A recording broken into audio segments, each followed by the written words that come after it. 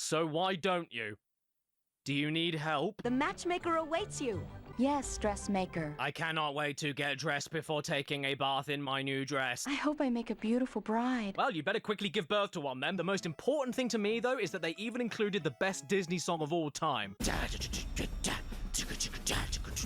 Be a minge. I mean, do you want an animated and interactive storybook of Disney's Mulan? Then play the animated interactive storybook of Disney's Mulan. It does what it says on the tin, so leave me alone.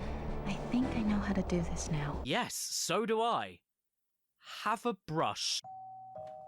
Oh, there's someone at the door, Gromit. I wonder who that could be. Hello. Oh my god, it's Chris-chan. I'm Goku. Wow, the real one from Disney? It's only a matter of time. What are you doing here, you old bastard? Kamehameha.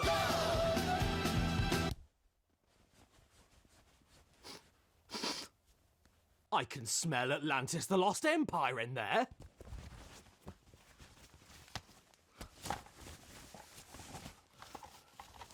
Oh! The movie Atlantis looks really good and has good characters.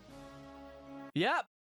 What a perfect film to base a video game on. So how do you turn the most forgettable, un-video gamey movie of all time into a video game? Let's find out right now by going to the special features.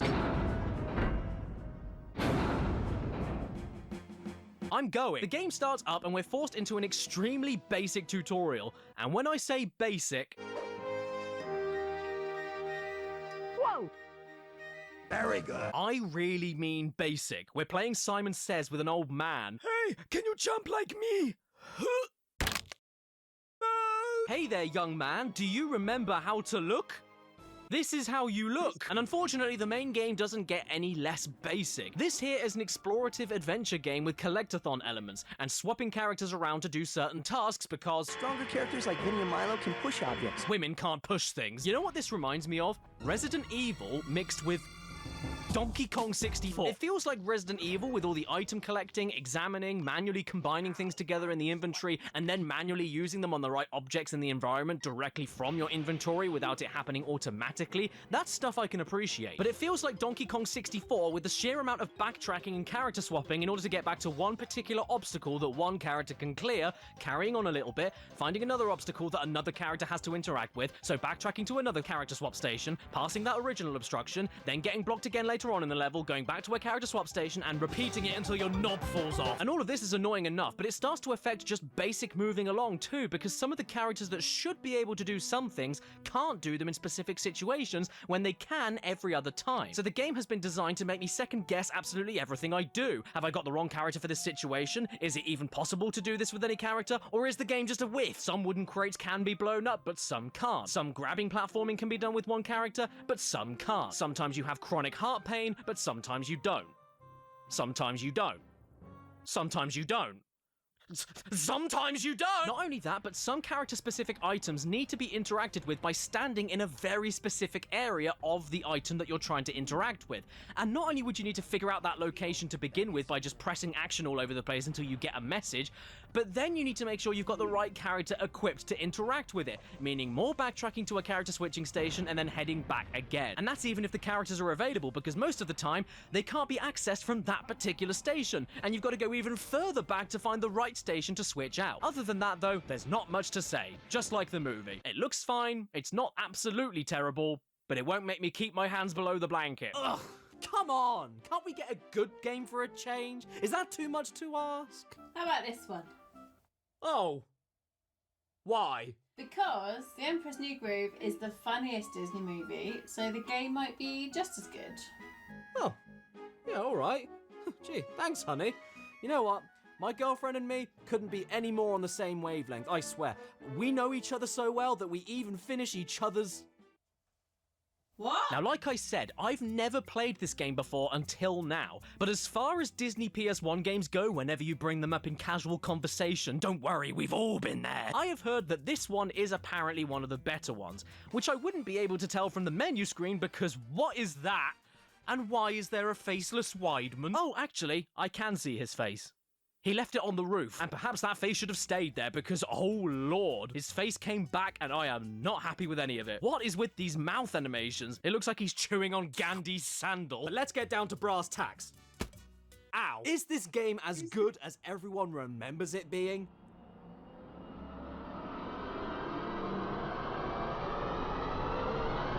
Yes? I was pleasantly surprised by this one, I will be honest. I couldn't tell you why the hell they decided to make a comedy road trip movie into a video game and do it relatively well, but somehow those crazy bastards did it. It's another Spyro clone like the Dalmatians game, but it's way better designed. It looks better, it feels better, there's more ways to move, more ways to unlock collectibles, more tense and interesting platforming. Sure, it's more linear and a little less explorative, but for a game about controlling a llama, you can do a lot worse. Use your look button to see the red idol on top of the statue. I would love to, little boy, but I'm a bit too confused by you. You've got the feet of hair combs and the body of a seal. And just like the movie, the game is pretty funny sometimes. You've broken my toy llama again.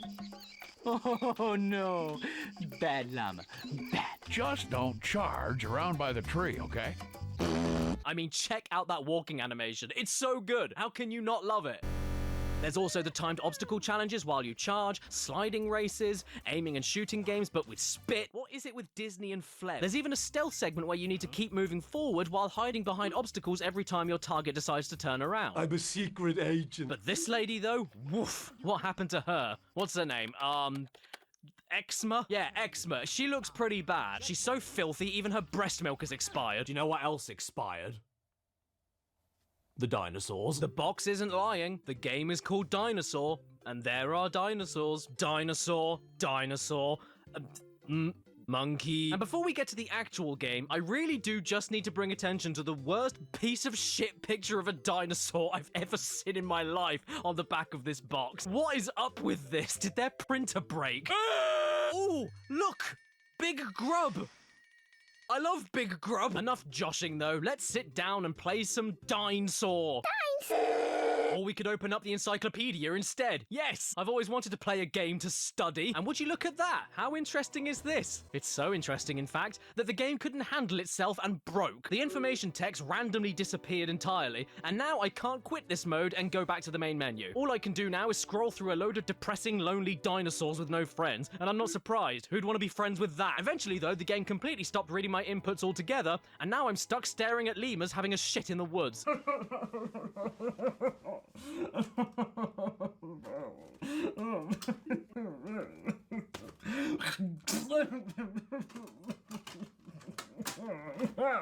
Oh well, at least we get to see Big Grub again. And here is the game. Okay, where the hell do I start? The game opens up with a 35-second scene of a pterodactyl flying over an island, and nothing else happens. You can't control it, you can't skip it, you just have to sit there and love it. That Oviraptor is attacking the nest. Well, then you better go and save it with your swoop attack. And I don't need to explain anything that's wrong with it. You can just watch the whole process yourself.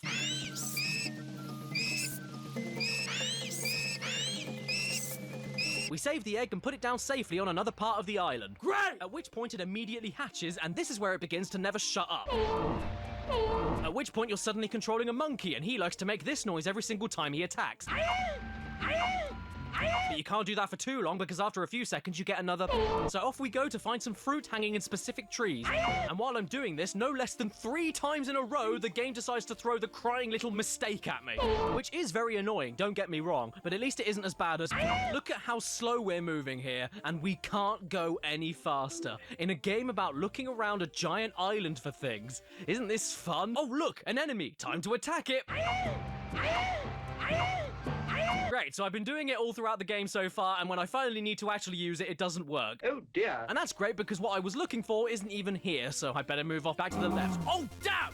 Oh, damn! Another fossil! Attack! Attack! Die! What? No! I better start again then. I'll have a look. This is the same 35-second intro with no way to skip it, isn't it? Yes, it is. Okay, no, I'm done with this defecation.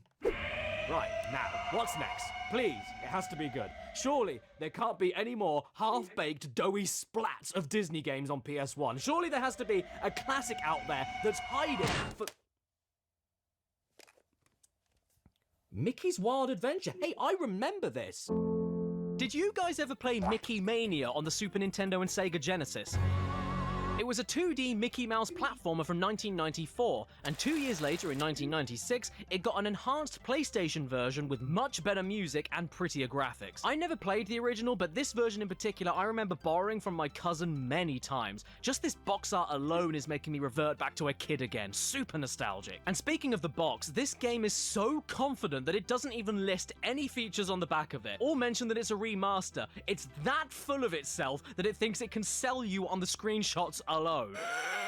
And to be totally fair to it, yep, it deserves to sell itself on the still images and nothing else, because this is easily one of my favorite looking PS1 games of all time. The whole concept of the game is that you control modern Mickey Mouse traveling through a handful of his classic cartoon history to help out his past self, and then moving on to the next cartoon. And it's a concept they do not skimp out on. From the Steamboat Willie stage gradually changing from black and white to color the further you get, to the Meese fighting in the background of moose hunters, it just fires on all cylinders from the second you start. The pixel art and animation is delightful, and the way it uses the PS1's power to mix 3D objects into the hand-drawn style looks really good as well. It's really like they're trying to bridge the gap between a traditional 2D animation and 3D video game and make it seem as though the game aspects are breaking through the cinema screen to give past Mickey shit for modern Mickey to help him out with, and it never feels gimmicky. This is PS1 2.5D done perfectly. The game is really simple to play too. All you do is run, jump, duck, and collect marbles to throw. If you have any marbles that Mickey didn't lose himself after being married to this whore. So compensating for the easy controls, I suppose, they decided to make the game brutal. I mean, God, you start noticing things even on the first stage, Steamboat Willie. And it's nothing to be ashamed of. The platforms are often never quite low enough for you to make jumps. You can't throw marbles one after each other that quickly, and even if you do manage to fire off two pretty quickly, the second hit usually doesn't count against an enemy, and things will attack you from off-screen all the time. However, all in all, it's pretty easy. But after that comes stage 2, the Mad Doctor. And mad is certainly right, because this is where the game switches things into arsehole gear. It begins immediately with bats that you don't have much time to react to if you don't already know they're coming. Then there's these skeletons that hurt you enough on their own, but also explode on death into multiple bones, a few of which can hurt you, and they blast off into random directions that are impossible to predict or work around based on what else the level is asking you to do, so they will inevitably hit you like oops. Then there's more bats that suddenly appear from off screen like oops. And an extremely fast minecart riding section that gives you barely enough time to react to saw blades like oops. And don't forget, you need to jump to attack flying enemies that are coming towards you, but if you do jump next to a rope, you'll automatically grab the rope and fly yourself all over the damn place, often back into other danger like oops. I lost all 3 lives that I had on stage 2, and I couldn't figure out how to earn any more. The game is really stingy with health too, and that's not a huge deal, but you can only take 4 hits, which massively becomes a problem when you get to stage 3, Moose Hunters, because look at all the shit falling from the sky here. All the while you need to dodge off-screen mooses. Following this is a chase sequence where there's a ton of obstacles, a turn that's slower than a recycling truck, and a jump like you're on bloody Saturn. And after that, it just keeps going. Stage 4, the Lonesome Ghosts, picky jump collision detection, a tiny field of vision in the dark, absolutely unavoidable damage, enemies you can't even kill, even though these ghosts are already dead, but you know what I mean.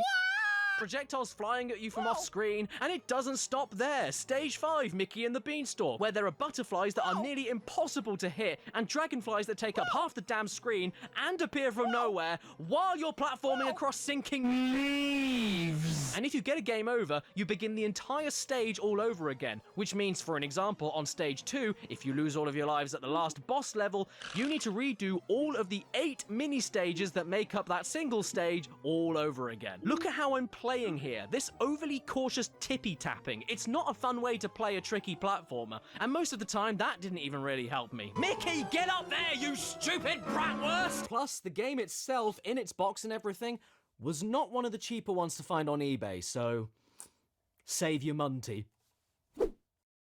Right. Now, what have we got now? Caddy, did you just hit me with this Mickey Mouse disc? Oh, wow, everyone, look! It's Le Smark! That's L.S. Smart. Shut up, you're not real! Okay, well, I may not be real, but this is. Goofy's Funhouse.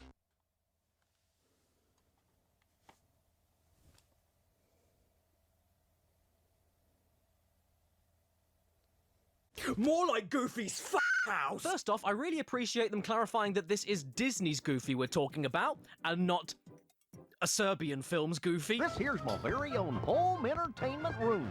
You know, where I watch all my favorite home movies. What kind of home movies do you film? And here is the game. Check out this frame rate. Oh boy, isn't this good. Oh, don't worry about that. I just like to skin live bears.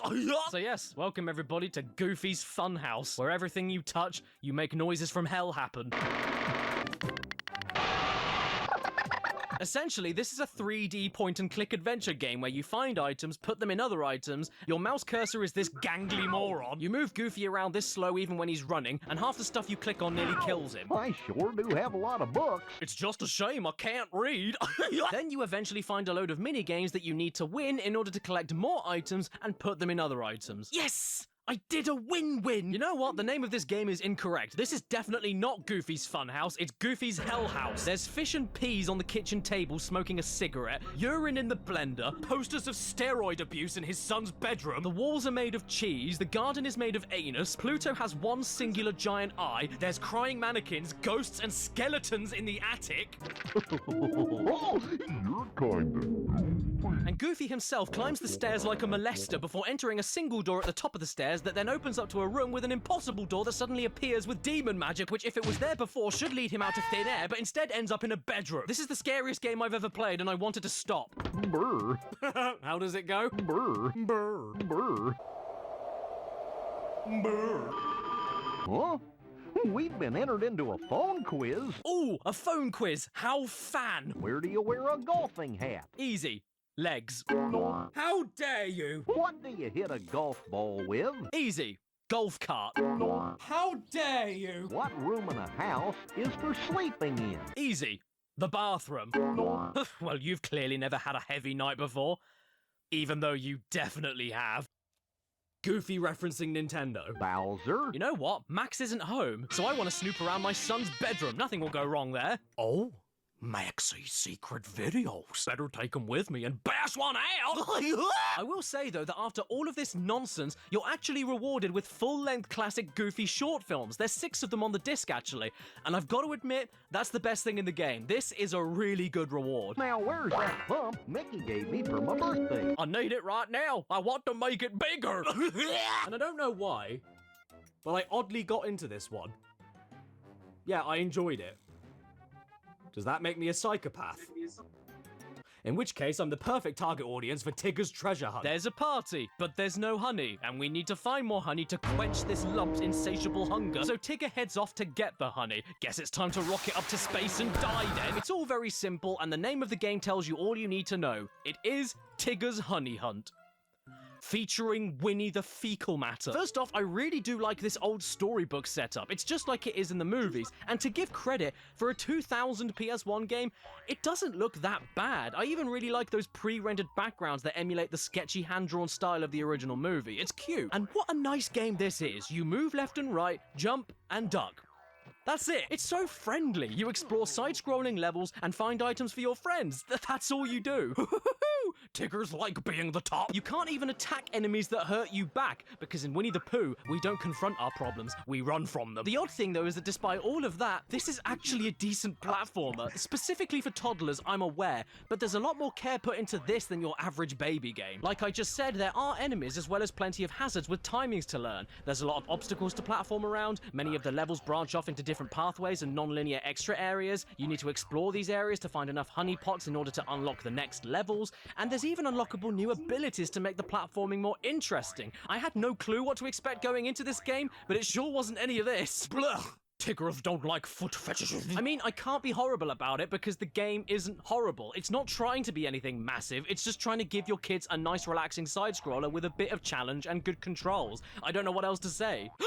Tigger is the next Tekken fighter! I'm trying to open this door, but it's not moving. Okay then, Roo, let's see what I can do to help. Oh, bloody hell!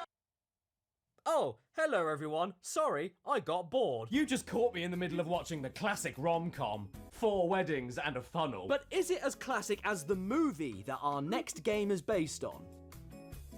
Treasure Planet? Yeah, you heard me. Treasure Planet is a classic. It's a great movie. You don't know what you're talking about. You're wrong. And that's okay. Not everybody can be right. I did hear through the grapevine, though, that this was also a decent game from people's childhoods. I mean, you guys were right about the Emperor's New Groove, so I'm excited. Let's pop it in and have a go with Treasure Plane. Oh boy, this is really cool. Look at this. My copy that I found online actually came with the original sticker set completely untouched, and even a mini PS1 catalog for all the new games at the time. This takes me right back. It is so sweet. Oh damn, I need to get this portable LCD screen. I've always wanted one, and I really should do a video on PS1 accessories at some point. But that's not for now, the game is. And my controversial opinion on this 20-year-old disc that none of you should really care about anymore is... it is fine. It is the most fine game I think I've ever played on the PS1. You run around open-ended linear areas, do a platform, swing a stick, shoot a bang-bang, collect Cheerios, spend collected money for more areas. It's absolutely nothing special. It's totally fine. I just genuinely don't know what else to say. It's as standard as they possibly come. Welcome to the Interstellar Union of Miners. Speaking of miners, I'm pretty sure this guy likes them. Yep, we're looking at Peter Pan now, if you couldn't tell, and his very own video game, Adventures in Neverland, starring Peter Pancreas. Now, even though I really do love the movie, Peter himself I've always found to be one of the creepiest and most uncomfortable main characters of all time. He's the boy who never grew up. Yeah, I'm pretty sure that was just the legal defense of Gary Glitter. And this unease extends from the movie to all over this case and the manual inside it. Firstly, it's entirely written in Comic Sans. Secondly, in the list of Peter's friends, he lists himself. And thirdly, this memory card is useful for saving lost boys. Me no likey, Pan. Hello, everybody. Nice to meet you. My name is Gash. There's a huge treasure hidden in Neverland? Yes, Peter, didn't you know? Here's a fun fact for you today. In order to actually start playing this game, you need to sit through the intro company animations, a loading screen, hit start to then enter another loading screen, enter your name, watch a cutscene, enter another loading screen, go to a level select menu, pick your level, and then enter another loading screen. Why is this taking so long? Come on, do something, pedo pan! Oh, okay, I take it back. Now I wish you didn't do anything. This is not a good game, Pete. It's a side-scroller, except you can fly, which sounds great, but in this game, all that means is fill every level with absolutely nothing, because who cares, you'll just fly above it anyway. It's one of the emptiest games I've ever played. What's the point in flying if there's nothing to fly around? At that point, you're just moving a mouse cursor on a black screen. It's the best game ever. There's no platforming, there's too much space in between hazards, it's just a load of nothing. Even the secret areas are just on your way to your next checkpoint. Hey, you wanna know the best place to put a secret area?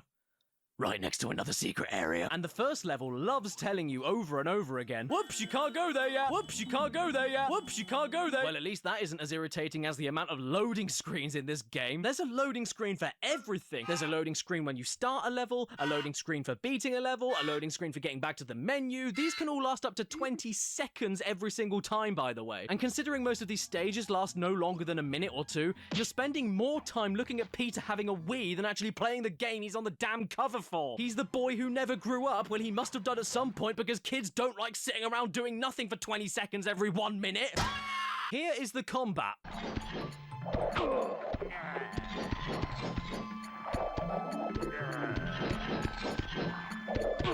There was the combat. Sometimes you also control Tinkerbell, and do you know what you do there? Look up her skirt. No, you fly around in a side-scroller again, except now you only press one button to control her altitude, while once again, nothing else happens. Wait a second, what's this here? Oh. Are we going to the Indian shop to buy Indians? What is this, 1840? This game has made me so upset that I could listen to James Blunt.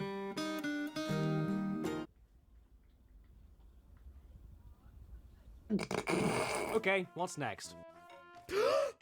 Who is... Yes, it is me. I bloody knew it's bloody Walter. Yes, and I want you to make awful sequels to my classic films for 50 years after I die. But you're already dead. Oops. Well then you'd better get on with it then.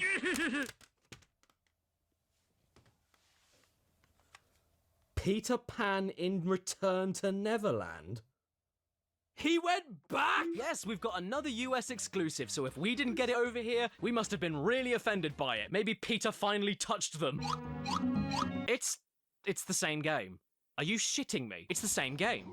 No, it's literally the same exact game. Yes, it's the same game as the one I just played, but from another country. It's the same game, but with a burger and a cowboy hat. I just wasted my money. I paid import tax on this. for a game called Return to Neverland when in the country the game came from, he never bloody went there in the first place? Oh, check it out. It's a boss fight. You think you can beat me? Yes, I think I can. I need to wash the taste of that out of my mouth, so how about we close things off with Disney's Magical Tetris Challenge? This is basically if Capcom made a Tetris battling game but with Disney characters. What you see here is what you get. And you know what? It kinda rules. It's nothing more than Tetris battling, either with a second player or with a short single-player story mode, but these battles will test you. They can get surprisingly difficult. It's tense, it controls well, the music slaps, it looks great. I'm happy I picked this one up. The story mode is really weird though, since you have to go through it by helping all of your friends with certain jobs, and the only way that you can help them finish their jobs is by beating them. Hey Donald, thanks for helping me out by kicking my ass! Well, that was an anticlimactic way to end. It's nowhere near good enough. So how about we end this video properly? With Dance Dance Revolution Disney Mix.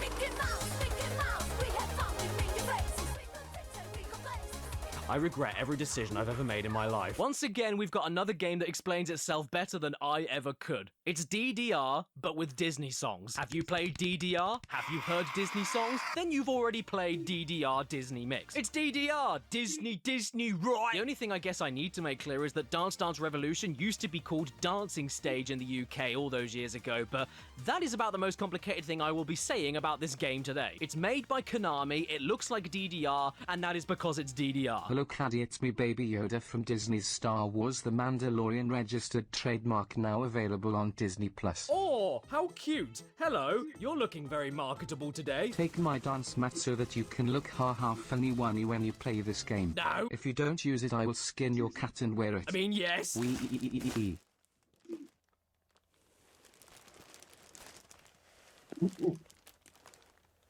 This smells like grandma. If you think you're interested in this, then all you need to do is ask yourself, have you ever wanted to play techno dance remixes of Supercalifragilisticexpialidocious, Zippity Doodah Zippity Day, or Chim Chimini Chim Chimini Chim Chim Chiree, but with your feet? If so, then this will be your favorite game of all time. And if you want, you can even play it on the Thrustmaster. What's that? You're not interested in any of these songs? Well, how about It's a Small World? Ducking Hardcore Mix. I ended up playing this game so much that I actually got AAA rankings on most of the songs too. And yes, I'm gonna gloat about that. I really enjoyed this game. It goes way harder than I ever could have expected, and I love it. Well done for closing things off on a good note, Dancing Stage Disney Mix. Or, as it's known in Japan, Disney's Rave! In conclusion, Disney have some good PS1 games, and Disney have some bad PS1 games. But most of the time, the movies are way better. So why would I bother wasting any more time playing worse versions of the movies when I can actually sit here and watch the movies and keep my hands free for— Please subscribe and don't forget to hit that bell. Follow me on Instagram and Twitter. Because you haven't been very good today, and I'm giving you a chance to redeem yourself. Special thank you to all of my executive producers on my Patreon page in the description below. Lucifer1307, Starman Stubbs, Anders Andel, Basil, Blake Brown, Captain Demazan, Dave Marshall, Dredgen Bungo, Enerjack5, Eric Branke, Exopaz, Hat Foodini, Heartfire, Inflim, Iron Ninja, Mitchell Reed, Ramen Wolf 1485, Raven Tora, Red-Eyed Critic, Skullman, Slowpunk, TARDIS Type 40, The Game Shed, The Real Kit Nathaniels, Try Tressler, Tudor Apples, Whirlwind Abyss, Flick Joseph, German Boy Remy, Daniel and Alex, MR Rushton, Zohaib Ahmed, Bilal Choudhury, Saviour of Light, Harper Onions, Lewis McNamara, and Terrell. Stan. John Lennon is a John Lemon.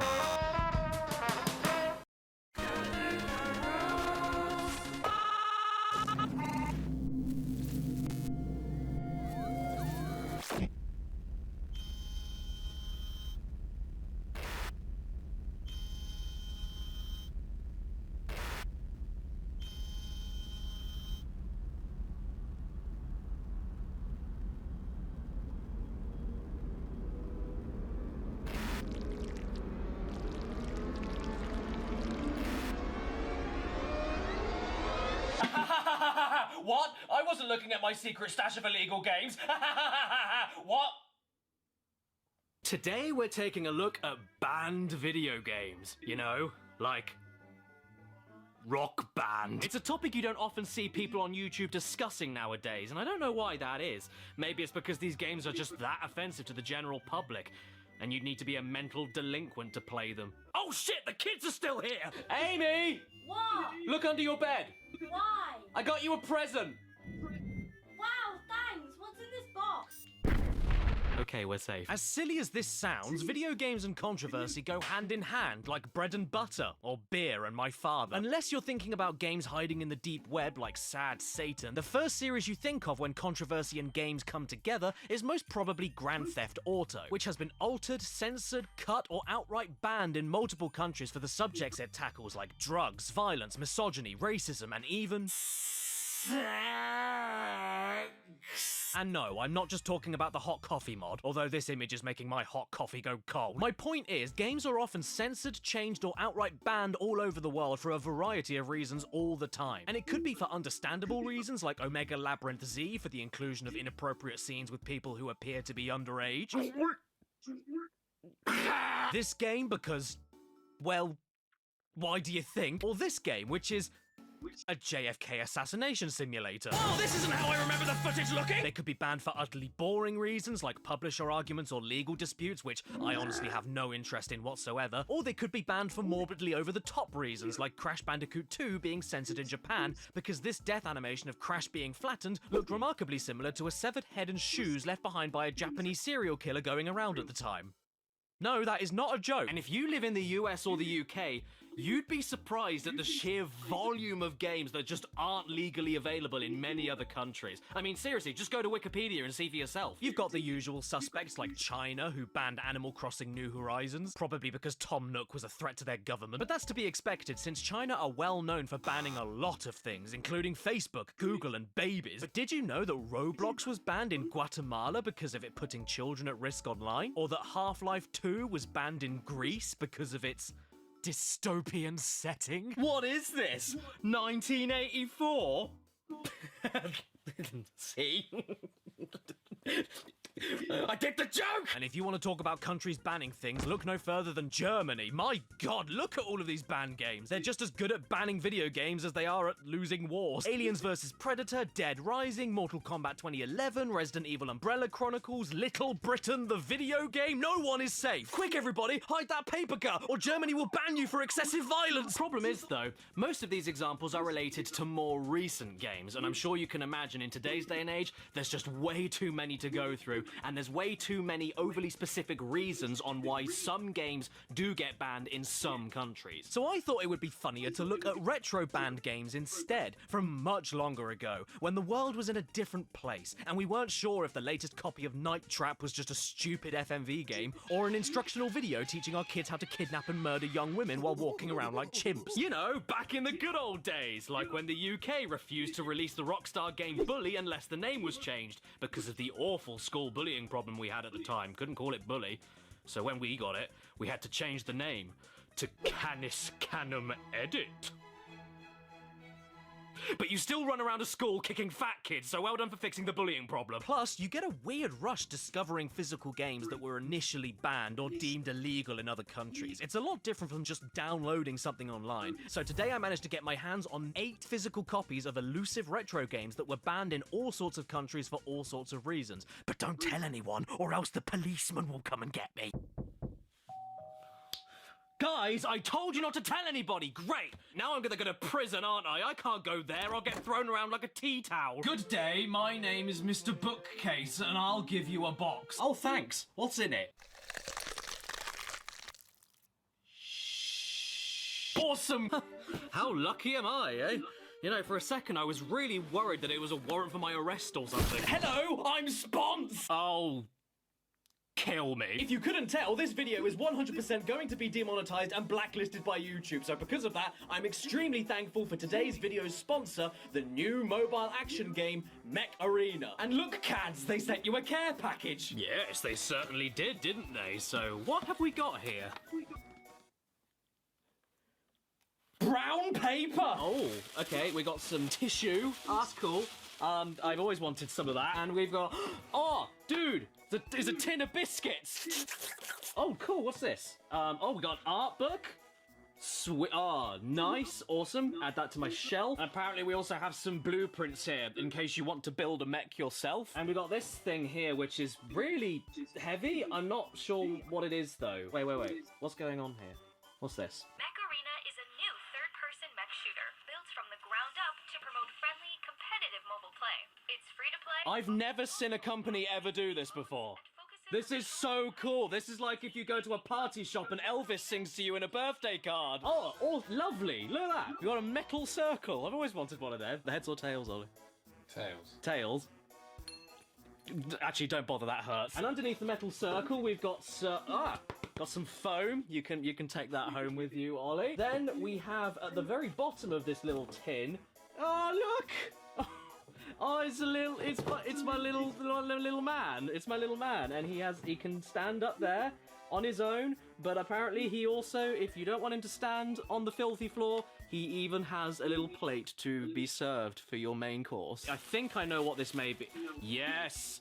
It's a Yes, it's a t-shirt. You know what? I know exactly who can wear this. Gee, thanks, Dad! Anytime, Spons. Did you just call me Dad? Mech Arena is a mobile competitive mech battle game that properly tests your skill and properly rewards you for getting God. And when I say test your skill, I'm not mincing words, because that's the key market that Mech Arena has set out to grab, and in my opinion, it does it really well. During my downtime while making this video and wondering if it's going to get my entire channel deleted, I've been playing Mech Arena a ton, and here are some of my favourite mechs I've been playing around with. First off being Guardian, who's slow as sludge and takes a lot of damage, but equally deals a lot of damage, and that simply feels good. And secondly, I've been enjoying Killshot, who's once again short on health and isn't as heavy with the weaponry as Guardian, but the speed more than makes up for it. And if you don't like plodding around, Killshot is the unicycle for you. At the time this video goes out, Mech Arena has launched globally, and to celebrate that, there's a huge in-game event right now that rewards you daily during the first week of you signing in. So what are you waiting for? Don't you like rewards? What are you? A bronze medalist? The game is completely free to play on Android and iOS, and you can use my personal link in the description below or the QR code here to get the black carbon skin, 300 A coins, and a buttload of credits to help kickstart your game. And hey, look out for my username Cat Icarus. Add me, and then we might be able to get into some fights.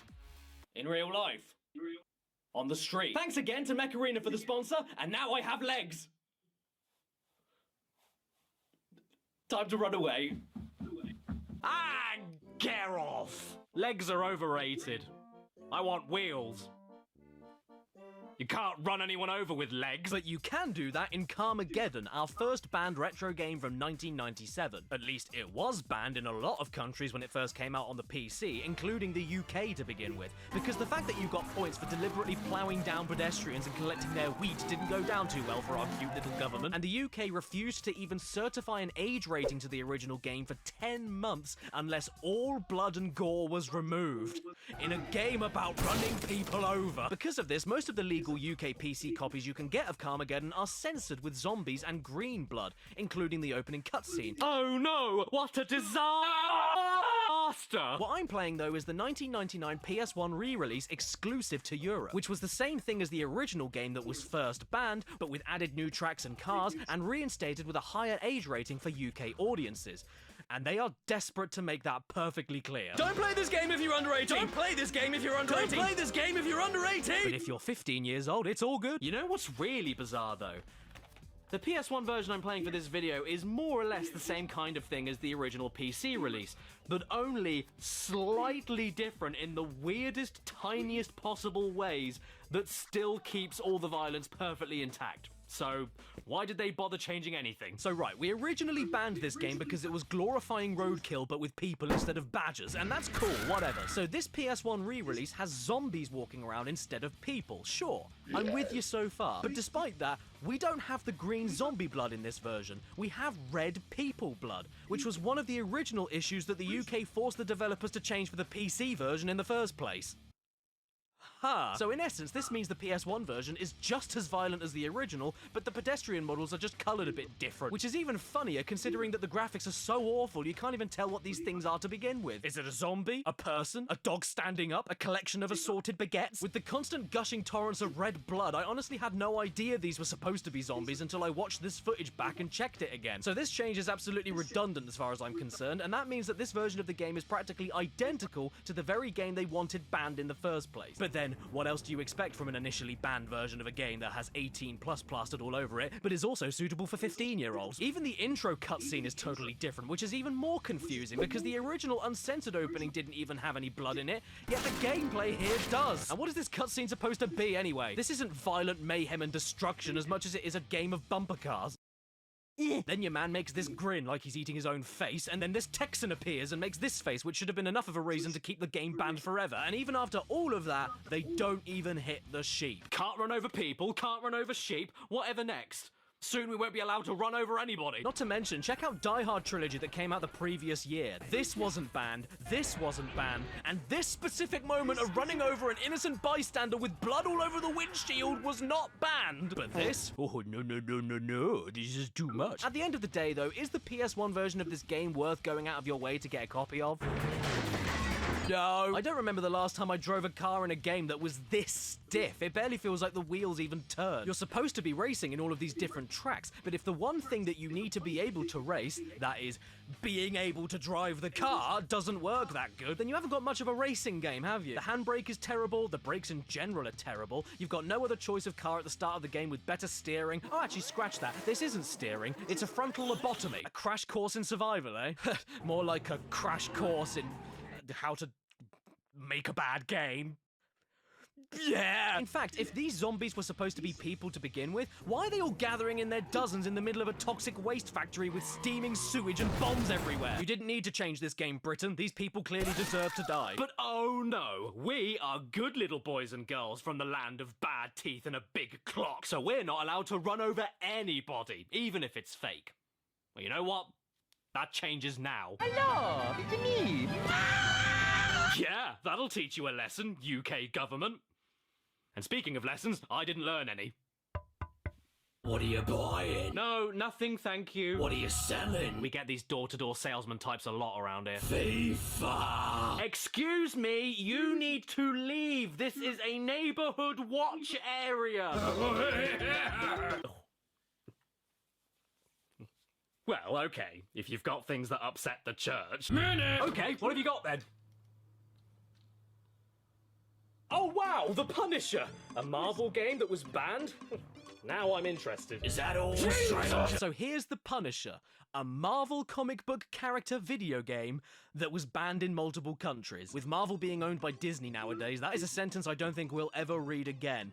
Unless Spider-Man turns out to be a public groper. But even though this was indeed banned in multiple countries, the UK still somehow managed to slip it into their little colon. Because this here is a censored version, which you still can't buy in a load of other countries. Hello everyone, it's me, your favorite YouTube content creator, Steve. Because it was only one part of the entire game that was censored to avoid the ban hammer in the UK. The rest of it, as far as I could tell, is basically exactly the same. Leading me to ask, why bother censoring any of it to begin with? And what was it that they changed? Well, sit down, shut up, wait, and you'll soon see. You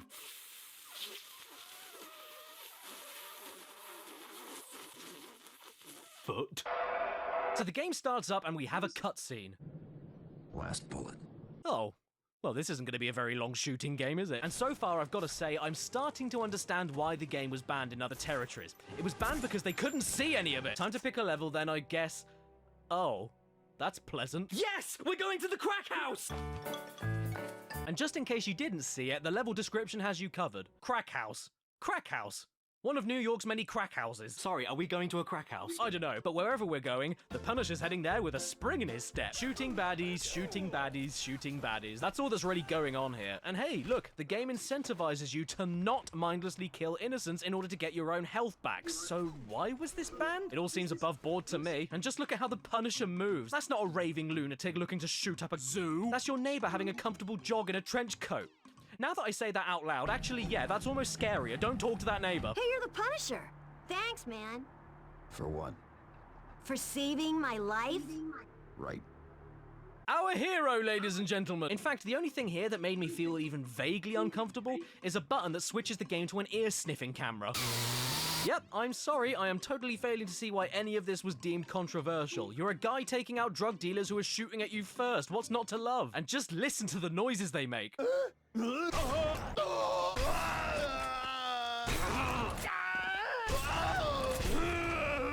And even even if you think you can go over the top and pull the trigger on random civilians, I don't kill innocents. you actually aren't allowed to. Trust me, I tried. Why can't I kill the innocent? My favourite parts of the game, though, are when you find a proper hard badass taunting you from behind a rifle, and then a few seconds later they immediately change their mind. I don't do drugs, man. I just live here. Okay, I do drugs. Come on, this is funny. Punisher is funny. You can't ban something for being funny. Why do you think I haven't been banned yet? Even the most up-close and personal violent moments, the interrogations, aren't that bad at all. And once again, the game tells you not to overdo them, otherwise you lose points and don't get the mission information you need. So it's in your best interest to keep the game rated PG-13. To be fair though, this one was easily the nastiest. Forcing a man's face in between the legs of another man's corpse. Hey man, are you happy to see me? Or is that rigor mortis? I don't know, guys. Maybe this version of the game is more censored than I gave it credit for. Perhaps we should take a look at some footage from the original uncut PC version, and maybe we'll see what the big deal was. Okay, so these are the reason the game was in its naughty 40s. That at least makes a little more sense. But at the same time, come on, in an age of Mortal Kombat, this stuff isn't too over the top. Maybe except this. Ooh, Timmy, your eye is gone. The Xbox version I've been playing for this video censored all of these moments by slapping a high contrast black and white filter on top and often changing the camera angles so you don't see what really happens. But like, just because you move the camera away from the woodcutter doesn't mean I don't see the man going inside the woodcutter. It's still very violent, and some of these changes are outright dumb. Yes, a black and white filter doesn't change the fact that Harold's face got chewed off. Yes, I can still see Barry's head getting kicked into the concrete side of a water fountain with rivers of blood flying everywhere. And yes, I can still see that we are beating Richard's head against a toilet. And no amount of black and white will convince me that that isn't a toilet. Why did they censor a John? Furthermore, in the exact same version of the game, this is okay, this is okay, and this is okay. But apparently, hitting your head on a pooey seat is pushing the envelope too far. The game itself is good fun, though. It isn't stellar, good lord, but if you want a game that's just running around and shooting people with double trigger action, you can sure do a lot worse. You play as the Punisher, also known as Frank Castle. I went to Frank Castle once. The food was shit. Where you murder as many criminals as possible while the police go, Oh no, stop it, you can't do that. and when you're done with all the killing, you can go and unwind with a bit of bowling. Whee! It's basically Max Payne, but with a way worse diving mechanic. But why was it banned or censored? No clue. It's only a lump of pixels. Look at this. The Punisher doesn't even climb ladders angrily. That's the ladder climb of a gentleman. Ants in my pants! But I don't know. My opinion means dick. So what do you think, Spider-Man? Oh, Spider-Man. You need to be banned. Oh, Jesus Christ! Okay, I wasn't ready for this right now. Okay, everybody, you are about to see the most explicit image in the entire video, so if you can't handle it, look away right now! Oh, that's a nice collection you've got. And the next game we'll be taking a look at is kind of along the same lines as The Punisher, except way more violent, way more explicit, way more controversial, and has indeed been banned in multiple countries due to its gory and disturbing content. So, before we carry on, I just need to do something quick before we begin. Hello? Hello, Jim. Can I play Manhunt 2? Yes, you can. Thanks, Mum. Yep, here it is. Manhunt 2. Now we're getting into the really dodgy territory. The back of the box says it's an 18 for very strong, bloody, and sadistic violence, and it is not lying, because that is basically all this is. All you need to do is head for Wikipedia, search for Manhunt 2, and click on that tempting little controversy tab, and you'll see how much trouble this game had even before it was rumored to be in development. Lawsuits, alleged links to murders, rejected ratings, 4 countries not accepting censored versions of the game at all, which are still banned to this day, and none other than Hillary Clinton writing a personal letter to the ESRB requesting the American rating be changed from mature to adult only. Gaming in the Clinton years indeed. Manhunt 2. The Pervs redirects here. For other uses, see Perv. So once again, just like The Punisher, what I'm holding here is the censored version of the 2007 original game. The original of which was then later released by Rockstar in 2009 on Halloween for PCs. And the UK and Ireland weren't allowed to sell it. But I found a copy. And I played it. FBI, open up! Nah, I'm good. Ah, Put your hands in the air! Yes, they are. No! Sorry, what? I'm very turned on right now! I'm gonna go out and try this again. Wait, the FBI aren't even in the script. Say another word and I'll shoot! Oh, what is this? A manhunt? Do you have a banned copy of Manhunt 2? Yes, I do! Oh, sweet. Can I play it? Ah, come here, you. This is the way the farmers ride. Gallop, gallop. So to start with, the game gives you a tutorial section all about using your mouse to perform executions. And if these sounds are only a taste of what's about to happen...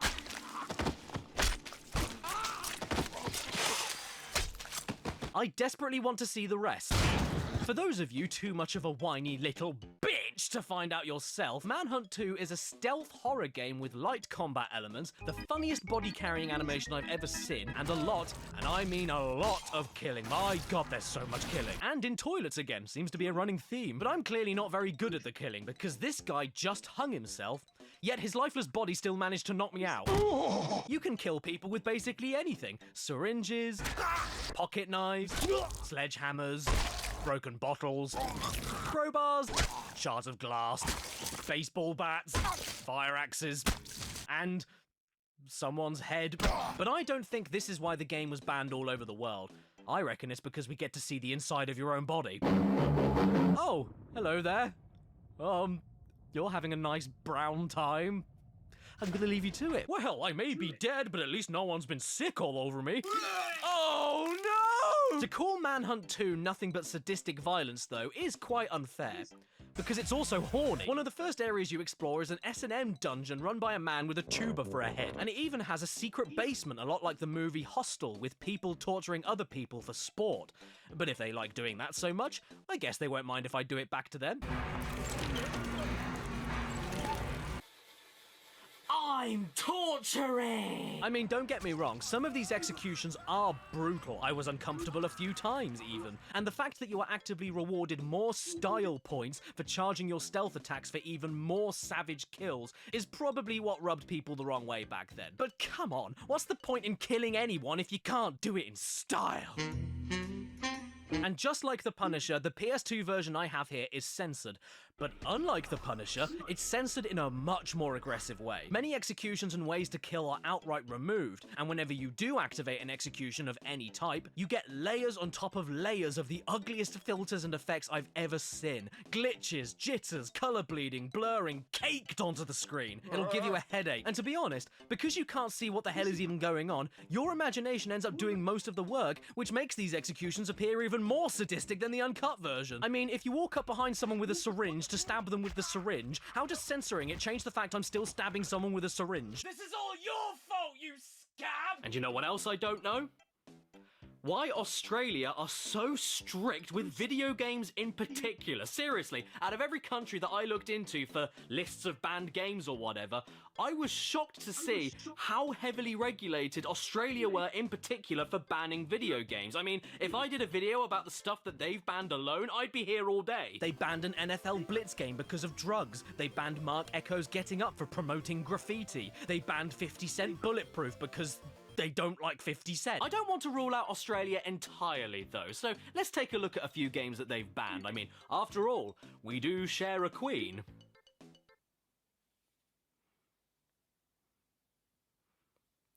She's mine! And this is something that really surprised me. The UK weren't okay with the original Carmageddon, we weren't okay with the original Punisher, we're still not okay with the original Manhunt 2, but Postal 2, shove that shit on the shelves! After all, it only has violence and drugs in it, it's not like we get our wangs out. But what is Postal 2, I hear you ask? Well, have you ever woken up one day and thought, oh, I want to steal the neighbour's cat, shove its asshole on the end of a gun, and shoot cowboys in the head through the cat's asshole before heading off to do the laundry? That is Postal 2.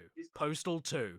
Ever had one of those days? Yes, every day. So how old do you need to be to play this game? 18! 18! 18! 18! For God's sake, don't play this if you aren't 18! Well, I'm 27.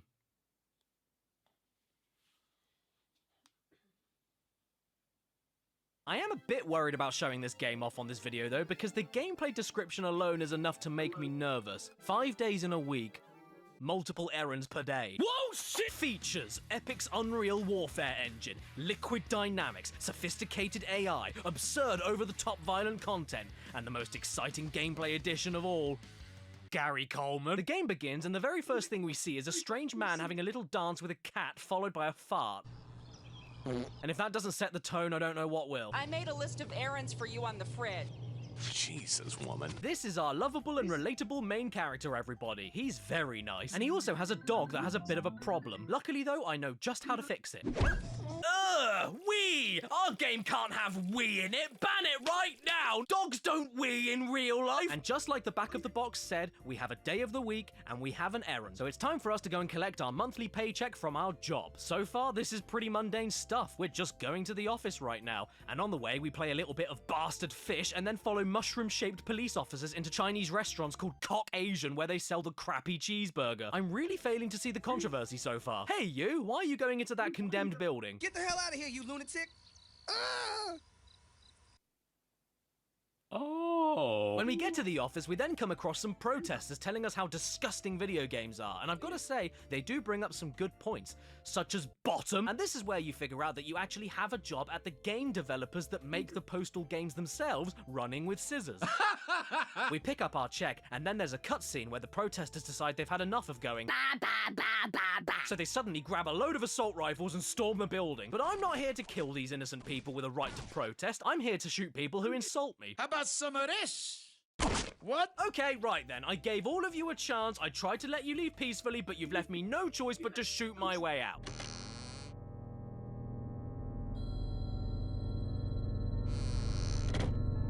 Why do you look like you're sitting on a horse? Hey there, lady. Where the hell are you going, walking like a monkey?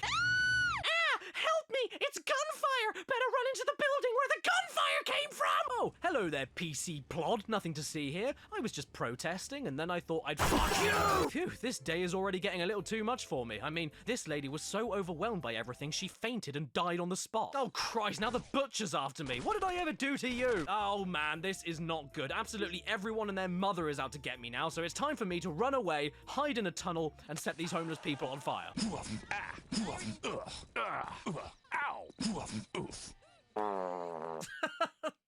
Well, that was a flop. Yeah, I really should have seen that coming, shouldn't I? Gotta say, though, I had no idea that my coat was part of my own skin. Why does it look like burned flesh? Freak.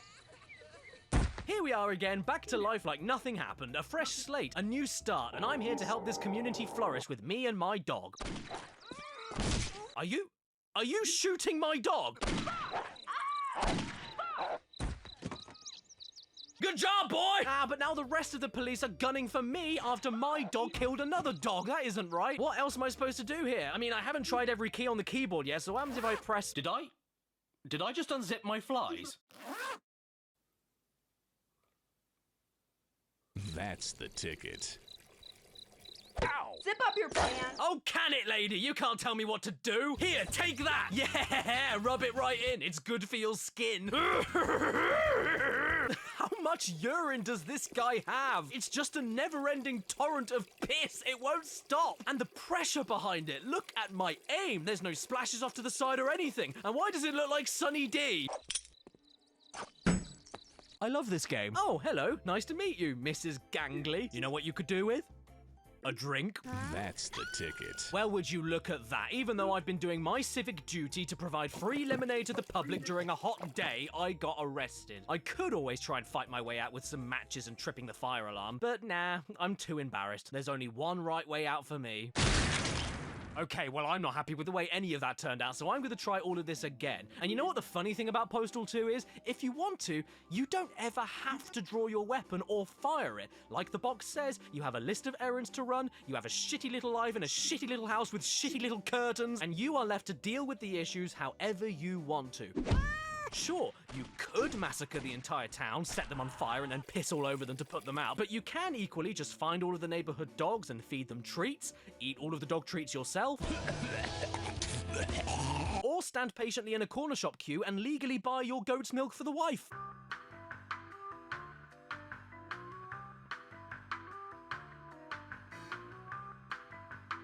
Ban it! Hang on, what's this? Employees only. Infidels keep out. Well, why? What's in here that I shouldn't see?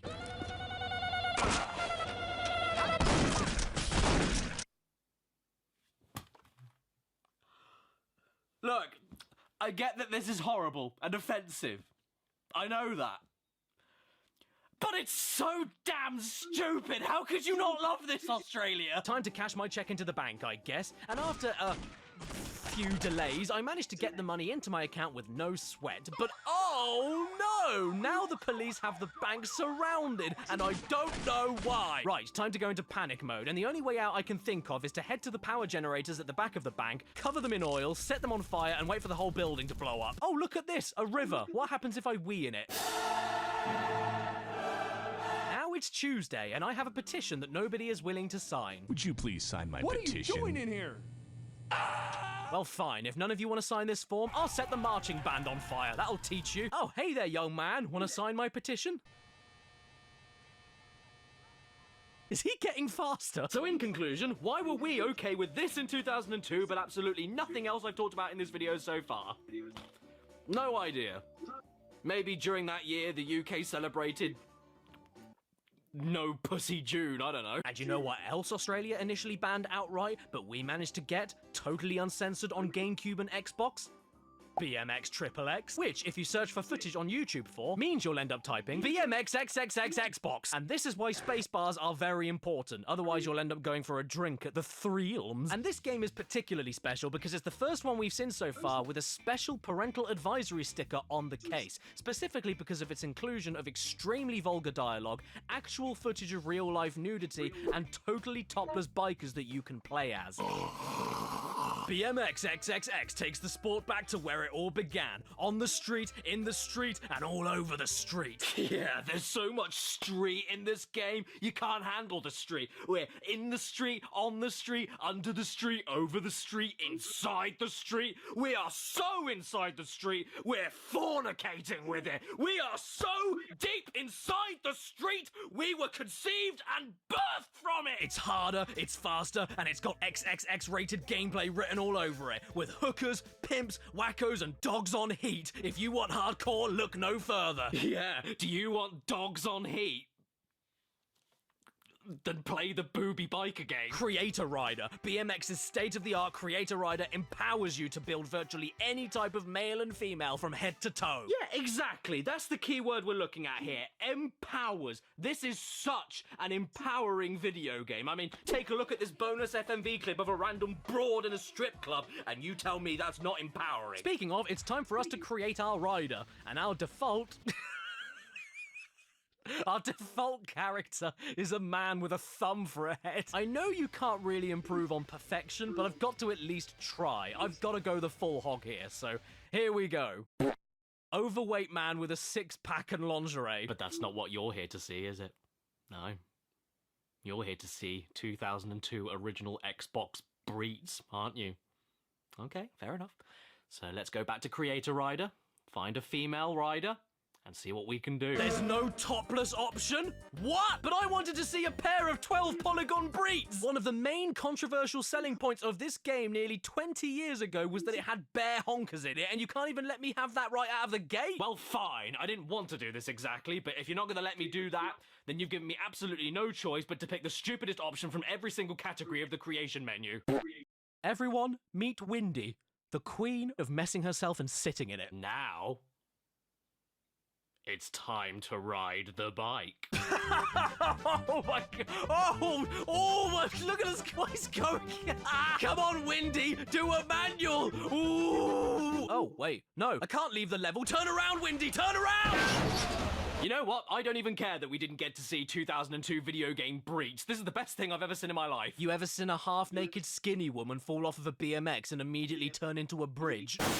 Well, now you have. Stairs? Pfft, who needs stairs? We've got facial hair and a nappy. Stairs don't apply to us. Okay, Windy, time for a backflip.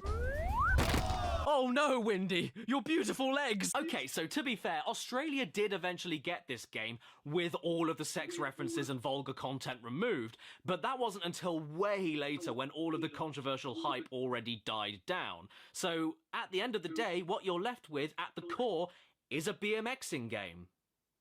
And that's a shame because the game is shit. As it turns out, BMX XXX Xbox was originally supposed to be the third game in the Dave Mirra freestyle BMX franchise before Dave Mirra himself caught on how tasteless and terrible the final game was going to be and threatened to sue Acclaim unless all mention of him or implications he endorsed it were removed. And that explains everything for why I hate playing this, because I don't like the Dave Mirra games. They're just a slower, stiffer, and more restrictive Tony Hawk to me. And that's when they work properly. But that's the thing with BMX XXX. It's based on a game I already don't like, and it doesn't work properly. Grinds cancel out for absolutely no reason at all. Grinds randomly don't activate for no reason at all. The camera is too close to you, meaning you get stuck in between the ramps for no reason at all. You fall off your bike randomly for no reason at all. The camera is too close to you, meaning you get...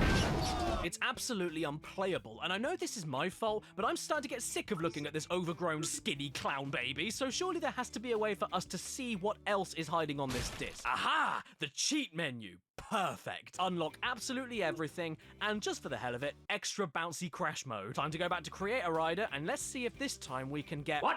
Yeah, sorry about the pixelation. I don't want YouTube to take this video down entirely, but trust me, you can see them. And they have a huge vein. And with this newfound power at my disposal, here is my newest creation. Everyone, meet Rough Windy. If she was road legal, she'd be all-wheel drive. And don't worry everyone, just in case you really wanted to, you can adjust the size of her chest. Except it doesn't change the size of her chest at all, it just inflates the bones above them instead, because I'm sure somebody finds that hot. So what happens when you let loose a hefty topless woman with a pair of white underpants and a traffic cone on her head onto a BMX and activate super bouncy crash mode?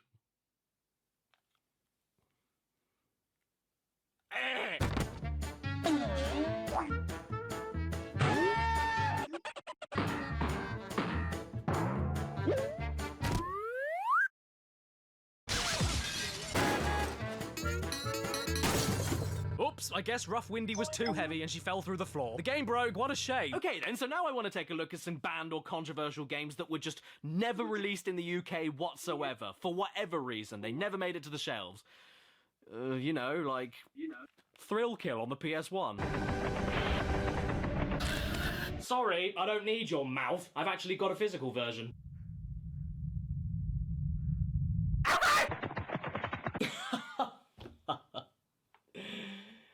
What a bellend. So a few years ago, I made a video about Thrill Kill, a PS1 game that was never actually released at all from how controversial it was back in 1998.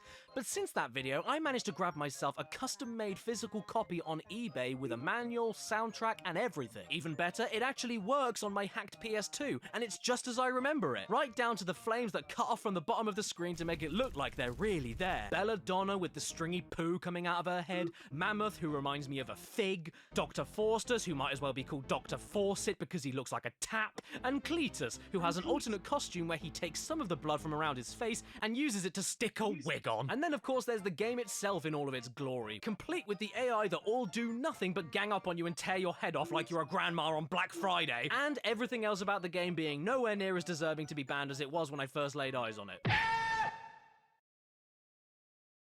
There were plenty of games just as violent, if not more violent than this on the PS1 that came out way before Thrill Kill, and even if this was the most gruesome and offensive game of all time, it's still just as good as this lady's costume of a traffic light. Hang on, I think I know why this game was really banned. You don't need to hide it from me. It's because it had a cross-eyed costume, isn't it? It's a totally aimless, button-mashing 4-player fighter with no strategy, nothing to learn, a terrible auto-lock-on, no individual health bars to strategize who you should knock out, matches that go on forever in a million rooms shaped like a box, repetitive animations, and the only really suggestive content being a big burly man in tight-fitting leather with a chain whip and a lady doing a moan. Not to mention, I don't think I can ever unsee the image of a small man on stilts with a thong dressing up like a member of the Village People. Don't get me wrong, I'm more than happy to have this on my shelf as a cool little custom piece of gaming history that was never meant to be sold. But I just don't think the game is very good. So how about we take a look at another game that was deemed so controversial it never even made it to the UK? Like the Guy game. This is no. Why, hello there, ladies. You look... clean. Hang on, this is the Guy game. Where's the men? The Guy game is a game all about answering trivia questions. Yeah, you didn't see that coming, did you? Look, just because guys may be slobbering lust monsters doesn't mean we aren't smart, and the guy game is here to truly test your knowledge in all the right ways. With boob! The guy game is what happens when a load of morons go to spring break with a few cameras, a few microphones, and then coax a load of bimbos that stink of regret into playing a game where if they get an answer to a trivia question wrong, they suffer the indignity of exposing themselves to a man-sized ferret. But don't worry, if you get a question wrong, you don't need to expose anything. Well, you could have told me earlier. The guy game is aimed squarely at testosterone-laden college students, spring breakers, and, well, any red-blooded American guy. Yeah, boys, this is a man's game for grown-up manly manly men. Couldn't you tell from this manly face on the front cover? Doesn't that get you in the mood to see some girls? You bring the party and we'll supply the game. You'll score every time. Oh yeah, I feel like I'm really scoring right now. Alone, in the dark, in my pants, playing PlayStation 2. How's your game? Well, I'm playing a video game instead of seeing real women, so my game is just dandy. I don't know about you lot, but I can't wait to see the assets of Press, VP, Tress, and A-hole. So let's boot the game up. After everything we've seen so far, even the word loading is nasty. Oh yeah. I'm having a right load. Yay! Here's the intro FMV cutscene, letting us know what the hell we're getting ourselves into. Oh god, please no. Please don't tell me that this game has commentary from this hog. Well, I think it would be downright rude to start the game without meeting the babes first, so let's check out some of the people we'll be looking at today. Ramona, what do you look for in a man? His jugular vein. Okay. Zoe, ultimate dream, to be able to jog without pain. Now that's a woman we can all aspire to be. Simone, I lost my virginity, but I still have the box it came in. Awesome, can you ship it over to me? Oh, wow. I didn't know that Ronald Reagan was a double D cup. Unfortunately, though, this is probably the best of the talent we're going to be seeing because the rest of the women here... I'm attracted to short guys because they like me. What do you look for in a man?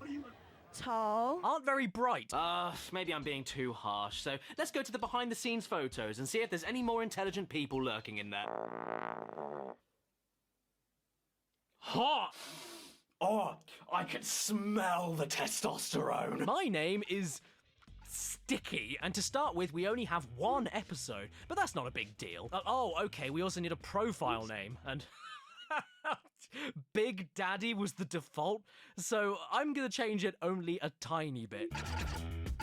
Perfect. The rules of this trivia game are very simple. Don't bother getting any questions right because it doesn't matter. Instead, if you want to get anywhere in this game and unlock further episodes, that's entirely down to how well you can randomly guess if the brazen hussy you're talking to will be able to get the same question right or wrong. Or if you're feeling extra dangerous, you'll need to guess what wrong answer they will give in the special round of titwits. If you guess wrong too many times, this woman appears and berates you. What's wrong with you? Don't you want to see titties? Yes! But the more times you guess correctly, the more you add to the patented flashometer, and the more norks you get to see. Level 1 is soft and squishy, where everything gets censored with a guy game logo, meaning some poor soul had to keyframe animate this logo on top of every single woman. Luckily, I don't mind boobs, but the guy game logo? Level 2 is sorta chubby, which if I ever hear a dong described as that again, I'll cut it off. And that's when the women end up going from logo censoring to pixelation. Squares! Capping this off is level 3, super stiff, where the censoring is totally gone and the true light of God bursts from... Oh, and by the way, every time you move the flashometer along, it comes...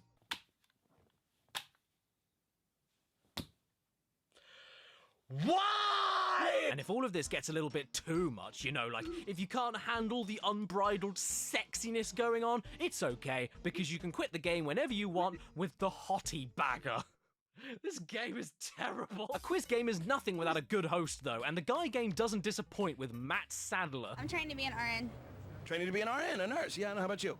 Same thing. I'm picturing the two of you in nurses' outfits as we speak, so it's great. Awesome. He's delightful. Although our side commentators, Steve and Dick... A college student who's working as a waitress. When you ask her for food, she brings it to you. ...are definitely a close second. Okay, I'll do my best not to give you a hard one.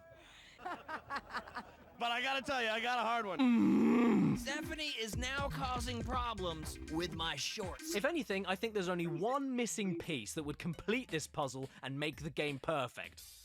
PS2 buzz controllers. 1, 2, 3. Which is the birthplace of the King of Pants? Oh, and by the way, when I started this match, I made sure that balls were turned on. So yeah. When can we see the mat? And at this point, I don't even know if the flashometer is how uncensored you're able to make the game, or how much blood you're able to add to Matt Sadler's face, because the further you get, he just gets redder and redder. He's like a ripening little strawberry. He looks like he's about to burst. Has he not seen a woman before? Big penises, all of us. You want to know the sleaziest part of all of this, though? This red-faced pomegranate getting all worked up and sweaty, gawking over all of these 18-year-old college women is 32. And just so I'm clear, the age gap isn't the problem. I just find it really funny to think that this guy has had such bad luck with women for over a decade of his adult life that the only way he's able to see jugs is by setting up a PS2 trivia game with questions about Miles Davis, Monopoly, particle science, and Star Trek. He knows these ladies are gonna get them all wrong. He knows that means he'll see them all, and he loves it. Or maybe he doesn't, because at the end of it, he only ends up as semi-flaccid. I'm on a mission in this round. Uh-oh. I'm gonna see him. Hey, you want to know what really gets me going? Schindler's List. Oh look, it's a game about throwing balls into a load of targets for 4 minutes straight. You know, what every hot-blooded American guy loves to do in the middle of their happy time. If I ever match with somebody on Tinder, I want to see if they can score more than 402,000 on balls shots. I want to know they're worthy enough for my body. Elephant eggs are really big. Okay, so these women may be thick, but at the very least, they were all here of their own consent and were all of perfectly legal age. 19, 20, 23, 20, 20, 19, 17...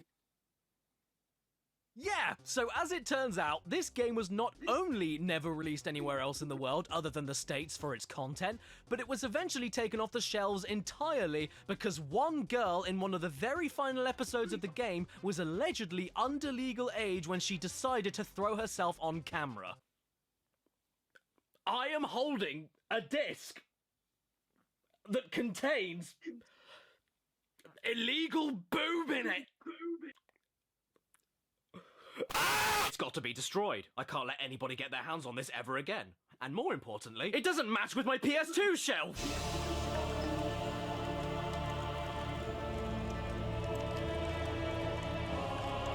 So that game has really winded me and I'm starting to run on fumes, so let's end this video off by taking a look at what I think is the best, which I have saved for last. Sex Vixens from Space. A game that the UK government hated so much that when we heard about a shipment coming over in 1989, British Customs actually grabbed a hold of every copy that they could and physically destroyed them, never allowing them to be sold by any UK retailer ever again. Yes, I'm not joking. Look it up.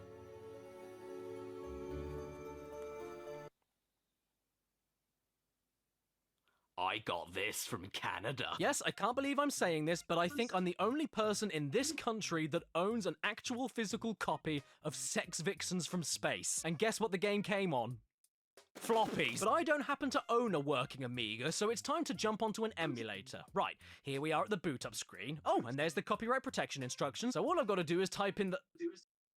Oh! Yeah, it turns out that every time you boot this ROM up, the message that tells you what word to type in from the manual that comes with the game in order to prove that you own the game stays on the screen for less than 2 seconds. So shit, what am I supposed to do now? Hello? Object not found. Where's the naked? Object not found. So eventually I ended up just typing in every Clubbit says, hey honey, good morning from the sunny UK. Just come in to show some support, have a doctor's appointment at 11, so thought I'd Clubbit says, came in hello pizza party. How's your Monday and stream going? Clubby popcorn, clubby popcorn, clubby popcorn.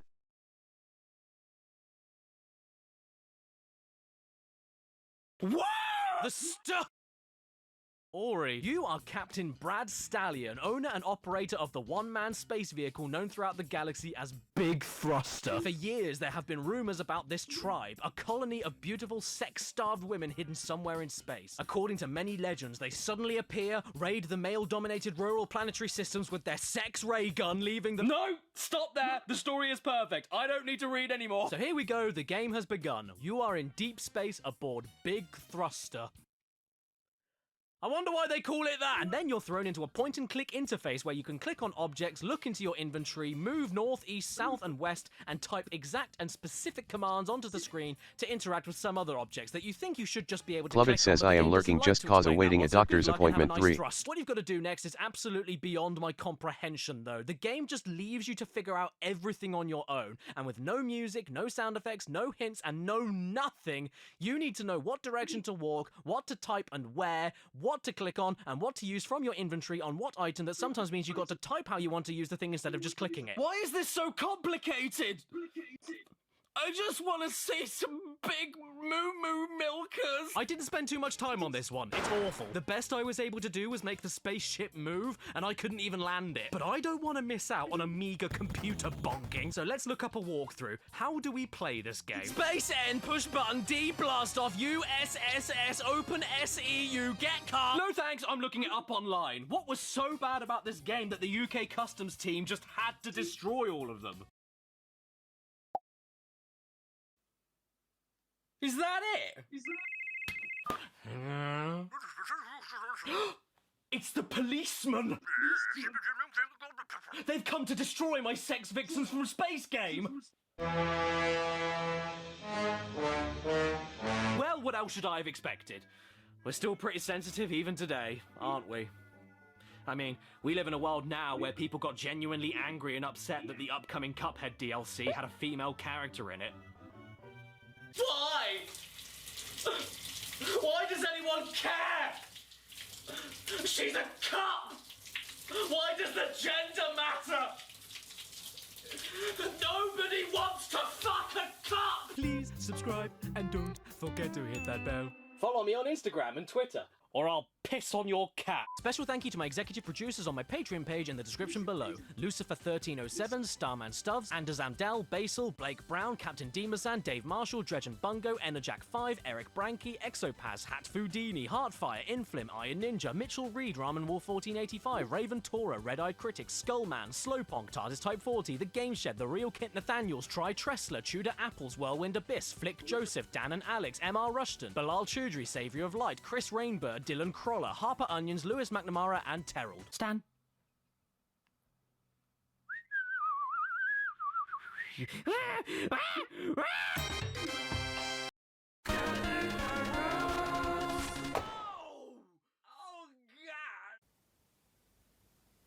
I'm not doing a Christmas video this year. Bye!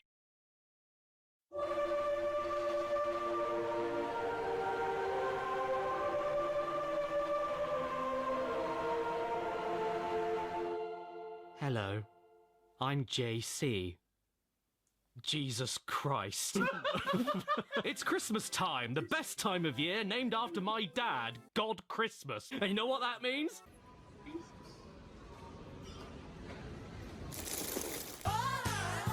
What can be said about Jesus? We all know the story. 2,000 years ago, a man had a beard. Some people loved it, so they banded together to form Organization 13. And some people didn't, so they killed him and he T-posed.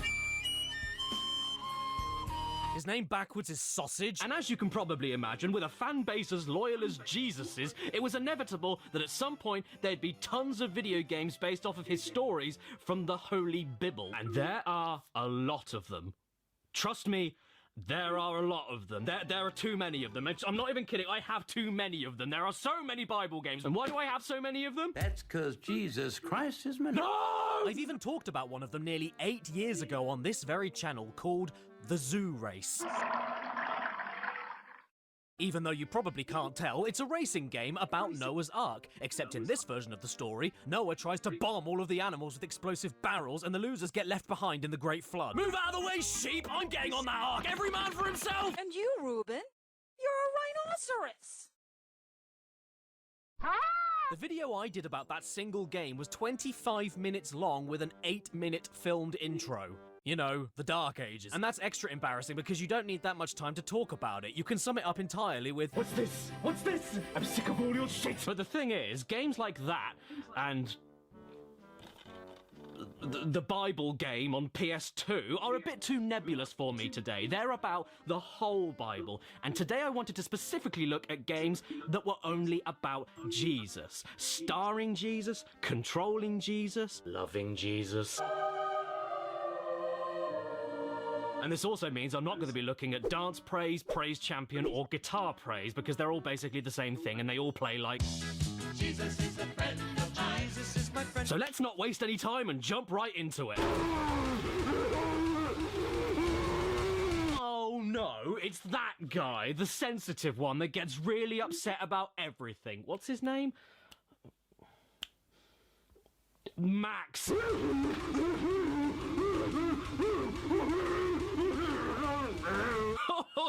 Don't worry, he doesn't mind.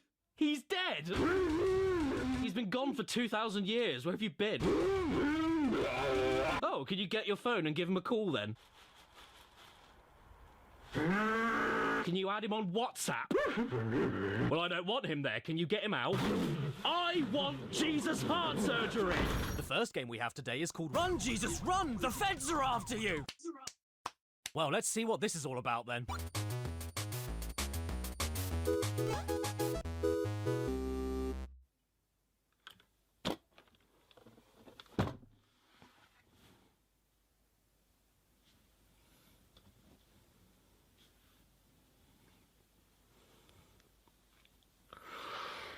No! So yeah, that was fun. As it turns out, Run Jesus Run is also known as the 10-second gospel, and that's because the game does indeed last for 10 seconds. Just like me. And no, I don't mean it lasts that long if you game over. Even if you beat the game, it only lasts 10 seconds. It's very true to his real life. You run left and right while hitting spacebar on each screen to, as the game says, do Jesus things. You save the sick, you walk on water, you jump over a hole, my favourite Jesus thing. And if you do enough of those things at the correct time, you beat the game with all of your apostles. So what have we learned today, boys and girls? The lesson here is don't bother. You'll end up dead anyway. At least the length of the game is just enough time to make you think if it should be read as Run, Jesus, Run, or Run, Jesus, Run! But we can't just leave him there with his friends Mufasa and plus sign. Especially with his schlong hanging out. They didn't even take the ring off. So you know what we have to do? We have to save Jesus. Save Jesus! Save Jesus! It's a game on Steam. Steamsus. And the first thing the launch page told me was, this game doesn't look like other things you've played in the past. As such, we don't have much information on whether or not you might be interested in it. I can't wait! How do you like your Jesus? Good or simple? I quite like my Jesus to be on the fastest setting. Okay, let's go. It's time to save Jesus. The story here is that Jesus has spent so much time saving you that now he's got stuck and needs you to return the favor. Well, you know what they say. When life gives you lemons, then... Level 1. Click to get rid of the sand blocks. Okay, simple enough.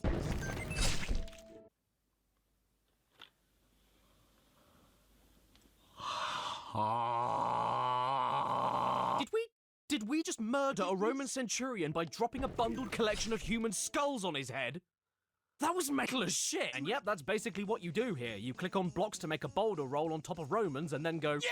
Whether you use a sack of skeletons, a spiked cannonball, or a rolling, obese cow, you just need to click on blocks and hope the physics kill all of the Romans, being extra careful to stop the rock that is on fire heading straight for Jesus. And no, you can't hit Jesse, otherwise he heads off back to his dad's house for the weekend. My favourite thing in the game, though, are the explosives. God, they're so violent. They just launch everything right into the face of everyone, even Jesus.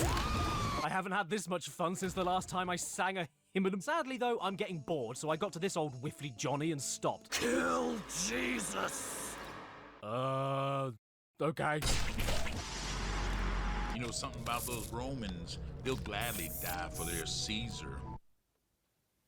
Yeah, I think I'm done. Sorry, everybody. I know I came back from heaven to check on all of you, but you all seem to be doing perfectly fine without me, so I'm gonna go. See you later. Bye!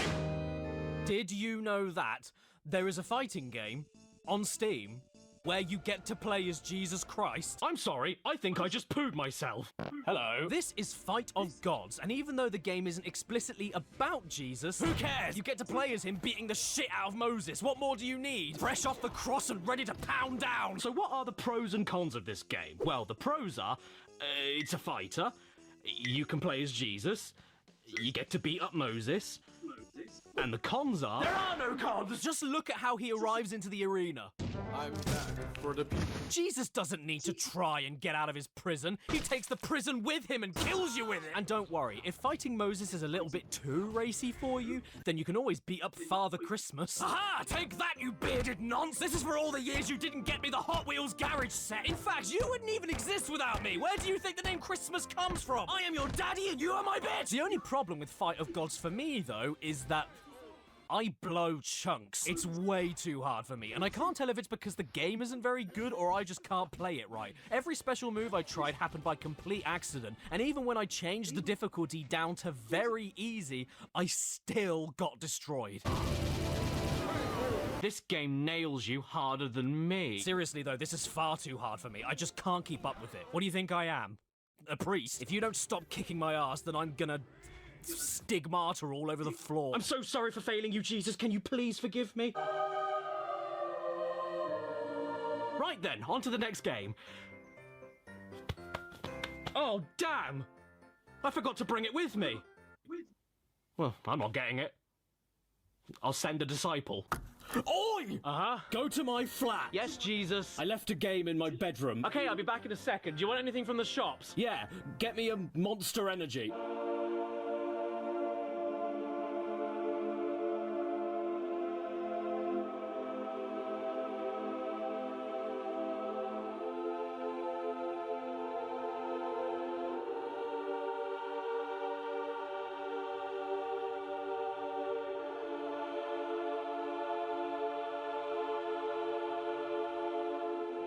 Jesus is an anime?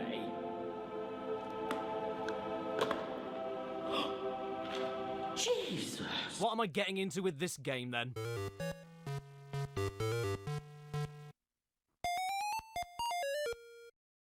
Okay, bye! And then, Jesus? What is going on here? Oh look, it's my favourite biblical figure, Jesus' staff. Wait, so why is this game called Jesus? Who or what is Jesus? I'm completely lost. Which is because this is a game for the MSX2, a Japanese home computer system from the 80s that was famous for kickstarting Metal Gear, but is now more famous for having nothing in English. Like, come on, I can't even make a joke about what's going on. I get given a load of options, I click them to make something happen, then these squiggles turn into new squiggles, and then this lady's face goes from relatively normal to banana yellow with the hand of a crab. What am I doing? I don't understand this moon language. Who even is Jesus? Is this Jesus? Is the ship called Jesus? Why is this game called Jesus? Oh Lord, Jesus, is that you? There's a God somewhere, you know what I'm saying? Right, so apparently there is in fact an English fan translation of the Famicom version of this game that you can play on an NES emulator. And at the very least, everything makes a little more sense. Until this thing pops up and kills everyone, at which point I don't know why Jesus' name is all over this game, because he very clearly abandoned us. Alright, fine, this game was a stupid choice, but you can't blame me for looking at it. It was literally called Jesus. I had to give it a look, didn't I? Oh, came back. Like Jesus. So why don't we check out something that's more obviously about Jesus with his name in the title? Like, I don't know, 5 loaves and 2 fishes!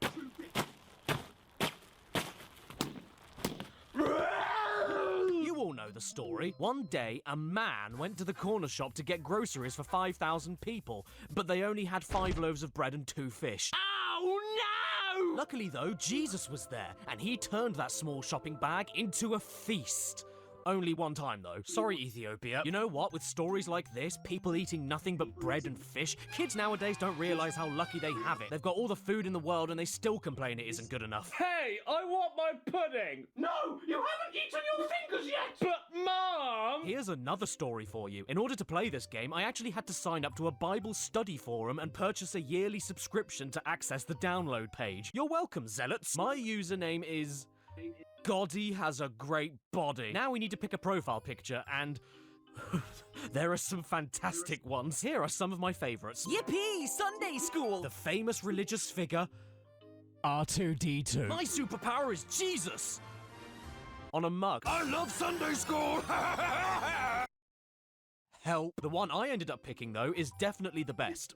Friend of the Worm. It's so threatening. Who's the worm? Why is he my friend? Where's God? Who is the worm? I'm starting to think I donated money to a cult. So now I have pleased the almighty worm. Please don't kill me, worm. I have to fill out the rest of my details. First name, Span. Last name, Ish. City, Spain. State, Churros. Yeah, I think we're done. And here we go. 5 loaves and 2 fishes, which should probably just be fish, and the word 5 is written while the number 2 should be written as a word like the number 5, but I'm not gonna be that guy, otherwise I'll be accused of blasphemy. 5 loaves, 2 fishes. Oh Lord, don't you know what my wish is just to be with you and serve you all my life. I was weak, but you gave me strength to see. Oh, okay, it started again. Is that all we're getting? Is that the whole song? But where's my favorite bit? That's because Jesus Christ is my network engineer. Oh my God. God! Has he heard me calling to him? Is my faith being tested? Oh, joyous day! Sing Hosanna to the King of Kings! Hello, I'm Spod. Actually, I'm Spons. No! Raid Shadowland! Never heard of it? Where have you been? Can I join you? It's the sponsor of today's video, and it's a giant role-playing game for your PC or mobile phone with over 600 champions to summon and fight with in the land of television.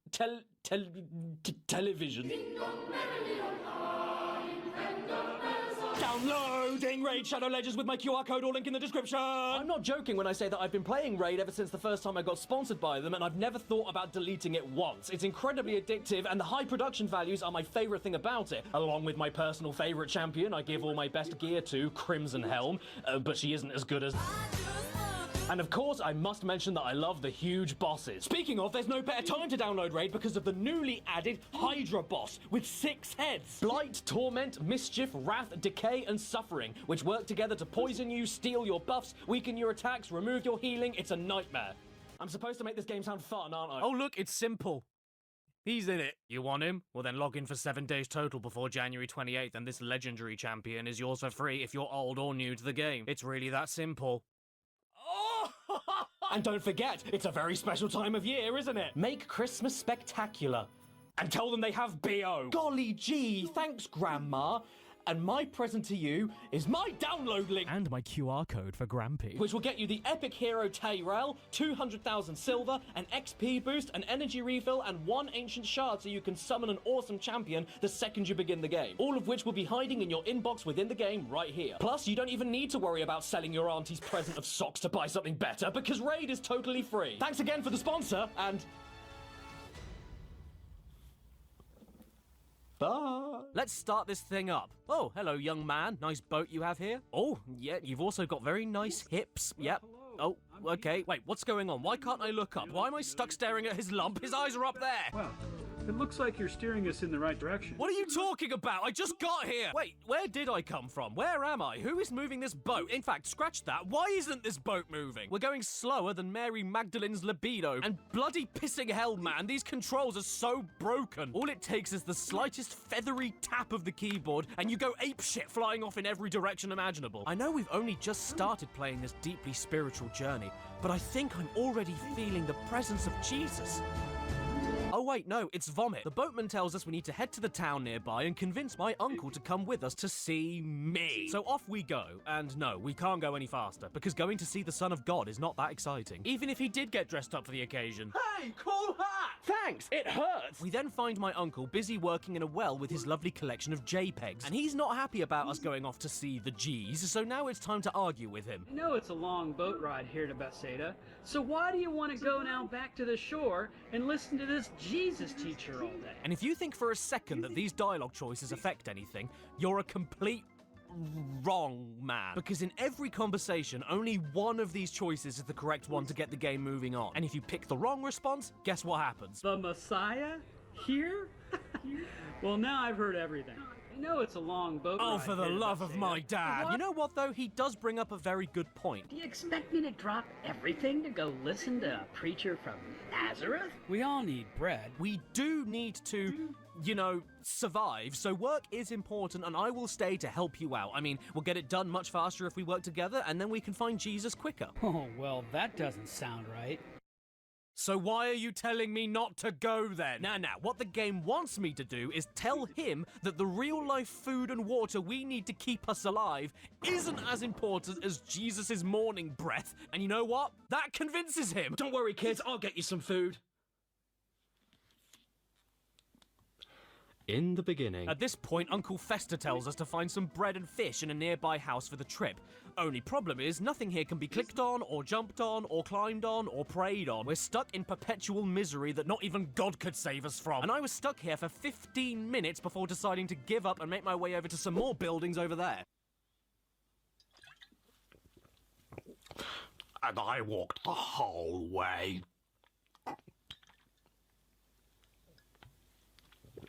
And it took me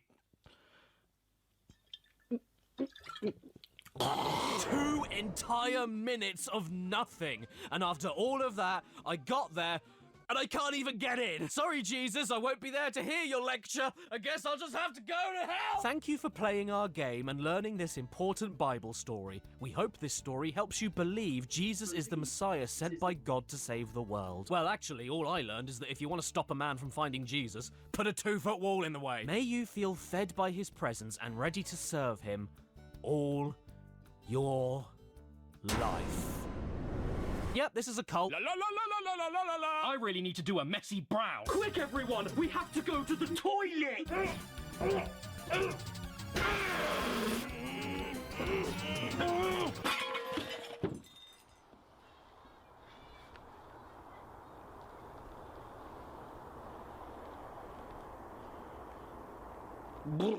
This here is a Sinclair ZX Spectrum, possibly the UK's biggest home computer from the 80s. You know, back in the days. Clubbit says right hun gonna go prep to go live. Gonna finish up my life is strange now doctors is done. Cassette tapes. Have an amazing Monday and an amazing stream hun clubby poke clubby poke clubby That poke. one's Horace Goes Skiing. Do half of you even know what a cassette tape is? Bands used to record albums on these things. Let's listen to it!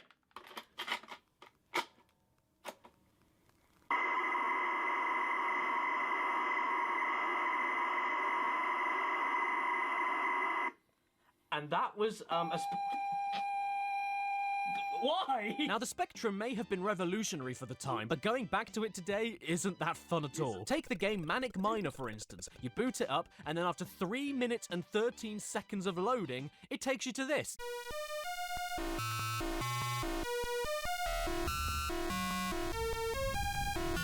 And believe it or not, there is a Jesus game on the Spectrum, Galilee, which is a place Jesus went to one time. And in that story, I think he wanted to go and see a concert and he didn't have a ticket, so he tried to sneak in without anyone noticing, like... Okay, well, the game isn't about Jesus. And Jesus isn't in it. But it does count because this is a location, and Jesus can be anything, even a place. So we boot up the game, and this happens.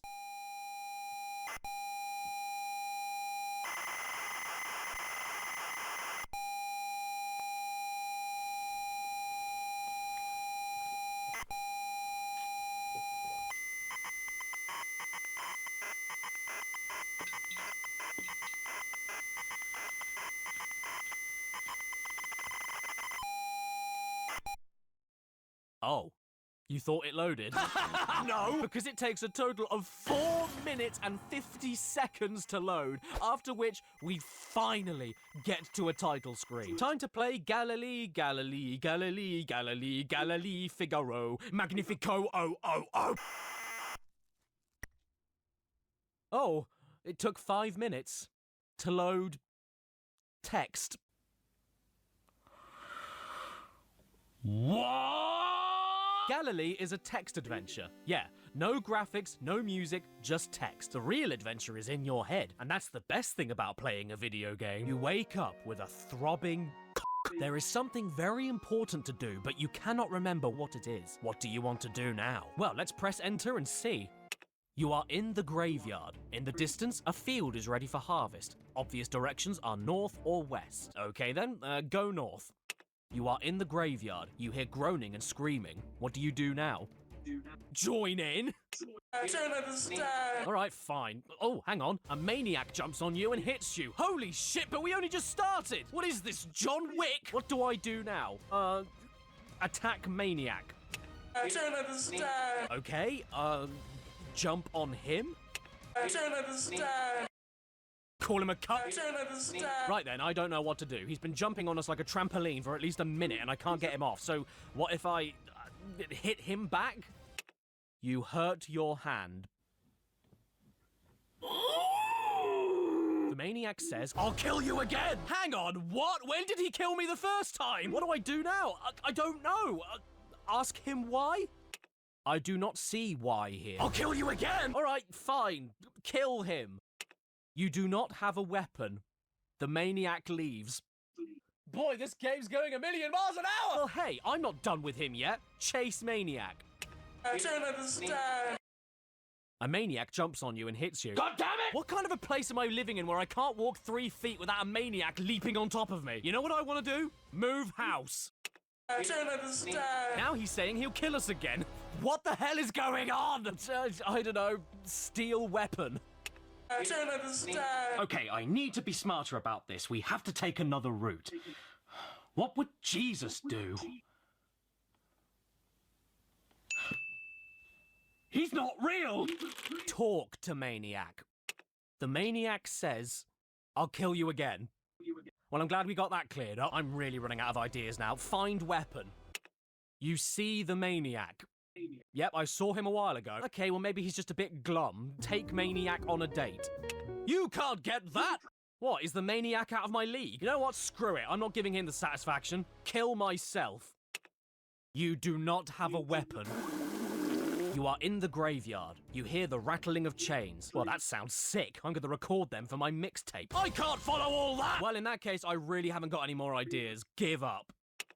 You give a denarius.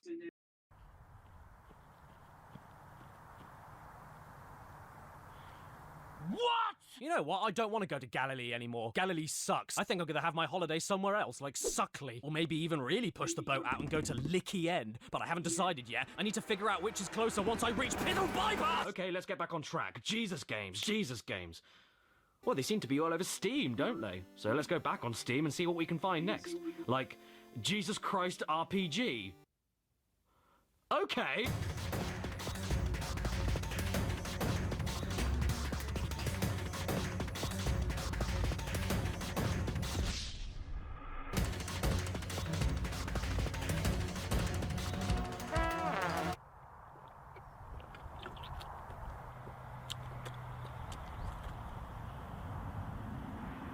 This tastes like Fanny. We start off in a nice little house where we keep water, fish and eggs in treasure chests and then waddle our way over to Mother Mary to let her know we're leaving to get our first Pokemon. Both I and your father, I mean, Joseph, will miss you.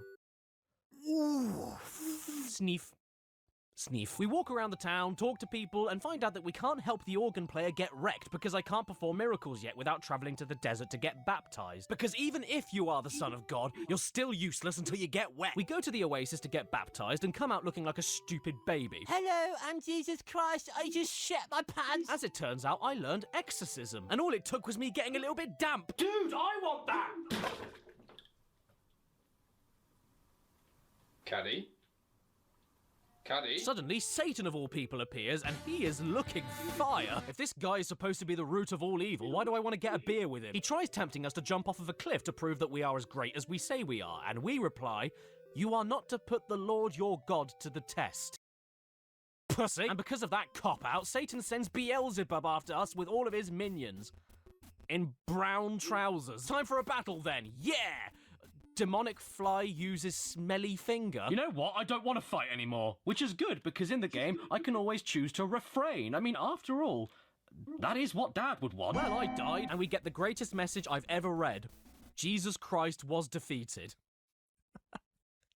Sorry, Christians. Right then, I guess we can't fix every problem with peace, so it's time for Jesus to cut. Kill the demon, go to hell. Kill the demon, go to hell. Kill the Lord of the Flies, go to hell. And then I stole his wallet. And the Bible lesson we learnt today, kids, is that violence solves everything. Jesus Christ RPG is an RPG where you walk around an overworld, explore buildings, talk to people for advice and items, buy weapons and armor, find party members in the form of disciples, level up with experience points to learn new miracles, and attack everyone that disagrees with you in turn-based battles.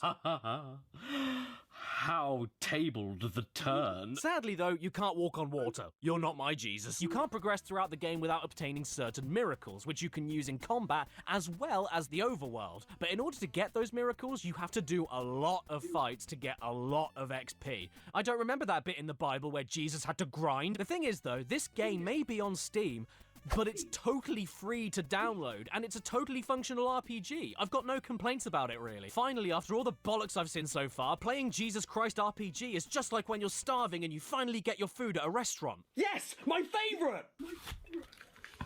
And to make things even better, this game is actually a trilogy. Yeah, 3 RPGs in one. Rise Jesus Christ RPG is more of the exact same, so I won't say anything about it. But what about Baby Jesus Christ RPG? What could this one be like? We get some intro text talking about the angel Gabriel coming down to see Mary for a bit of the old in, out, and she's not very happy about it. Greetings, favored one. The Lord is with you. I also didn't get much sleep last night. So Gabriel tells Mary that she'll be pregnant with the Son of God despite her being a virgin, and her face sums it all up. And then, as if by magic, with the tiniest tap of the spacebar, she's knocked up in a single frame. Sorry, can we see that again? Disappointingly, not much else happens after that, and it becomes more of the exact same again. Except now you control a fat, blooming Mary as she violently shakes her pregnant stomach around. The main problem with this, though, is that I went out of the town to try and explore, when all of a sudden I was jumped by a desert thief. And Mary was surprised. So surprised, she died in one hit. Game over. And here's baby Jesus about to be stabbed. Sitting in a big poo. Fine then, I'll stock up on some weapons before I leave. Hello there, poor starving child. I don't have any food, but did you know the only food you need is the word of Jesus Christ? I'll buy something off of you. Battle saw? Perfect. I always wanted to equip the Virgin Mary with a battle saw. Oh look, it's Joseph. Come on then, cut. Time to go to Bethlehem and give birth to our bastard child. Oh no, a tourist appeared and called us... hillbillies from Nazareth. I guess now we have no choice but to kill him with our battle saw. And luckily, Joseph joined our party pre-equipped with a giant battle hammer. After caving the tourist's face in, we look around all of the inns to stay for the night, and sadly there's nowhere to go. I can see where this is going. Time for us to have a perfectly normal and natural birth in a cow pat. We find the right stable we need, walk in the door, and then immediately there's Jesus. Boy, that was quick. We 3 kings of Orient are bearing gifts with garden gnomes. Okay, then time to move on to the next game I found. Fluffy and God's Amazing Christmas Adventure. I don't know if Jesus has anything to do with this game, but he did have a lot of hair, so Fluffy must be his nickname.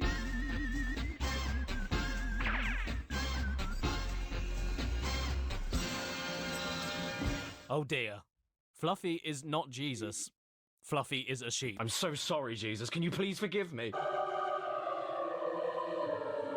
Alright, so this game isn't about Jesus at all, which means it doesn't count. But the second that God appeared in the game and started talking... Hello, Fluffy the sheep. I couldn't bring myself to stop recording it. Well, my name is the Lord Almighty. You can just call me God. You can call me Matthew McConaughey. So this is one of those I'm just gonna tell you the story of Jesus games with a few interactive elements along the way. But when I say a few, I really mean a few, because most of this just goes on and on and on and on and on and on and on. Well... Hey, you know what I really wanted to do today?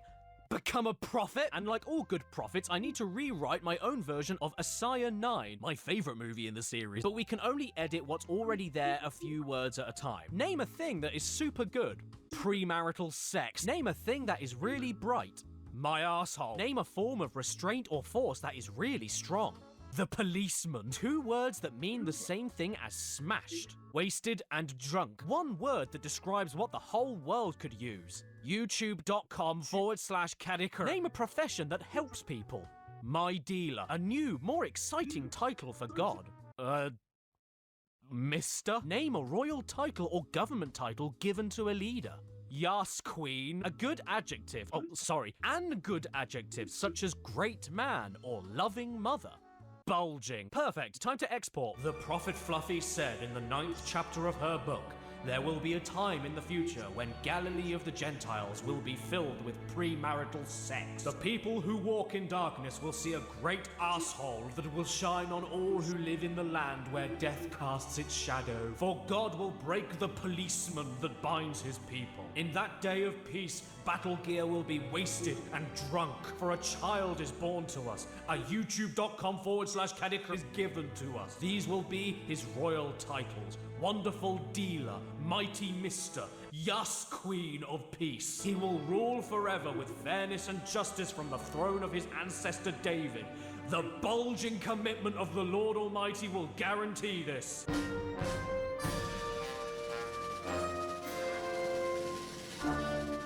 Wait a second, you can print this? Well then that settles it. The words of Fluffy will be set in stone forever.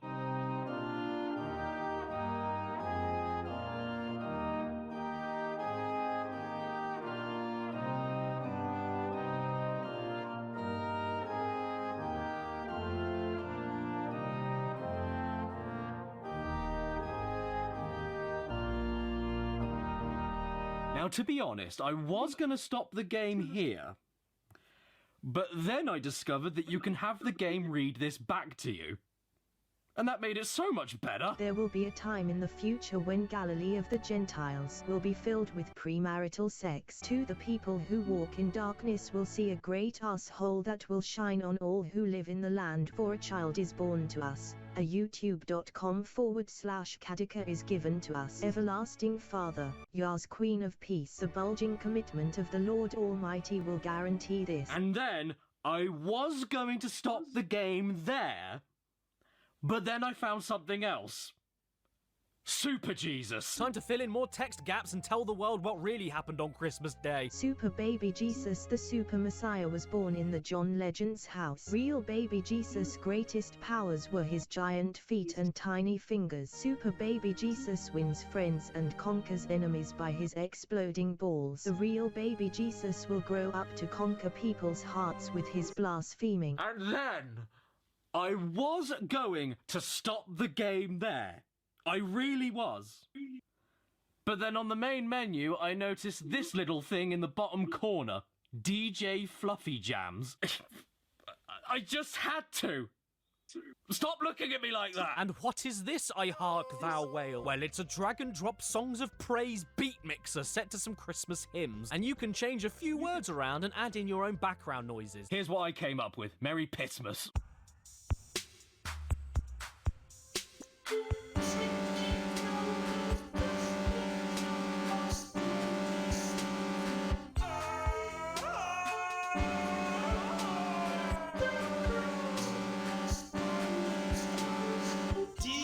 You know what? For a game that's about Jesus and where Christmas comes from, I didn't see Jesus a single time in this game. Where the hell was he? Sorry, mate, I think we forgot about you. Time to move on to the next game, then. Fist of Jesus. A game that used to be on Steam and mobile phones back in 2015, before suddenly being removed forever, meaning you can't actually buy it anymore unless you already owned it before it was taken down. Or you pirate it. Like I did. I'm so sorry! I'm so sorry! I didn't mean to illegally download it! Please let me come home! I'm really sorry. It's so cold outside. Please let me in, Dad! What's really sad, though, is that even after all the effort I went through to download the game and emulate it, I really don't have much to say about it. Maybe it's because I pirated the Android version, it's the only one that I could find and get working, but this is one of the most basic beat-em-ups I've ever played. Buy something and get rid of the ads. Buy it. It's not particularly good or bad or even actually that funny. The story we have here is that there isn't one. But that doesn't matter. I'm smart. I know mathematics. Okay, well, Lazarus has come back from the dead and is turning everyone into zombies, and Jesus wants us to send him back to hell, otherwise he'll get told off. But other than that, you throw fish at the poor. The game is a beat-em-up. You beat 'em and you up 'em, charging around like a galloping sausage right into the enemy's back door! It's incredibly straightforward shit. Each level is a little arena, you can pick up weapons, you have a few unlockable special moves, and you can either survive as long as you can, or kill a certain number of zombies, chickens, or dirty, stinking lepers. I remember that bit in the Bible when Jesus said to the sick, "Do the world a favor and let me finish you off." You don't even control Jesus for most of it, which is even more disappointing. Instead, you play as Judas. You know, the guy from the Beatles song, written by Paul McCartney and Jonathan Lanoon. Hey, Jude. I mean, if you like the idea of killing sheep with the stars of Bethlehem or pulling the hearts out of non-believers because that will make them join your religion, then by all means, illegally download the game and see for yourself. But it's just a bit too wishy-washy for me. There's not much going on here. And this Lazarus boss fight? Impossible. I swear to Jesus Christ, otherwise known as God Jr., that it isn't possible. Whenever you try to get behind him to attack during this phase of the fight where he's invincible from the front, he always gets multiple hits in or speeds off towards you before you can even get away safely. And you will die. Oh, stop being such a... Oh, wait. I'm Jesus. I can't swear. Stop being such a... twunt. And speaking of twunts, here is Pathway to Jesus on the iPhone. 5 incredible adventurers entrusted with an airship that can take them anywhere in the world, powered by a special Bible that also opens pathways to the past. Yeah, I'm gonna need some help with this one. Okay, we all learned a very valuable lesson today, and we're all better people for it. So yes, you heard that right. This is a video game where you pilot a time-traveling spaceship powered by a Bible that is searching for Jesus F. Christ. And on your mobile phone, no less. I always wanted to finish a phone call to my granddad's funeral director, and then hop on my Bible spaceship game. Suddenly, the ship crashes because, oh, I don't know, maybe because the controls have been left with a goddamn chimp! And we wake up in this very strange place. We swipe around the screen to move, head for the exit, and...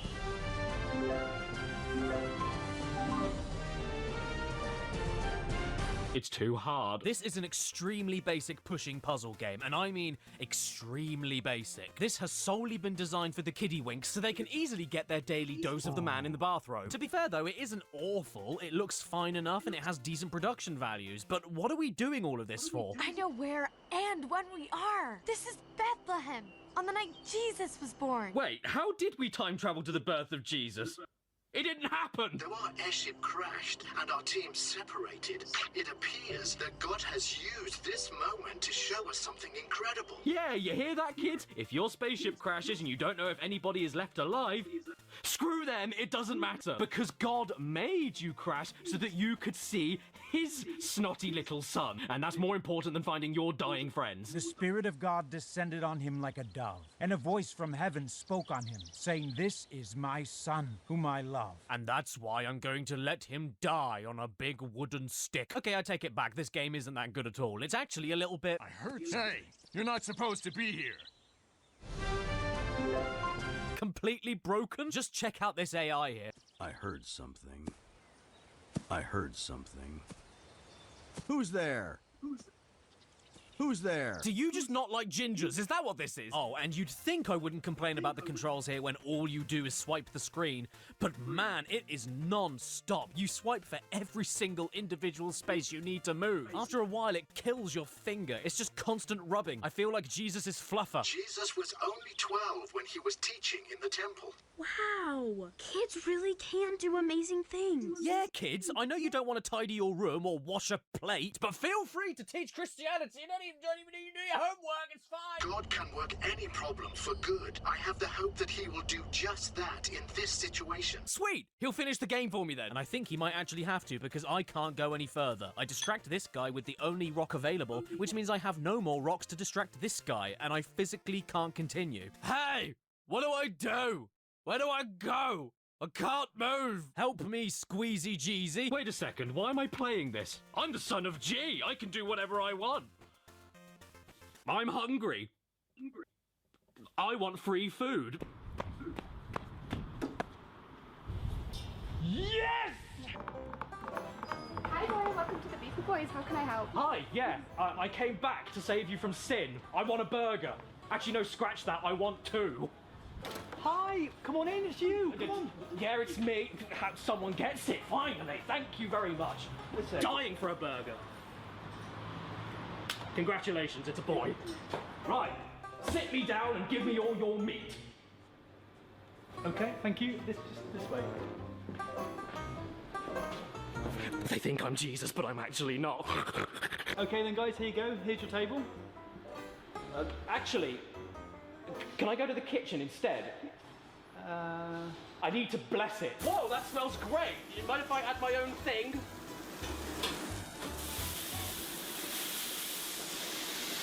Simply having wonderful Christmas time. Come on, keep going. Chop, chop, chop. It's looking drier than my sandals. Hey, look, vegans.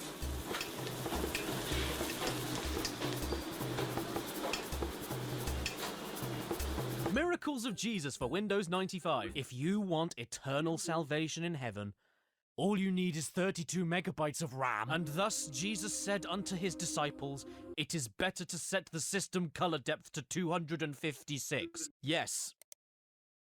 Oh.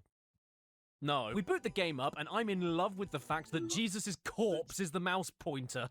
I love it. And let's begin our path to heaven with some puzzles.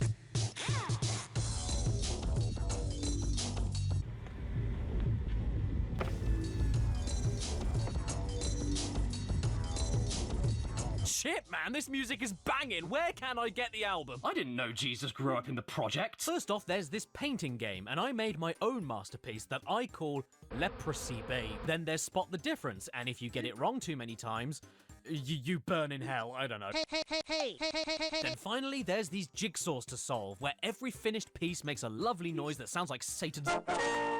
I've heard pap smears more pleasant than this. What I find interesting, though, is that these are the only games on this disc, and they are all memory games. Remember what the right colors are for painting, remember what was different about the original picture, also that the kids playing can train their stupid idiot pea brains to remember as much holy scripture as possible. Hey, I know that sounds cynical, but none of the games I've played so far had an entire section dedicated to just reading prayers at you.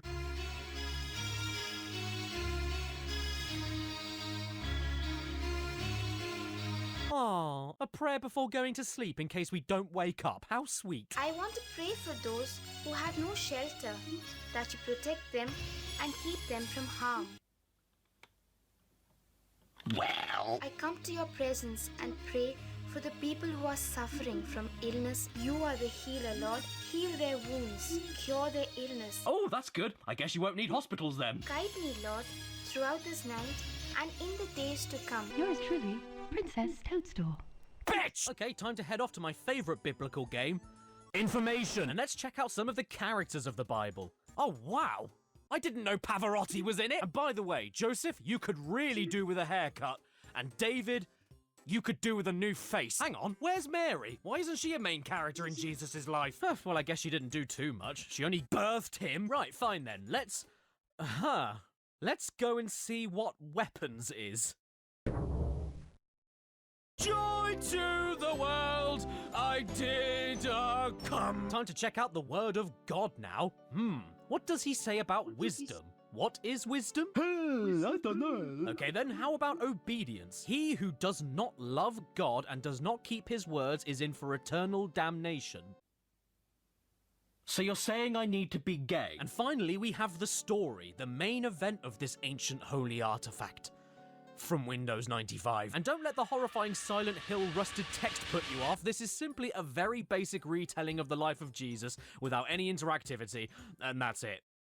Play Miracles of Jesus right now! The game critics all over the world are saying, you can buy it if you want. Yeah, I thought this was going to be one of those, like, Disney storybook games, but with added smiting, and no, it's just a boring narration telling you things that Jesus did, and apparently the narrator can't even read. But he saw many of the Pharisees and Sadducees come to the baptism. Oh boy, oh no, Jesus, stop it! No, to put that back on, what are you doing? No! Angels came. Okay, to be fair, there is this one awesome bit where you do safe cracking with Jesus, but aside from that, I've got nothing to add. It doesn't even finish the story at the crucifixion. You know, The best bit just stops right here as he gets taken away after being caught kissing a man in a forest because it was illegal back then. Luckily, the voice acting is easily my favorite thing. This is my beloved son, with whom I am well pleased. Yeah, did you hear that? God's well pleased with his son, yeah. He's well good, isn't it? You're right, proper lad. I'm God, I'm well pleased with my son. Well pleased. My favourite band is Wet, Wet, Wet. Get up. Why are you sleeping? Yeah, come on. We gotta get some ice cream and find some boys. Turn away from your sins and baptize yourself. But what should we do then? Go away. If you are the Son of God, command these stones to turn into bread. It is written in the scriptures that man shall not live on bread alone, but by every word that comes from the mouth of God. So what you're saying is you can't do it? If you are the Son of God, cast thyself down. And please stop my tail from coming out of my stomach. At the end of it all, though, Miracles of Jesus does show off my personal favourite miracle he ever pulled off. The time when he found the fire exit. By the way, if any of you out there are genuinely worried that I'll be damned to hell for all eternity for making this video, don't worry. I was christened, so I get a free pass. Next up, we have this special little gem known as the U Testament, a game about Jesus made by a guy called M. Dickey, who is infamous around the internet for making the worst things. Yeah. The game starts off with a character creator, and I am not changing anything about him. Welcome to planet Earth, Sid Arthur. And here is what the cutscenes look like.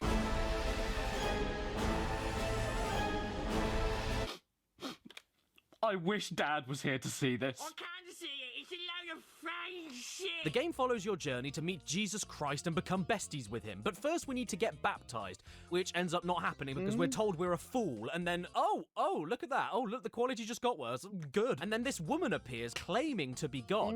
But we know that isn't possible because women can't do anything. And by the way, those cutscenes, yeah, I'm not doing anything to them. They just run like that at 3 frames a second. If my 3090 can't run this beast, we are beyond saving. I guess we're dealing with a bit of a tricky dicky. So this fake god over here, she's so fake that as soon as she stops speaking, the entire village of bug-eyed freaks all rush at her to beat her to the ground. But I don't join in. I watch instead. Can I borrow some of your toilet roll? We run off somewhere else, and lo and behold, there he is, Mr. Christ himself. Yes, I know he looks like an alcoholic bricklayer, but trust me, it's definitely him. And at this point, all we have to do is follow him and watch stuff happen. Yeah, that's it. Map tells us where to go, we find him. Map tells us he's moved somewhere else, we find him. Map tells us he's moved somewhere else, we find him. This is as much fun as a dick veruca. And every time we find him, he gives us a new wisdom. A man cannot live by bread alone, only by the energy that makes it bread in the first place. What? Wheat? If anything, I just wish that more interesting stuff happened here because nothing really does. Aside from the time that I got fed up and decided to beat Jesus, at which point he said, "Touch me again and I'll kill you." Jesus loves me, this I know. What's that, father of Christianity? Professor Peace? Mr. Goodwill toward men? You'll kill me, will you? Well, we'll see about that. To be fair, I suppose I was meant to be touched by Jesus and not the other way around. But come on, man, do you really think you can just kill whoever you want? Something that I do actually like a little bit are the loading screens in between each area. They give you spiritual quotes about the life of Jesus from famous religious figures, including Mahatma Gandhi, the Prophet Muhammad, Pharrell Williams, Jay-Z, Bruce Lee, Oprah Winfrey, Jimi Hendrix, Obi-Wan Kenobi, Tupac, Kanye West, Eminem, Osama Bin Laden, and...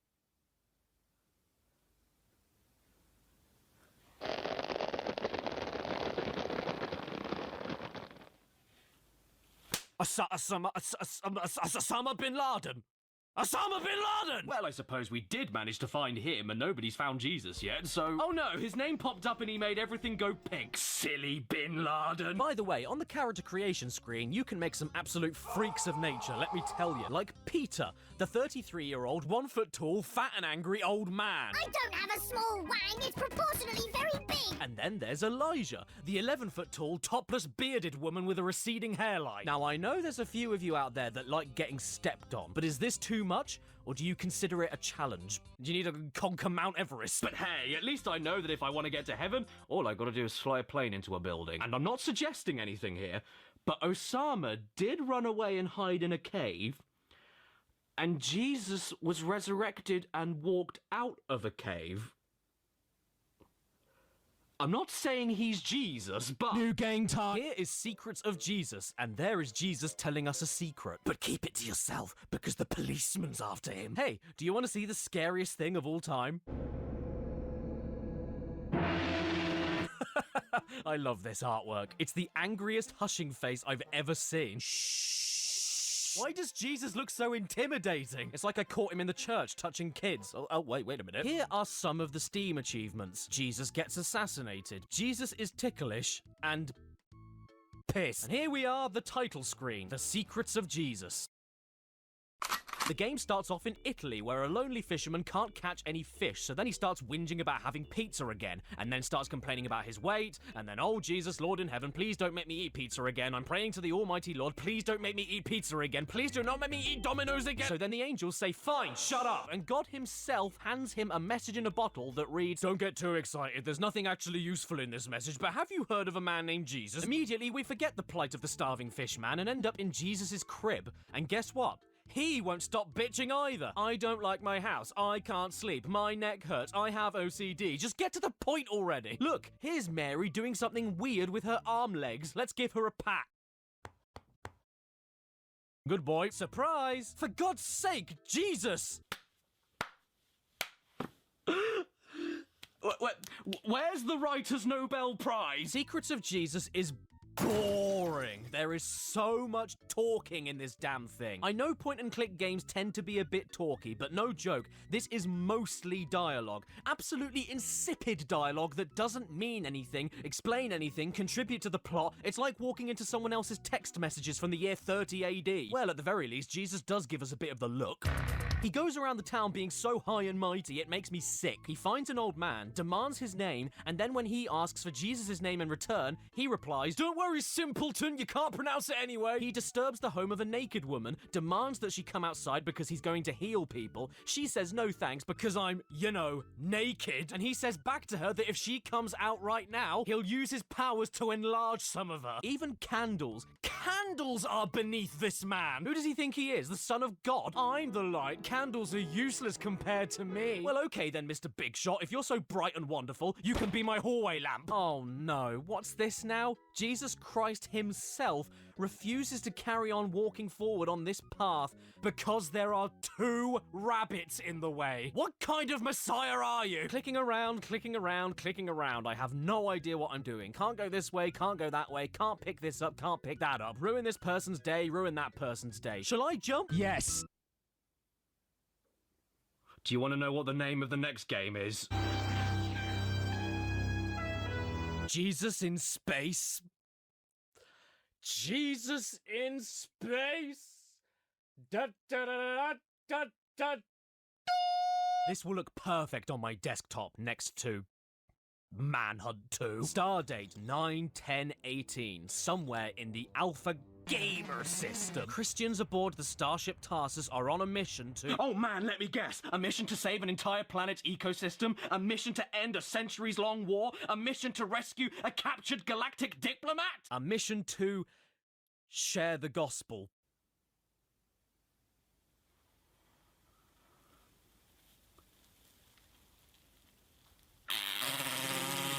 Hyperdrive. Check.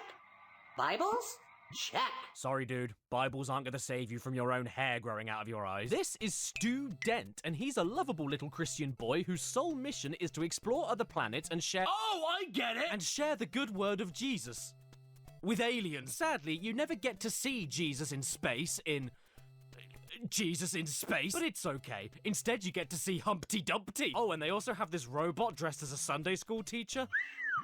Wow, Shellbot. Is that a new hair hologram you're wearing?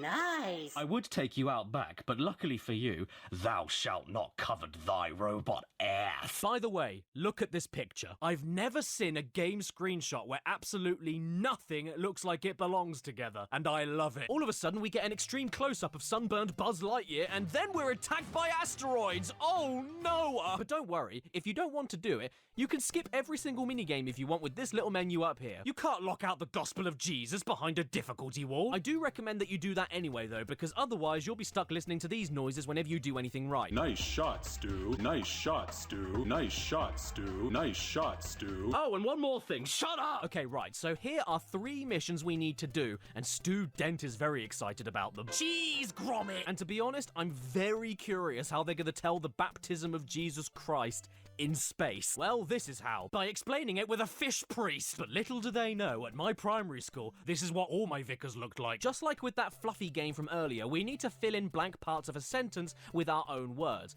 But woefully, we only get to swap between a small number of sensible suggestions, making this whole thing not fun at all. Brushing time. Well, to be fair, the way the robot says reef does make it all worth it. Reef. Then we need to decorate an underwater scene to show off what we learned about the baptism of Jesus. Oh my god, there's a shipwreck! All the cargo everywhere! So many innocent lives are dead! What caused this? There's also a 3-eyed crab up there in immense pain. Let's have a look at one last mission before we move on, though. The Last Supper and foot washing? I didn't know Jesus was into that. And who is going to teach us about the time that Jesus opened a spa? Well, this guy's going to teach us. Chief Whack-A-Mac with his... Oh no. He's going to be offensive, isn't he? You tell Chief Whack-A-Mac, is good or no good? Okie dokie? Yep, he is. Squishy Jesus. Now this minigame is toss. What they want you to do is say if the robot here is right or wrong when he tries to remember a Bible verse that he acts out. If you know it, you carry on. If you don't, you electrocute a child. Yeah, that's just how I remember my church. Get it right or you die. In fact, this kid is so desperate to meet his maker, he even made this device, named it after himself, and positioned it directly above him. You know, just in case he gets an answer wrong. Oh no, silly me, what a mistake I made. You better shock me then. I'm a sinner that needs to be punished, sir. He clearly enjoys it, and who am I to tell him he's wrong? But just like his crotch, I'm disappointed and concerned. So the lesson we learned today is that John the Baptist was a mutant fishman, and everyone in the Call of Cthulhu was right. I'm not sure I can take much more of this shit, so I've only got enough energy left for one more game. What are we ending this pilgrimage on? Jesus in the Matrix.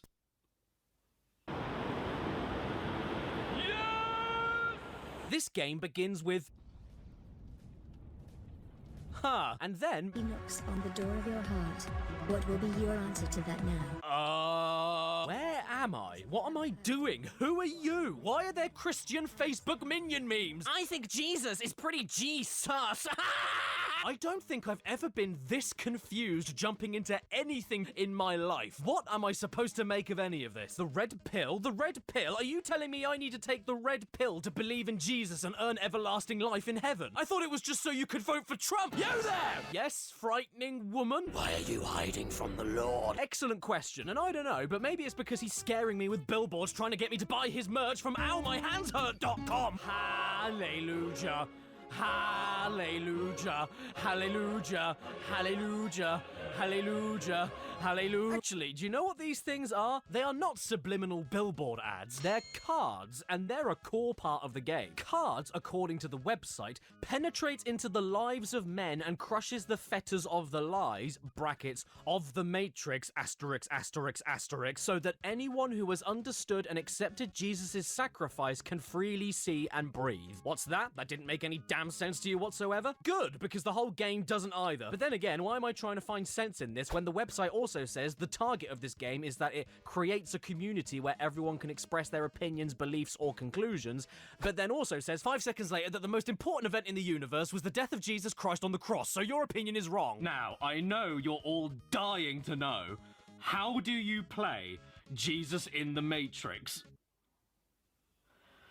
Jesus in the Matrix! And after a very long time of me just running around in circles wondering if this was my punishment after I died in real life, I ended up figuring out that all of these floating red pills here are opposite to these blank cards. And to beat the game, you need to fill all of them in with the correct words of each part of certain Bible scripture to make the card light up. And according to this lady that I found in a greenhouse? The more messages you make visible to non-believers, the more people will choose to leave the Matrix. You heard that right. If you don't believe in the Almighty, you are living in the Matrix, and the only way to get out of the Matrix is to click on the correct word. Or you can say, sod all of that and follow these people running off towards damnation. And just look at how excited they are. They're the only people in this whole game actively running. They are so hyped for hell that they are sprinting to it. Kick ass. I want to go and see.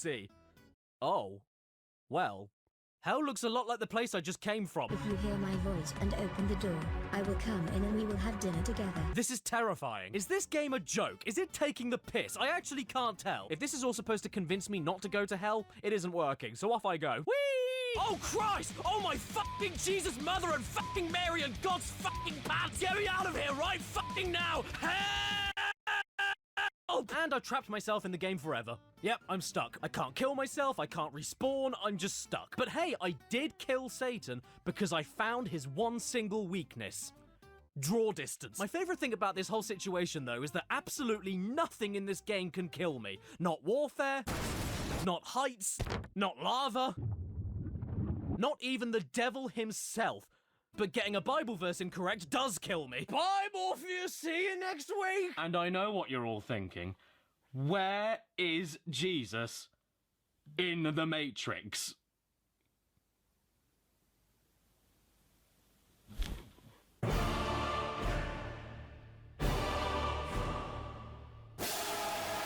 Yep, there he is. Hi, Jesus. He died for our sins. And now he's stuck in the Matrix with Agent Smith. And if you ever had any doubt in your mind if Jesus ever existed, well, Jesus is so real that you can walk right through him. Hey guys, do you like my new haircut? It's really smelly. And now, I'm sure that you've all heard of the Trojan horse. But have you all heard of the Trojan crucifix? If you're interested, Jesus Christ is still on display in the Matrix at the London Zoo for a limited time only, so don't delay, get your tickets today. London Zoo. We have animals and a dead hairy man. Yeah, I think I'm just about done here. What a trip that was. And there we go. I hope you enjoyed this video from me this holiday season, and whatever you celebrate this time of year, I hope you enjoy it. It's been a miserable couple of years for everybody, so don't take your loved ones for granted. Have as much fun with them as you possibly can. And don't forget, if you do celebrate Christmas, please make sure that you are the best, good, and loving Christians you can be. You know, just like Goofy, when he found out about his son's preferences and was abundantly supportive and accepting towards him. Maxie, we don't want any queers in this house! Actually, don't be like Goofy. Goofy's a twat. And you know who I am? I am Jesus Christ. This is an actual real game on Steam that hasn't been released yet. But my boy, I am so glad that the world of Jesus games isn't going away anytime soon. Let's check it out. An angel of the Lord appeared and said, Joseph, son of David, do not be afraid to take Mary home as your wife, because what is conceived in her is from the Holy Spirit.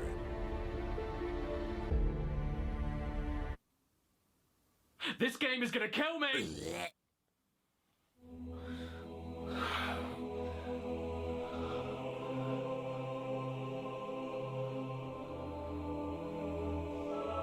Hello, my son. Oh, Jesus, it's the real Jesus. You've been a very naughty boy, haven't you? Oh, come on, it was just a joke. Oh, aha, aha, aha. Do you know what my favorite joke is? I don't care. Knock, knock. Who's there? You're going to hell. Bye. Wait, no, stop it. No, I didn't mean, no, please don't do that. Please get your stupid smelly fingers off me. Get away. What have you been eating? You've been having casserole. What is that? Get away. No, stop taking me. I don't want to go. I don't want you to go yet. Please stop. Please, no, please stop. You don't know what you're doing.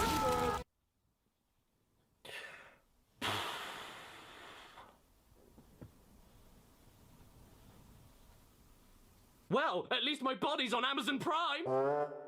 Please subscribe and don't forget to hit that bell. Follow me on Instagram and Twitter. Because it's 8 a.m. in the morning as I record this, and I just got the video done, and I think I'm gonna cry if you don't follow me. Please follow me. Special thank you to my executive producers on my Patreon page in the description below. Anders Amdell, Basil, Blake Brown, Can You Say Rod Grod Med Float What? Savior of Light, Karj the Mage, Chris Rainbird, Colin McLean, Dan and Alex, Dave Marshall, Dredge and Bungo, and Mr. Turbo Man, Evelyn Merrill, Exopaz, Giant Firing Cole, Harper Onions, Inflim, Iron Ninja, Lucifer 1307, Mitchell Reed, MR Rushton, Peter Spedding, Ramen Wolf 1485, Raven Tora, Red Eyed Critic, Rosie Stewart, Skullman, Slowpog, Starman Stubbs, Stefano Urena, TARDIS Type 40, The Game Shed, The Real Kit Nathaniels, Demonetized Word McGee, sorry can't say it, Try Tesla, Whirlwind Abyss, and Will Be Fat. Stan? Caddy, please word your tweets better, you nearly gave me a heart attack!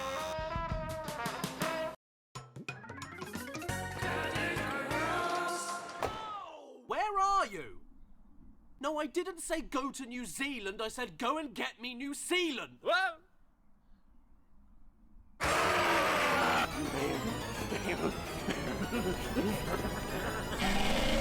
Hello, I'm Cad Icarus, and you're not. You want to know something that everybody loves? Video game accessories. You know, when you take something like a controller that works, and then you make it stop working. Tony Hawk is great fun, but you know what I hate? Doing this. We need to make that more fun. Real life skateboard, not only even more fun than that, but also works much better. Thank God we don't need to worry about hitting that one button ever again. I didn't even do that! Now, I'm not just an old, forgotten hag. I do think that accessories in video games have their place, and PlayStation in particular have been ahead of the curve with tons of useful ones, or ones that just provide good, clean fan. That's a dirty fan. Like the Guitar Hero controller, the PS3 memory card adapter, the PS2 DVD remote, the PlayStation VR, and even the PS3 6-axis motion controller, which went down extremely well in the incel market. Thanks, David Cage! But for every motion-activated bra removal tutorial, there's a TV signal aerial for the PSP, or a PS Vita-only memory card, or a PS3 book, or a Dragon Quest slime controller. Because this is comfortable. He's looking at it.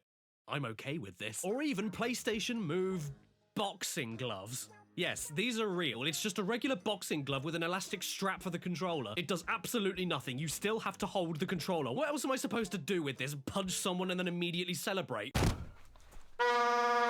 And this is just me talking about nowadays. Did you know that Sony were the kings of useless plastic shit, even back in the day when they were making prototype controllers and then leaving them at the bus station for people to take and then sell for £9,000? And even though you got the occasional useful or cool thing like the vibrating double analog stick DualShock controller, or interchangeable memory cards, or unofficial cheat discs to break your games in half, the PS1 had even more absolute garbage tier accessories than people realize. So welcome one and all to my... journey, looking through as many PS1 accessories that I could find on eBay. Or afford, because, holy shit, second mortgage. But I don't want to start off negatively. I'm someone who likes to look for the good in everything. So before we jump into the skid marks, let's take a look at the nice clean pants, such as with this thing here, the PS1 multi-tap. Aha! Good day, mates! Core blimey! The PS1 multi-tap, or if you'd prefer, the multi-branchment, was one of the first accessories released for the PS1 and is a nifty little device to allow you to play 4-player local multiplayer. And that's it, but I always thought this thing looked pretty cool. It could even help you out with your math, but whatever you do, do not directly touch the metal part, or I'll have to get a restraining order. Other than that, though, there's not much to say. It's 4 controller slots that plugs into 1 controller slot. If you drop it on the floor, it'll come back to you, and after the Nintendo 64 came out with 4 controller ports already installed, Sony executives then realized they shat it all up and went, oh, and while we're on the topic of Sony messing things up, let's talk about this thing. Now, I know what you're gonna say, but Caddy, that isn't an accessory, it's a rope. Well, no, this is an optional thing that you used to be able to buy for your PlayStation, and it was for this exact purpose.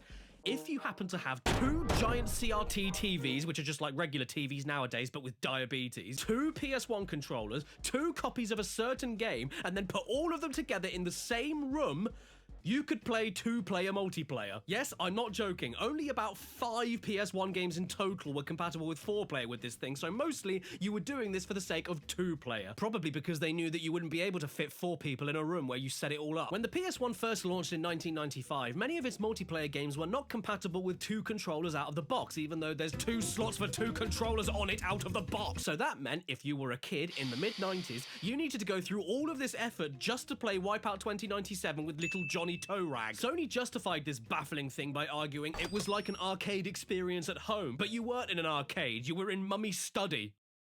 Oh no, what else is in there? This thing is an umbilical cord of hate. It's useless, I never knew anybody that owned one, and if you're upset with me saying this about your beloved rubbery intestine, please ring up and send in all of your complaints to 0800 303 30080 883 0033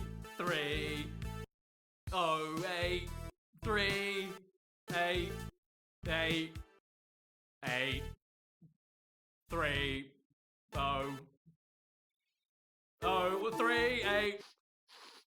What's that smell?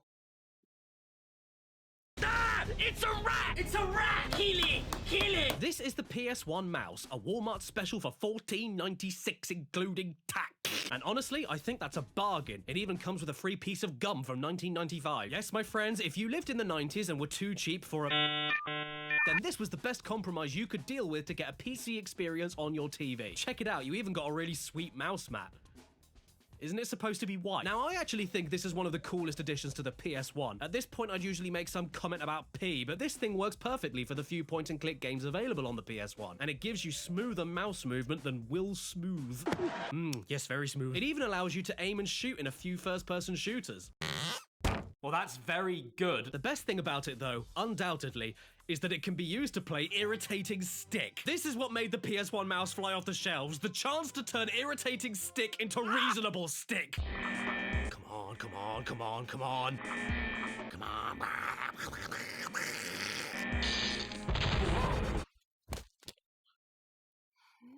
No.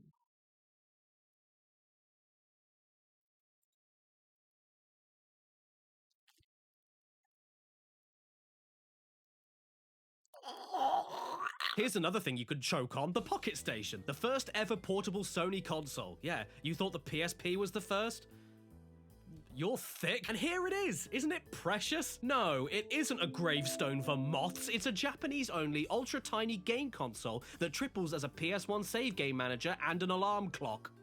The most important things you need in your pocket. You can use it as a standard memory card and then look through the save data later on with tiny bit-crushed animated save game icons. Yeah, you wink at me, Coco. Don't worry. I know I'm hot. You can change the volume.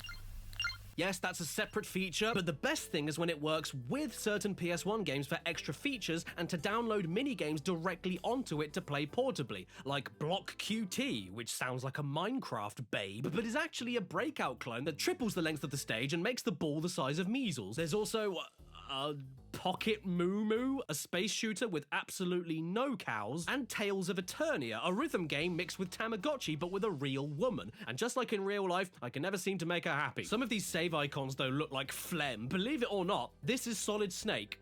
More like deflated hippo. Although, to be fair, this Rupture Farms icon from Oddworld looks pretty damn great. Oh, sorry, it's not Oddworld in Japan, it's Abe a Go-Go.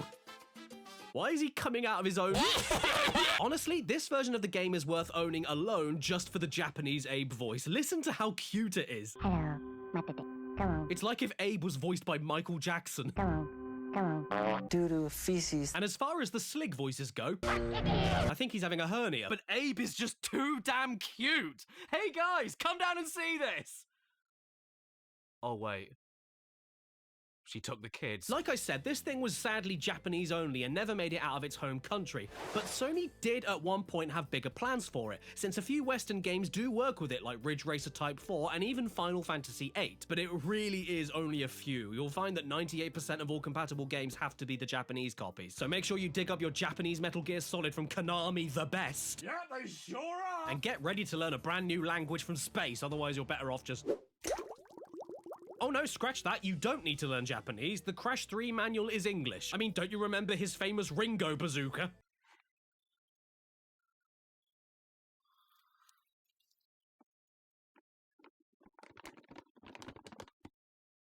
I like children. And now we move on to one of the coolest things I own.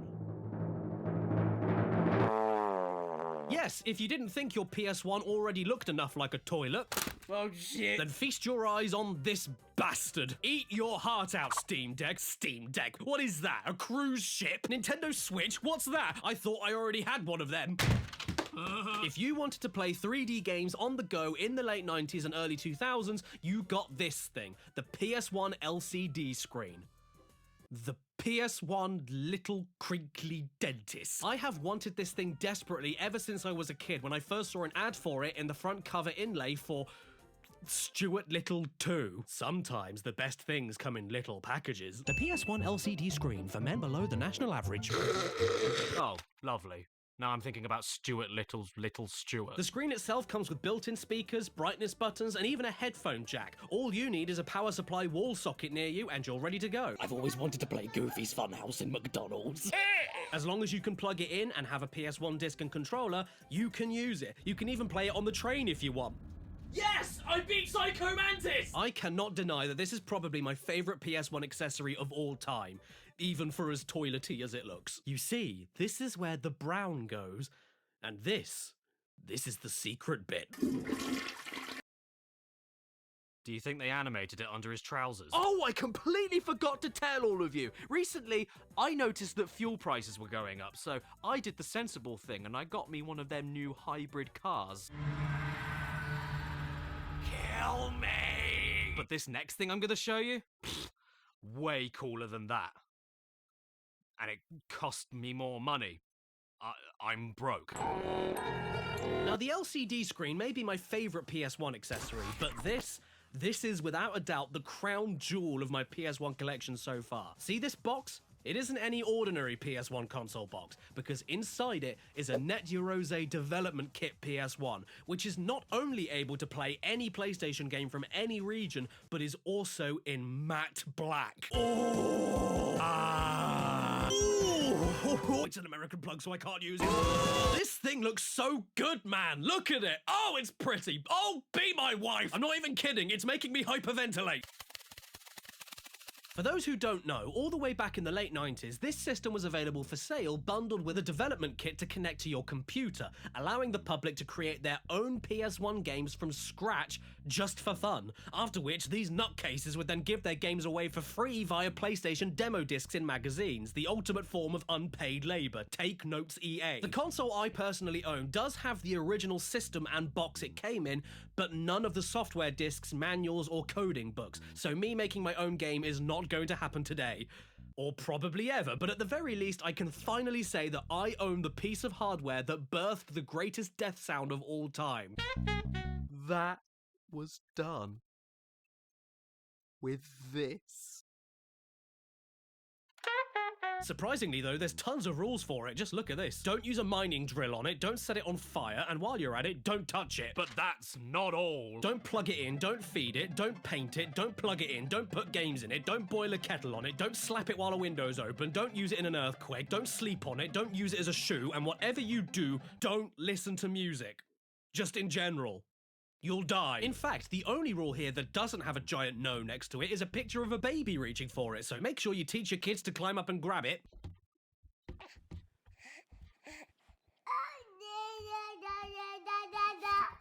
Okay, we've made a pretty good start into this video, I'd say, and for the most part, we've seen some pretty nifty PS1 gadgets, some pretty useful, some pretty cool. It's been alright so far.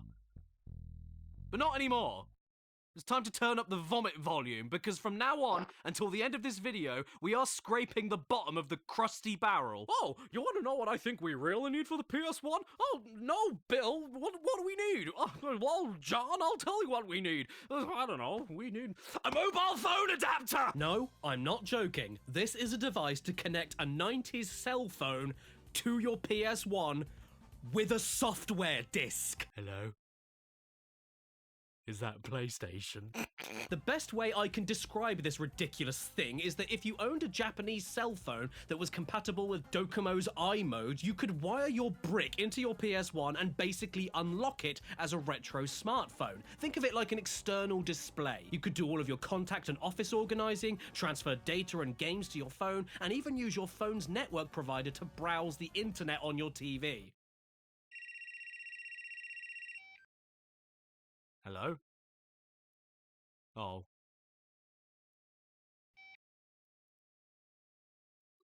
The baby didn't make it. You heard it right here, folks. 1 second you could be on your PS1 playing Sesame Street Sport, and then the next you could plug in your phone and mash one out. Have a look at this Mayan artifact. Motorola graphite. They aren't even pretending it doesn't look like a slab of concrete. You know what, though? I do miss the days when bad phone signal meant grow more phone. And this thing is so old, the battery turned into sawdust. Have I sinned this man? No, I haven't. Ding dong ding, there's someone at the ding. I wonder who that... Yes? Hello, Caddy. Oh, cripes, it's my evil twin brother, Paddy! Yes. So what do you want? Is that a PS1 train controller? What you're looking at here is the Go 2 Premium Pack, a Japanese-only PS1 bundle pack with two things, a train simulator game and a train deck controller that was made only for this single game and nothing else. Choo-choo, Thomas. This thing is absolutely adorable. I can't hate it. It's like a real tiny train for real tiny Tom Cruises. It even has a tiny drink holder for your tiny Mountain Dew.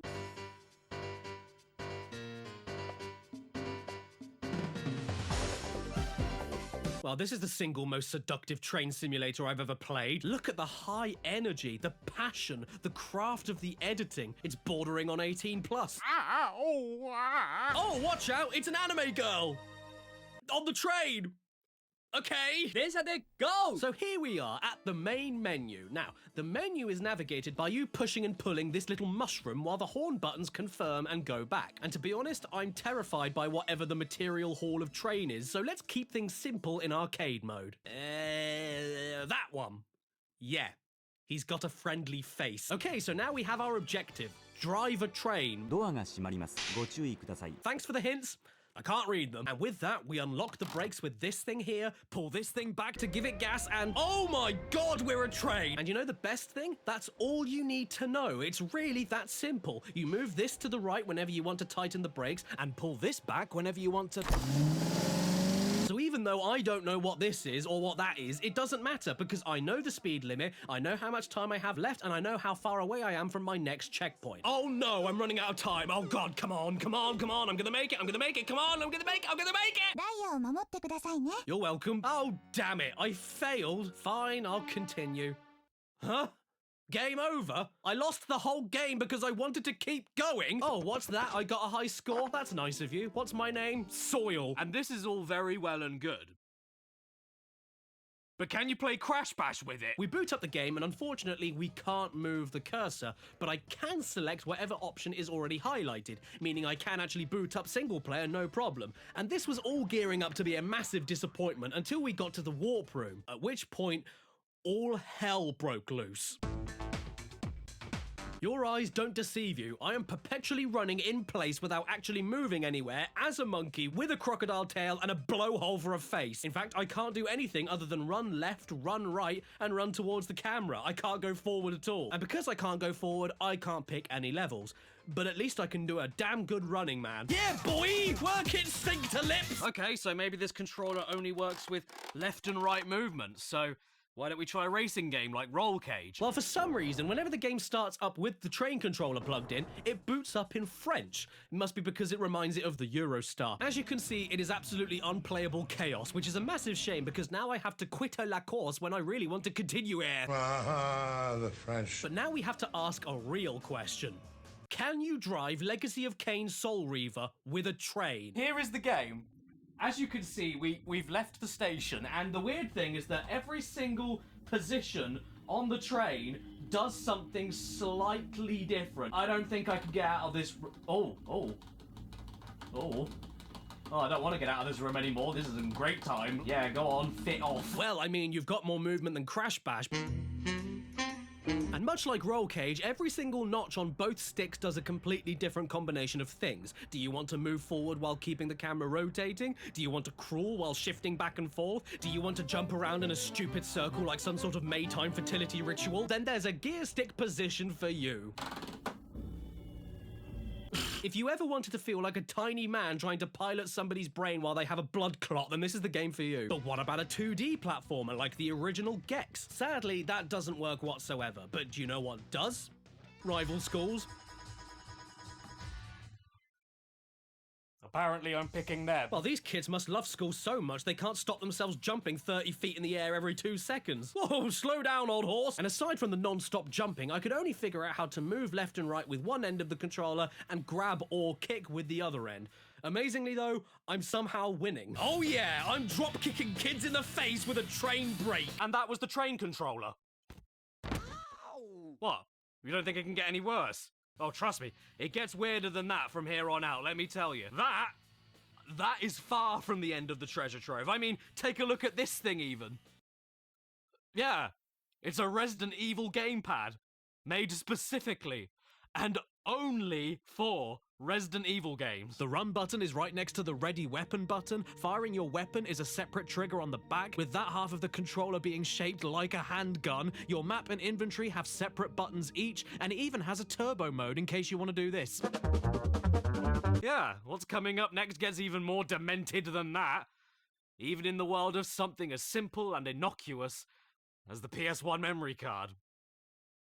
Yeah. Even these tiny little things can be screwed up.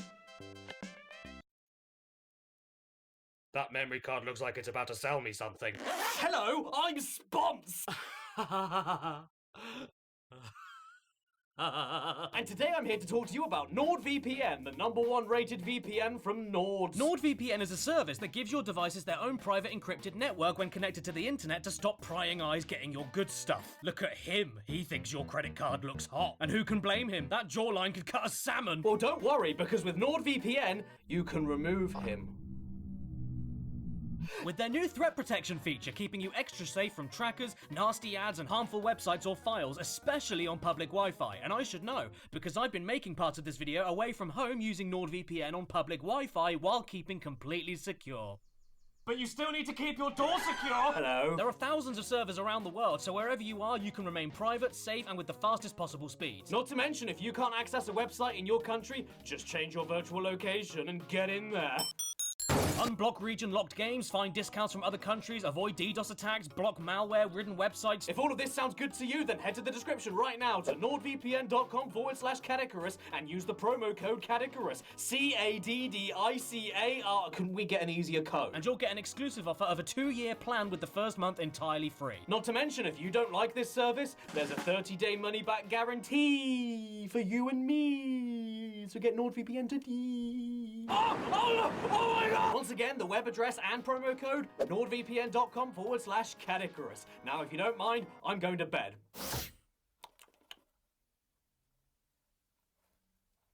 Are you making me save South Park Chef's Love Shack? These were some of the best things about the PS1. You saved your game to these, and not the physical games themselves like with most of the Nintendo library. If you needed to replace your game disc for whatever reason, the memory card was always going to be there to catch you.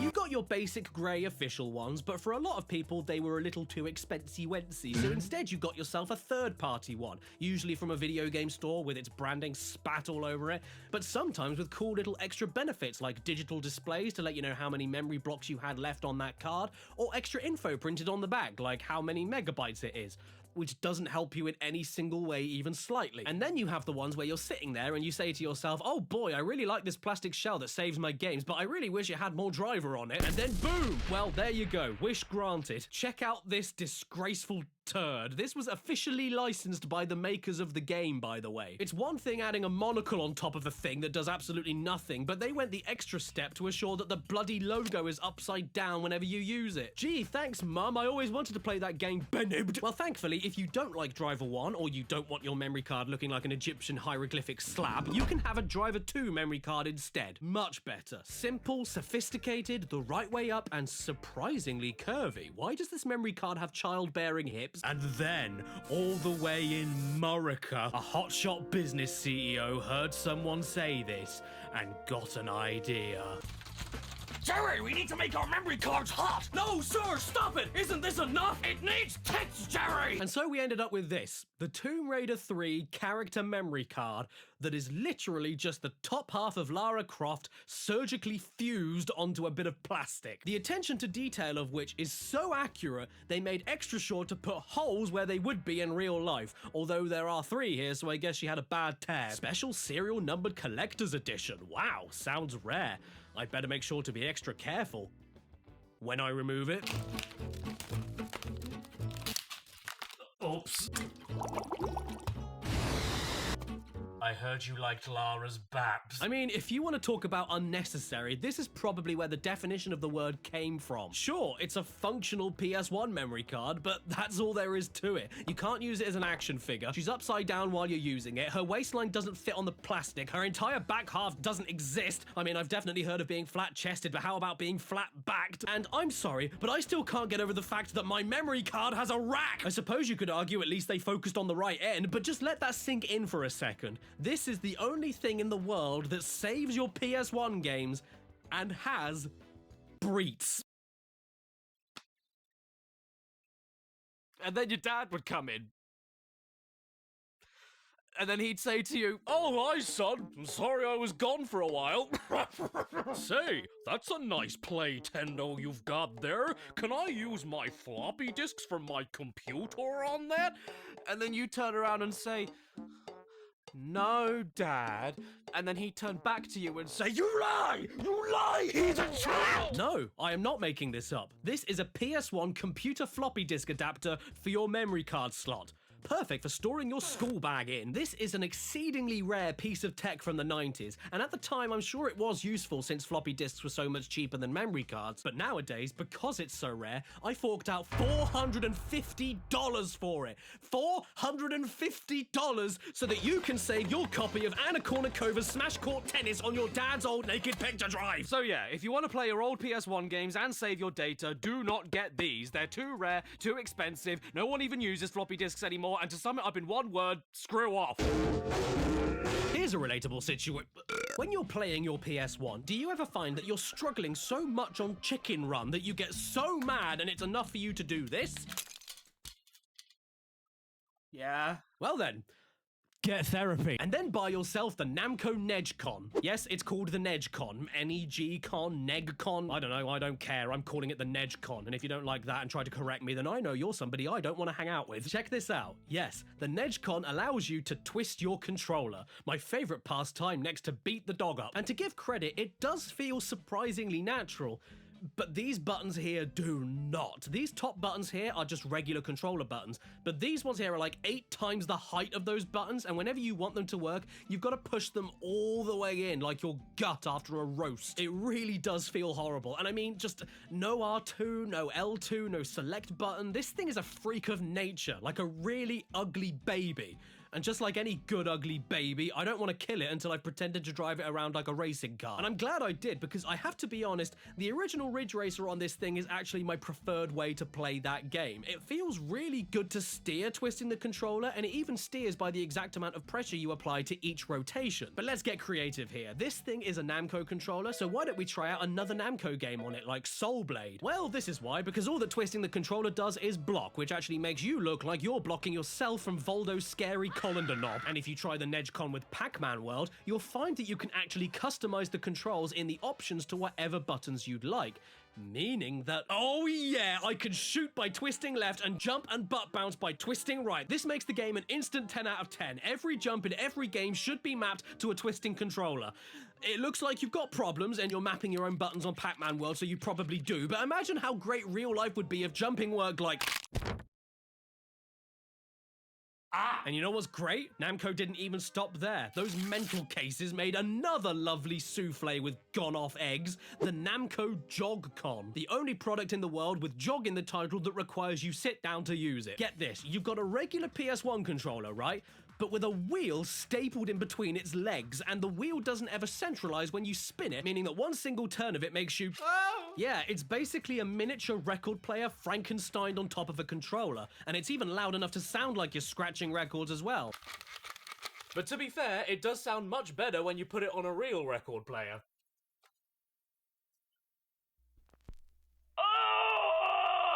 As for the controller itself, it does feel great to hold if you enjoy having your knuckle skin scraped off. And when you play a racing game like Disney World Magical Racing Tour, even though you have a wheel right here to use as a wheel, you can't turn any of the carts, even though this is one of the only single instances where a wheel glued onto your controller would sound like a reasonable thing to do. Welcome to Walt Disney World. Unless you're gay, then get out. It doesn't stop there either. If you try playing Spider-Man, the controller works perfectly fine as a standard controller whenever the wheel mode is turned off, but doesn't work whatsoever when the wheel mode is turned on. And I know what you're thinking. Well, little Jimmy Shitpants, just make sure you never turn on the wheel mode and the problem is solved.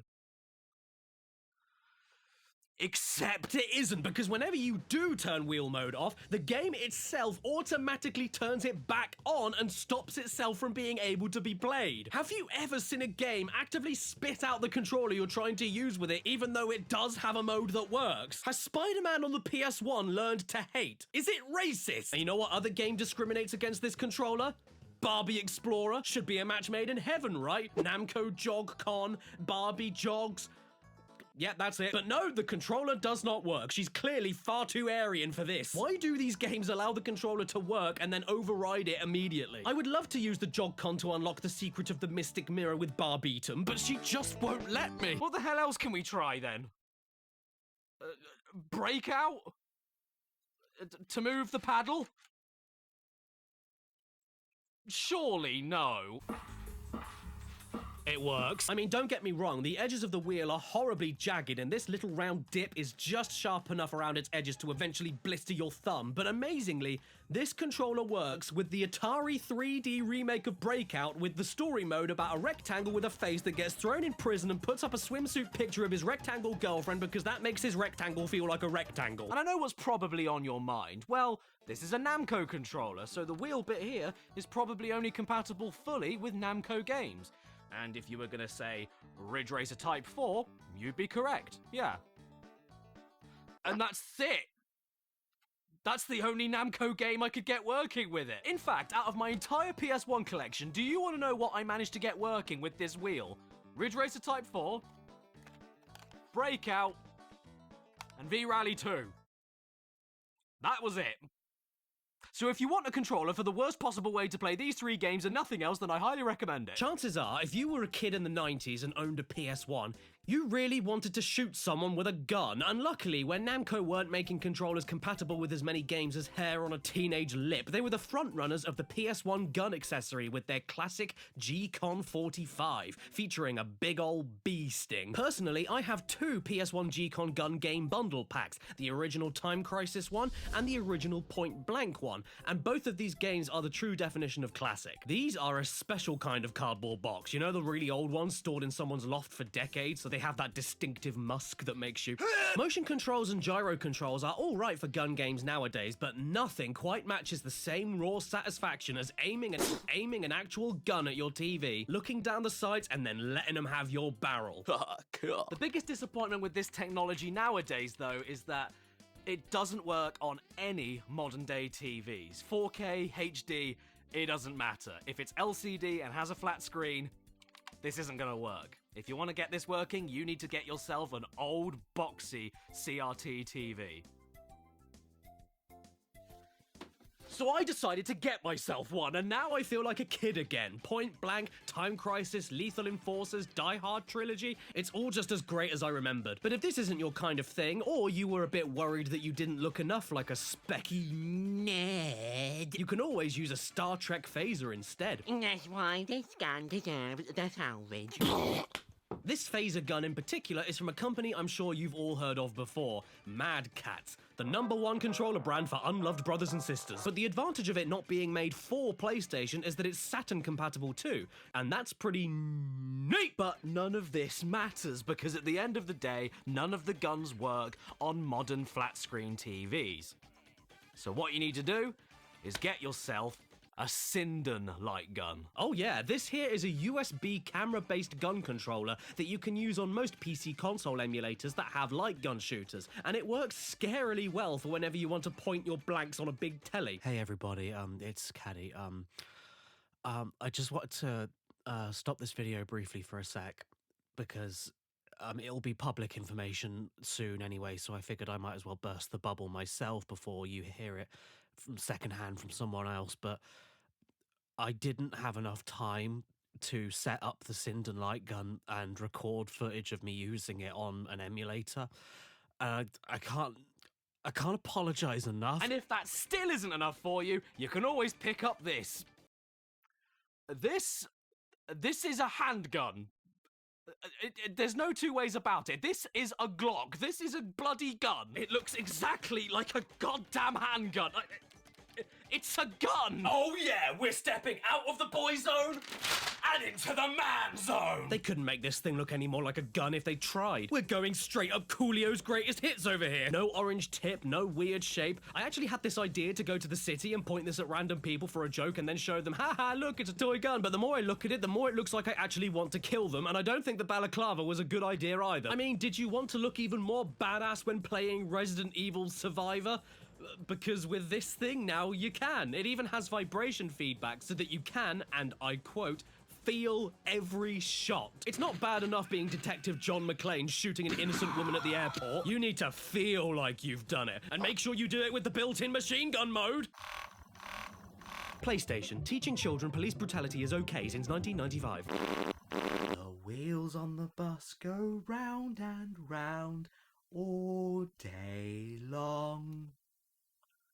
'Cause someone cut the brakes. Oh no, it's Jim! Do you mind? I was just about to tuck into some Pepsi Maximilian. I'm so sorry, but I've got a big circle for you. That's nice, but who made it? Meow. Oh, well now we know it's gonna be good.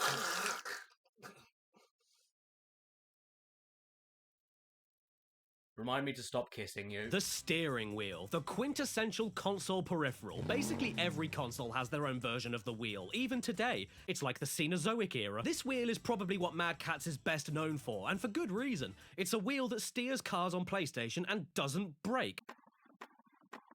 I mean, take it from the racing legend Mario Andretti himself. It's the #1 steering wheel for the PlayStation. Yeah, he really said that. Right before he took his lovely tanned skin and dyed half of it bright pink. Team Mad Catz. Oh, Jesus. Look at these guys. They look like they run around supermarkets and unpeel bananas. The Mad Catz PS1 wheel does everything it says on the tin. It steers, accelerates, brakes, and the vibration feedback on the wheel itself is a fantastic touch. It even uses race-proven foot pedals, which means that they use them in actual racing cars, like this guy's. But you know what I want to know? Can you drive Silent Hill? And the answer is yes. After Harry Mason crashes his car, he then becomes the car. Traffic is great in Silent Hill. I highly recommend it as a cut-through. You want to hear the best thing, though? For some reason, the acceleration pedal is the run button. You hit the gas to make Harry sprint. It's almost like Mad Catz knew we would try this, and I love them for it. Thanks, Mario. Here we go. It's me, Mario. Come on, children. But I hear you. Not everybody in the world has quite the same amount of space in their home for something as thick as this. No thigh gap. So perhaps you'd like to try out the PS1 Ultra Racer controller. Much slimmer, fits in one hand, the healthy option, like wholemeal bread. I mean, it has to be good. It has analog U steering and a non-volatile memory. I wish I did. Honey, you forgot to take the bins out. God damn you, bins! So let's give this bad boy a wash. I'm going to test it with 3, 2, 1 Smurf. The main cutscene starts up, I'm able to skip it, and then absolutely nothing. I'm playing a driving game with a driving controller and I can't drive. It just doesn't work. I don't have anything else to say. I mean, it does do a lot of little beeps. But that's not enough. Come on, you old rotary dial telephone. I want to play 3, 2, 1 Smith. What do you want me to do instead? Twiddle it? Actually, that's all I want to do with it. Who needs a girlfriend when you have this? Okay, fine. 321 Smurf is a baby's kart racing game, probably not made with wheel controllers in mind. So how about we try something a little bit fairer, like V-Rally 1. And before we get into the actual test, I can't imagine when the hell I'll ever talk about this game again, so I just have to mention the music for a second. This tune that plays during the level select screen is absolutely hilarious. It's the funkiest thing ever written, but also sounds like the band drop all of their instruments on the floor every few seconds.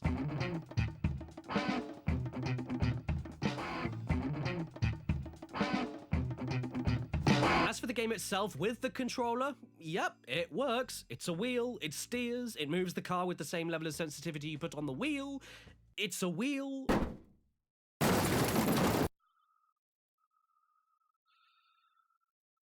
I've got another wheel. The PS1 top drive reactor. It's shaped like a toy car remote control, and it uses the latest active jogging technology. Hey, get back here!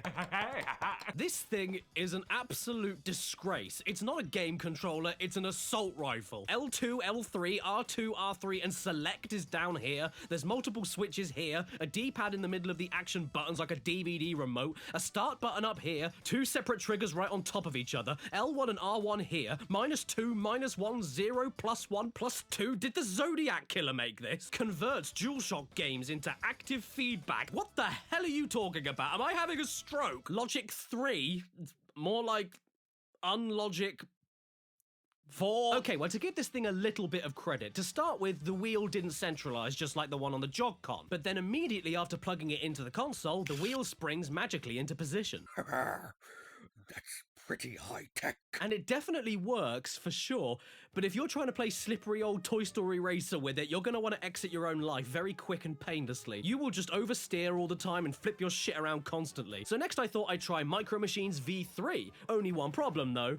You can't go. For this game, you have to use your thumb on the X button. No switches here made a difference. So then I jumped back into Gran Turismo to see if it was just incompatible, but nope, exactly the same story. I couldn't accelerate with this thing no matter how much I tried, so I guess it's just luck that decides whenever it wants to work. And that's exactly what I want with my game controllers that are needed to control the game. Luck. Not that I care anyway, because you can't imagine how uncomfortable this thing is. Steering while holding X like a chimpanzee is one thing, but in general, it's too bulky, too heavy, and it only works with Toy Story Racer, so...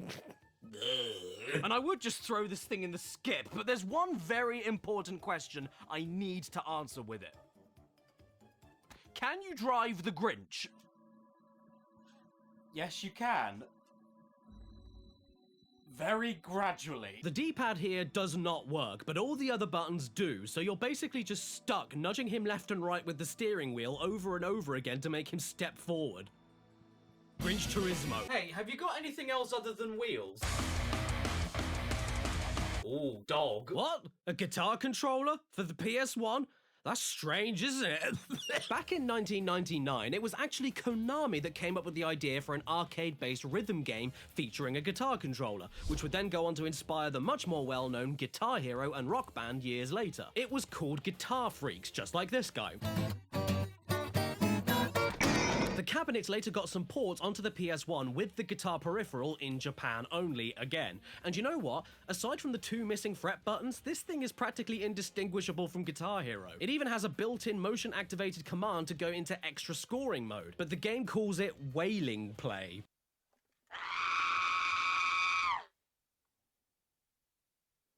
The Guitar Freaks games are basically just Guitar Hero, but simpler and on the PS1. There's not much to say, so how about we try to guitar Dino Crisis?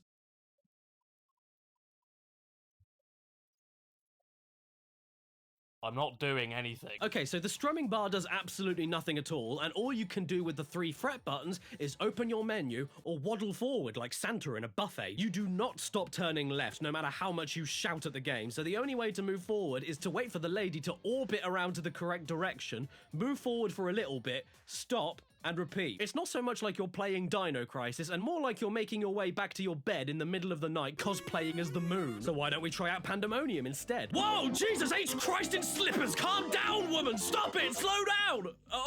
Oh, nothing? Is that it? You're not going to stop? Don't play Pandemonium with a PS1 guitar, more at 11. Okay, last test, Driver 2. A driving game might actually work with this thing. Now, this is one of my favourite combinations, guitar and Driver 2, and I'll show you why. Well, first of all, strum bar doesn't do anything. That kind of sucks, but luckily we've got some other buttons. Red button does that. Not very useful. Blue button brakes, which is useless right now because we're not moving. Green button goes forward, so we can't steer. But my favourite part of all of this is that tilting does this. Ah! Whoa! Whoa! Whoa! Oh, hello, I noticed you there. Say, do you like my new gaming peripheral? It's a wrist strap finger piano!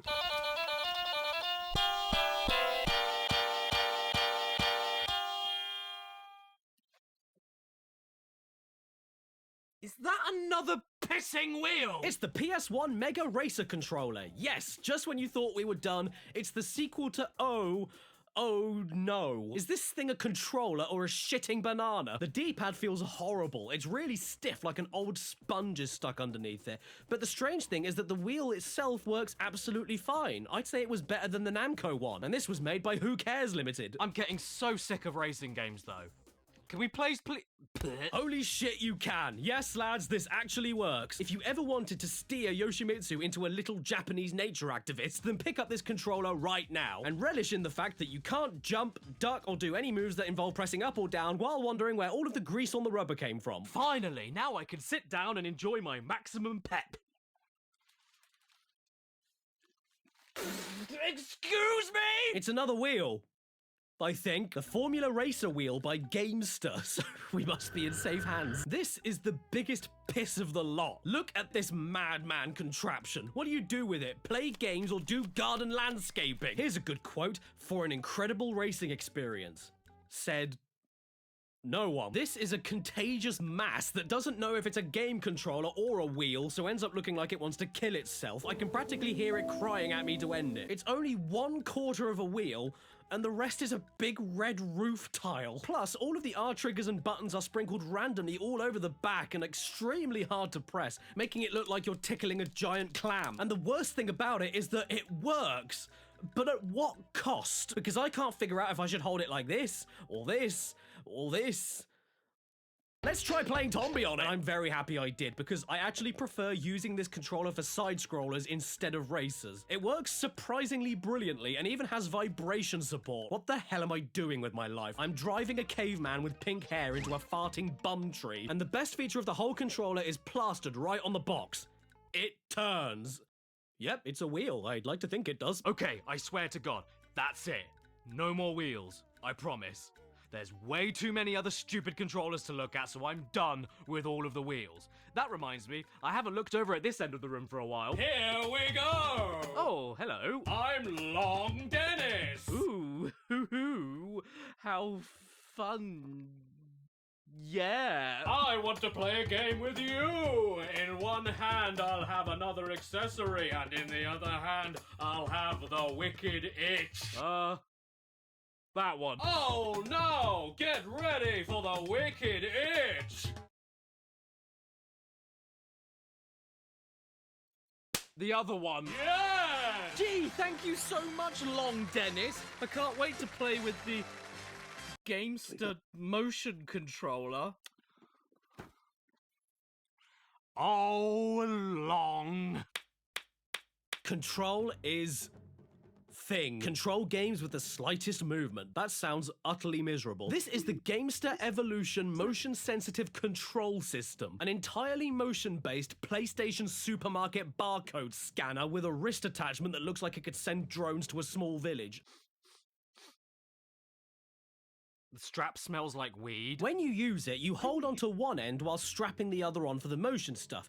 But while using that end, you need to be certain that you're dead central on all axes the entire time, which means holding your arm out like this, looking like if C-3PO was made of ham. The idea with this half of the thing is that you can program any PS1 button you want onto each tilted direction, combined with the physical buttons here. So if you want to play Muppet Race Mania and make accelerate shutting the trapdoor and slowing down, oh, steady on, boy, then you can do that.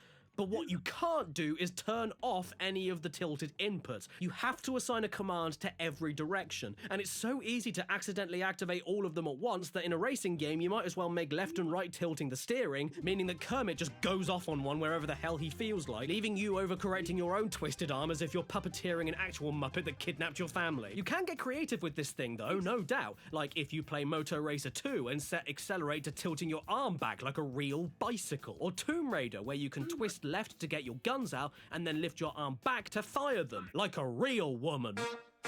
But overall, it's absolutely horrendous, which makes this half of the controller even funnier. All of the buttons are right here to press and work. So why don't we just use them? But I can't let this thing beat me. Give me a game to beat with it. Any game at all. I'm Cad the Chad. I can handle it. Where's my reptile puzzle? Oh, Christ, we're all dead. Oh no! This is going great. I can't even get out of the playpen. Look at this! Look at this! I love it. I love it so much. Oh, no. Oh, dear, I'm on the table. Tommy, get off of the sofa! You're gonna hurt yourself! You can't handle anymore! You've already given yourself brain damage as it is! It doesn't matter what mode you're in or which way you twist the ant coffin, this lousy great dollop just doesn't work. But surely it must. It has audio sounds. Well, I suppose if you want to play Rugrats and actually feel like an infant that can't walk, then this is the way you want to do it. How about we try a rhythm game like Jamalami?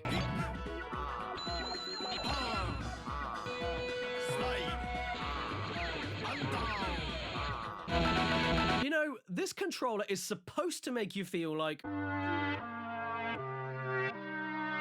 But in reality, you look like this. Not to mention, it absolutely kills your arm. Am I Jim Caddick or bloody Geppetto? But hey, you know what else this thing can do? It can be used to map analog stick directions. So you know what that means? Ape escape, baby. Only problem is you can only do one of two things. One, program this thing to read only one analog stick, meaning you can only run or use gadgets. Or two, program two directions to use gadgets while the other two directions move you around. That's what I did. Look at me go. All I can do is move left and right, and even then, I can't really move left or right. Go on, Spike, you can do it. Ignore the chafing. Well, at the very least, I can do this. Yes. Finally, my lifelong dream realized. I can cast a monkey net like a camp whipping boy. I'm absolutely stunned that this doesn't work, but how can that be? It incorporates dual force and technology. Come on, I can catch a monkey, at least one monkey before I quit. Come on, come on, come on! Oh, this is pointless. I can't catch anything with this. It's easier catching head lice. Nah, man, I'll show you the real way to use this bad boy. Boot up Tekken 2, program left fist attacks to tilting forward, input the first-person mode wireframe cheat, and immediately, you are part of the game. Even I have to admit, coolest thing I've ever done. The Gamester Evolution, made for men with cardboard beards. Oh god, finally. You know what though? Sometimes you don't want gimmicks. You don't want wheels, you don't want motion, you don't want guitars, you don't even want trains. Sometimes you only want a controller that isn't made by the people who make the console. And that's where third-party controllers come in, like with this Titan Concepts controller I've got here, for use with PlayStation or the P-Zone, made in China by Paul. A lot of these kinds of controllers are the same thing. They function identically to Sony's controllers, but break within one day. They can sometimes come with extra benefits though, like the pre-mentioned turbo button on the Resident Evil pad that automatically presses a single button for you over and over again faster than you can think. But what got me interested in this controller in particular was this little feature here, a slow mode. I have never heard of this before. Well, while I'm already here, let's try it out on Pappy Rappy. Huh. Okay, how about Shadow Man? Right, so slow mode doesn't do anything here either, which sucks because Shadow Man could really do with running slower. Turbo mode works absolutely fine though, meaning I can do this. This begs the question though, what does slow mode do? Well, believe it or not, it took me multiple tries in multiple games before I landed on one that made me figure it out. Santa Claus saves the Earth. So get this, when you aren't using the turbo button to make Santa have a sugar-induced heart attack, the slow mode actually does this. Yes, it pauses and unpauses the game as quick as the game you're playing allows. And that's it. This is apparently what the controller calls slow, and I can see why. because it's stupid. Metal Gear Solid, it did exactly the same thing. Mr. Domino, a game that could really benefit from a slow mode, did exactly the same thing. The only, and I repeat, only time this slow mode would actually help you is if the game you're playing has a pause screen that is instant and doesn't flip between two totally different screens all the time, so you're left going blah, blah, blah all over the floor. Rayman 1 is one of those games, and sure, it's tolerable, but if you'd rather play the game like this, I'd have to interview your parents to find out where they went wrong with you. Crash 1 is another one that works, and it's probably my favorite because the music and sound effects don't pause along with the game, meaning that if you die, you get treated to an extra long game over screen, just as painful as actual death.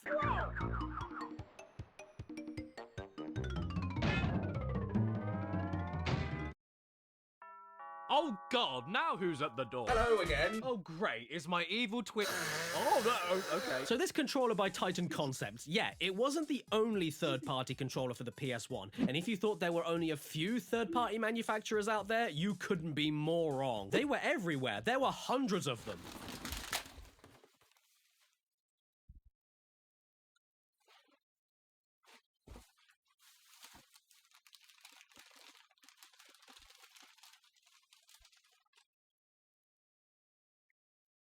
In the news today. I found this giant box of them on eBay, and there are some right sorry cases, let me tell you. What's this? Wild Things? What do you think I am? A grizzly bear? What's this? EB? Yeah, you know what I thought was missing from the PS1 controller? The L2 and R2 buttons being on the top, the L1 and R1 buttons being on the front, and every single other button being in completely the wrong place. What realm of chaotic evil did this thing come from? Electronics Boutique? What are you? A hairdresser's? What's this? Oh, okay, another Gamester. That's good. Sensitivity, low, medium, or high? What? Do you not like being bullied? And why are the grips on a right angle? Is this a video game controller or a shelf? What's this? 4 gamers? This isn't 4 gamers, it's 4 fruitcakes. Who in the shit out there wanted their controller to look like the letter H? Oh, atomic!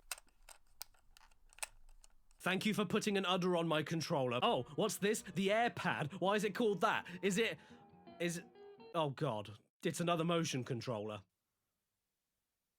Heads up, dude! Feast your eyes on this godforsaken sack. What do I even say about it? It's like I'm playing a game with a dinner plate but without a tasty pickle on it. Basically how it works is that you turn the tilt mode on and through the power of air it acts as a D-pad.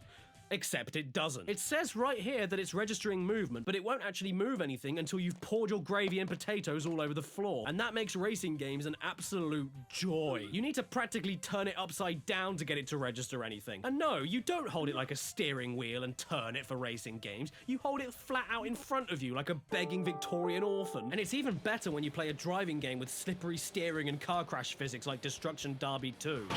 Oh, well shit, there goes my hood. Oh, and don't even bother trying to type your name with it unless you're called Poor Snop. Hang on a second.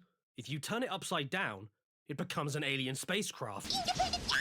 But does it work with anything else? Like Cash Panuka 2? Yes, it does. Surprisingly well, in fact. But it's terrible. It is so unbelievably delayed, but every single other button is fine, including the D-pad. You've got all the buttons you need right here, so why would you need to turn the tilt on? I mean, sure, it does emulate analog stick sensitivity, so if you ever wanted to make Crash walk like a dying Elvis while you give your controller a long sniff, then this is the thing for you. Well, while we're on a 2 binge, let's check out Medieval 2, because you can't have enough 2s unless you have a Doria. I do! Luckily, it works, but man, is it awkward. If you want Dan to run anywhere, you need to beg until your arms fall off. And the gangly, spastic movement he has makes something as simple as walking into a sword to pick it up practically impossible. Overall, if you want to play any PS1 game at all but make everything about it worse, pick up the AirPad. Somebody should do 100% challenge runs with this thing. Don't look at me. I choose life. And speaking of life, here's a thing that looks like it could resuscitate it back to you. The PS1 programmable joystick from the Game Machine Input Device series. And I picked this up with my arms from the Body Skeleton Limb series. In all fairness though, this is a really neat piece of tech that works like any other third-party joystick, except that you're able to assign any action to any button. And it even comes with a sticker sheet for your ultimate pro gammon setup. And some of these stickers do make perfect sense, while others make me question what kind of games people are picking up. There's a button to make your car go and another to make your car crash. There's a button to release a nuclear bomb. There's a button to make you fart. There's a button to make you fart on a ball. There's a button to make your friends never talk to you again. And when you're finally sick of all the ways you can give off eggy gases, there's even a button to make you give up and cry. Moving on, here's a special little gadget I got from Germany this time, which is pretty cool because the package it arrived in came with a free page of German newspaper for all the latest special offers, just in case you were looking for a Westerschirm Linomatic or a Globus Wiener Würsten. The accessory itself is actually a one-handed controller for the PS1, and that's honestly a great idea. I've always wanted to play Lego Island 2 while eating my Doritos and leaving my fingers crumbly and greasy. After all, you can't just assume that everyone that likes games can use both their arms, or even has both of their arms. And after using this controller, maybe that's for the best. Take a peek at this thing. I want to play video games with it, not eat cereal. I get it, accessibility is very important, but you know what else is? Using action buttons at the same time as moving, which you can't do here. You try playing Doom with one hand. You bloody try. Strafing and weapon switching is over here, shooting is over here, while moving is over here, sprinting is over here. It's a total mess. But screw Doom, how about we play something manly like Klonoa? Which is a little better because whichever direction you move, the same action buttons are right by your thumb. But the trade-off for that is the skin on the end of your thumb. Honestly, the games that this works the most reliably with are the simplest ones, like Tweeny's Game Time or Teletubbies. You know, something not taxing whatsoever so that you can play it while looking at the newspaper and ordering some chili Heidelbeeren. Well, maybe you could play Karashi with it as well, and you could even look up the solutions to the puzzle while you play. And I suppose you could always use it with a mouse for Quake 2 or Final Doom, but now we're getting way too specific. Basically, if you can play the game with your eyes shut, you can play it with the one-handed controller. Anything else is not worth it, which is a huge shame because it would be great to have a controller that you can use while itching your leg. Jeez, it's getting cold in here. I'm just gonna zip this up quickly. Hello! Oh my god, it's world-famous singer-songwriter Nicole Shirt Zipper. I'm managing a hot new rap band and they want me to give you their new merchandise. Oh, cool. What is it, Nicole?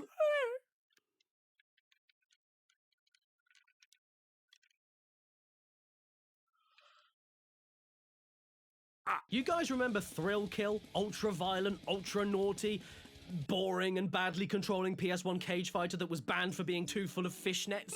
Well, the game may have been scrapped, but the code itself never was. Long story short, it was repurposed into another PS1 game starring the rap group Wu-Tang Clan, and some copies came with this controller. This is exactly what you think it is. It's a PS1 controller shaped like the logo of the Wu-Tang Clan, meaning you can finally play Parappa the Rapper the way it was meant to be played. It is, without a doubt, the single most uncomfortable thing I've ever held. And I've held my own children. Every single button does not line up. There's absolutely no grip for your palms here, but a giant claw for your knuckles there. The triggers jut out and are also not aligned. And the worst thing about it is that this was easily the most expensive controller I got for this video. Including import fees, this moronic object set me back $400. This is a collector's item.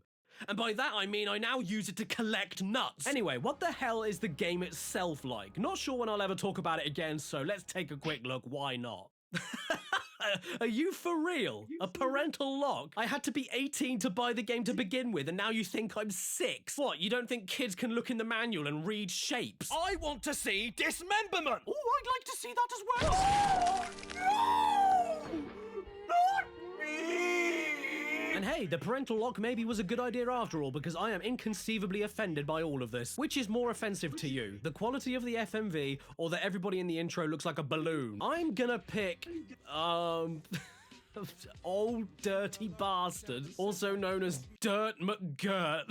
he is my kind of guy. Somewhere in China, present day, a load of monks are preparing for a Wu-Tang Clan concert when Old Man Haggis gets way too close to the camera and says he wants to go to America and force the band to teach him their own martial arts so that they can work together to take over the world. What am I playing, and what am I playing it with? The game is everything I was expecting. It's thrill kill in every awful way. No control over whereabouts you attack, no focus, no strategy.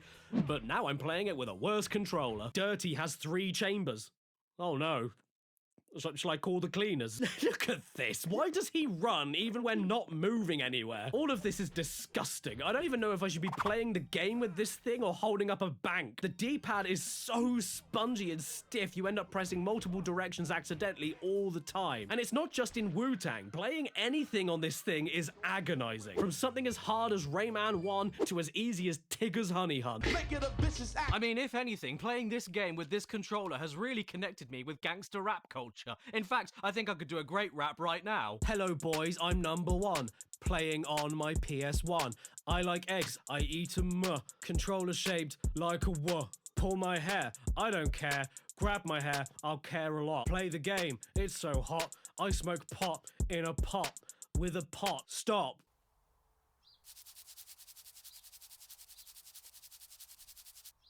Don't stop. I like Tupac, he led the way. His name is very nearly Toupee. In conclusion, this controller may be the worst thing that I own, but at least it's not a BP controller.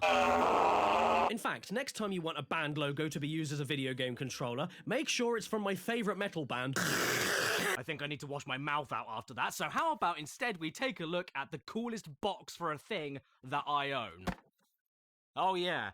This is a PS1 Tekken 3 arcade stick. Very, very cool looking thing indeed. I mean, if you ever wanted to give Nina Williams 4 jugs, then this box is all you're gonna need. Once you get the old bad boy out, it quickly becomes nowhere near as cool as what it's kept in. The sticker here looks embarrassingly cheap, and it's an extremely basic joystick without any shoulder button inputs. But still, I can't deny it's cool as hell as a complete package. Just remember that if your child has an upside down head, they can't play it. And I know you really want to, but you're not allowed to set your child on fire. My favorite thing though is that inside the box were these crappy little trading cards with the most unimpressed and uninterested Lei Wulong I have ever seen in my life. Whoa, don't get too excited, Lei. You'll give yourself piles. So ultimately, even though I do love the box, the contents inside is a little bit disappointing.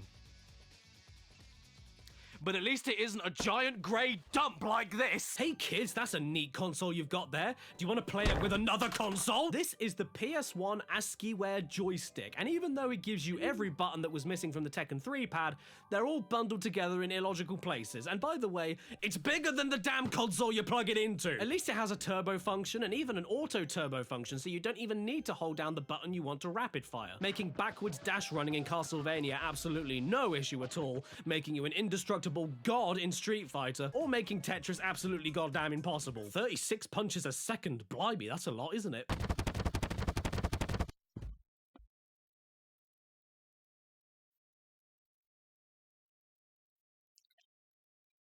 Ow, my face. I don't know, maybe I'm being too harsh on it. I mean, after all, it is called Slech. What's that?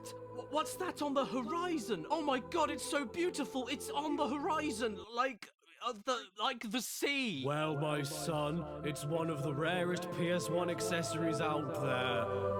The Boil controller.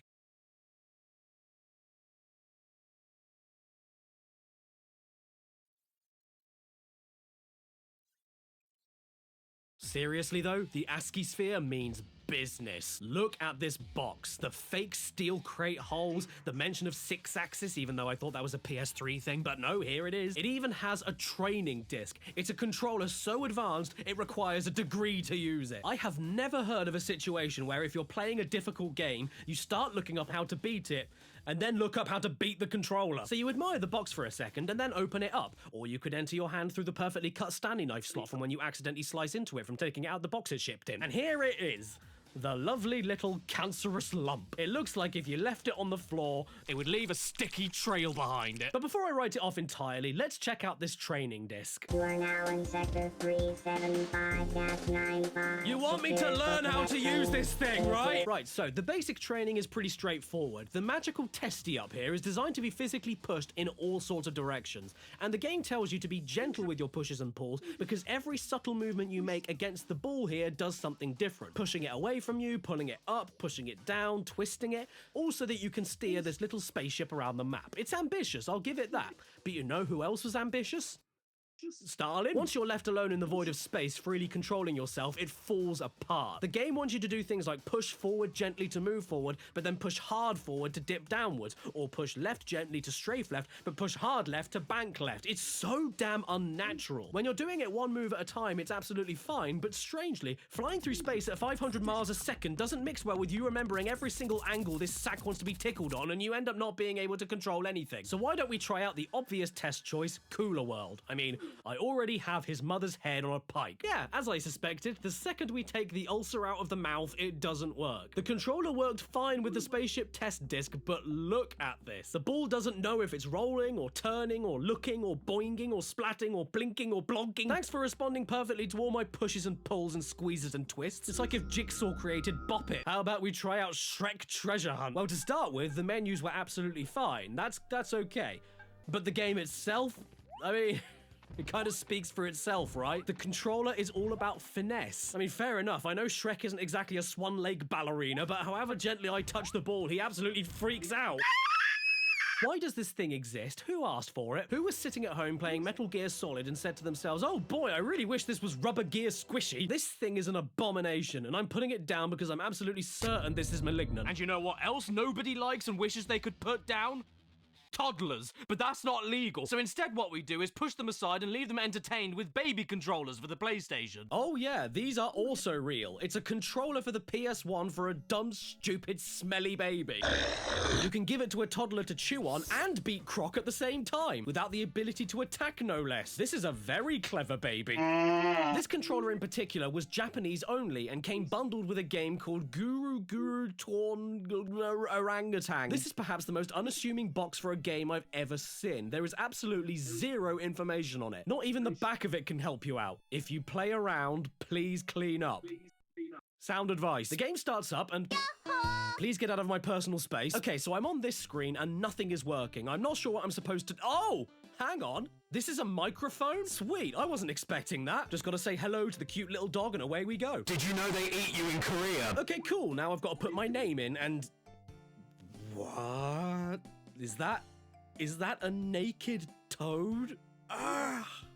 Well, at least they can't reproduce. Okay, cool. I guess I've got to pick where I want to go now, so I'm feeling a little bit drawn to the top one, and then, yep, feeling drawn to the top one again. I think what we've got to do here is shout into the microphone when it's safe to cross the road, but maybe I need to know the Japanese word for go, because I can't get them to move. Go, go, go, go. Ah! I changed my mind. Back, back. Yay! I finally did it right. I wish I didn't do it right. Let's try another game then. How about this one by the Kidney House? Here we have to pick the oven that we want to jump inside, and then we... I honestly have no idea, but I'm gonna go and eat this cookie here, and... yeah, I'm getting way too ahead of myself. I'm gonna quit before I mess it up. Oh no, I won. Okay, well, what do I do now? I don't know, but anywhere is better than here, and good timing too, because the poor dog clearly wet itself. Oh, okay, we've got some hide and seek now. Haha, you can't get away that easy. I see where you went. Oh, my mistake. I thought I saw you go in there, but you clearly didn't, because instead I found a little old man. Then this duck arrives for the fun, and...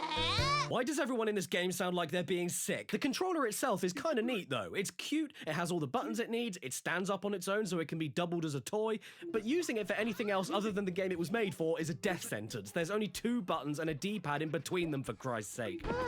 Uh-oh. I'm... Dad? Look at the way this smug asshole winks at you. He knows you can't do anything with him and he thinks it's hilarious.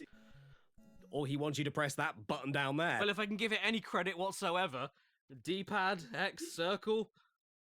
It's the perfect controller for Pepsi, man! And this wasn't the only time Japan did this. They had exactly the same design used for Michael Rat. And even more confusingly, Winnie the Pooh in a combo pack. You get a controller and a game. 2 Poohs for the price of 1. And I'm personally very excited because according to Google Translate, when you talk, Mr. Wow will answer. Oh, and check this out. You can even wipe the trumpet and you can also lottery. Gambling and kids go hand in hand. Well, this kid likes gambling anyway. Hello, everybody. My name is Markiplier. Plus, if you really want to, you can always use the Wu-Tang Clan controller with the game so Winnie ends up in the Pooh-Tang Clan. Please forget I ever said that. Don't hurt me, Pooh. Okay, good. Pooh is dead. Right, so here's the main menu, and all you can do here is waddle Pooh around like he's in a game of Monopoly. This animation kills me. The first thing I ran into was a dandelion blowing minigame where you need to blow into the microphone to get it working, and that's kind of cool. Except the microphone responds to any noises, not just blowing, so you don't need to blow at all, and you can just go... Or you can blow over and over again into the mic to make Pooh sound like he's sucking a golf ball through a hose. Oh, check it out! I found Eeyore's Casino. No, I'm not joking. You take your lottery tickets, put them in a hole in a tree, shove Pooh in the hole, watch him inflate, wait for him to... and then win a spider, which makes Pooh go... You want to know the best thing, though? The microphone itself is actually mapped to the PS1 controller's shoulder buttons, meaning that you can shout at Croc to make him shimmy left and right. And you can play Tenchu, hiding in the dark and stealthily slicing up your enemies with... I'm right here, surprise! And you can make Crash Bandicoot slide with... Whoa! Whoa! Whoa! It works with basically any game you can think of, but don't try out Tomb Raider 2 unless you really love rolling around on the floor. Now, I wonder what happens when you press Mickey's button down here. Don't even think about it. Well, you know what, Mickey? That's too small for me anyway. I prefer my buttons nice and big. This is the once again Japanese-only Kid Station controller. Warning, if your kid is crying, this controller will kill them. Look at the size of this beast. If this controller had an exercise bike, it'd be dusty. It was made for a series of games in Japan that branded the Kid Station logo on the cover. If the game had that logo, you could use this controller. And yes, this finally means I can play my copy of Thomas the Tank Danking the way it was meant to be played. Hey there, fat controller. Do you want to see my fat controller? Logically, tiny buttons should be great for tiny fingers. But if you're 3 years old, those fingers spend more time in your mouth or going... And that's why this controller exists. No mistakes will be made with this, no sir. Just make sure that the game you play doesn't involve moving anywhere, because... Yeah. What you can do, though, is use it with the mouse, which is great, because I've always wanted to play Terry Pratchett's Discworld with a bongo. I like this controller. Dad, what the hell is this thing? And if this is what your kids look like when they see the controller, just wait until you see what happens when they play with it. Ha ha ha, this pleases me. You know what I've always wanted to know? What English words are young Japanese boys wearing on their pajamas? Let's have a quick look. High, super, point, mile, cham, picnic, field, the mitt! Actually, scratch that. Pick yourself up the PS1 fishing rod, the only controller that allows you to get a rod and go fishing.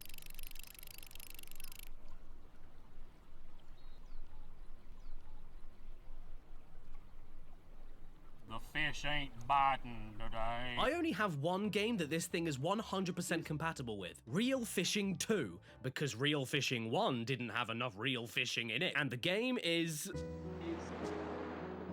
Yep, this is Real Fishing, all right. It's real fishing because nothing happens. Look, it's really cute that you can throw the rod to cast the line with motion controls, and the reel itself works well too. But whatever bait I use, wherever I cast, how fast I reel, it doesn't make a single difference. I'm glad the controller works, but the game just doesn't care. Oh my god, I got a fish! Reel it in! Reel it in, boy! Reel it...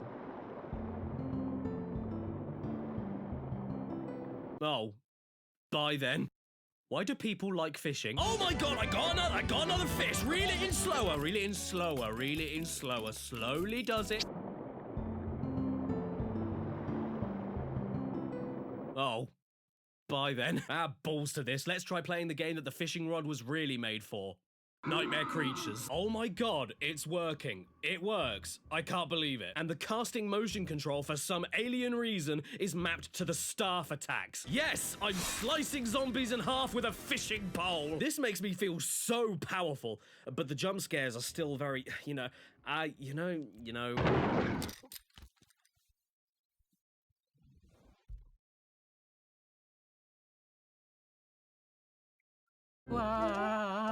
At this point, I started to think a little out of the box. Maybe this reel thing here works as a paddle of some sort? So I tried out Buster Move 2 to see if I could move the cannon with it, and nope, it didn't work. I could not. Then I thought, hey, wait a second, this here is a left analog stick, so maybe this acts as a right one, meaning that I tried out Ape Escape, and sadly, it didn't even pass the menu screen. Then I tried RC Stunt Copter, and the exact same thing happened. So what about racing games then?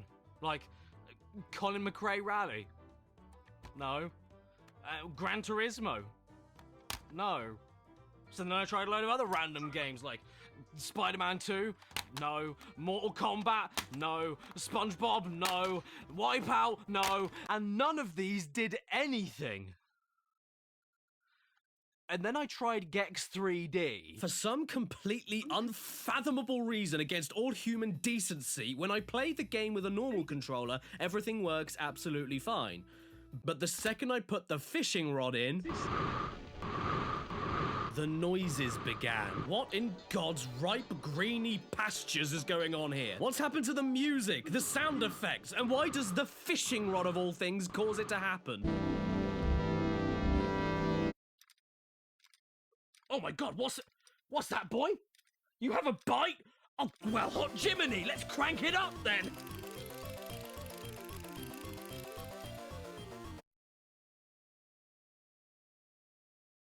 I wound in the lead winder. I know what you're thinking. This is the worst thing I've ever seen in my life.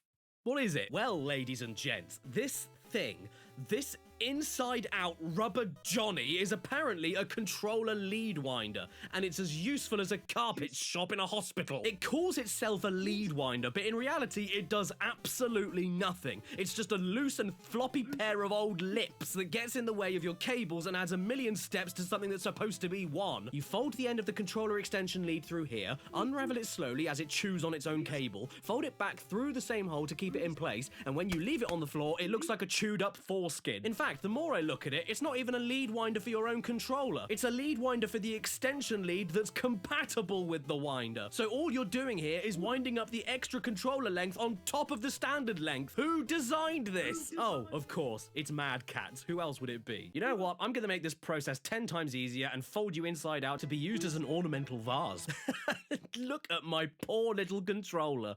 It looks like it needs circumcising. And while we're talking about cutting off the end of your gentleman's whistle, here's the PS1 cockpit. Released by Optech, an anagram for PC Toe, this is the PS1 cockpit, and holy shit is it ugly. It feels like you're holding a knife and fork that you can't separate. The best thing about flying a plane with a cockpit controller in a video game is flying a plane with a cockpit controller in a video game.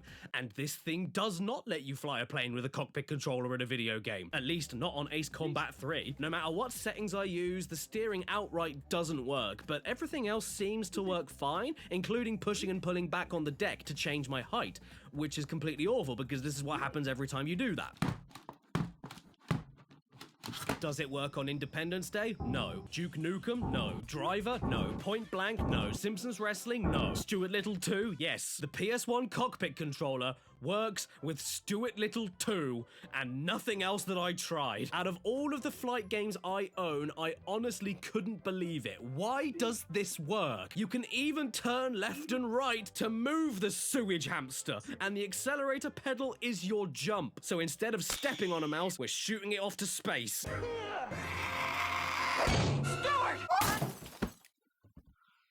This is the PS1 Flight Deck Simulator controller for use specifically with this game here, Jet de Go. In fact, this is from the same exact company behind the train simulator from earlier. These guys love themselves some public transport. Where's their bus controller featuring old solid chewing gum? My favorite thing about the controller, I have to say, is the back of it. Why is it shaped like this? If it were any bigger, you could go and watch an opera in it. I have two. Oh, Jesus. Here we go again with the overstimulating intro cutscene. These people really like their public transport. This time it even has a love letter at the start. Do I have to sit you on my knee and explain how a relationship with a plane isn't gonna work? Lesson? I don't need to learn. Let's go right into flight mode. Gonna give myself some power for the takeoff. Whoa, it vibrates. Oh my God, it actually makes you feel like the wheels are running along the grooves of the track. This feels pretty realistic. And then when you eventually take off, the vibration stops gradually as more weight is taken off of the wheels. This feels weirdly authentic. I way prefer this over the train game. I'm sure that's fine. See? Look at that. I was a success. I even learned to land the plane too. There's a button for wheel deploying and another button for braking while the steering wheel shakes around as you slow down. I am unironically loving this. Say hello to Captain Bermuda Triangle. I mean, I can't tell you what is going on or what anybody is saying, but I must be doing good because I got awarded some more X-rated plane footage with a guitar solo.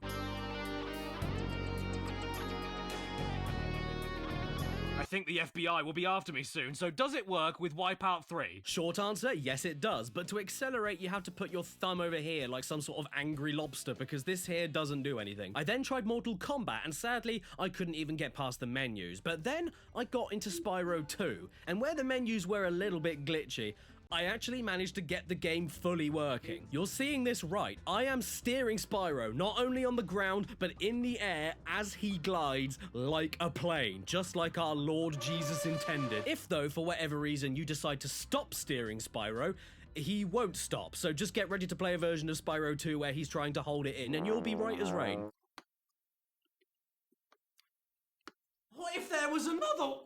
Yep, believe it or not, there is indeed another PS1 flight stick. Apparently, this one claims to be able to work with any flight games, and the seller I got it from even mentioned that each of the sticks here acted as analog sticks on a DualShock controller. So you bet your juicy ass I went straight into RC Stunt Copter to try it out. My name is Ene. Well, blow me down and call me Blow. This is actually amazing. It works really well. With each analog stick getting its own dedicated joystick, I breezed through the Stunt Copter training within a few minutes, and yes, it still sounds like you're trying to get the instructor off. Hold it. Good. Easy. Hold that position. Good. Now hold it. Okay, almost done. Oh my god! Oh, I can't believe it! Woohoo! You've done this before, haven't you? And unfortunately, it also looks like it. But he has two. No, don't use your left thumb. And don't use it to write with or open doors. I'm Adolf. G-Police. You know who works there? The G-Policeman. Holy mother, this font! What does any of this even say? New mittens? Onions? Johnny? I mean, the controller works with the game, no doubt about that. Game's shit though, innit? And by the way, your hardcore scary police squad is an acronym for guinea pig. Next, I thought I'd give Forsaken a shot. It's an underrated PS1 first-person shooter in a little flying craft, and yep, it works wonderfully with this controller as well. But the one I was really hoping to get working was Ape Escape. I mean, think about it. Dual analog sticks, dual grabby sticks. It's perfect, right? Well, no. I tried it. It didn't work. And that makes me a saddy caddy. And you know the best thing to do when you're sad? You dance for me. Dance, dance, my little puppet. Dance the whole night away! Oh yeah, how many of you had one of these bastards in the PS1 days? The dance mat. Just about as nostalgic as you can get. If you owned a dance mat. This one in particular is a special one-off mat that came as part of a bundle pack with the PS1 version of Jungle Book Groove Party. And this box... This box should be studied in box class for how not to make a box. Just look at this dreadful heap. The 2D car, the snake right above the ugly 3D PS1 renders, the vultures that are the size of peas, the game box window that doesn't keep the game it's displaying inside the window, Mowgli's teeth. How could you not grab this off the shelves and buy it immediately? One of the biggest selling points on the box is that Lou Bega has a music video in it. No? Well, how about the fact that the dance mat is called the Thrustmaster?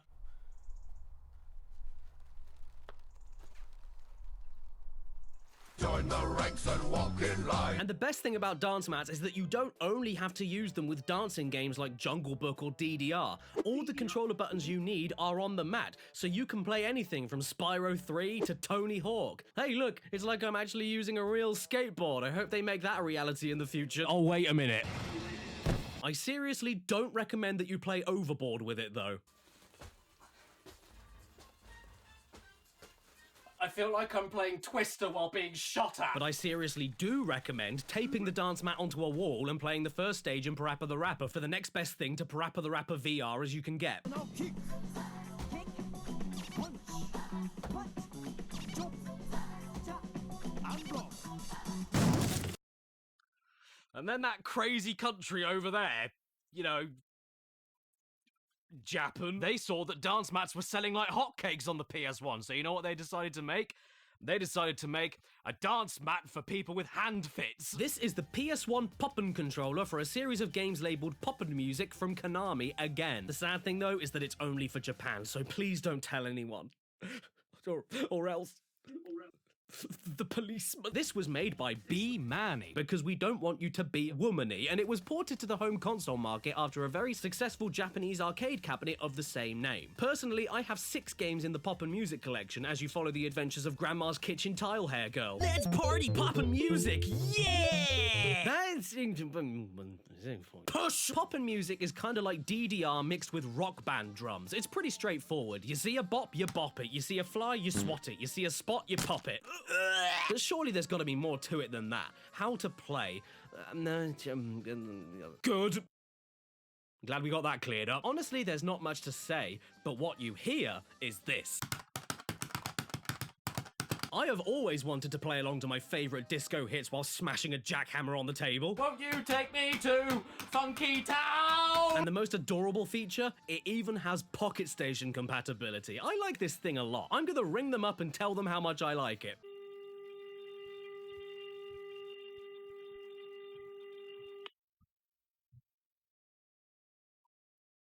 I think I called the Yakuza. But I know what you're thinking. Does it work with other rhythm games like Vib Ribbon? Well, you'll be pleased to know it sure does. And half of the fun is trying to figure out which button does what. Yes. Yes. No. Alright, then how about if we try the best rhythm game of all time? Tarzan. Has anybody got a wipe? Amazingly, everything works, except for the fact that I can't run backwards. So if you're a Tarzan PS1 speedrunner that doesn't ever need to run backwards, this is the controller for you. Personally, I always wanted to smack a bit of plastic to call for a gorilla hint, so I'm very happy. The buttons themselves are really sensitive though, so if you do so much as breathe too heavily on it, you might— No, go away! Leave me alone, Turkish delight! Stupid traffic light pop-off controller. I'm gonna run away to Crash Team Racing now. Everything here in the menu works wonderfully, and I was getting really excited to play the game.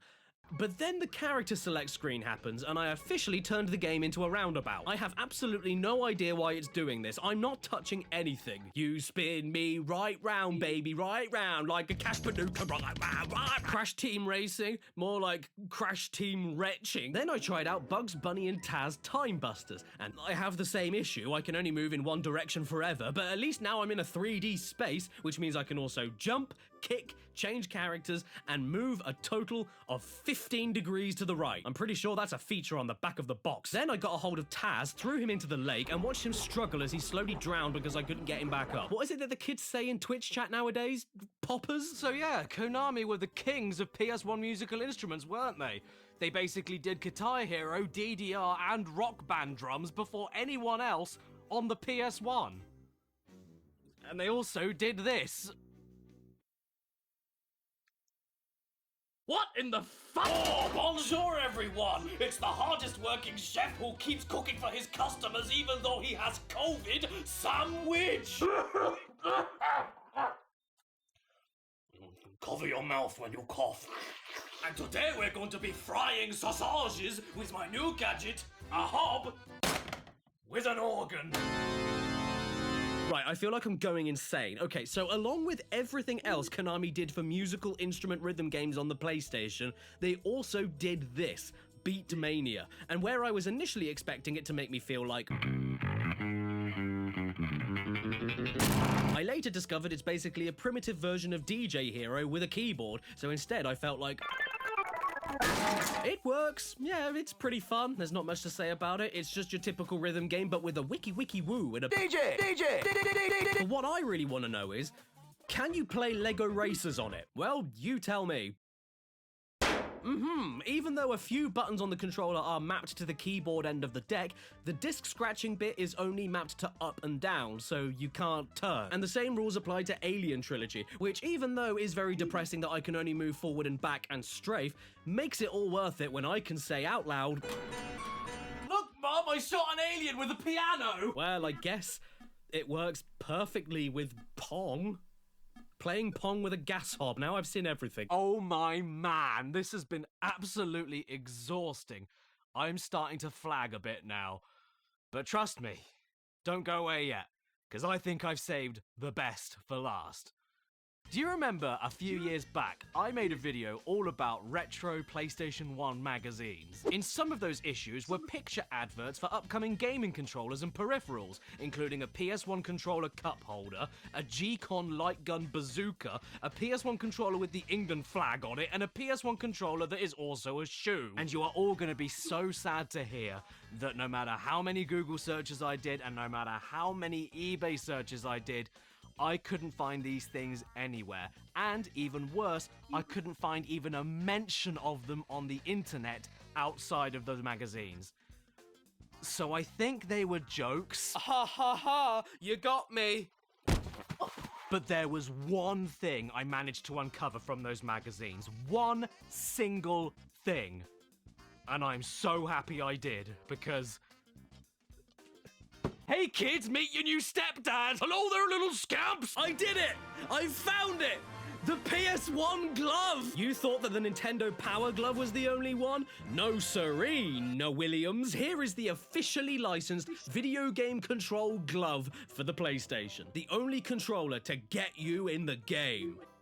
Might want to plug in the console first, though. What are the features of this ungodly instrument? Compatibility with all PlayStation games, approved official PlayStation peripheral, fits comfortably onto the forearm and hand, and you become part of the game. Holy shit, what a feature! I have been desperate for years to jump into my PS1 and have an affair with Bob the Builder's wife. You take it out of the box, strap it down to your arm, and there you go. Here it is. This wretched junk, this parasite feels horrible. It follows every single finger and wrist movement you make like a conjoined twin that never made it. To make things move on screen, you have to bend your arm around like Betty Spaghetti to make this lever system work, and it takes a surprising amount of muscle to do it. Plus, the buttons are all smushed together, it has the worst thumb button placement I've ever seen on anything, and I don't know if I should be playing a video game or studying black holes talking like a robot. And I know it's predictable, but I've got to try Glover on it, haven't I? No. Jumping Flash? No. Dave Mirror Freestyle BMX? No. Do I even dare? No. Oh! Once upon a time. The end. After all of that, I could really do with a massage. Anybody got anything to help me out?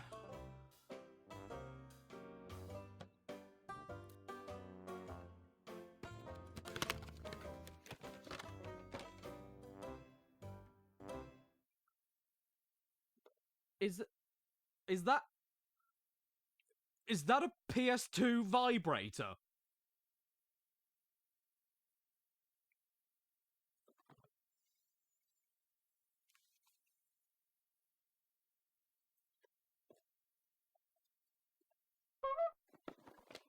Oh, there you are!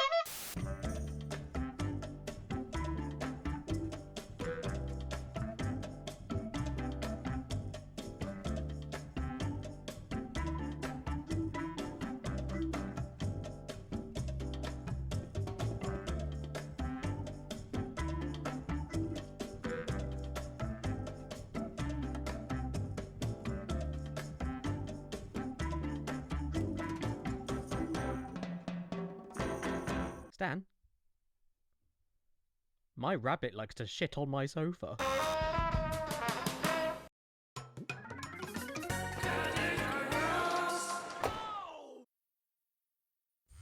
Ooh, shaky pocket. One day, Caddy got a text, and the text was on his phone, and it came from his other phone. So he went to find his other phone, and it wasn't upstairs phone, and perhaps it was at the front door. Ah! Phone! Nice to see you! How you doing? Come on in, I've got something to show you. This is my hallway. You can fit maybe 3 people in here. These are the black squares on the stairs. I've got a bit of a thing for black squares. this is the regret glass. Oh no. This is where I... you know.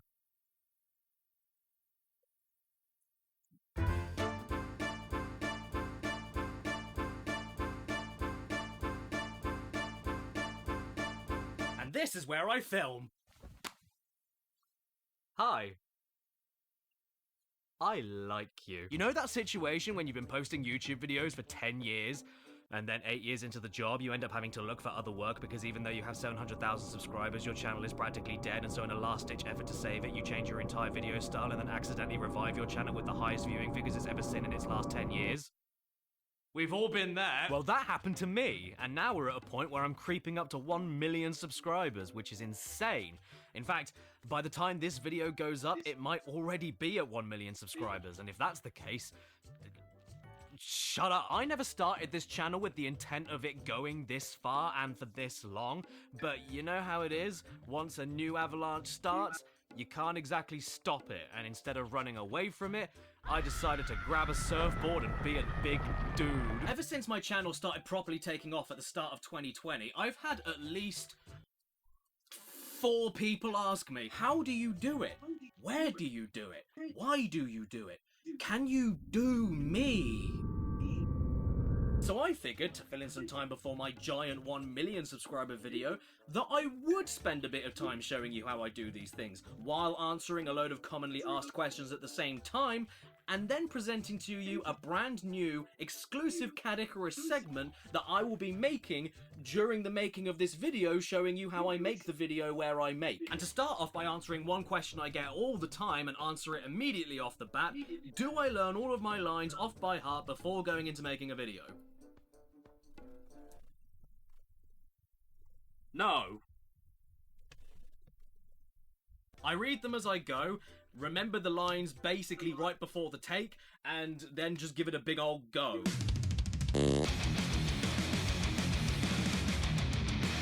It's a new day. I usually wake up in here. I wash my body, wash my mouth, come downstairs, avoid my partner's prop-making department with eyeless heads and limbs.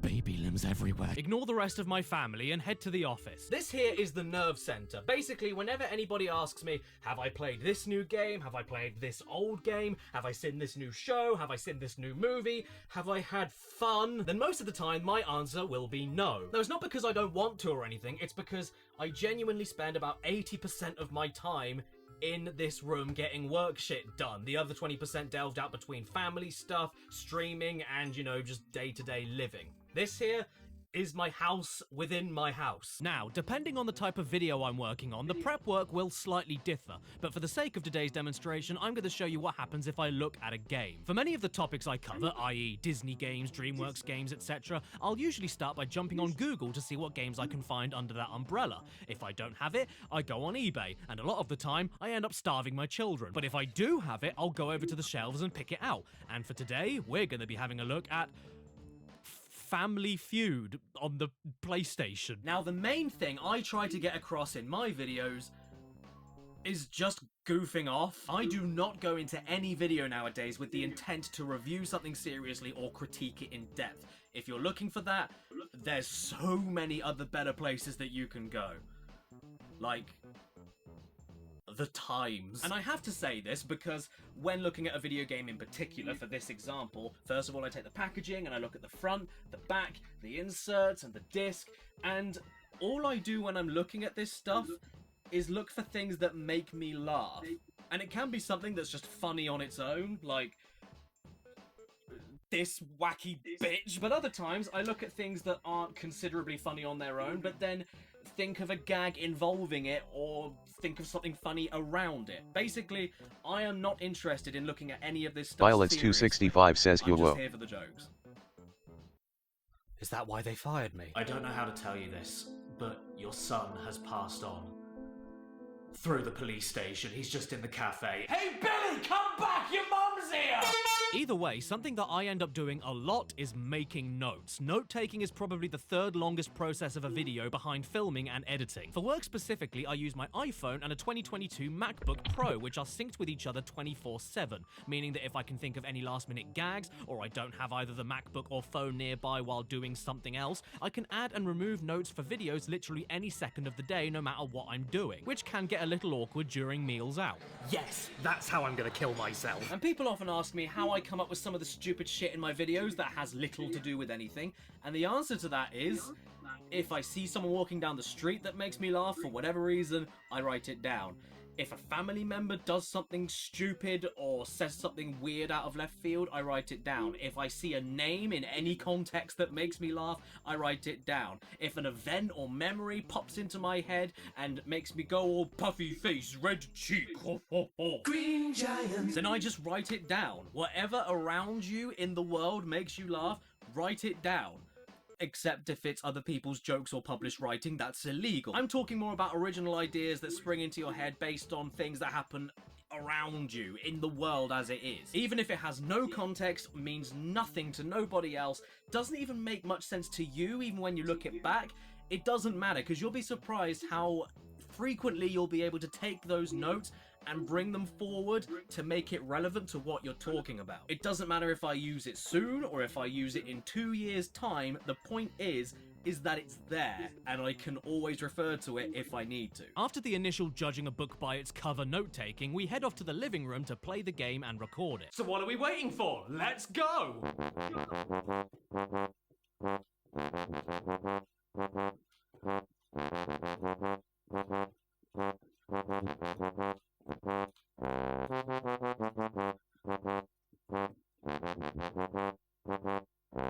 This is my other nerve center. This is where I record game footage, film sofa shots, stream whenever I get a second. Basically, I spend most of my life in between a gaming chair and a sofa, just like a real virgin. Now, for recording a PS1 or PS2 game in particular, this is how I do it. First of all, you should notice that this is an American game, and even though it is very easy to be mistaken, I am not an American. Yee-haw, partner! But that's okay, because I bought this custom slim PS2 on eBay by searching specifically for a hacked PS2, and this one plays any PS1 or PS2 game from any region at all. American, Japanese, Arctic. It will play them all no problem, so no need for emulation. We're getting the Family Feud experience raw. Oh yeah, by the way, this shot here, from the outside, it looks like this. Usually I would have all of this set up just one single time and then film every individual game I'm going to be talking about in the video back to back. But today, we're only going to be talking about one game, so I'm only going to be doing one shot. Also, my PS2 will refuse to read any discs unless it has this specific coffee mug sitting on top of it, about there. Yeah. It doesn't work unless it's had its coffee. It's just like a millennial. Now for the next question. How do I record gameplay? Well, come with me to behind my PC and I'll show you.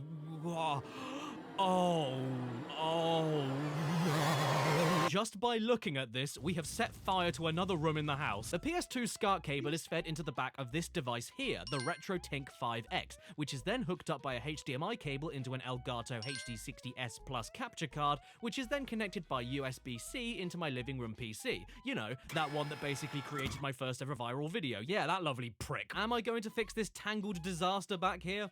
No. Because fire hazards are exciting. Also, I'm pretty sure I've got a living colony of creatures growing back there, and I'm not about to kill them. Oh, look! Guys, look, there's one! There's one there! All of these other HDMI cables are for the other consoles and the PC itself. If I ever need to put another console on my TV or extend my PC display, I just swap out the labeled cable from here, and it works. I have a strategy down. Most of the time. What?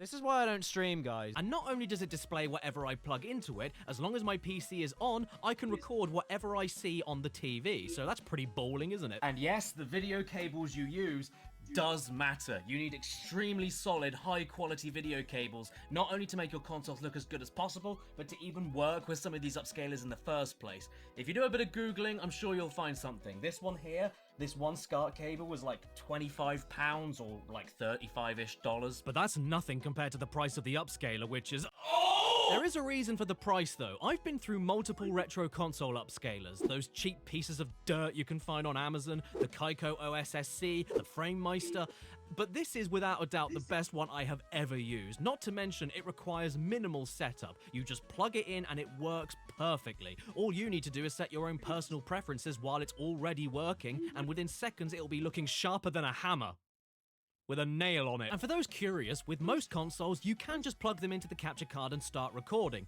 But some aren't quite so nice. The PS4 and PS5, for instance, need you to turn the HDCP copyright protection off, which then allows you to record games, but then stops you from being able to stream on Netflix or watch movies, etc.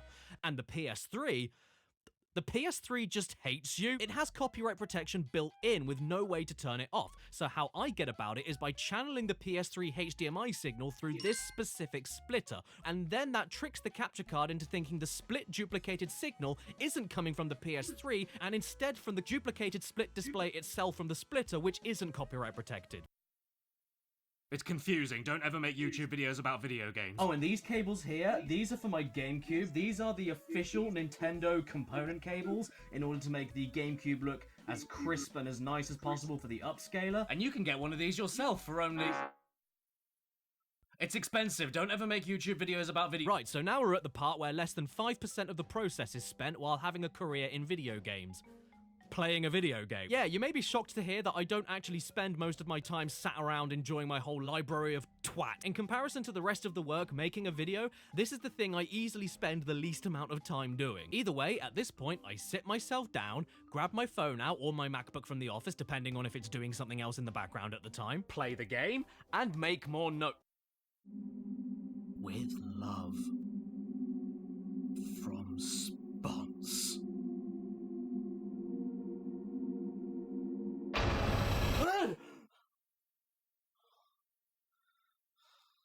Hello! Jesus! I'm Spons! And today I'm here to be a corporate shill for Casetify, the excellent custom phone case company for whatever iPhone or Android you're using. Slim, protective, and stylish. But that's me! If you're looking for some new snaz on your phone, then there's no better option than Casetify. What with their endless design options, colors, and the ability to customize all of them with your own personal text. You can even fit your full YouTube username on them, like this. Carica. They support MagSafe and wireless charging. They feature antimicrobial coating to eliminate 99% of bacteria. They're all made with 65% recycled and plant-based materials. They're shipped to you in 100% recyclable packaging. And when they deliver it to you, they'll even bring their own wood chipper so you can recycle yourself. But what about people like me who like to deliberately drop their phones? Well, Casetify have you covered with the double-layered Chi Tech material. Their impact cases are safe to be dropped at 6.6 feet height. Wow, I can't wait to drop it more! And if you opt in for an Ultra Impact case, you get 4 extra corners to help your phone survive drops of up to 9.8 feet.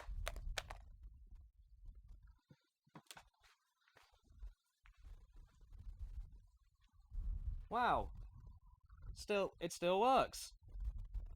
I was so worried I'd never be able to hang my phone off the end of a bench while I'm standing on it ever again. So if you want some of this action yourself, make sure to go to Casetify.com/today to get 15% off of your order. Thanks again to Casetify for sponsoring today's video, and if you don't go and buy anything from their website, I'll come out of your phone case and kill you. So yeah, those are the sponsored segments. Forgot to talk about them, didn't I? But yeah, honestly, that's just another part of the process. Usually, a sponsor will reach out to me and my agents months before any kind of video goes live, and then depending on what I'm doing throughout the year, I will try my hardest, depending on what sponsor it is, to work that sponsor into the script or the topic of the video. If it syncs well enough, then we'll try and make it work. Also, yes, I get a lot of offers, and also, yes, I do turn some of them down. In fact, a lot more get cancelled and turned down than actually go through. Also, fun fact, it's actually written in my agency's contracts that Spons, the sentient talking kite with a face, fingers, and shoes, has to appear to do the ad read. Yes, it's a legal stipulation. I'm not joking when I say that. That kite is more powerful than you could possibly imagine. Anyway, where were we? Yes, at this point, I sit myself down, grab my phone out or my MacBook from the office, depending on if it's doing something else in the background at the time, play the game, and make more notes. Did I tell you I make notes? I make notes. If you do this, you'll make notes. You'll be making a lot of notes. You will be such an expert at taking notes that you'll end up being the head of a note camp. You will be so full of notes, you'll be a concerto. What will you be noting down, though? Well, for me, basically anything stupid that happens and that's worth talking about in the video. Also very important, with timestamps on when each stupid thing happens in relation to the footage that you've recorded. If you don't do that in the noting process, you are going to waste hours in the editing booth, trust me. I mostly look out for things that make me laugh, but I also try and write down dumb or creative ways that I can try explaining why I like something or don't.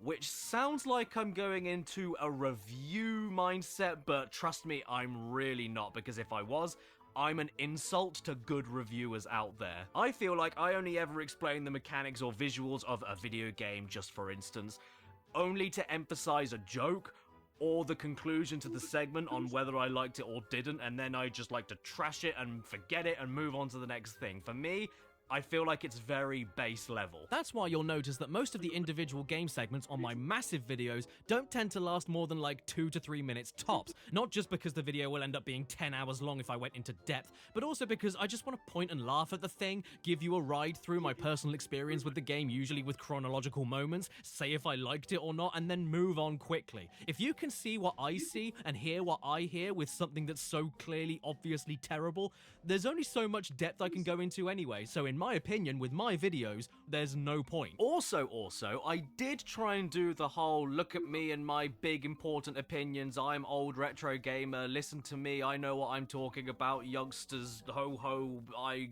got journalist, big boy. I tried all of that stuff years ago and also tried to splice in jokes there, and whatever your opinions on those older videos are, for me, I don't think they've aged well in the slightest. I think there's a huge clash in video styles when trying to do the whole I've got an opinion I want to tell you and explain in depth why that is, and also I want to do Monty Python shit.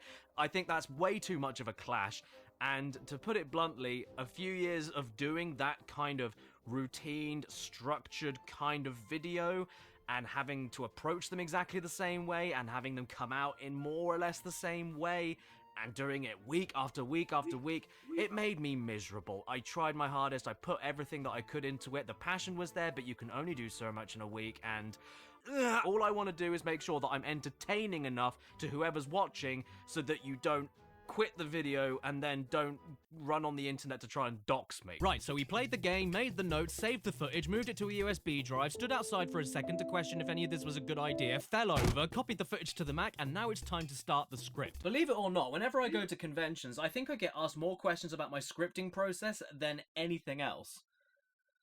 Which is weird for me, because when I spend my time dressing up in a cone-shaped bald head with an extended arm shirt and prop hands while calling myself Long Dennis, I think my audience has their priorities backwards. How do I structure them? How do I come up with the ideas? How do I stitch it together? How do I plan out everything?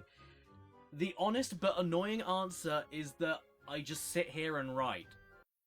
That's honestly all I do. Obviously I have my notes for reference, but when it comes to the cutaways, extra jokes, sofa shots, intro segments, transitions between each thing that I talk about, all of that is up in here.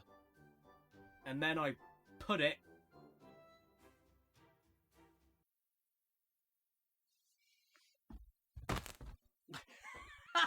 Sadly, I'm not even joking when I say that either. I wish I could give you all advice or hints and tips about scripting or what I do with writer's block, but seriously, I sit here and do. I can't explain it. I already have a rough idea on what I want to write and how I want to present it in a video before I do anything with the script. Ever since I started writing anything, even at school, that's just how I write, even until today. I proofread as I go, I fix mistakes as I go, I change things, remove things, and swap things out as I go.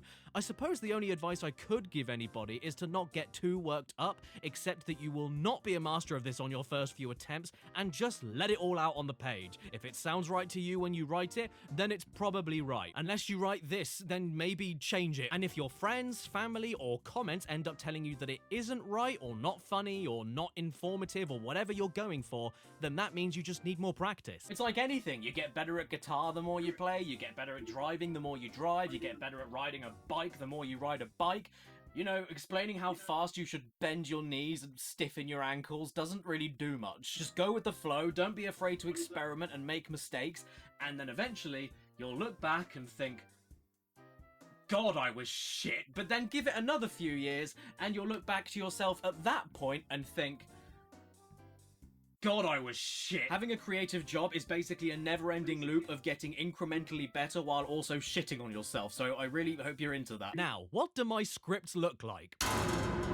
They look like heroin abuse. How in the ever-loving Christ do I get anything done with a script structure like this? It's just a wall of text. Well, there's actually a reason for it, because while using Google Docs in Calibri font at size 22 in one continuous sentence with no paragraphs, for me, that roughly translates for my videos as 1 page per 1 minute of video, which does wonders in planning out how much time I have for filming, making plans away from work throughout the week, and just giving me a rough idea of where the video is actually going in the first place. Not to mention, when it comes to filming and recording voiceover, the way I write scripts actually massively helps me, because you see, I color code every line on the script based on what needs to be done with that line or bodily action. For instance, no highlight means that I read the line as VO on my microphone like I'm doing right now. Yellow highlight means read that line on camera on the sofa. Purple highlight means read that line and do the action on camera away from the sofa, outdoors, indoors, or away from the house. Orange highlight means read the line as VO on my microphone, but film the relevant footage that goes on top of it. Red highlight means read that line in front of the green screen. And green highlight means insert a downloaded clip or gameplay footage in replacement of anything else to fill the gap. Why aren't the green highlights for reading the line at a green screen? Because I... After this, I take another quick read through of the script from start to finish to fix or change anything, and then pay attention to all the color-coded highlighted camera shots, because it's now when I start writing down all of the props and costumes I need, alongside venues I need to book for some shots, equipment I need to hire for some shots, etc. And then I go online to sort it all out. I have to make a few special orders here or there on specialist websites, and a couple of phone calls here and there, but Amazon is my usual go-to for most of my costumes and props because of how quickly it can be delivered. And this is a typical bill that will be racked up from all of it. I am going to lose my house. At this point, while waiting for all of the video items to arrive and waiting for the important filming dates in certain places, I then go into recording the microphone voiceover, which you are listening to right now, as I already said. And I have gone through many microphones in the past, but right now I use a Rode NTG3B plugged into my mixer and Madiface Pro. But honestly, you can get great results even with more budgeted choices. For instance, I have used the Audio-Technica AT2020 USB mic from 2012 up until around 2018, and I even dabbled with the Shure MV7 USB mic for a few years. It depends heavily on how you record your audio and how you finalize and export it. For the recording process, I'm in the most sound-isolated part of the house with minimal echo. Which, luckily enough, is my office. I've got some really thick and dense, high-quality acoustic panels for the wall here to stop the sound bouncing off the walls. I've got a pop filter here to stop my P's and my B's blowing out the input of the mic, and I've got a shock absorber here to reduce vibrations coming from the floor or the shelf or wherever the microphone is attached, and I usually, personally, use a radical telephone between my mouth and the mic when I talk. For mic volume input or mic sensitivity, I keep it as low as I can to stop my shouting voice from peaking and distorting the audio, but keep it high enough to capture my quieter talking. It takes a little bit of fiddling, but what I find is that the sensitivity always ends up being pretty low to avoid hissing and background noise. This does mean after I finish recording that I will barely see my quieter voice segments on the wavelength while my shouting looks like a snake swallowed a bowling ball, but that doesn't matter, because at the end of the session we'll be boosting, equalizing, normalizing, and compressing it to try and make it all as much the same bass volume as possible. And now you're ready to be a milkman. I record all of the video's lines in 1 or 2 sittings depending on the time of day that I start, and to give you a rough idea on how long that might take, a 1 hour long Cat Icarus video may take me probably 3 hours-ish to record in one go, while my feature-length accessories video took about 5.5 hours. Why, yes, I did want to die. Thanks for asking. Every mistake is kept in, and there's no stopping or starting with the recording, so that it's all one one big audio file ready to be cut down for the edit later. For now, I just read it all out and worry about the logistics later. And this is another reason why my scripting style helps me personally, because when reading the lines directly from the script, I know from just a glance at the screen what needs to be recorded on the microphone and what's being filmed, so I can skim through it to the next important bit of VO in seconds, guarantees I don't miss anything important, and records it all chronologically for the video edit. Okay, it's been a few hours and now I have a bit of a headache. So we should start exporting the audio down. Now, when I used to edit on PC, I used this great software called Magic's Music Maker and fiddled with all the preset drag and drop effect racks until I got the voiceover sound that I wanted. But nowadays, I use Logic Pro for compression, EQ adjustment, noise removal, and normalizing. What settings do I use? There's no point telling you. Because it depends heavily on your mic input sensitivity, the quality of your mic to begin with, how deep or high your voice is to begin with, how clear your voice was, background noise. So what I suggest is take all the settings and equipment you have and then look up tutorials on YouTube. Or as I like to call it, Skillshare for free. So now my voiceover has exported, and it's here where my work schedule branches off slightly. Depending on the timings of what's going on, I'll either just wait for Ollie to appear so we can start the filming process if he's coming soon, or while I'm waiting, I can start cutting down the audio right now. And currently, Ollie's not going to be with me for a few days. But I'm right here. So instead, I'll edit down some of the voiceover until he gets here. I'll go into more detail about what editing software I use and all that jazz later, but for now, this is what I do. I plop the entire hours-long audio track into the edit timeline, start playing it back, cut out all the takes that are mistakes or are just plain shit, stitch the good takes together with the right comedic timing, and then... Oh, you weren't supposed to record me smacking my own bum. No, don't worry, these wavelengths are explainable and surprisingly useful. Just like my ass. You see, I tend to do this a lot while recording VO. And the reason for that is because those claps pop up really loud and clear on the audio wavelength during the edit, and let me know to split the audio file there and leave a gap, because another bit of sound, gameplay, or video goes right there before the start of the next part of VO cuts in, which is extremely handy for when I have to edit down audio first and then fill in the stuff that isn't done later on. But even then, there's only so much of this I can do before I do need some camera shots. Where the hell is Ollie anyway?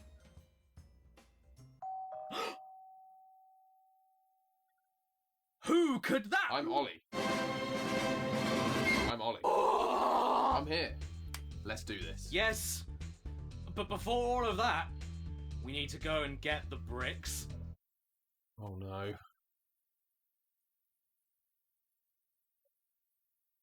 That was so good. The chair for the sprites. This here is the crash mat. This thing here for when you know, for falling on the floor. That's mud. Okay, so before we go into that room there, I just have a quick side note to mention about this trampoline here. So, in my Jesus Games video, there's one shot where I take a step off of one of the roofs of my house, which is actually over there, where Stan is. I know, it's boring, innit? So I take a step off of that roof, and I needed something to catch me from falling and breaking my entire body. So the only thing I could order and have delivered here in time before Ollie got to me was this 14-foot trampoline. So I didn't buy it for the kids, didn't buy it for anybody. I needed it for one shot of that video, and now we've got a 14-foot trampoline. And here we are. Welcome to the den, everybody. Or as it's more commonly known in this house, the dump. So I would say this is where all of my props and costumes are kept, but they're everywhere. Like, it's not even just that, but like even like fake blood and all that. Like, all of that stuff is kept here. I would say it was kept here, but that's not the accurate way to describe it. I'd say they weren't kept and more shoveled. And if I ever come in here looking for a certain prop and then I'm like, oh, I swear I had one of these, where did it go? And I can't find it anymore. That's because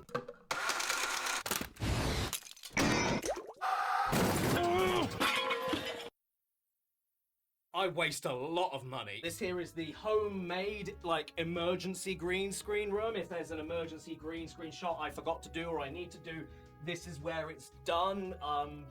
The soundproofing isn't great. And also, yeah, that doesn't help either, but you know, sometimes you need a big steel barrel for a video, you never know. These lights up here are being diffused by a chef's hat. Around here is my beloved Roland TD50 drum kit, all electric. I used to do drumming videos a lot, but then YouTube decided, nope, you're not doing them anymore because it's gonna make you go bankrupt. So until YouTube changes its mind or I have enough spare time to just make a random cover of any song or whatever that I can do, I will definitely do it. But as you can see, I'm not really equipped to record anything in here right now. This is just my practice space. Also, I know that this here looks a bit weird.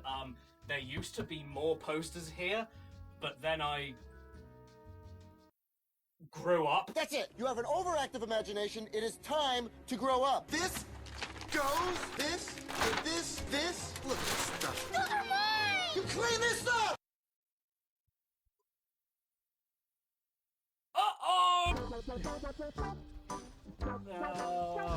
Hello. Oh god. Oh god. I'm a sailboat. The wind. No. This is it's so much more awkward than it looks. It's not the heaviest thing in the world. It's just very. Wait. No. Back. Hurty back. Hurty finger. Like a. No. Okay, now go again to the back door. Oh, Ollie, you have to use your hand. Well done. Yes. Good man. We're in the house. It's upside down, isn't it? God damn it all! Right, now I've got to go up and around, and then back in, and then again, and in, and then in the let's go fly a wall! And now we're going to be putting the brick wall behind the sofa. Now this is what we do here. First of all, this is the most important step. We use Sports Direct mugs, all right, lads, and we use two of these exactly, because they're just the right width and dimension, and then we pull the sofa back, shove them down there, pull that back, and that just gives us enough elevation for the brick wall to be high up enough to be on camera. So then we grab the wall, and then we move the wall. How do we do this? There we go. And then we balance it on the Sports Direct mugs. It didn't balance on the mug. There we go. Just like the footy. There we go.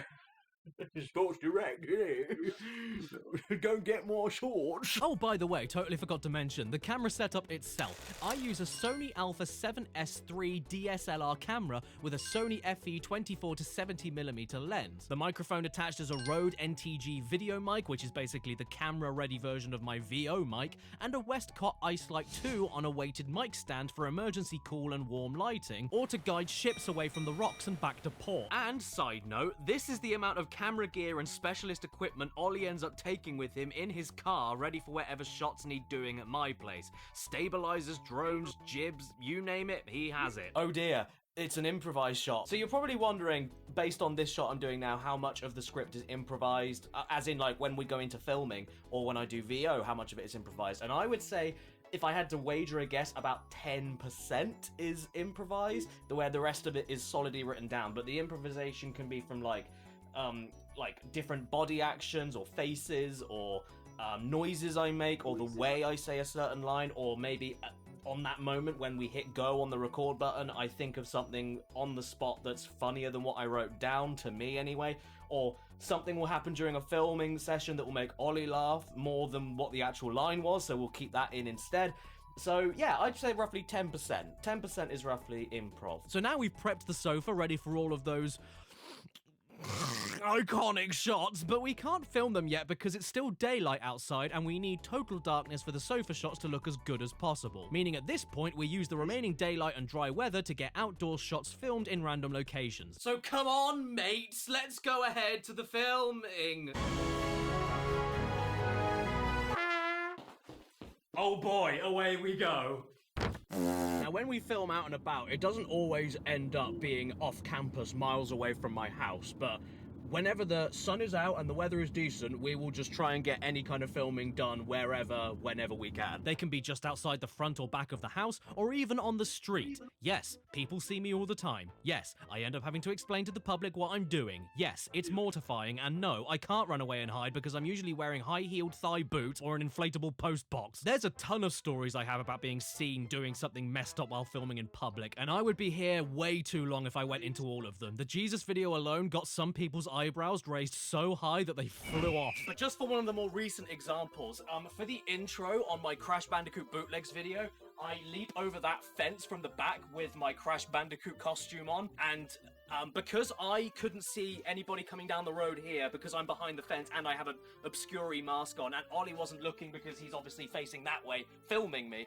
What we didn't realise until we did one of the takes, which sadly wasn't saved because Ollie panicked and hit stop the second we realised what was going on, but one of the takes, I leapt over the fence, tried to do my struggling and say my line, and at that point, I looked over to the front door, which is just there, and realised that there was a young woman standing there with her baby, delivering us something through the letterbox. I think it was a Slimming World leaflet or something, but the face they made...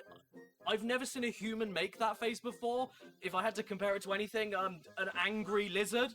And once we explained what was going on and that I was just in a costume and I didn't know they were coming and I wasn't trying to jump scare them and kill them or anything, they all calmed down. Not sure about the baby. Baby might be traumatized. Oh shit! I was talking to you for so long, it's nighttime! So off we set to the sofa. Featuring bricks, hand-painted by my eldest stepdaughter, very well, I will add. And also, speaking of that, whenever you watch a video of mine and there's a hand that comes into the side of the frame because Ollie's obviously holding the camera, or I get hit by something or something gets thrown at me, chances are it's either my girlfriend Karis or one of her kids. They will never say no to a chance of trying to throw something at me. This is what you guys see. But for me, this is what I see. There's Ollie. Ooh. Airbrush. The iPhone camera doesn't really do this justice, but trust me, these lights are incredibly bright, and even though the exposure on the iPhone is really good and you can see Ollie back there, from where I'm sitting right now, I can't see him. He's hiding back there. I can see him clearly through my phone, but when I take my phone away, no, I can't see him. He is hiding back there with the same lens, the same camera, same everything. Why don't I use a tripod? Because he needs to make his money's worth. And also, I don't like the tripod look. For videos, I like a slight bit of handheld wiggle, I suppose. But also, the same microphone, like I mentioned, is there, but it's hanging from here. It's hanging from this microphone stand, or a boom if you'd rather, which is like a shit tree with no leaves on it. And possibly these lights here are the most important parts of the process, especially the sofa shots. These are Kinoflow Diva Light 31 lights, and they are definitely the most expensive parts of the filming process as well. Each one of these lights isn't only so ridiculously powerful that when I'm sitting on the sofa it feels like I'm staring into two separate suns, but they also come with thousands of color gradings and specific settings and effects that I use in my videos. Usually, Ollie and I start filming these shots when the two youngest kids end up going to bed. Because I'm not massively comfortable screaming some of the stuff I scream when they are looking at me while I scream it. That's typically around 11 PM, unless we can start earlier because the kids are at a sleepover or something, and we usually find ourselves filming these shots until about 1 AM, but sometimes even like 3 or 4 AM, because I keep forgetting my lines or the video is really, really damn long, and those are Ollie's favourite nights. Don't worry though, he does get paid, and he is fully aware of what he's getting into every single time he comes over here. He actually gets really well looked after when he comes over. He stays here for about 3 to 5 days, and he even has his own special place to sleep. Now if I hear you make any noises in the middle of the night, I swear to God you'll get the drill. As you can also see right here, this is the other reason my MacBook is so useful, because... oh, look at that! The script is right there whenever I need to remember what to say or what props I need for certain scenes, and my stupid wall of text highlighting makes it super easy for me to skim through and see when the next sofa shots are. So I go down. There it is. See? Told you I wasn't nuts. Anyway, we've now finished the sofa shots, so all that's left for us to do now is tidy up. And when I say tidy up, I don't mean tidying up the camera equipment and stuff. I mean the various liquids that get spilled all over the place and broken shards of plastic left behind after a midnight romp. Excuse me! And once we've cleared up, time for bed! Good night, Ollie. Good night, everyone. Good morning, everyone. Now is the time where we repeat the filming days for as many times as it's needed before Ollie goes home. And then on the final day, as he makes his way home, he still can't escape me, because then I follow him back to the halfway point between his house and mine as we make our final stop in the filming process. Welcome to Mook, a multimedia filming space in Gloucestershire, which is where we do any of the green screen shots before the final edit. And it's run here by Andrew. Hi, Andrew. Piss off. And I know what you're gonna say, but Caddy, what about the back garden green screen setup with the pants on the ceiling? Well, that did work for me for a while, but this? Not even in the same ballpark. I don't think I'll ever be able to compete with something like this while I live in my house anyway. So what I'm gonna do with that space in the back garden is keep it for prop storage and stuff, but I'm also gonna get it completely soundproofed and completely sound isolated so we can record instruments and other voiceovers. And I do have another idea for another channel that I want to make use of in that particular room in my garden, but it's not really developing yet, so don't listen to me about that right now. But there are plans, let's just put it that way. And with that, we're done with the green screen. Bye, Andrew. After a 90-minute drive home, it's now time to go back over to my desk here where I do the remainder of the work and run my human trafficking operation. You might be wondering how on earth I'm able to seamlessly move my MacBook from room to room and not have it totally shit itself with all the monitors 1 second and then none the next. And that's because I have one single cable here plugged into a Thunderbolt dock hidden under my desk that connects both of my monitors, my speakers, and any other USB device I need, like my microphone, mixer, mouse, and keyboard. All I have to do is unplug this cable to continue working without those things, and then plug it right back in to carry on with those things like nothing happened. Seriously, this might be my favorite thing about the new MacBooks, and I usually hate books. Now this is where we go into the full-on heavy editing process. Now, when I was on PC, my go-to software for over 10 years, even since I was at school, was Vegas Pro, and I still recommend it for its beginner friendliness. As long as you get the most recent version anyway, and as long as you have a powerful enough PC to run it properly. Nowadays though, I use this thing. Yeah, I know, it's a laptop, I get it. It's really thin and it barely weighs anything, but don't let it fool you. This thing is a hulking beast. We film everything on this channel at 4K resolution, 60 frames per second, and with the M1 Max chip in this MacBook, not only does Final Cut Pro, which is the editing software I use, run all of the footage back through the preview window, at its original resolution and original frame rate with 0 lagging and 0 pausing. But also, it doesn't crash. Like, I get maybe 1 crash per week, and for any Vegas users out there, you would know that that is a miracle. And also, 4K on Vegas, your computer just goes on fire, even if you've got the most powerful thing in the world. And look, there's no fan noise or anything. It's quiet, it's sleek, I love it. But yeah, the whole no crashing, no pausing, no lagging or anything in the preview window, that alone makes Final Cut Pro worth it for me. Now, I am not about to sit here and explain to you what I do in Final Cut Pro for my videos and how I do all the things that I do, because there are people online that dedicate entire channels to the inside outs of all of the kinds of editing software that you're looking at. I can't just sit here and explain to you all in one video or even multiple videos 10 plus years of Vegas editing experience and nearly 1 full year of Final Cut Pro editing experience, including the process I had to go through of stopping everything I knew about Vegas and relearning how to video edit for a brand new software and applying everything that I knew with Vegas into Final Cut. I pee my pants! But all I will say is that every single thing you see in my videos are all done through this software, aside from occasional jingle compositions that I do on GarageBand. And of course, I can't forget to mention all of my other friends and business colleagues that have done things for me in the past, like my search engine optimization and tags and title guy, and my thumbnail artist, and my animators for my intros that I've used, and the music that I've done, and the guy that animated my PC story video. The on-screen text, the images, special effects, transitions, animations, masking, tracking, distortion, audio effects, all of that is made possible with this single software. Oh yeah, and Photoshop. Kind of forgot to mention that one. I use a lot of Photoshop. For pictures. And to be fair, when I was on Vegas Pro years ago, I only ever used that on its own too. I've never gone into Premiere or After Effects, nothing like that. I'm a one software man. I'm very loyal to my women. And then comes the ultimate question. How long does this all take? Well, for me nowadays, along with my personal life and how much more production goes into the videos compared to where they used to be, it takes as long as it takes. I know that's a really bad answer, but it's really the truth. If I can get one thing done a month, great. If I can get one thing done every 2 months, great. Every 4 months, fantastic. To me, it doesn't matter. I just want to make the videos the best they can possibly be for you to all want to rewatch and enjoy for their quality over their quantity. Some days I'll edit for 14 hours, some days I won't finish my edits until 6 in the morning, some days I'll just keep on working for like 36 hours in a row plus for the final crunch time.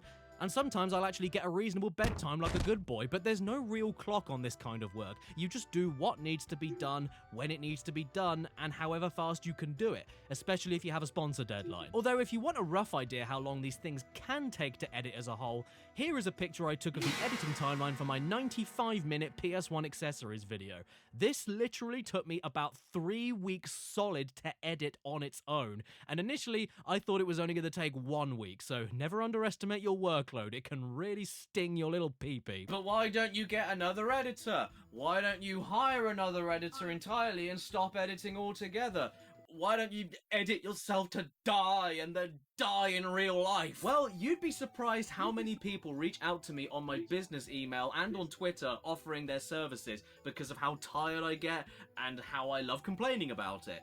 But I'm sorry, that's never gonna happen. Ever. But don't get me wrong, I really massively appreciate it. Thank you so much for looking out for me. You're all sweethearts. At least for the main channel. I already have another editor, and that is Sir Toasty, but he only edits all of my stuff on my second channel when I do best of compilations of my Twitch streams. So I clip the Twitch streams myself, and then I send him all the clips throughout the year, which can be like 300 or so clips. It could be a lot. And he just gets me. He's on the same wavelength as I am. I don't need to direct him. I don't need to explain anything to him. He just gets what I'm looking for, my sense of humor. I just give him all the clips and he stitches them all together into a cohesive story with stupid gags on top. He's really good at that and I trust him for that.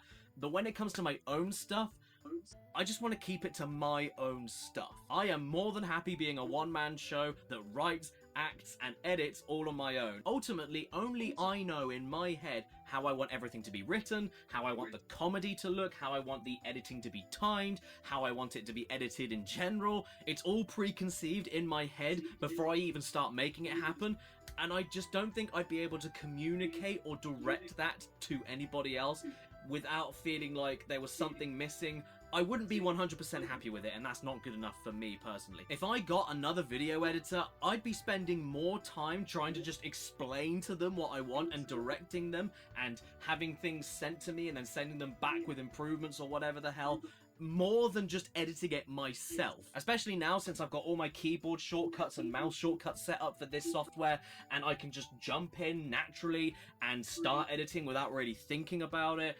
And oh my god, the Twitch streams. I forgot to mention the Twitch streams. Oh, they're another rick of a roll if I ever ricked a roll. Whenever I get a second spare and the technology gods are in my favor, this is what I do with my streaming. Here is my basic setup. So come with me, everybody, to my motion-activated light-up cupboard. What I've got here is a Rodecaster Pro mixing desk for the microphones with effects and compression settings built in, multiple Shure SM7B microphones for whoever in the house wants to join in, and a Logitech Brio 4K quality webcam. Then, when I grab it all to take it into the living room, once again I use the Elgato HD60S Plus for live capture on consoles and my PC. Trust me, it's a lot easier doing it this way than it is using direct desktop capture. I also have to unravel my 4K LG monitor here, and then and then I put it on the coffee table. Then I also have to unravel my Elgato Stream Deck, which is what I use for all my live stream effects, scene transitions, volume control, all that kind of stuff. Then I move that onto the coffee table. Then I come back over here and unravel this wire here, which I am not going to do right now because I don't think you guys have done anything to deserve watching me go through with all of that. And it used to be 2 headphones, but now it's just 1 single headphone. I cut the other one off to teach it a lesson. All of my stream alerts for donations, Twitch bits, subscriptions, gifted subs, all that kind of stuff, that gets fed through here, right into my ear, so that you guys don't hear an echo through the mic if it was coming from the TV speakers, and also means I can control the volume of this separately and mute it without interrupting the gameplay and stuff like that. And then I also unravel this cable here, which then immediately gets fed into the webcam, which I then plant on top of the monitor. But I know what you're thinking.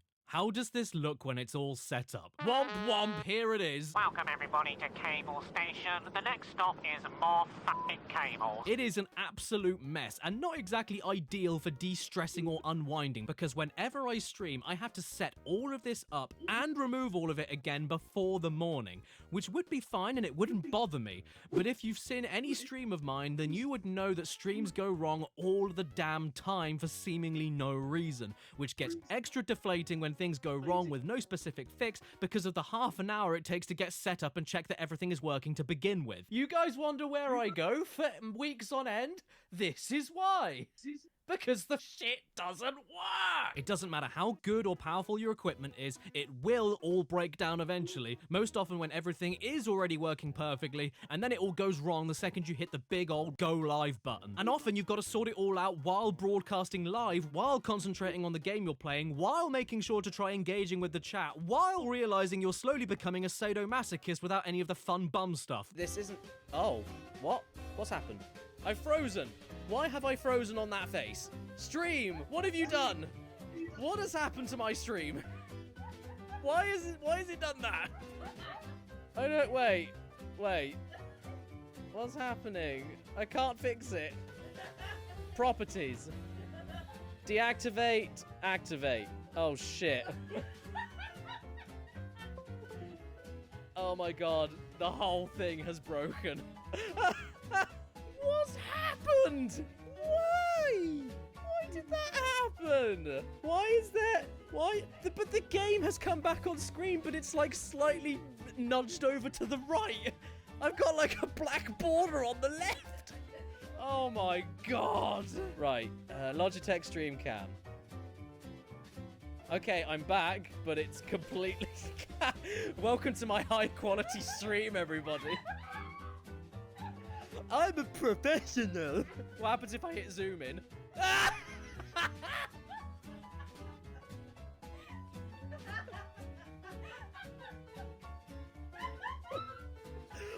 my god! Don't get me wrong though, even though the job can be excruciatingly long and exhausting and stressful, especially when YouTube is constantly fighting with you, I wouldn't trade it for the world. Being able to create my own stuff in my own time, in my own way, with no bosses to speak up to, no higher-ups to report to, nothing being on the clock, I couldn't have ever imagined seeing anything better being in my life. Sorry kids, trust me, I am fully aware that I am in an insanely lucky position. I know this, trust me. And whenever I complain about any of this stuff online or on Twitch or whatever, it's because, hey, it's still work. It's a lot of work. And work can be annoying sometimes, especially when you do a lot of work. I also forgot to mention the final video exporting and rendering, which can take multiple hours, and sometimes things go wrong or the software crashes and I've got to try again. Or if I have a final video, I have to then watch it all the way back and note any mistakes or any errors in the video or the render, which then means I have to go back to the edit and then re-render and re-export all over again. And there can sometimes be crashes, and sometimes the final video comes out corrupted, and you just got to keep trying until it works again. And then after you've got a final video, you've got to upload it to YouTube, and that has its own problems. Sometimes the uploading just gets stuck, sometimes the processing never works and you don't get it in HD or 4K, or sometimes it takes way too long to process, or there's content ID problems or copyright problems, and it's But anyway, this segment on Family Feud is officially done, so all I've got to do now is scan it with my caddy wrist module. And now we're ready. Go. Family Feud. It's either a game show or dinner time at your house. It's also known as Family Fortunes in the UK because when we stole the game show for UK audiences, we thought that feud sounded too violent. No, that isn't a joke. For years, we always knew them as the Teenage Mutant Hero Turtles. Being British is a disease, survey says. Featuring Dave, Debbie, Roll, Sean, and... Oh, and well done for telling everyone that single player is okay, because nobody is going to want to play this with you. Rest in peace, Louis Anderson. I hope they paid you what you deserve to be printed onto a PS1 disc looking like an inside-out snowman. Let's get ready to stick the game in, then. Ooh. Now the survey says...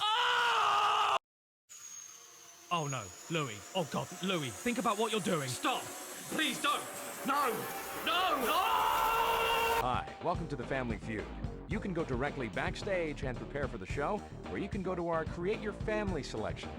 Well, you know what? I've always wanted to create a family. Nobody wants to do that with me in real life. But sadly, I can't create one from scratch, so I'm just gonna have to edit one, like... the Hauer family. Hello there, Hauers. They are angry, they are ample, and they all live in a big hole. In this menu, you can edit each individual family member's appearances, so I've got to do them justice and make them all look like they really live inside the Grand Canyon. Perfect. They have a little inbreeding problem. She came out in her nice clothes. This is Dribble, this is Trout, this is Boyle, this is Phlegm, and this is Louise. Yes, I'm happy with this. They all look suitably dirty and swampy. Although, to be fair, dirty and swampy is the only things that I could think about because the sound effect that plays whenever you change one of their body parts is... Well, would you look at that? I made an entire family in 16 minutes. I'm very fertile. But how do they look going backstage? Give them a hand. Family number one. Time to start the game then. Let's play Family Feud. If you don't know how to play... All right, question one. Here they come. Name something you wouldn't want your house to be close to. My ex.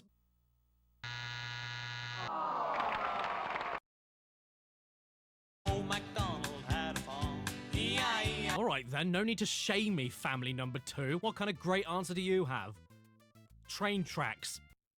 Do you want me to call the Samaritans? This is the Family Feud PlayStation 1 experience. See a question, type in a decent guess, get it wrong, and then sit there for over 5 minutes waiting for your next go. I'm not even exaggerating, it really takes this long to have another go at playing the game. The computer players always say good answers and hog the turn for each of their 5 individual family members until you want to rip your nuts off. And by the way, for that question of something you wouldn't want your house near, river is a damn good guess. Who wants to live by a river? What about the floodplains? And the fish! But no, apparently that's way too out there, and now I've run out of guesses and have to wait around for the next round while imagining what a loading family looks like. And then, if you get the answer right, and it isn't the most popular answer on the board, the question moves on to the computer family automatically, and at that point you're stuck waiting again until they screw up. Something that if you don't learn as a child, you'll never do it as an adult. Go to church! Do adults struggle to do this? Is this a skill you need to harness as a toddler?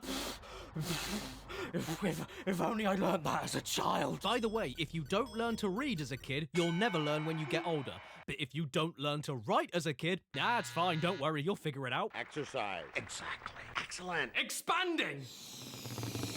You know, the more I look at my family, the more I have to question why the hell they look like this. I have used nothing but legitimate customization options from the game's menus without any stupid adjustments, mostly. But why did their lips all have these disgusting rogue pixels? Why is this even happening? They all look like they have cake icing on their face. Are they all drooling? What are these crumbs of black sludge supposed to be? I didn't put them there. Something about commercial air travel that is worse than it was 10 years ago. Well, that's obvious. Security. Is it there? Show us.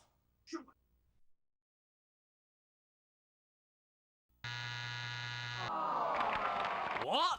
Well, that's blatantly not true. This game came out in the year 2000. A year later, 2001 happened, and then... You know, so security couldn't have been that good. I don't know, what do the computer players think? You never know what's going to be up there. Survey says...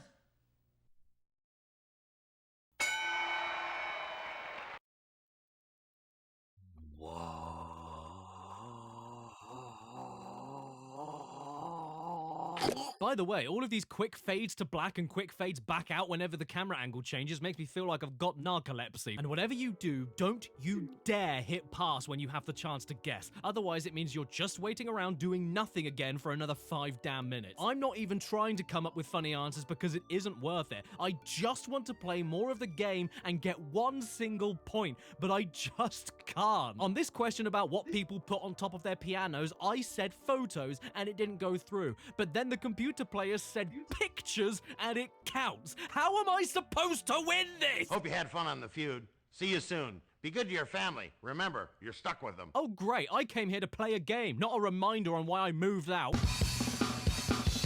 Seriously, man, how did we come out of this entire match with 0 points? 0 points. This isn't right. We're the whore family. Do I need to go backstage and do some favors? It took me 50 whole minutes to get through one single match of Family Feud, and I think I only physically played the game for about 3 of them. But by all means, if you want to get yourself more of that, be sure to visit games.com.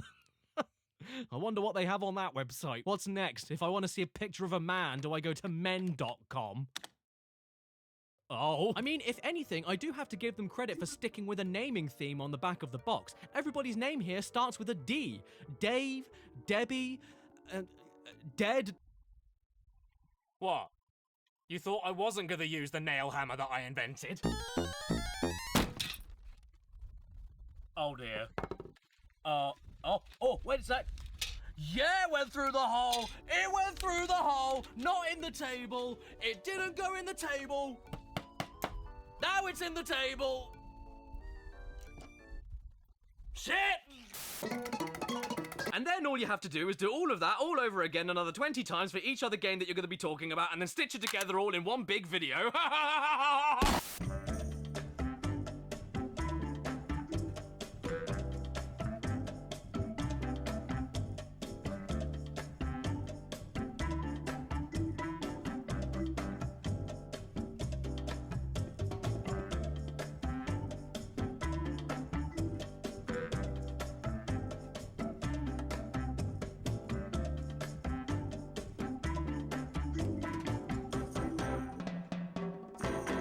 Stan? So, how's Brexit going?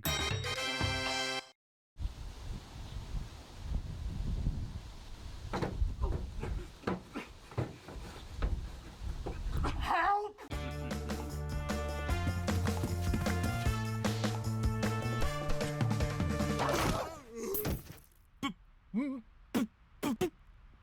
Bandicoot! Hey everybody, how are you doing? Trick question? Don't care. Don't mind me, you just walked in while I was playing Beat Mania with the PS1 DJ turntable. This is all I can show you. Make a good sound. Wow, thanks DJ Mouth. The month is June, I've had my 28th birthday, the sun is out, the birds are singing. Tweet, tweet, twitty, tweet. And all of this can only mean one thing. It's Bandicoot month.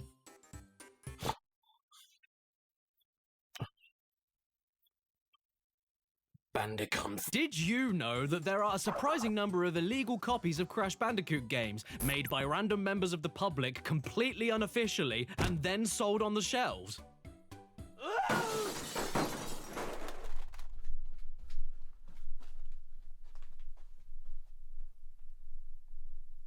Because there are, and if You were lucky enough to live in China or Russia in the early to mid 2000s before Putin pooed in a tin, there's a good chance that you would have found some of these on physical Game Boy and Game Boy Advance cartridges in dodgy flea markets. I'm not talking about online flash games, fan projects, or ROM hacks. These are mistranslated, they're illegal, they're infamous, they're Crash Bandicoot bootlegs.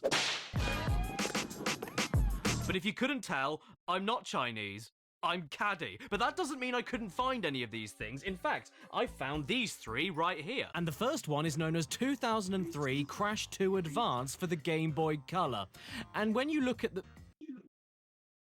No, I'm not touching that. Bye, everyone. Have a nice life. This confounded thing was made by the company Syntax, which sounds like a groin cream. And looking at this cartridge, I think I'm gonna need some of it because, oh me, oh my, is this cover giving me the chafes. We appear to be in a European skiing resort, while a bit of Crash Bash hangs out in the background there, and, Crash with green warts over there, and an angry shoe, and Humpty Dumpty with a shotgun. English treasures. Oh boy, that reminds me of the time we wanted to see Lady and the Tramp, so we all got in our truck and went on a trip to the train station because the road was too full of traffic. The product is fit for Game Boy Color or a machine. The product is fit for a machine. What kind of machine? This one. Serene life of people is in this fine cosmos. There is an unknown object in the mysterious space to surround the Earth high speed to exercise to come over. Then we cut to Uka Uka. Where is he? I do not out how I still take you nearby. You disappointed me too many times. And then all of a sudden Cortex steps in. Forgives me, I wasted so many years to try to conquer those stupid people. Trust me, I have a plan for resident of the weak and small people on Earth. And then we cut to Cortex enacting his evil plan and his final declaration to the planet. I'm coming. And apparently he did too much because now the planet is covered in blood. Finally, mankind of my planet have already completed. The Earth mankind will admit for my super intelligence. Your god I am. I am your ruler. Ha! Finally I won't, and now no one can obstructed me. Oh dear, what a dire situation. Who can possibly fix it? Oh, I know, Cash Banuka and King Chicken. Crash, alter evil to be straight. Go to rescue will sort on a cosmos that super hardship in of living to work properly. Okay, then we see some flapping paper, then we see a dead whale fly across the screen, and then whoa, there's the title screen. 2003, Crash 2, The Huge Adventure on the Game Boy Colon. Off to stage 1 we go then.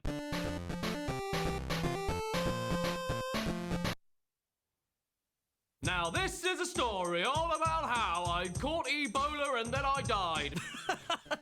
This isn't Crash Bandicoot. It's my granddad in his sweatpants on his way to the tool shed. You can do everything Crash can do in this game. You can jump, and you can spin. You can't spin. And your mission is to travel through the jungle, kill all of the My Little Pony puppies, and collect Wumpa Fruit by breaking boxes.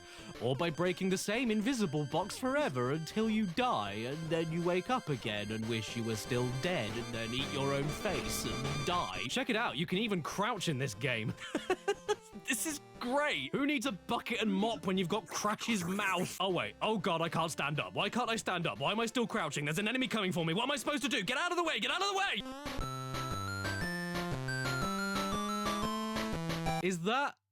Is that a dead beaver? What is that? Tell me, Gammy Dewar. Okay, let's try this again. See, I'm doing much better this time. I even got a crystal. Look at that. Let's pick it up.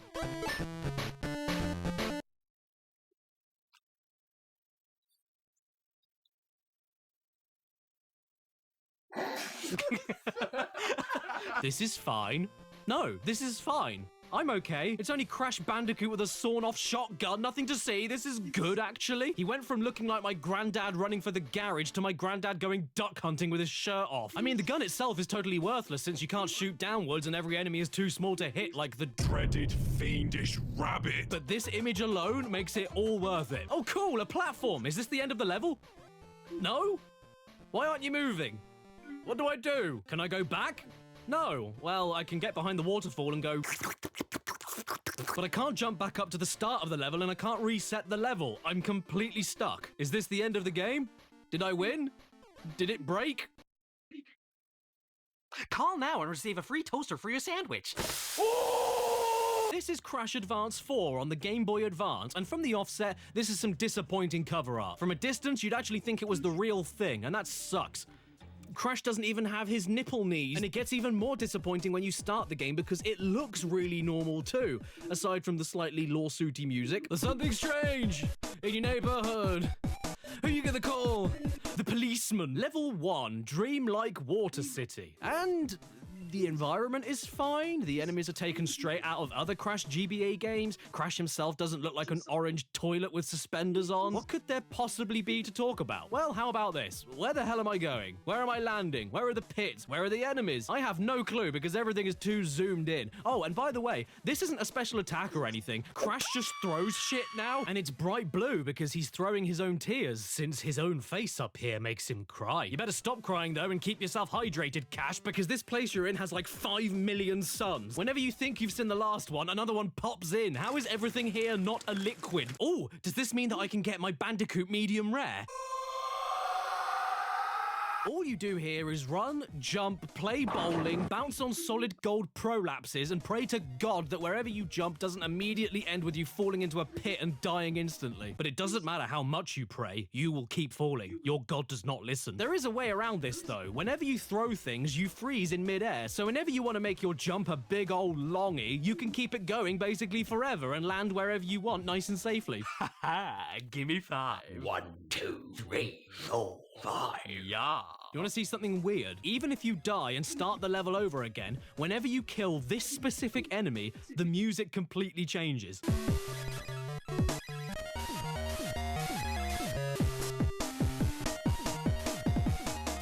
And why is that? Your mom! Oh. What's going on?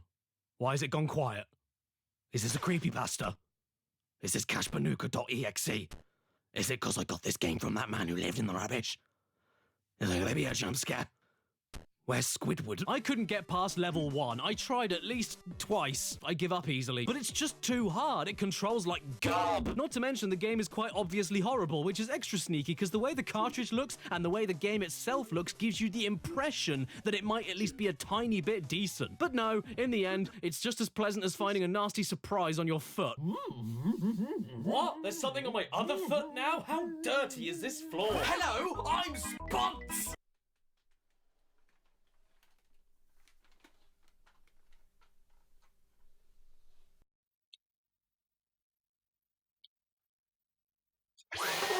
And I'm here to tell you that this video has been sponsored by Epic Games because Fall Guys has now gone free to download and play across the PlayStation, Switch, Xbox, and Epic Games Store.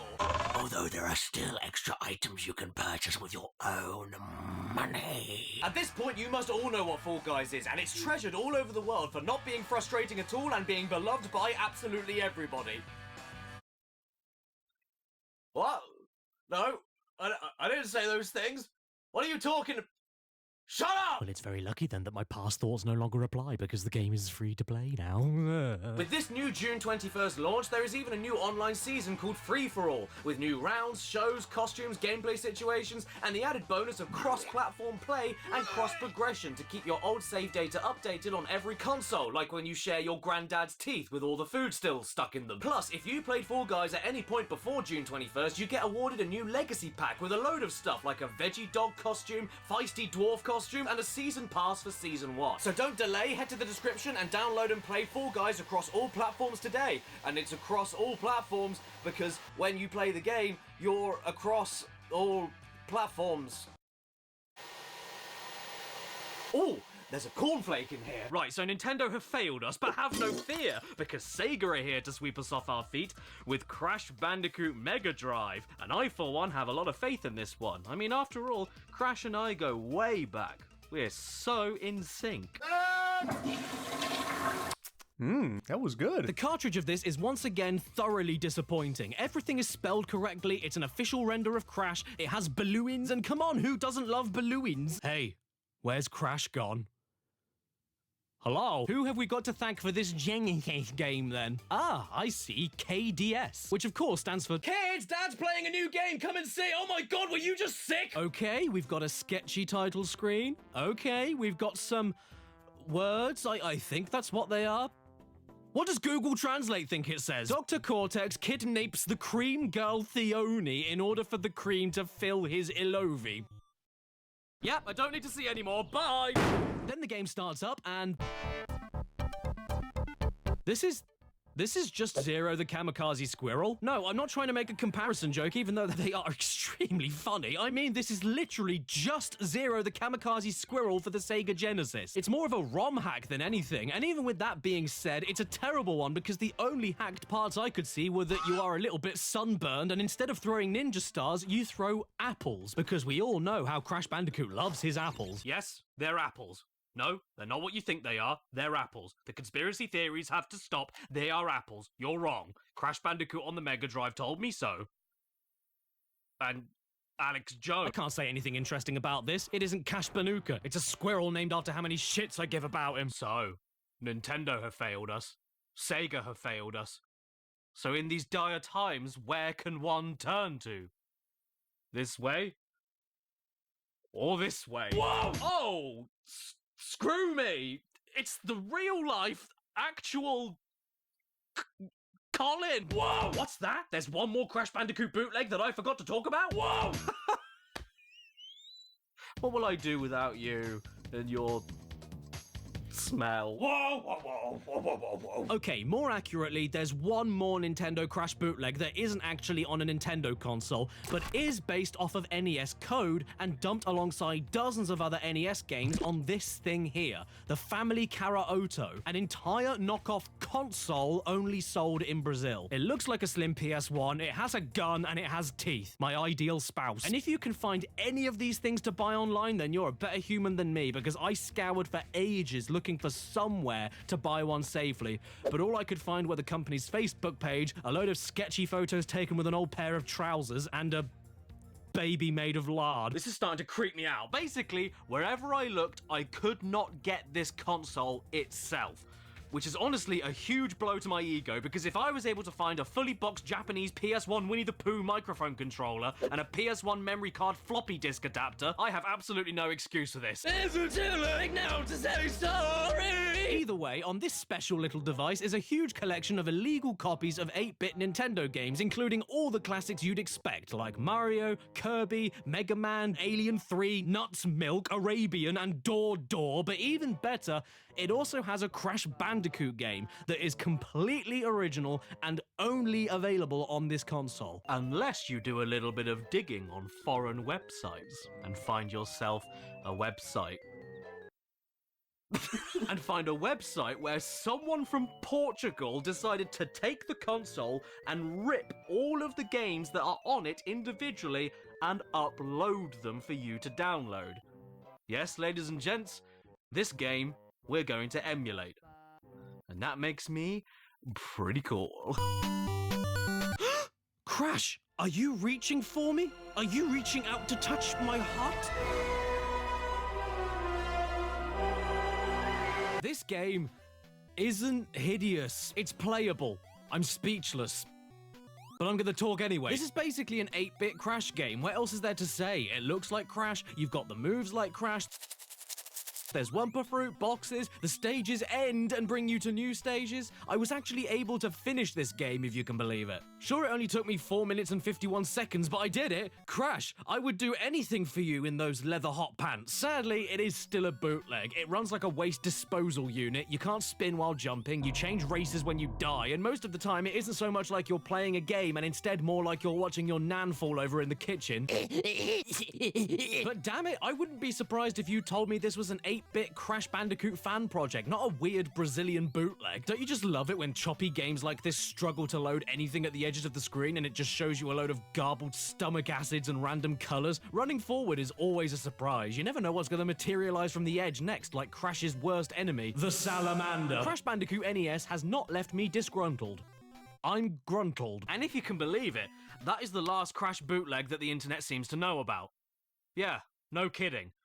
I swear, I've seen Sonic bootlegs and Mario bootlegs by the dozens over the years, but I guess Crash just never reached that level of rip-off ability. Guys, Crash Bandicoot is good enough, he deserves to be stolen! Don't worry, there is more. What?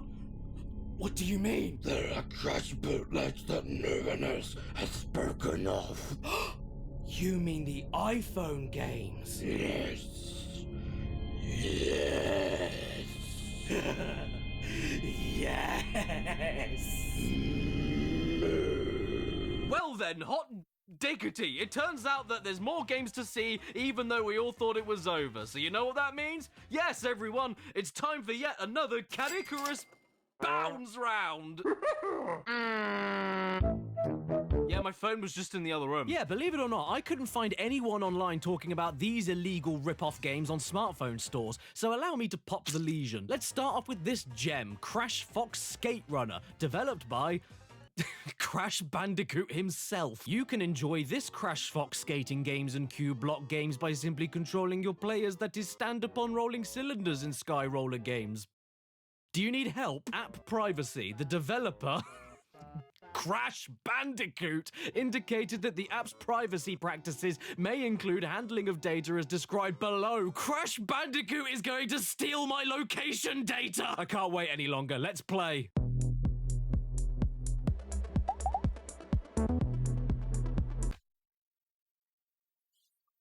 Can I get some tissue paper? No! Hey, if I can't get some tissue paper, then we're gonna have an issue paper! Well, that was fun, wasn't it? Crash Fox Skate Runner is a game where you swipe left and right to steer the classic PS1 mascot Crash Fox while he walks on top of Pringles, you know, as he's known to do. If you don't collect enough yellow to get over the gaps, you fall and die, which happens extremely frequently because there simply isn't enough yellow to drive into. There's nothing else to say other than it's perfectly. And then you get rewarded with an ad for Train Station 2, sequel to the critically acclaimed best game ever, Train Station 1. Wait a second. I got a voucher for Tesco's! Well, that was disgusting. What have we got next? Here it is. It's Crazy Fox Adventure in Time. It doesn't look like Crash at all, but this is what came up when I searched for him on the App Store, so I'll have to take their word for it. Crazy Fox Adventure in Time is a 2,5D platformer inspired by classic PSX games. It features low-poly graphics, 2 different ways of character steering, time of the day, and I guess the guy who wrote this got interrupted and killed by rabbits, with this being his final call for help. The game has 1 rating, and it's 1 out of 5. Excellent, let's give it a look then. Hey there, lady, can I have your number? So I can ring you and tell you how vile you are? Right, so we need to get things crystal clear. This is not inspired by classic PSX games.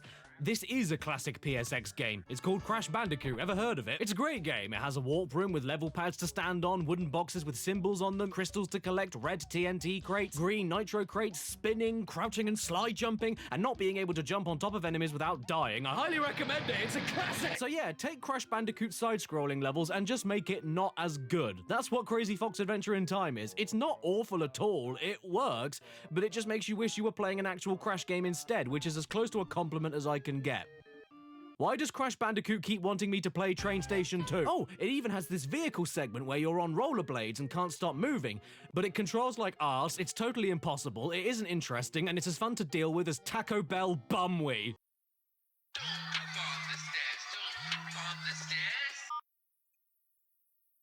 Hello?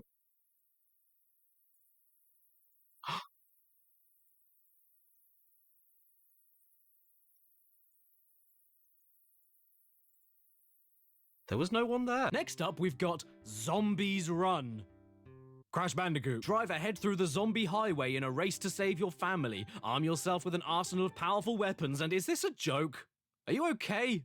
Are you having a fever? Is your house on fire? Do I need to call the heat ambulance? I'm not so sure about this, but let's give it a look anyway. Allow Zombies Run to track your activity across other companies' apps and websites. No! Oh! Right then, here we go. Zombies Roadkill. Oh, it changed its own name. That's good. I understand it. Level 1.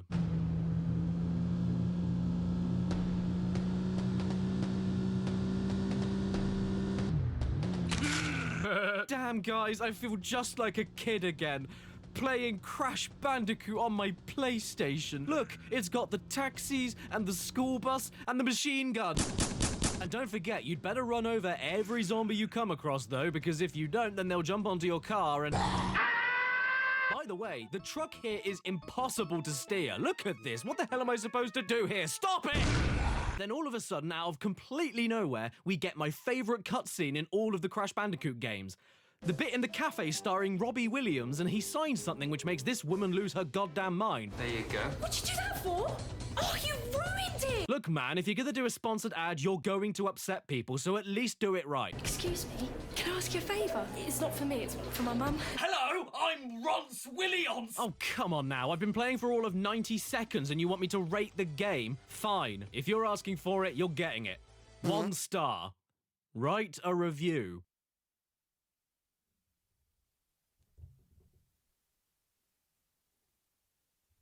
Title.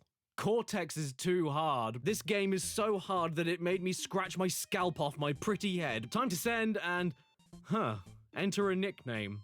Okay. Halal meat. This nickname is taken. Enter another and try again. Who called themselves halal meat? Okay, fine. Halal meat 5000. Done. Thanks for your feedback. You're not welcome. Well, hey, if I can give this game at least 1 point of praise, Zobi's Run is free to play. And, believe it or not, can't believe I'm saying this again, those are the only Crash bootlegs that I could find on the iPhone App Store. Yeah, it's depressing, isn't it? But that's okay. Just means I need to steal an Android phone from one of my kids. Oi, give me your phone. Okay. Not that one. Not that one. Not that one. Not that one. That's phone, not a phone. Thank you. Goodbye. Wait, what do you mean goodbye? Oh yeah, my bases are now all covered. I have all the power. And just like that classic quote said, with great power...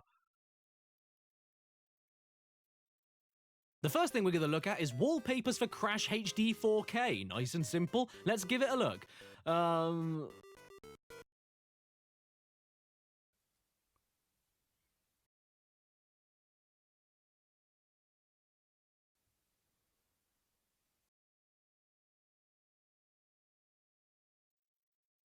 Maybe the games themselves are better, so I'll download a few proper ones and we'll be right as rain. Don't make me eat my words, Android.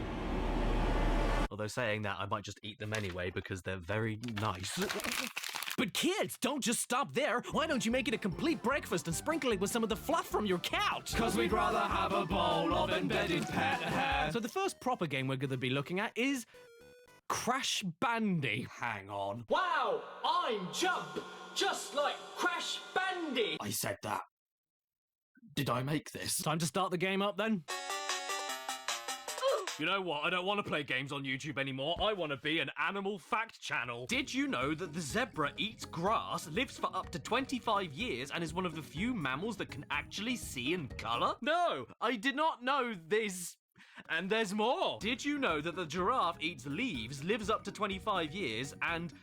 Challenge. A giraffe's tongue is over 50 centimetres long. Can you find something in your house that's the same length? Yes.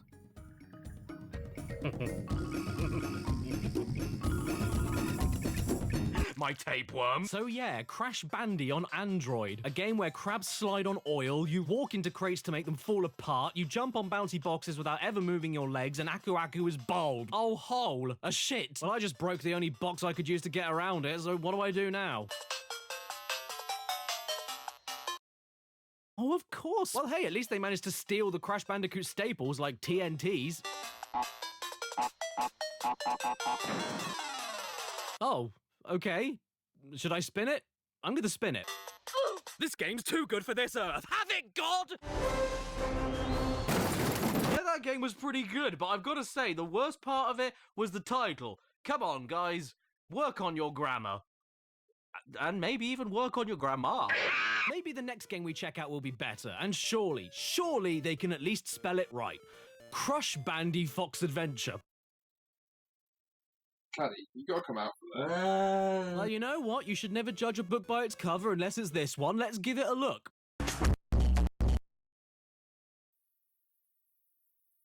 Well, the game doesn't load. I tried multiple times to get it working, but it just kept crashing right as it opened up. All I get is half a second of a quaint little cabin and an orange hairy truck, then it stops immediately. I can't play this one, and that makes me sick. All right, fine, let's try another one, like Super Crash Battle Adventure. Right, so at first, this game also refused to load, and I was really disappointed because how could you not want to see what is beyond this gorgeous title screen and the game logo in Times New Roman? I kept pressing start, but nothing was happening. I was starting to get really pissy, and not the warm kind, but then all of a sudden, after press number 72, we get the PSP version of Crash of the Titans.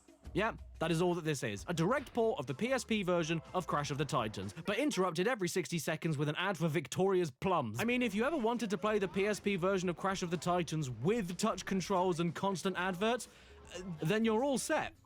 What? Is that not enough? Well, how about a fast forward button to make the game sound like death? Crash Tiki's Choice. It's like the Teen Choice Awards, except culturally insensitive. Boom down beat. Now this game is a single button.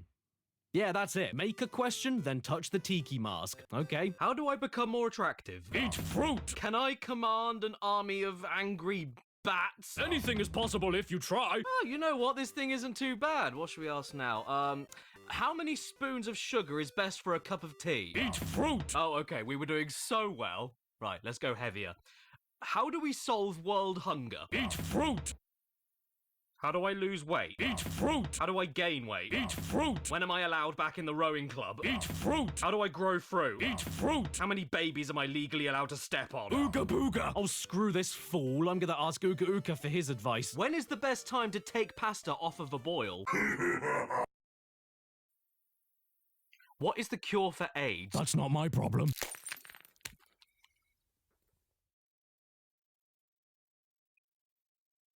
Crash Tiki's Choice. You know, I wish it was like the Teen Choice Awards. At least we'd have a sponsor. Hello everyone, my name is Uncle Funkle and my favourite snack is knobbly brown thing on a stick.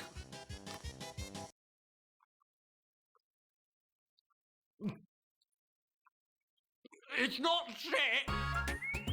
Next up is Bandicoot Tower, a game where you tap on the screen to put one box on the screen to build a box tower and hope to God that the next box appears above your current box because there's no pattern or rhythm to where the next box is going to appear. And by the way, nothing seems to happen if you keep building all over the place, so feel free to tap the screen over and over again like... Oh. Hi there.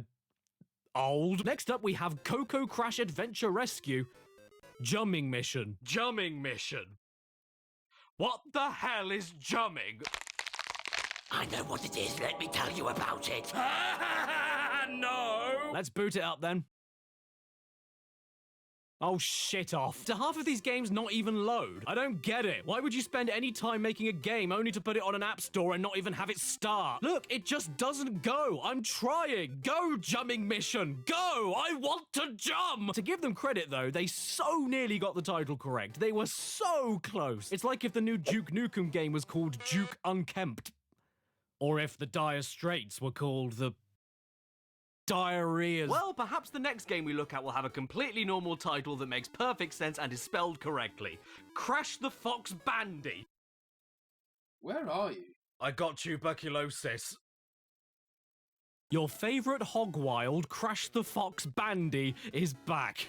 Oh, I can't wait. Actually, before we get into the game, I have to ask, how many of these bootleg dumps are there on Android? There's none on iPhone, none on Nintendo, none on Sega. They're all on here.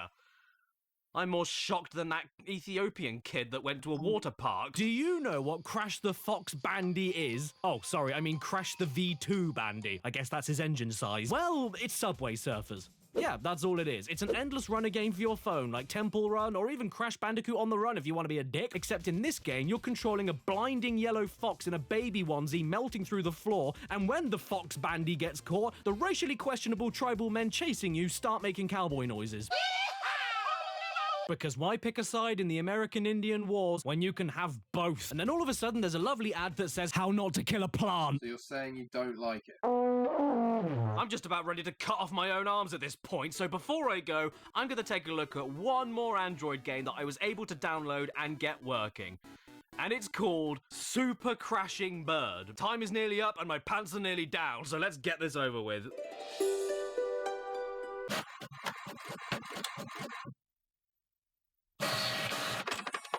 That's it.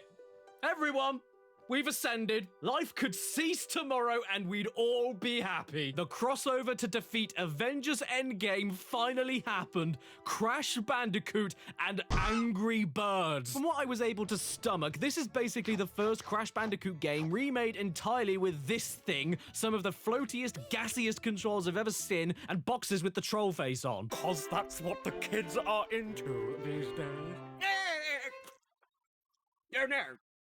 My queen! At the very least, I was hoping for this bird to look slightly tasty because it's making me hungry, but that's not a bird, it's a hairy hemorrhoid. This isn't a bird I'd like to cook. What?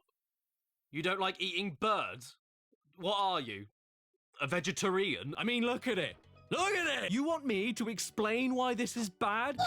You want me to sit here and explain in depth in a 3-hour critical analysis about super crashing bird? You have eyes, right? And if you don't have eyes, well, I'm not even sorry, because if you're playing this, you don't want them. Let this be a warning to every parent all over the world. If your kid asks for a Crash Bandicoot game and you're so cheap that you just download this on their phone for free, don't give that phone back to them, because they will grab you and they will kill you.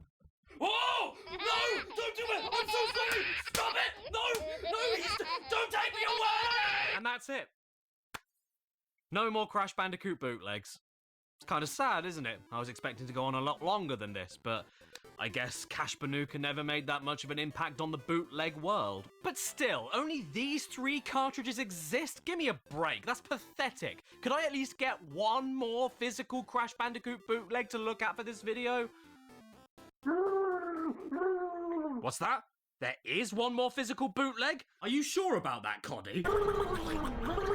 Well, Coddy knows his stuff. Apparently, we need to get in the car and find this sad old man inside this sad old man inside this sad old man inside this. And he said we'll know when we find it because apparently this bootleg is the size of a man. That doesn't sound right. Wet. Well, it turns out he is right. The next bootleg is actually man-sized because it's a tissue. Because it's a gambling machine only available in UK pubs, and its name is Cash Bandiloot. And you know how I know about this? Well, it's an interesting story. A friend of mine called Wayne went away from our city a few years ago to go on an internet installation job and found this gambling machine in a bar he was visiting. He took a picture of it and sent it to me recently, and I went ha ha ha ha, and then it got me interested in figuring out what it is and where it came from, so I did some googling and ended up on a Reddit thread about rip-off video games and found this picture of an advertisement for the machine. First of all, it mentioned the company that sold the machine, RLMS Sales, so I decided to Google them and see if I could buy the machine myself, only to then discover the company had one single one-star review and it was permanently closed forever, so I guess they weren't able to keep their business afloat with Cash Bandiloot. But oh, what's this? The image mentioned all the pubs around the UK that the machine was available to purchase for, but as you can see from this map, the UK has more pubs than blades of grass, so narrowing down which exact pubs around the country could possibly have this machine in them would be an impossibility. Until my good friend Wayne then decided to go through his hotel booking emails from around the time he remembered taking that photo because he didn't remember exactly what pub it was and where in the UK it was, which then led him to figuring out it was the outskirts of Manchester, meaning we had to then narrow down which pub it could possibly be around and about that particular hotel. And after ringing up the hotel directly and blankly asking them if they were the ones who owned the machine, and let me tell you, it's incredibly upsetting ringing up a hotel to ask them if they just so happen to have a gambling machine with a Hawaiian orange rat on it. They said they were pretty sure it was them and asked if the photo he took had any reddish beigey coloured walls in the background, and yes it does. So then she confirmed on the phone that it was that bar in that hotel in the outskirts of Manchester that the machine was in. But sadly, I live 3 hours away from Manchester. So I drove there. Hello, I'm Dad Face. Welcome to my car.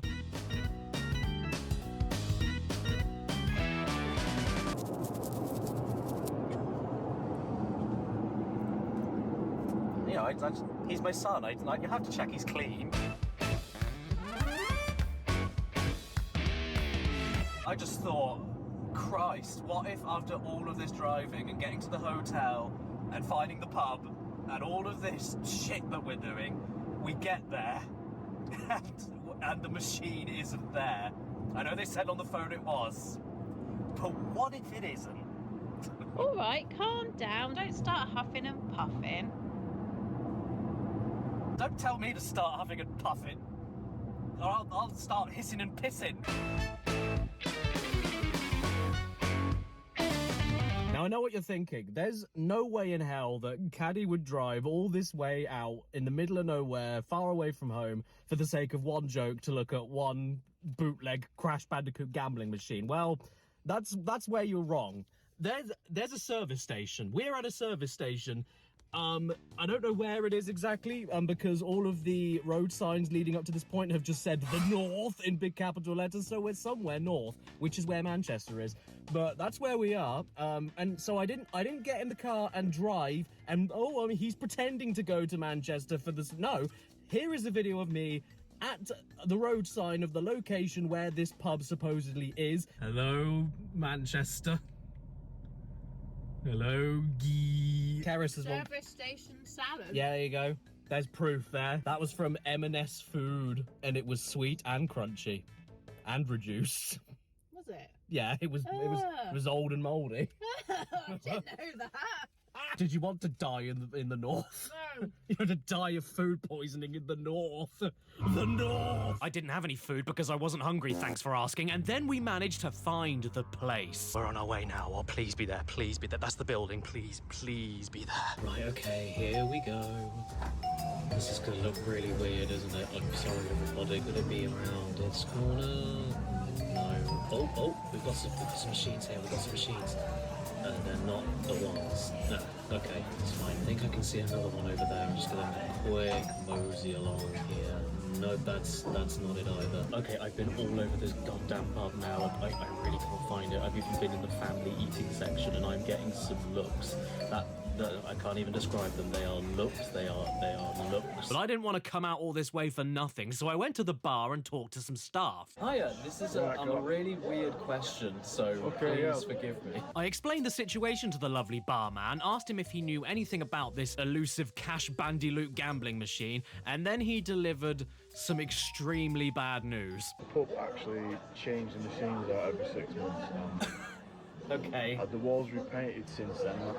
God, really? It looks like it's from a long time ago. God, see, that's not what we were taught on the phone. So yeah, it turns out that the lady we spoke to on the phone was off her nut. She had no clue what she was talking about. The gambling machine wasn't only not there, but hadn't been there for ages. But ultimately, I don't think it matters, because what else can I say about this other than it's a pub gambling machine that is only ever used by sweaty, round men that get totally blind drunk and leave all of the buttons greasier than Colonel Sanders' face. I did that whole trip. A 6-hour round trip. And what have I got to show for it? A t-shirt that stinks of sweat and beer, a stolen phone with Crash the Fox Bandy on it, and a Game Boy Color game with Danny DeVito holding a shotgun. Dude, I just want a good birthday present this year. Is that too much to ask? Ooh! Door! Oh, that's nice. Oh my god! Oh no, stop it! Stop it! Hello. Oh, it's me! The best present I could have ever wanted. Thank you so... Oh! Please subscribe and don't forget to hit that bell. Okay, so we didn't manage to find the gambling machine, which is a big old piss off, but on the way home, I did manage to find where Spons lives when he hasn't got a sponsor to promote. Spons Lane! Hello!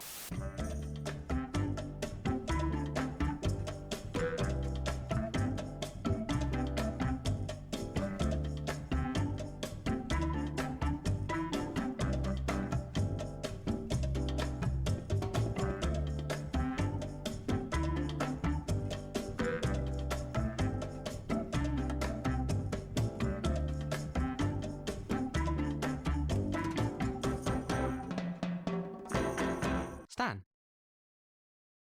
if you nut in space, do it push you backwards? This video has been sponsored by Your mum! Hi, Jim. Hi, Jim. I'm Jim. No, you're not. You're right, I'm sorry. It's okay, we all make mistakes. Like that one time I set fire to that school. Yeah, I know. I thought it was a wasp's nest. I got some news for you. Oh yeah?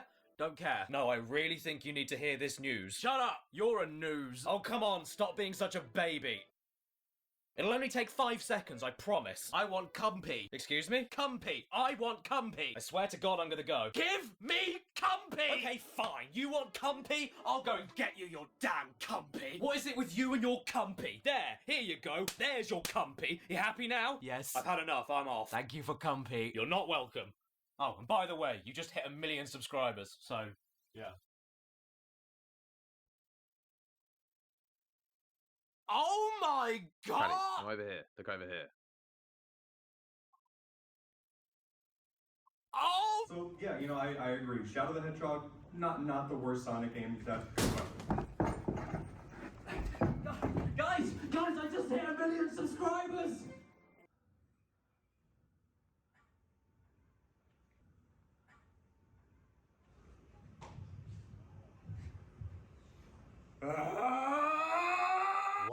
million subscribers. What the hell is that about? Thank you so much, everyone. But also, what the hell is wrong with you? That is a number that I never thought I would ever reach in my lifetime on YouTube, and it's a bit too special to not dedicate a full video towards celebrating. But what shall I do a video on? It's gotta be important. It's gotta be grand. It's gotta say, I've reached 1 million subscribers. What should it be? I've already made the video and I don't know. So I will go to America right now and ask all of my friends.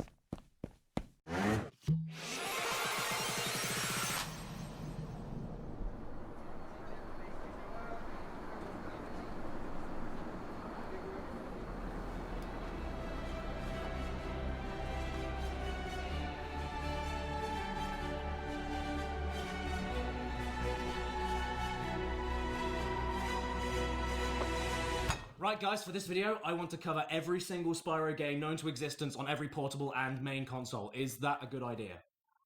Are you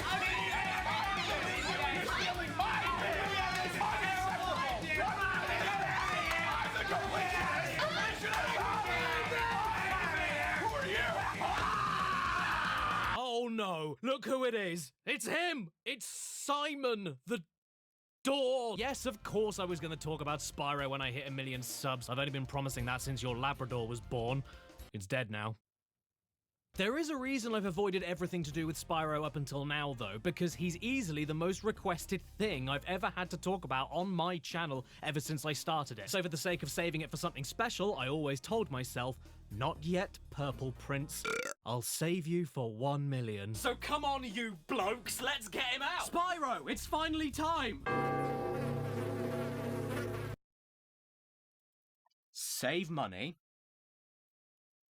on my mum's hip replacement. And let's be honest, everybody loves Spyro. That's why he was so requested. Who doesn't love him? You do, don't you, Izzy? Jesus. Exactly! The thing is, though, I don't want to get too overexcited. There's a lot of Spyro games out there that I could make multiple videos about. We're far beyond the days of 2012 and me only covering the first 3 games for a... Get his retrospective! No, I'm gone. So for this special, I am going to stick to the main console games and the main portable games, go through each and every one of them chronologically, and then show you why Spyro games make me wood.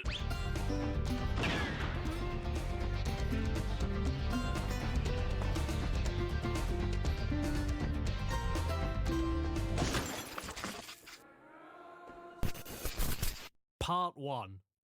Purple is gay. Right, so first off, no matter if you like Spyro or hate his guts, you cannot deny the iconic status of this box art. This color scheme, this art style, it's so PlayStation. It is perfect. I wouldn't change a thing about it. Why is that there? The story of Spyro 1 is that the press have gone over to the Dragon Realms to interview the dragons about a wretched old boil known as Nasty Nork, and they decide to make fun of him on live TV. Besides, he is ugly. Got a real Kanye West over it. Now, how did Nasty hear that savage diss all the way from his house? Well, you have to remember, this was way back in the 90s, and everybody thought TVs worked like telephones. Don't forget, TVs had only been around for 70 years. Because of that, Nasty Nork casts a crystallizing spell on every dragon in the kingdom, except for Spyro, because... luckily for us, though, Spyro is purple, and purple is a sick color. Everything purple kicks ass, which means Spyro runs off to kick ass, which means the game itself would inevitably kick ass. Except his voice. That doesn't really kick anything aside from my face. What about Nasty Nork? I'm going after him. Is it because of his color? Did they give him a chain-smoking teenager's voice because no one would think he was cool for being purple? That's outrageous. Some of the best things in life are purple, like bruises and ringworm. Destiny? I just want to kick some... Just toast those enemies and collect the treasure! See, kids? Spyro is cool! He nearly said bottom! In Simon 1, you skip around luscious open environments unless the game stops you with the big shapes. Smashing all of your nan's china with your head, gliding from island to island, setting sheep on fire, occasionally fighting a boss, cracking open old men. Run! Run! I'm getting a little weak. And eventually run off to Nasty's lair to spit roast him. That Nasty Nork is toast. Yeah, he is.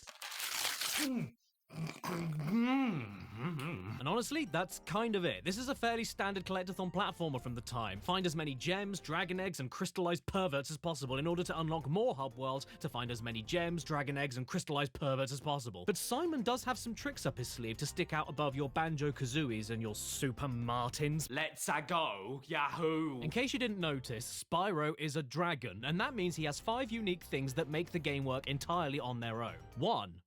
Dangly skin. Simon not only jumps like every other knobhead, but by hitting jump again can use the loose parts of his back to glide long distances, all the way to Scotland. This isn't only an extremely fun and liberating thing to do in every Spyro game, but allows the level design to focus not just on horizontal flat landscapes. Now you can have giant, sprawling, and tall levels based on verticality. You see that glimmering secret pile of treasure far out there? Well, if you get yourself high enough somewhere else in that level, and not from a weed, you may be able to reach it. It's not even a case of you finding the one single place to cross that one single gap, turning the glide function into a situational invisible bridge either. You can glide off of any surface in any direction, which means the designers can hide more secrets in more creative places and gives you a breathtaking sense of freedom and adventure in each level, which can also be tense as hell. Whenever I'm about to make a risky looking glide, I always have this inner fear of, oh my god, I want that stuff over there, but is my glide going to be high enough to reach it? Well, I guess there's only one way to find out, so here I go. But once I'm gone, I'm committed, so I have to be confident. Oh god, I'm not going to make it, am I? Oh god, Simon, you're going to die. I'm so sorry, Simon. This is my fault. You're flying slowly towards your coffin and you are seeing it happen right in front of your eyes, but are powerless to do anything. Oh no, please don't look at me, Simon. I'm sorry. Please stop making me own my guilt. Please stop looking at me! 2. Bad breath. Instead of any clumsy jumps or precise melee attacks, Simon uses a wide, close-range fire breath attack to kill the enemy Norks or break open baskets for gems. Not only a really fun thing to do, but it looks cool, leaves little black ashes behind, and basically guarantees a hit if you're facing the general direction of the breath, since it has such a wide girth. 3. The horn. Simon can use his horns for even more utility than the flame breath. It can break metal vases and baskets, attack basic Norks no problem, and gives you a speed boost which makes basic running around much more thrilling and quick when you need to get a move on with your little bum. 4. Whirlwinds. If you jump into a whirlwind, the camera moves downwards and lets you look right up Spyro's 5.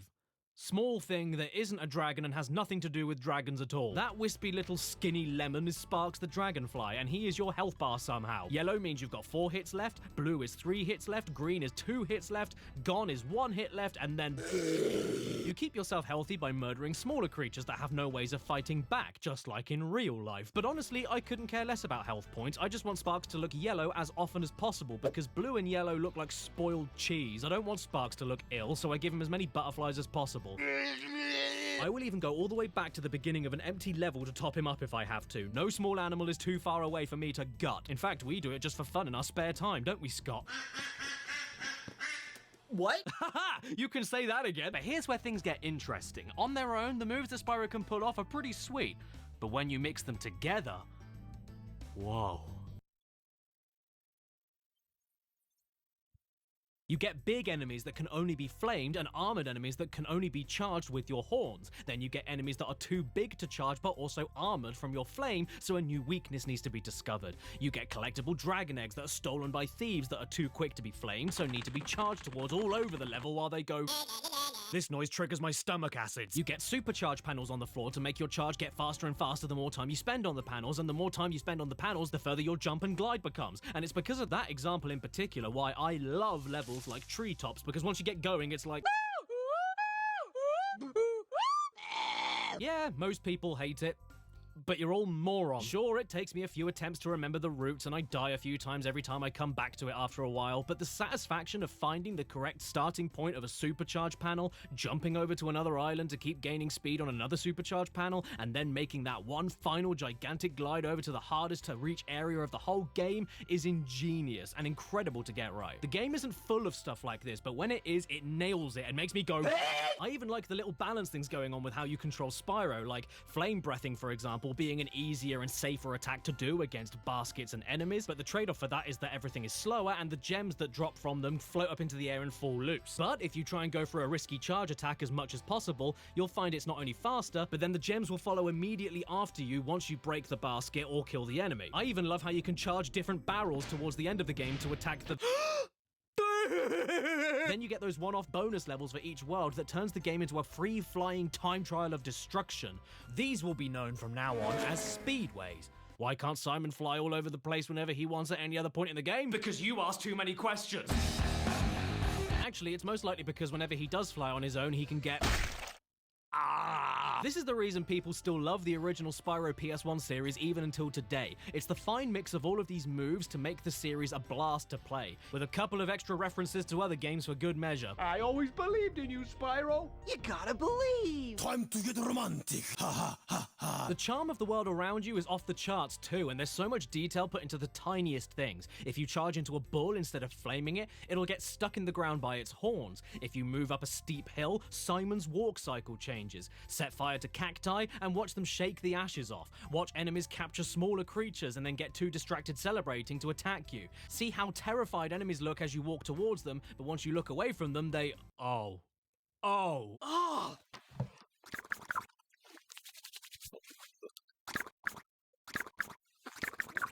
He loved this fat ass.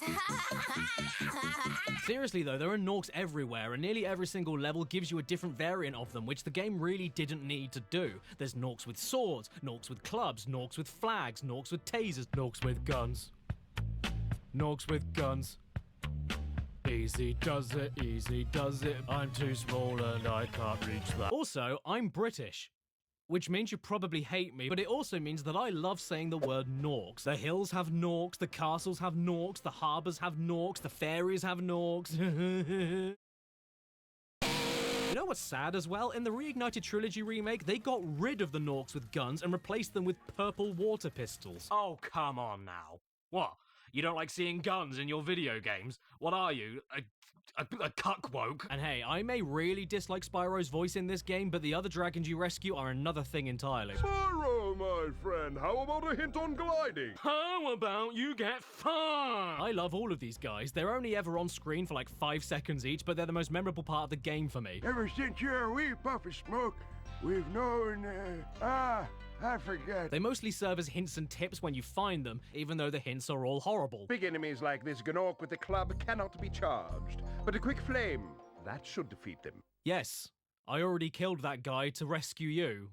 What are you talking about? Did you know that you get your longest glides by pressing X at the very top of your jump? How do you think I got here? Flame won't harm metal, but charging with your horns, that should do the trick. This is World 2. I've been doing this for the last 6 levels. Are you senile? Be careful, Spyro. This boss has many tricks up his sleeve. What does that mean? Some big Norks up ahead are wearing armor. I don't blame them. They're very sensitive. The best line in the entire game, though, easily goes to Cletus. My man Cletus. What does he say? Spyro, it's great to see you, but I've got to go. All right. Bye then. You know what all of the dragons' favorite thing is to say, though? Thank you for releasing me. I swear that most of these smelly lizards say this line on repeat, and by the end of the game, nearly every single one of them says it. You want to see how many I found? Thank you for releasing me. Thank you for releasing me. Thank you for releasing me. Thank you for releasing me. Thank you for releasing me. Thank you for releasing me. Thank you for releasing me. Thank you for releasing me. Thank you for releasing me. Thank you for releasing me. Thank you for releasing me. Thank you for releasing me. Thank you for releasing me. But don't worry, not all of them say thank you. Some of them say thanks. Thanks for releasing me. It's really a shame, though, that as a game itself, Spyro 1 is just alright. Welcome to my Arabian toilet. Yeah, despite my accolades, I actually don't think Spyro 1 is that great, mainly because of how primitive and stripped back it feels, especially compared to the sequels, which isn't Spyro 1's fault, but I'm blaming him anyway. And I don't care what you say, because I'm friends with the super popular YouTuber Vsauce too, aren't I, Kevin? You may kiss the bride. Hey, Jim! See, he even calls me by my real name, like my mummy when she's upset with me. You know, it's weird. It always surprises me when I remember that the first Spyro came out in 1998. This wasn't an early PlayStation title, and yet I think it feels like one. There's just something missing. I can't explain it. There's no gimmicks, no major surprises. I mean, I do love simplicity and games that are to the point, but with cartoony collectathon Johnny John Spyro the Johnson, the simplicity holds it back for me. Especially when you compare it to the following games, Spyro 1 feels really plain, just like how Crash 1 feels compared to Crash 2. And by 1998, Crash 3 had already perfected the Crash formula, whereas Spyro was just getting his feet wet. And when Spyro gets his feet wet, he dies. The collectathon gameplay loop is pretty basic, and it gets a bit samey for me after World 2, with not much variety in what you actually do, aside from more dangerous glides and slightly different enemies. And for as much as I love the visual style, the presentation itself also gets a little bit too samey for me. Aside from that hole, these things can get royally shitted off too. What are these things? Why do they look like that? How do they slide around so quickly? Get off me, you radish! No matter how many times I replay this game, I can never remember the names of levels or tell them apart by screenshots. They just don't leave much of a lasting impact on me. I don't think there's anything entertaining or that endearing about the characters and story. Spyro's voice, I think I smell a barbecue, makes me want to shit down a chimney. The sound effects feel really wet and sloppy without much impact or crunch.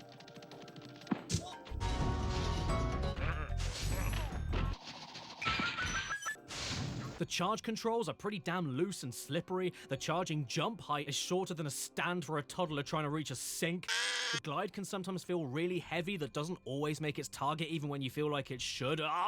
And then there's all the little things that add up over the course of the game. You hit these and then jump over them to get the gems. Why? It's awkward. If you miss it, you just do it again. Waste of time. These things you breathe fire on over and over again until they pop. Pointless. Why am I doing this? Waste of time. This rolling mechanic? Useless. I only find it handy on these single dog enemies on this single level because everything chases you down anyway, even if you rolled. Waste of buttons. Then you have the soundtrack, composed by one of my favorite drummers of all time, Stuart Copeland. It's a soundtrack beloved by basically everyone. And I think it's... Oh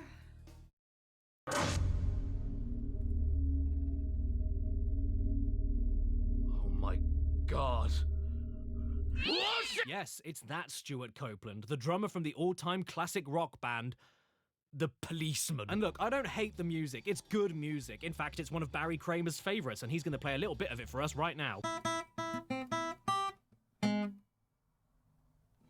What? Take it away! But I don't get the undying love for this game's soundtrack in particular. I think it's way too spacious and meandering for the kind of game that this is. And if you tied a rope around my neck and asked me to match which songs go with what levels or else you'll hang me, I'd say, I don't know.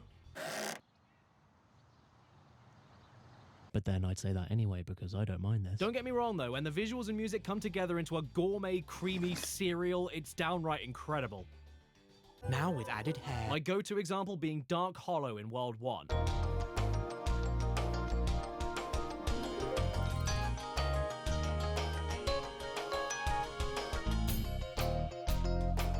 But as a whole, I just don't dig the soundtrack that much. It's well constructed, it's well performed, and there are some great tracks here. I just can't remember most of it, and I don't think it matches the gameplay that well. And these bosses, these absolute garbage fire F-tier bosses, F for very stinky. These are the worst parts of the game for me. They aren't bosses, they're regular levels that are really small with slightly stronger enemies that I wouldn't let near a school. First boss, Toasty. He's a scarecrow that is actually a sheep on stilts. Hit him 3 times, he does nothing. These regular dog enemies are more dangerous than him. Second boss, Dr. Shemp. Hit his back after jumping over like 2 attacks. Third boss, Blowhard. More like blow chunks. Fourth boss, Metalhead. Charge into metal poles that aren't electrified.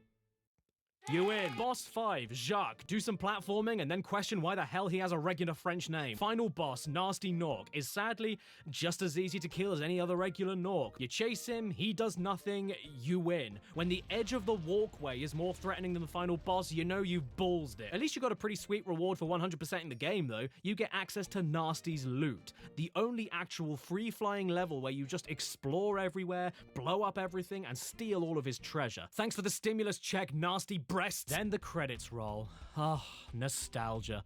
You know, even though this isn't my favorite Spyro game and I do have problems with it, I do like it a lot still to this day. I enjoy this game, and every time I reach this credit sequence and hear this music and watch all the low poly flyby level camera stuff going on, it lets me know that I made a good choice in picking up this game to replay it again. No sheep were harmed during the creation of this game. No, you're lying. You cooked them up and you sent them to... Spyro 1 is a classic, no doubt. But at the end of the day, even though I've got a lot of nostalgia for it, this is not the game that I replay whenever I feel like a bit of him. It's better than Crash 1 for a first attempt, but it still feels like a first attempt. You're a first attempt. Oh no! Who is that? I'm the amazing Wendigo. The amazing Wendigo? No. Where? Look, they made another Spyro game.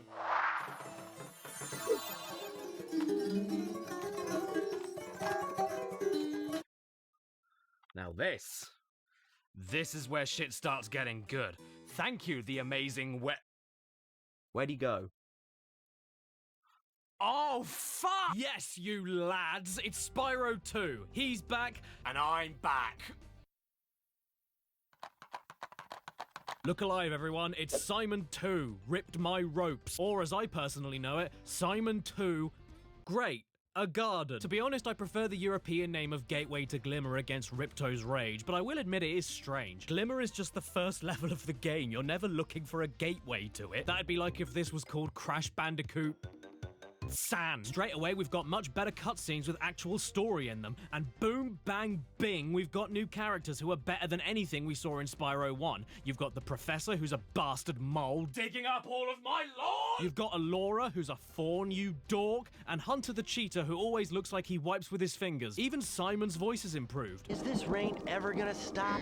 I've forgotten what the sun looks like. If you don't know, that is the voice of Tom Kenny, and if you don't know who that is, I'll give you a hint. Now they've set up force fields to separate us. If you can find diodes, you can use them to turn off the force fields. One thing though, why, only in the cutscenes, does it sound like the voice actors are spitting into the mics? That's exactly the point. A dragon is our only chance of stopping Ripto. Betty Botter bought some better butter, better than the bitter butter, so she put it in her bitter batter. Oh, there's also the new baddie, Ripto, who is very small and angry, and that's basically all there is to him. I never really understood the love for him as a villain, I'm sorry. And these three bozos accidentally summoned him to their world, so intercepted Spyro on the way to his holiday. Oh, sorry. Vacation. Yeah, your best friends in this game kidnap you and hold your holiday hostage until you fix their big messy. Thanks so much, you woman. Donkey. Spyro 2 as a game, though, is basically Spyro 1 again, but everything is better. Literally everything. It's like jumping from Crash 1 to Crash 2, or pre-vomit to post-vomit. And I'm far from the only person that thinks that, right, Dradex? Because I hate Spyro 2, and Spyro 3 is somehow even worse. Yeah, you're right. There's just so many quality of life changes here, it's not even funny, and it all comes together perfectly to make me go. The glide falls a little bit slower to make long jumps easier, the charge control's a lot tighter and lets you jump higher while charging to make rushing around levels twice as easy. Sparks the Dragonfly picks up gems from further away, he eats butterflies from burned animals much faster than Spyro 1, the camera moves around you a bit faster, the sound effects are guttier and have more punch to them.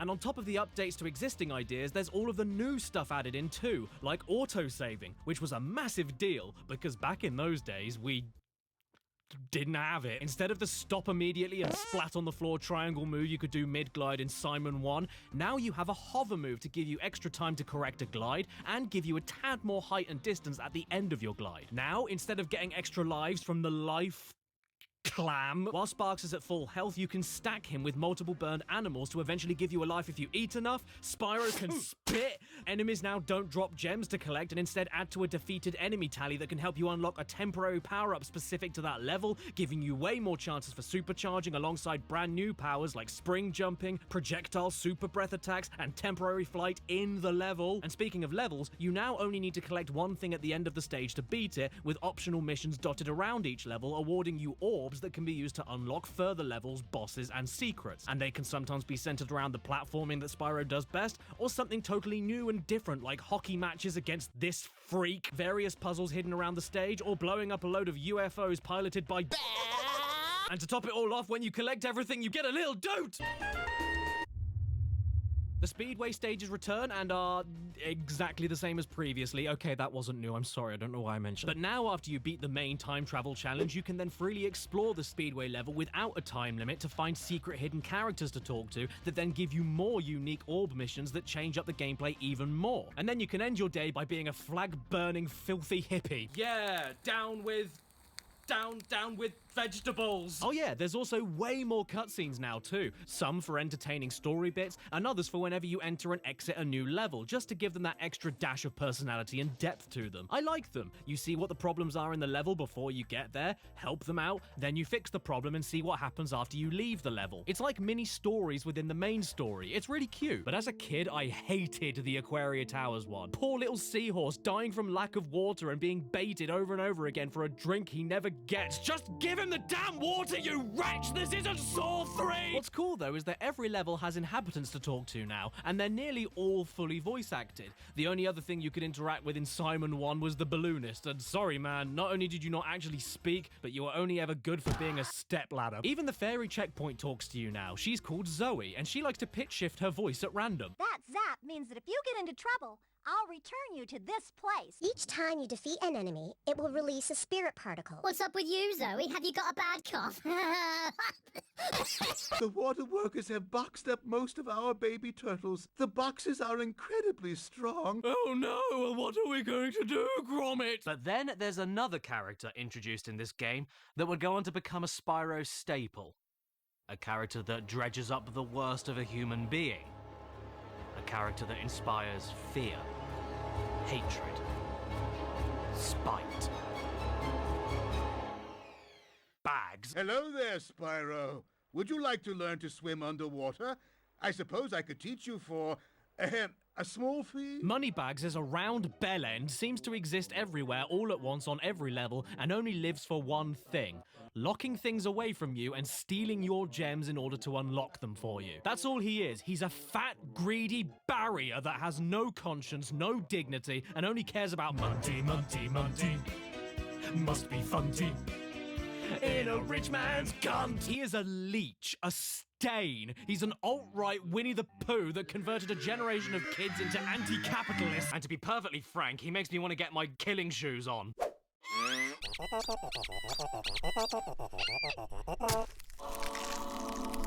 What a sweet relief. In fact, I don't even think that any furries like him. Let's ask one. Oi, Adam! All right, E621 Spyro _the_ dragon space order : score enter. What? See, it doesn't do anything for him. Oh, what's that? You want to sell me a trip on a submarine to get by a load of robot sharks? Pfft, I don't need any of that. You're scamming me. Look, see, I don't need to... Okay, fair enough. Oh, look at you there, Moneybags. Are you a little cold from the snow? Oh, no, wait. It's just your soul! My favorite thing to do with him is actually use a double jump glitch in level 1 to not only completely ignore him and his stupid bridge, but also use the same glitch to get on top of a ledge that I'd also need to pay him later on in the game to learn how to climb, and then finish off the rest of the level without paying him a cent, meaning that I can then afford his swimming lessons right after level 1 without needing to go into another level first to try and save up enough. This has been a money-saving tip with Daddy Caddy.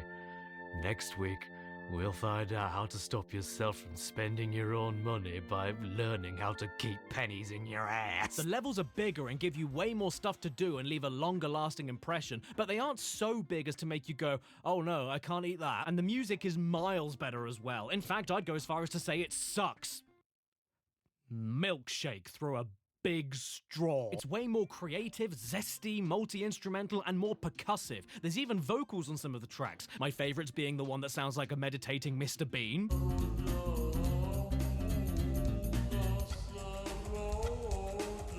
And the one where it sounds like a really big man just ate something he didn't like. Then there's all the little monk dudes with their mouths that look like urinals and they go... If you ask me, though, the award for best line in the game easily goes to... Even though I'm a vegetarian, I think you should kill that Yeti. He's so hardcore about killing an animal that he even goes off script. Kill! Oh, by the way, I have a theory about this game that I don't think anybody has ever brought forward before. Hunter is Ripto. And no, I don't mean just because of their exact same size. Other characters in the game are all like, can you help me tie my shoelaces? And then you help them and they reward you. But Hunter... He deliberately bricks himself in igloos and hides orbs from you until you nearly kill yourself on a jet ski parachute. He won't give you 2 orbs that you desperately need to save the world unless you run around in a sub-zero cave catching crystals to amuse him. He won't give you the items that you need to defeat the man that he summoned himself until you jump on his captured manta ray and follow a seahorse through a bubble of fart. He plays dumb, but he's not dumb. He has like half of the orbs you already need in his pockets and just doesn't give them to you because Lamau. And have you ever noticed how you never see them together on the same screen? He's the bad guy here. He is Ripto. I also love the way that so many characters have that low poly PS1 over-exaggerated head and mouth shape too. They all look like talking drum cymbals. Hi Hunter, I'm Spyro, and I want to burn all of your incriminating documents. Gee, thanks, Spyro! There's even this one level where you run around and find all of the bones of a skeleton to put him back together. How beautiful is that? It's so good to see my friend looking healthy again. Does he? Oh no, what does that mean? What's gonna happen?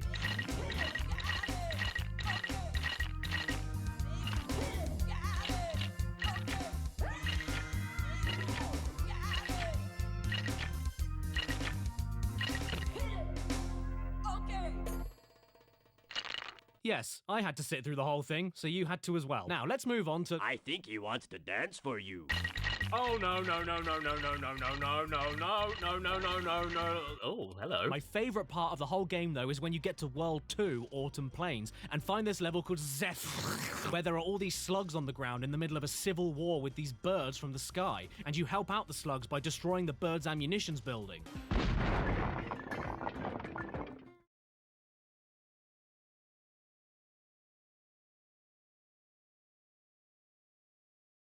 Wow! What an explosion! My disc is a little scratched. But then immediately after that is another level called Breezy Windpipe, where you go to the homeland of the birds in that same war, and then you help them get their airship running again so they're able to counterattack, ensuring that the war can rage on for many years to come. Spyro is indifferent to global relations. He is a war profiteer. I love Zephyr anyway, though, because there are these baby birds that spit ammunition from mother birds, dropping it from the sky into their mouths, and when they don't have anything, they're like, Mummy, I'm hungry, feed me, Mummy. Oh, you're hungry, are you? Yeah, well, I've got your mummy right here, you little scab. Then there's a bit where there's a slug named Romeo and a bird named Juliet in a tragic star-crossed love on the battlefield, and you need to reunite them in this extremely fun magic seed platforming puzzle where different platforms grow in different soil, and when you want the seed back, the soil clenches like a bumhole, and after solving the puzzle, Juliet sounds like this.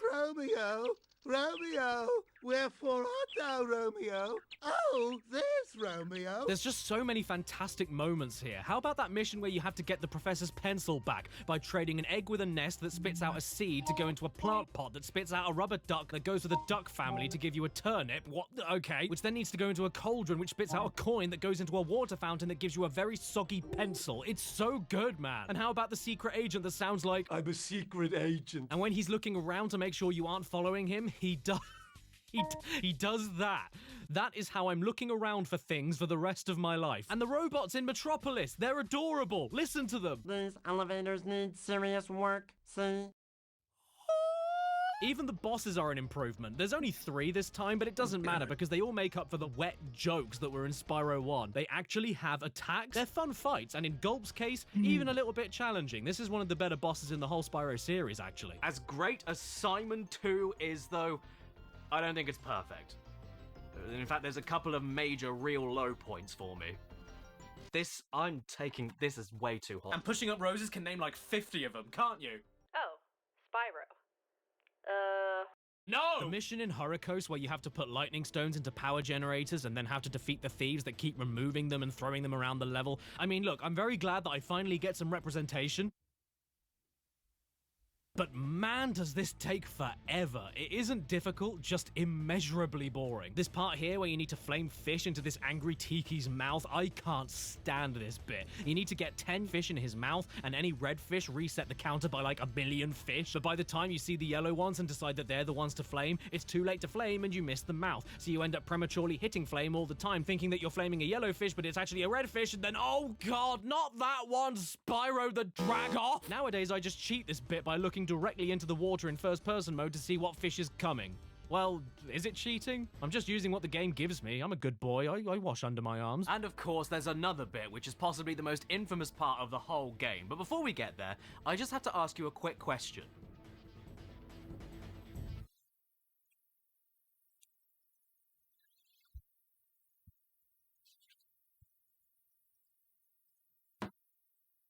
Trouble with the trolley.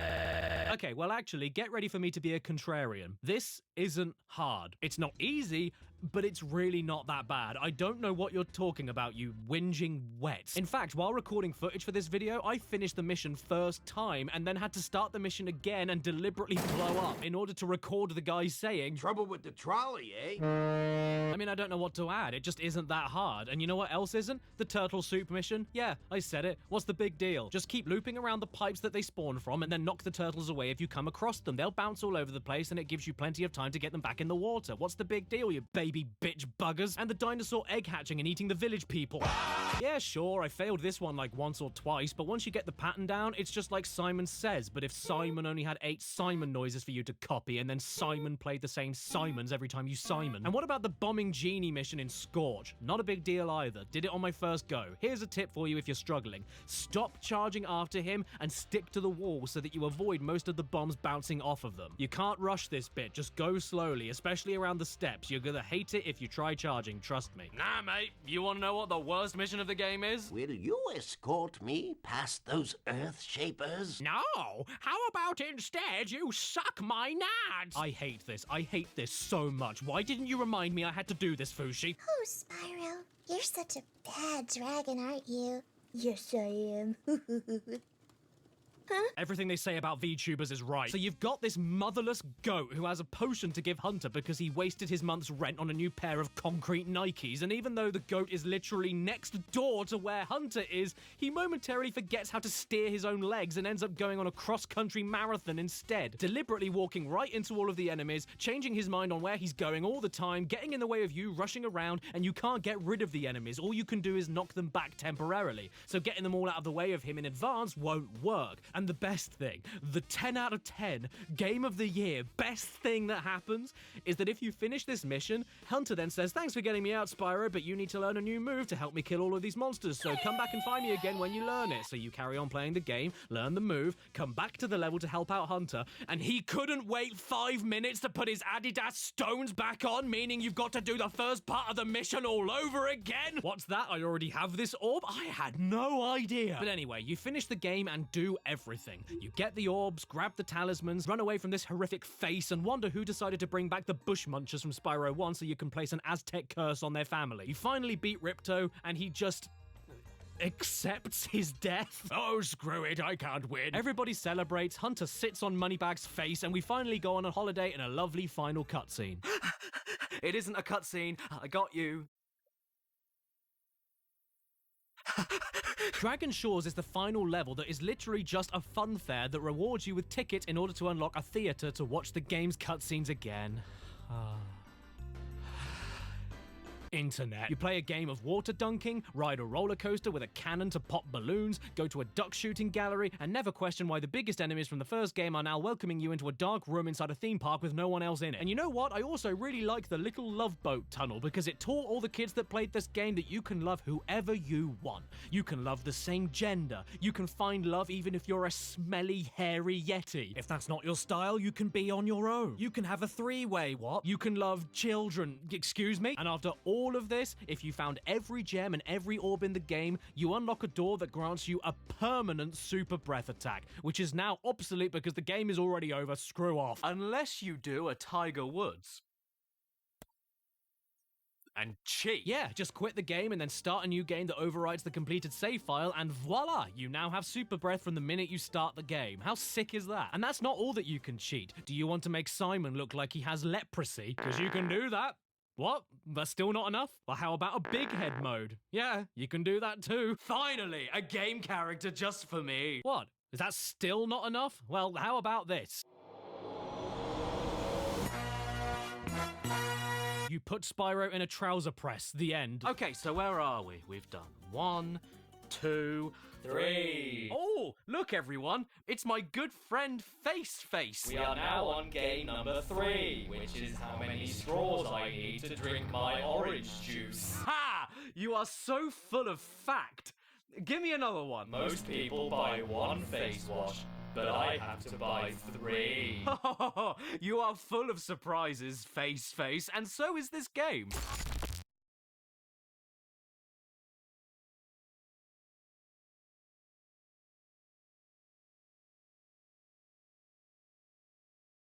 Huh? What? Oh yes, I forgot. I'm a PS1 game. And now I'm finally all on my own, safe from everybody around me and nobody else can break in. Hello, I'm Somniumscape 1569 says hello. Welcome to my lair. Oh dear, and today I've been sponsored by me. Yes, me. I've been sponsored by so many things that now I can finally afford myself. It's the collectible world of Cad Icarus, a limited edition exclusive Blu-ray set only available on the pixelempire.com/caddy in the description below. And when I say limited edition, I really mean it. They are selling out fast and you've got to act now because once they're gone, they're gone. Inside this gorgeous PS1 shaped box that talks to you when you open it. Wow, look in here. Hello, I'm Spons! You'll find the Blu-ray disc itself with over 5 hours of Cad Icarus content not available anywhere else on Somniumscape the internet, 1569 says I've been up for like half an the hour. history of his 11 years on YouTube, a guided PS1 collection tour, a Hidden Block reunion podcast, and so much more. I've always wanted to have 1 thumb and no fingers. The menus of the Blu-ray have all been specially designed to look and sound as ugly as possible. I mean, look and sound like a 90s PS1 demo disc. And the case for the Blu-ray even features a huge PS1 manual-styled booklet written by Caddy, featuring interviews from important people behind the scenes of the show, countless references and Easter eggs, and even a cheat code you can input on the main menu of the Blu-ray for an additional surprise. No, I'm not going to tell you what it is.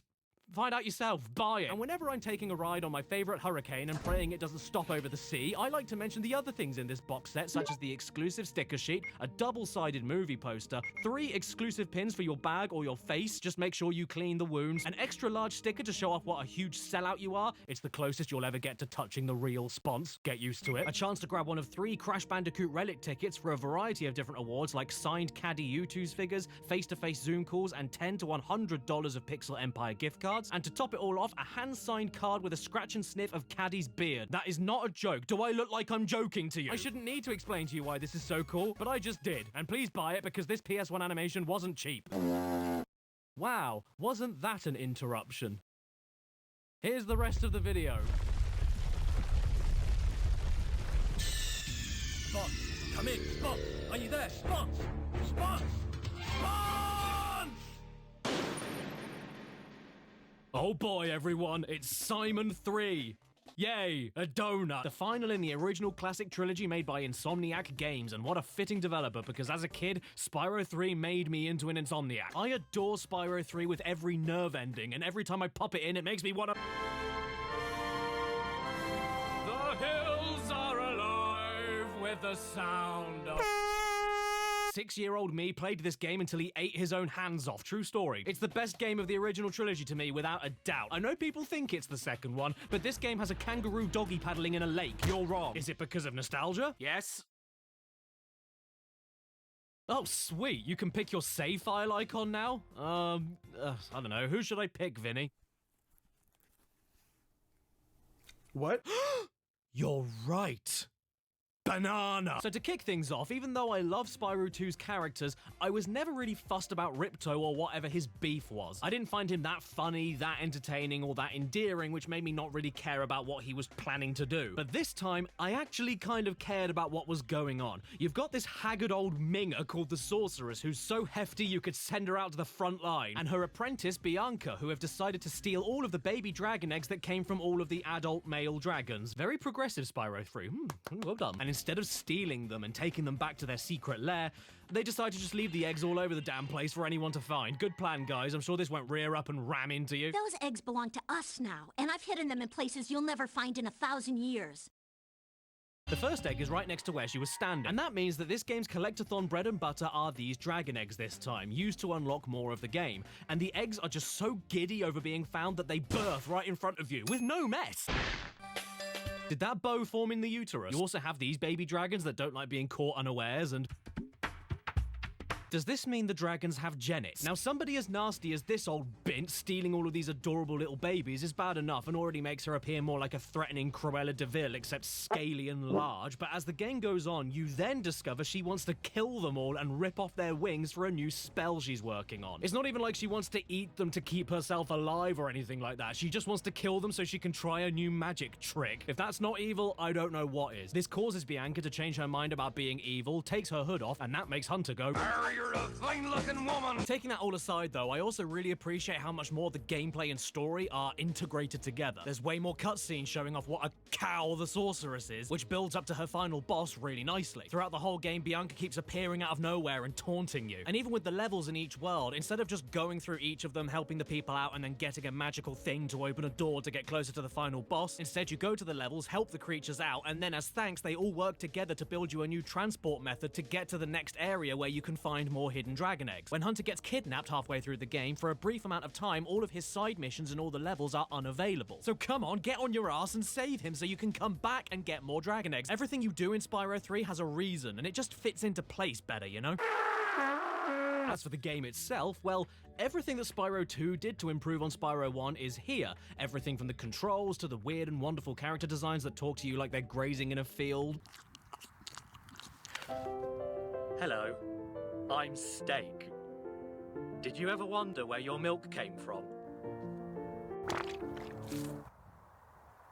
Yeah, me too. But in my humble opinion, it's just Spyro 2 Plus. It's Spyro 2, but even better. Not by much, they're still both incredible games, Somniumscape 1569 says, I remember that in my dream something explained why we have such a high count, specifically for interjects.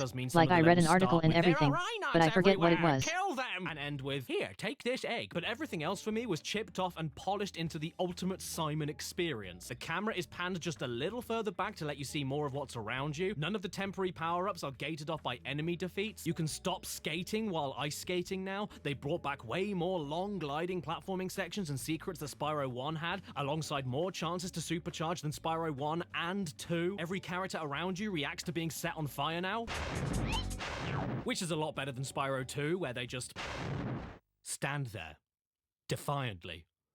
Walk away, bitch! You know, not that I flame the characters that much anyway, because so many of them are too adorable and I just want to help them out with their problems. Our sun has gone out. Well, shit, you're dead. They even added races to the classic Speedway obstacle levels.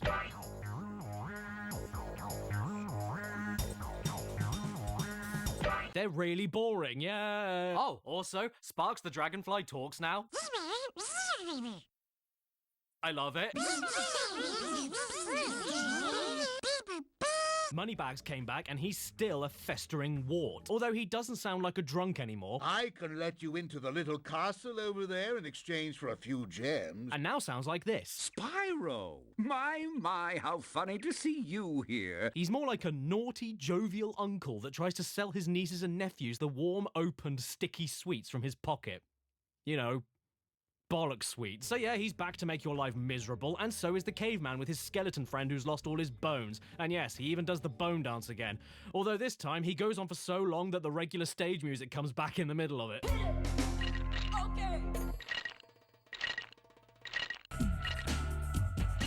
It's perfect. You know what? I don't like this Cloud either. Even when you complete his mission and make him happy, the best he can give you is this terrible face. But Moneybags does a little bit more this time. Instead of just ripping you off to get through doors, get this, now he works for the main villain. In fact, he comes right out the gate the first time you see him and just says the sorceress is paying him to be a tool, and he's standing guard for a collection of new animal buddies with their own stages that are fully playable. And once you buy them off of him, you can visit older levels that have their locked doors inside to then get in and find even more gameplay scenarios to make you go, wow, there's more gameplay scenarios. People often feel a bit like these are desperate ideas from a creatively spent development team, but I couldn't disagree more.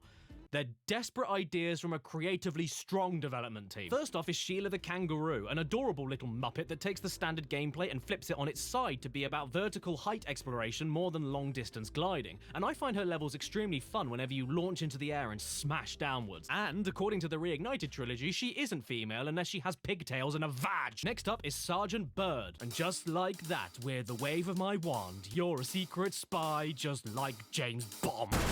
He is an MI5 flying penguin agent with rockets on his shoulders, and I find his part fine. Not the best and not the worst. In open explorative bits with free flying all over the stage, he's a joy, and I appreciate how you can toggle on a below view for aiming drop missiles while still having full control of flight. But in tight spaces, it's like trying to fit an apple in a nostril. Then we have Bentley, a friendly Yeti who for some reason is also a London Cockney. I genuflect to my noble deliverer. Ding dong! Hello, you c***. I'll have a Jack and Coke on the rocks, and don't worry, I bought my own ice.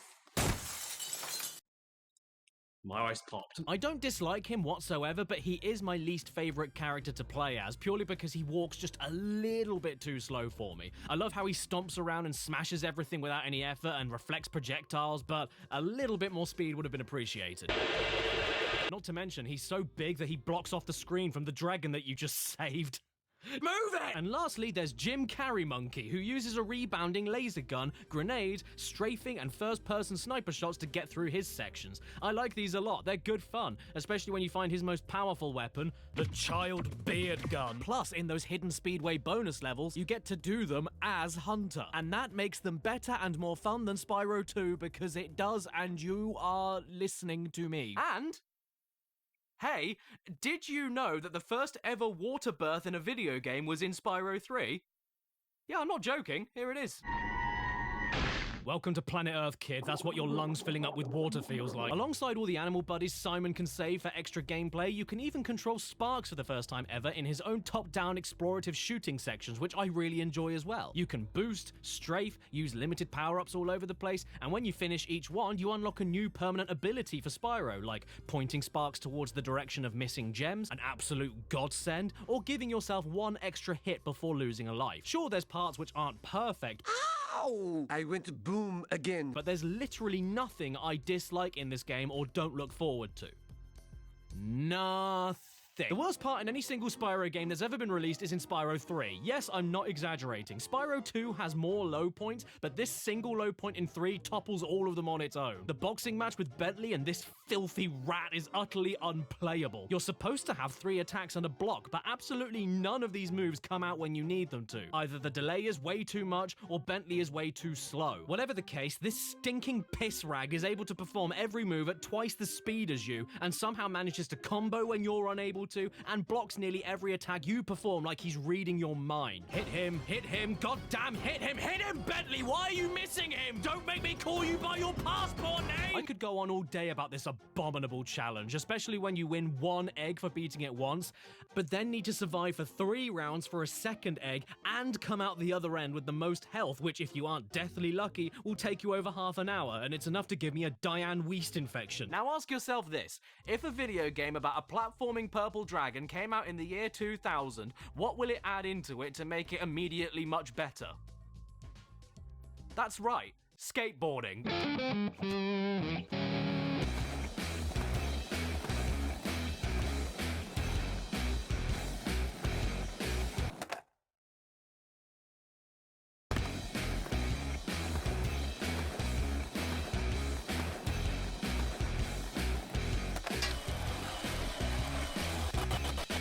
I shit you not, there's Spyro, the magical fantasy medieval dragon, on a skateboard in space. This is the most long john backwards ass thing I think I've ever seen, but man, I just don't care. It's so much fun, especially the races when you have to keep doing tricks mid-air to build up a speed boost. How can you not love this? Look at him go!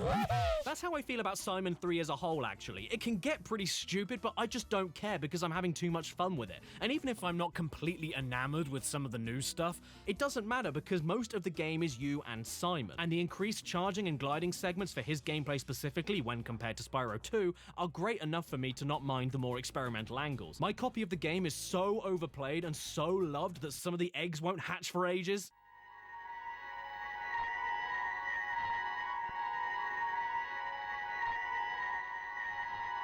Sometimes Boss 1 just gets stuck and won't stop pulling off this sick flip. Hello? What do I do? Help! Sheila, look at this. Can you believe this shit? And Spyro very frequently violates personal space. Be sure to keep your friend Sparks the Dragonfly healthy, Spyro. And do you mind getting your nose out of my dress? Wow. And it's even better when Sheila is listening to someone and she's all like, "Duh." This bit always always gets a laugh out of me. In the mission where you have to protect the ice skater and you mess it up, the enemies end up playing hockey with her. You can even go to Rome and set fire to the Pope! Okay, you can't do that. But you can skate in the Roman Colosseum, though. That makes up for it, I will admit. There's also these penguins here in frozen altars with these voices that I can't decide if they're horrifying or a massive turn-on. It would be easy to get up to that treasure if you had something to stand on. Yeah, they're horrifying. Purr. I don't know why, but I feel really cold. I swear they are this close to starring in a Netflix serial killer biopic. Oh, and the music this time? My Christ, the music this time? The music in this game just makes me want it.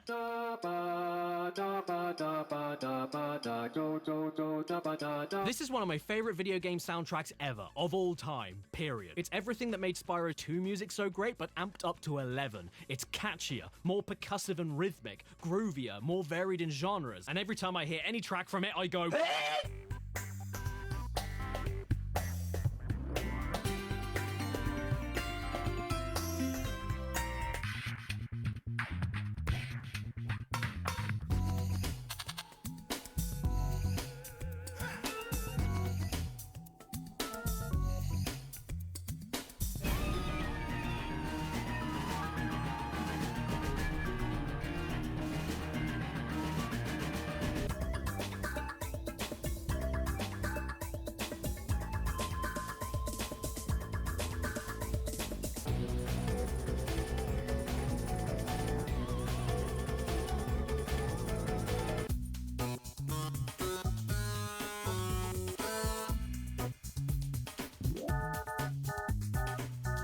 I mean, Agent 9's theme alone completely slaps. How many PS1 soundtracks, Nate, how many video game soundtracks in general can you say have a song in it that's in 7/8 time signature?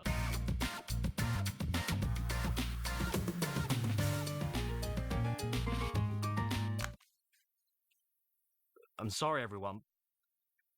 I was just listening to Velcro ASMR. The bosses are pretty good too. There's more of them than in Spyro 2, and they all look and feel completely different from each other. Not to mention, I think they all look pretty threatening as well, which is a plus. This guy used to terrify me as a kid. That face gives me a heart attack. I hate it. One tries to knock you back into lava and then sneezes fire at you. One tries to shoot you with ammo that you can steal from him and use back at him. One flies around the arena, showering you with attacks and other enemies to chase you, and is only vulnerable while moving instead of being stationary. And the sorceress herself is like a mix of all of them together, but now with the added bonus of using temporary vehicles to blow her up. And that's more or less how this all ends. After you've done your best sitting there for 3 hours watching the professor do this. No.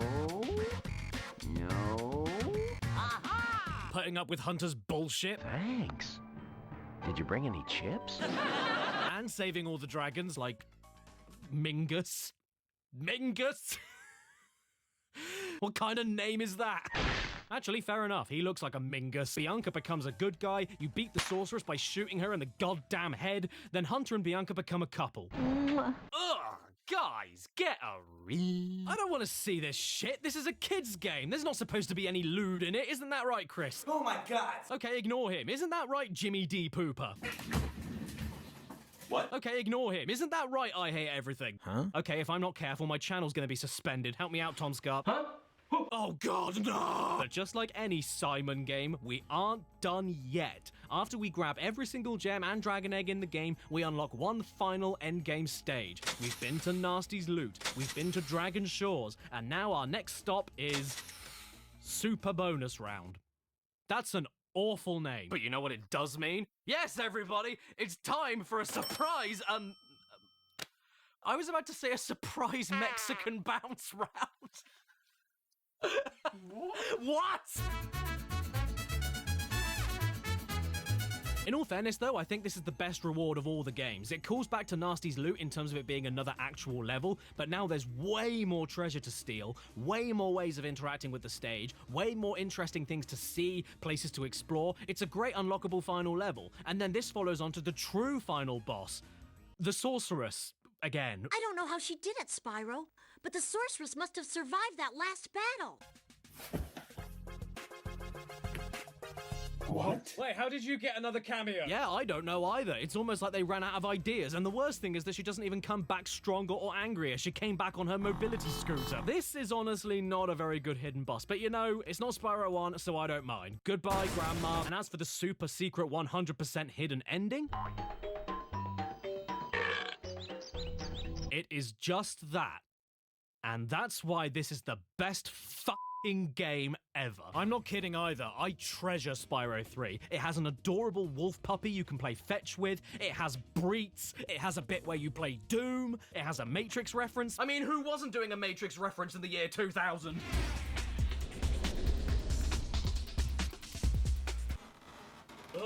It has cowboy dinosaurs. I mean, do you have any cowboy dinosaurs? If you do, can I come over and see them? It has the ultimate revenge fantasy that surpasses Kill Bill by letting you chase down Moneybags at the end of the game and burn his completely flame-resistant pants in order to steal all of your gems back from him. And in conclusion, it has the best sound effect of all time. So I think it's safe to say Spyro 3 really is the Year of the Dragon. Well, what a perfect little trilogy for the PlayStation. I'm sure glad it stopped there and they didn't try anything else. Knock, knock, open up the door. Hello, Caddy. Oh, shave my back. It's my evil twin brother, Baddie. I bought something for you. Oh, for me. You should have. I deserve it. You know, I'm starting to think that Baddie isn't actually all that bad. I mean, you know, after all, who goes out of their way to gift you a jigsaw puzzle? I wonder what's on it.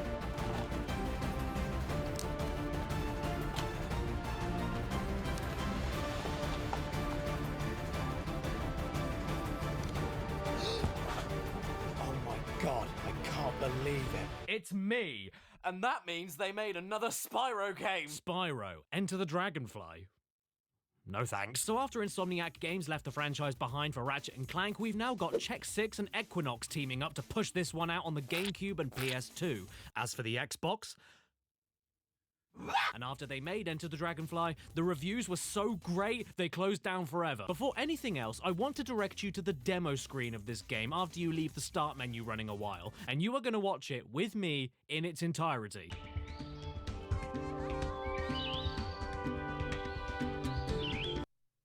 Oh, these are nice flowers. Who am I gonna pick for this save game then? Ooh. So the game begins and we get our first cutscene.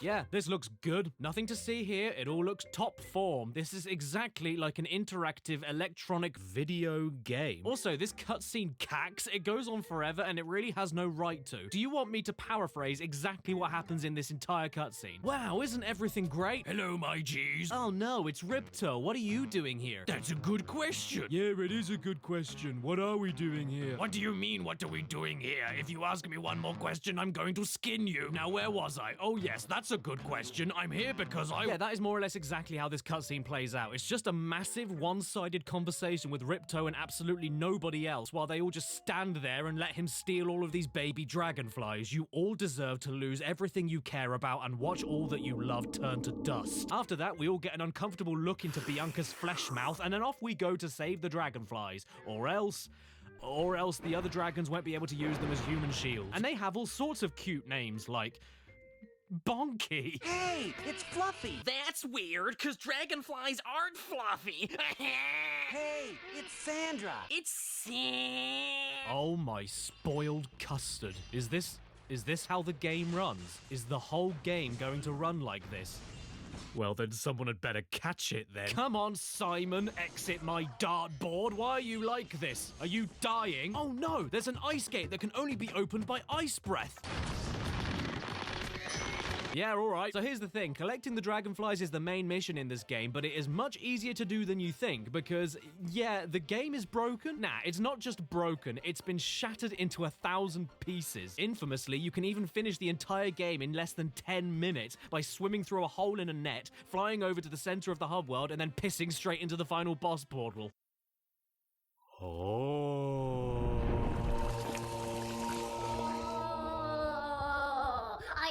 winning. Now, many years ago, I made a dedicated video about Enter the Dragonfly. And I was a puss. I didn't actually bother playing the game. I just broke it, finished it in 10 minutes, and then shoved out a lazy joke video to cover my electric bill. But this time, no such excuses. I played it legit, from start to end. So now I can confidently say, without a doubt, the game is still shat. And I'm not the only one that thinks that, right, Lady Emily? Spyro, I mean, I enjoyed Enter the Dragonfly as a kid. Shut up! I mean, ostensibly, the game is the same as Spyro 1, 2, and 3, but instead of refining or going forward, it takes things away. Simon 1 had 6 hub worlds, Simon 2 had 3, Simon 3 had 4, and this game has 1. 1 hub world. And not only that, it also has 8 levels. 8 levels in total. Simon 3 had 21 Simons and Dartboard only has 8. Sure, they are much bigger than previously, and they do things like putting speedway courses inside those levels to beef up a single level instead of split them up. But it also means that there isn't as much visual variety, way too many flat and gaping chasms of spaces where a level should be, barely any gliding challenges aside from like 3 levels, and despite you having new power-ups to unlock in the forms of different elemental breaths, which is an idea I do love, there is only one single instance of returning to an older level to find something new with an unlocked breath, and all it involves you doing is grabbing kites by standing on children's heads. This also means the music is pretty limited in comparison to the PS1 games too, and I'm not sure why, but despite it being the same composer, it sounds like it's falling asleep most of the time.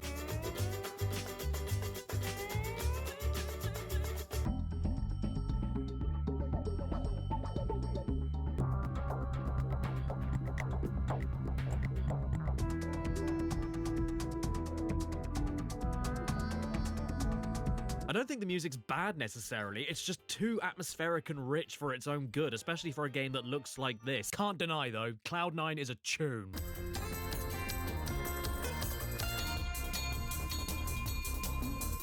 Not to mention, the game is insultingly easy. I breezed through most of it without even thinking about it. Check out this mission from the halfway point of the game.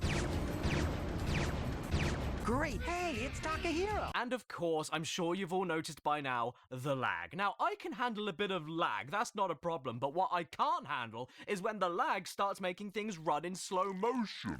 Because when things start running in slow motion, I can't even tell anymore if I'm jumping or giving birth. No, don't worry. Your video is not buffering or dropping frames, and you don't have cataracts. This is how the game looks, all the time. It never stops. I almost want to get a cheerleading squad in there to encourage it to run properly, and on many occasions it gets so close, but just can't quite get there. Come on, Simon! You can do it! You can do it! You can do— Oh. And in some of the speedway missions and tank battles, it goes beyond PowerPoint presentation slides. It's like looking at a newspaper. It's a necessary evil though, team, because we need to include the fog. And grass physics. If there was ever a game I wanted to dive under the hood of and see what the hell is going on with it, it would be Enter the Dragonfly. So I got my mate Boundary Break to look into the inner workings of the game, and this is what he found.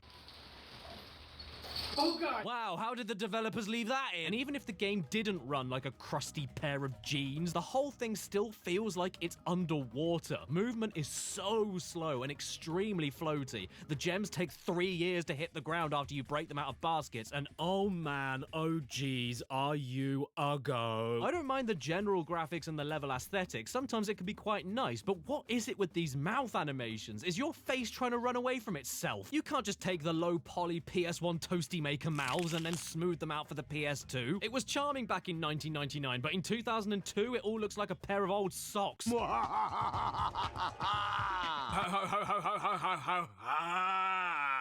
on top of all of that, as you could quite clearly see earlier, the game isn't finished.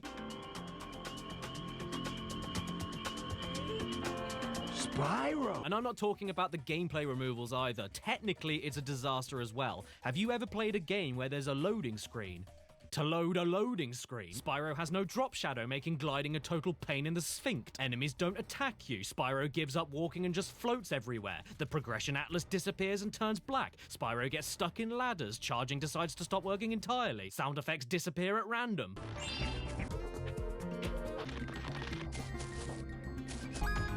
Ouch!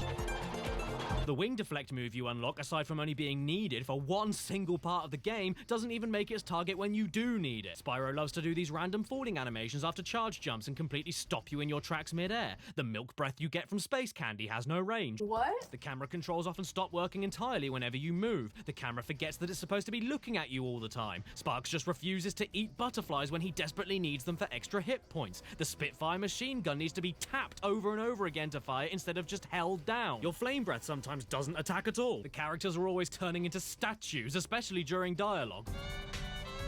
Uh-oh, he stopped.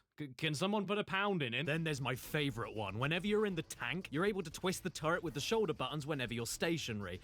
But then when you start moving, you're allowed to twist the turret left, but then twisting it right stops working, only when you're moving. This game is incredible. And taking the coding issues out of the way and the gameplay being stripped back from the PS1 days, the game's also unfinished in other weird ways, like with good old Rage Against the Machine Bag, who only appears one single time in the entire game on level 1 and never comes back, which is probably for the best because I don't like your cultural appropriation. And there's this bit where you talk to a monkey, finish a sliding mission, get a dragonfly, and then the game makers forgot to make the monkey offer you an extra dragonfly for doing the mission again on hard mode, so Sparks just turns around to you and says, "Oh, wait a second, there's another dragonfly mission here, but the monkey forgot to tell you about it, so do you want to do the slide again?" Oh, and speaking of Sparks, most of the time he has the same voice in Spyro 3 that I love dearly.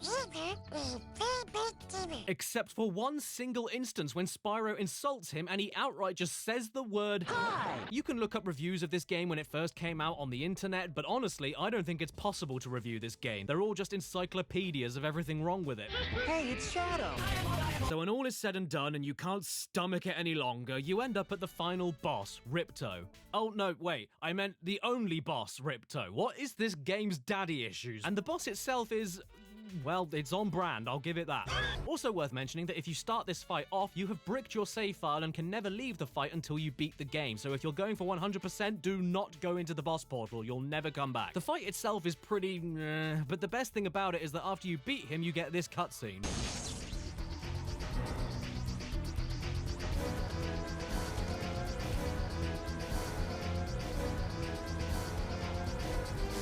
Yes. Enter the Dragonfly genuinely feels like a load of people got together in a meeting, one person came in and said, "Hey guys, I've got 8 new Spyro level ideas," and the rest of the team said thank you. That is all. It is sadly the first of quite a few Spyro games that doesn't make me go. In fact, the game is so bad, I don't even think any children's TV presenters on CBBC would take a paycheck to advertise it to kids, would they, Chris Johnson? Oh, they'll buy anything. CBBC's been showing the exact same episode of Tracy Beaker on a loop for years, and none of them have noticed. Little pricks. So that's why you don't present CBBC anymore. The only major drops of praise I can give this game are that it gives you the ability to warp to any level right from the pause menu once you've already visited it. The sliding missions are admittedly a lot more fun than Spyro 3, and above all, at least it isn't racist. Tiki tiki unga boom! Diggy diggy lolo. Oh. Okay. By the way, guys, you can keep your trouble with the trolley, eh? Shit. The one phrase I had to hear at least 6 goddamn times over was... defend the Puffy Palace? This dog fight is dog bad. The enemy planes can drain your health in seconds, they're too hard to hit, there's no aiming reticle, and the battleships take at least 1,000 missiles to take down. And after every 30 seconds of each failed attempt, I got thrown back to the goddamn defend the Puffy Palace! The only way I could win this mission is by giving the battleships a good old ram over and over again while spamming the ever-loving hell out of the missile button, because that's fun, isn't it? Actually, yes it is, especially if it means avoiding... defend the Puffy Palace. Luke, that wasn't even close. You're an embarrassment. No! The most annoying thing about Exit My Dartboard, though, is that the base is definitely there. I can see a started game. I can see a natural extension from PS1 Spyro to PS2 Spyro. It's extremely close to being a competent, simple, yet effective bit of comfort food, like a peanut butter sandwich, except it's a peanut butter sandwich that has the bread, but replace the peanut butter with more bread. That's what this is. Spyro 4 is a bread sandwich. Oh, and who in Satan's pantry signed off on this credits image? I mean, I like it, it's funny. Wait a second, is your name Two-Eyed Willy? Thing is, though, I didn't just decide to play every level and beat the game. I decided to beat it all. I completed this game 100%. 100%. I got everything. I did everything. Just for the chance of having an extra cool hidden bonus ending thing, just like in all the other 3 Spyro games. And what did I get here? I got a secret ending cutscene. And what was it? Well, everything is finally back to normal. Isn't it, Spyro? Spyro Enter the Dragonfly makes me want to piss the bed. Well, that was a huge waste of living. I wish I didn't have to sit on a sofa and commit to playing a bad game on a giant TV, you know? Why can't I just play classic Spyro whenever I want, wherever I want? Now, son, turn that frown upside down because Spyro the Dragon went portable. Part 2.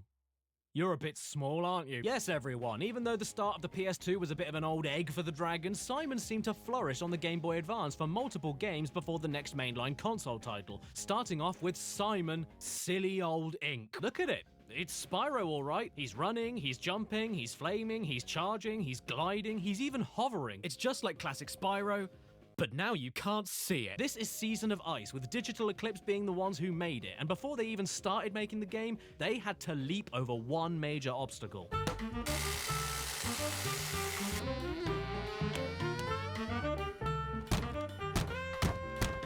It doesn't fit. So if they were going to make a Simon game fit into a GBA, The sacrifices must be made. as you can see, it is pretty close to PS1 Simon, but with a shitload of cubes, so if you like cubes, you're gonna love this.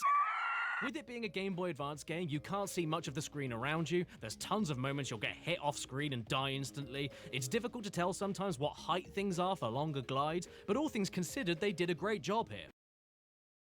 Is what I would be saying, but the problem is I don't really like Season of Ice. And no, it's not just because they brought Moneybags back. He doesn't even carry bags of cash anymore. He's on Visa. The controls are pretty tight. You can do most of the moves you're accustomed to. You collect gems and find hidden items. You save a main collectible to keep unlocking the rest of the game, this time being fairies. Getting extra lives is as simple as burning small animals, and it only takes 3, 7, or 40 of them. Even Sparks has his own levels again that feel right at home on the GBA. The core is here, but everything around it is all mushy and smelly. The charge is way too quick for the screen size, and if you ever use it for more than a few seconds, there's a 95% chance you're getting prune skin. And yes, you can use the left trigger to look around you, but that's only when you're standing dead still. So whenever you move into another part of the game, you will not see what's coming up unless you keep stopping, looking, and then moving a few steps forward. Oh, leave me alone, you rag! And in the cruelest twist of fate, if you die, you lose all of your progress in the level except for the gems and enemy defeats. There's no checkpoints at all, and with levels like these where everything looks the damn same,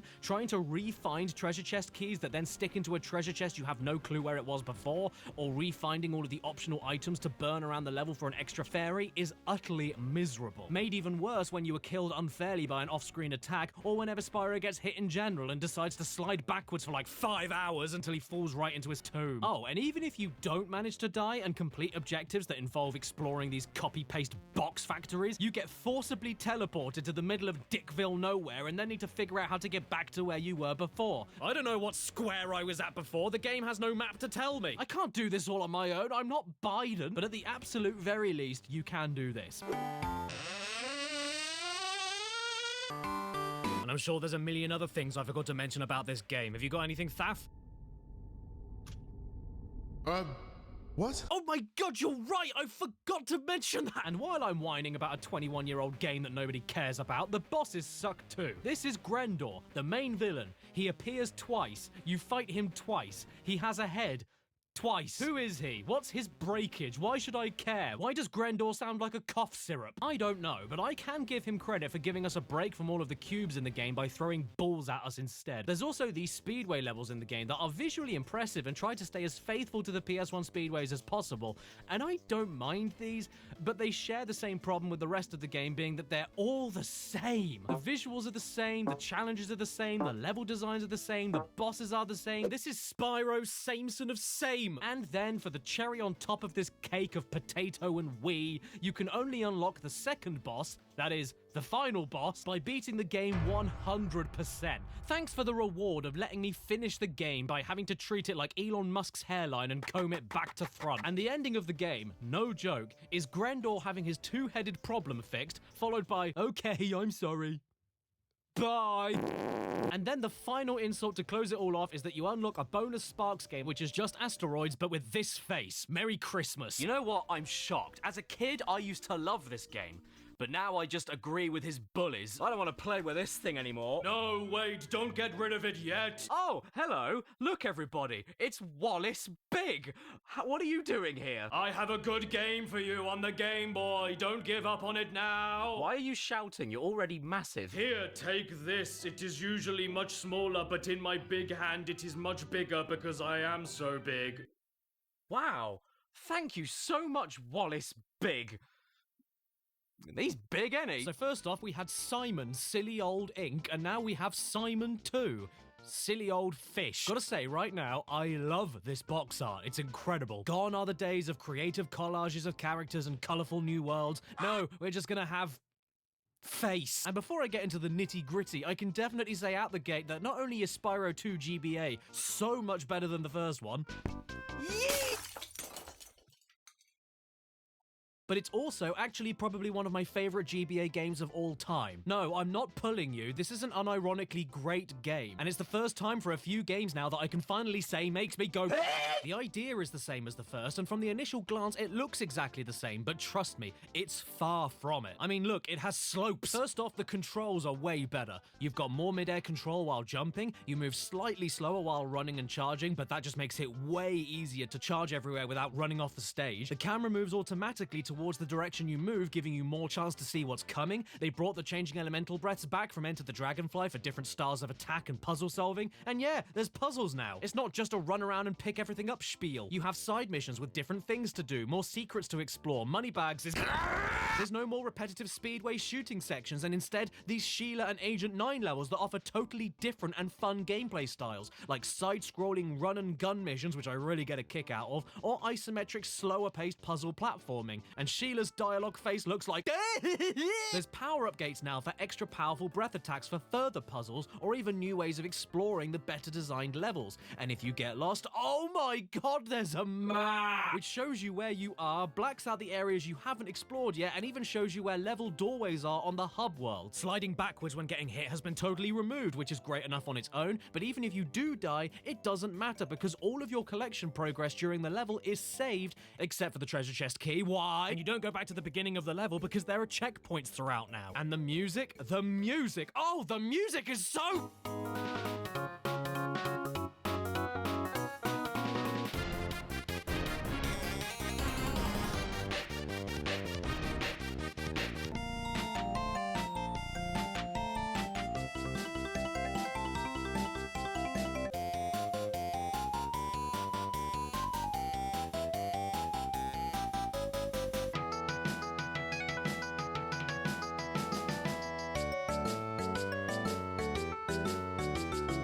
Along with doing new and different things in each stage, whenever you do complete a mission, you also don't get randomly picked up and spat out on a bit of dirt 3 miles away from where you just were. And you even collect fireflies in this game, which is class. It's way better than collecting lame-ass fairies. I don't want to collect them. What do I look like, a wuss? They always get in your hair and...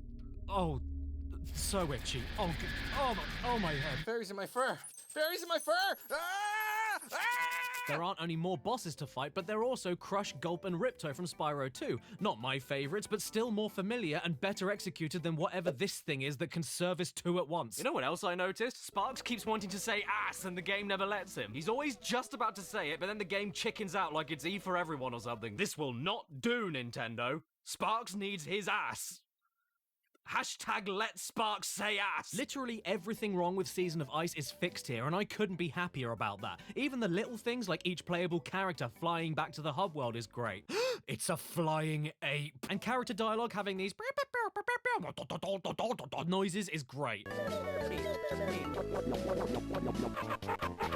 It sounds like when I'm trying to fit on a tight boot. I also love to stand on moving platforms and hold the look button down. Bye-bye, Simon. The only part I really don't like is this one mission here when you've got to use electric breath to protect a mouse loading a rocket ship, mainly because for some baffling reason, the lightning breath just doesn't work, only in this part of the game too. But who cares? I can't be angry at the first video game ever to have a level made out of runny green cheese. I think Todd is looking a little tired, don't you?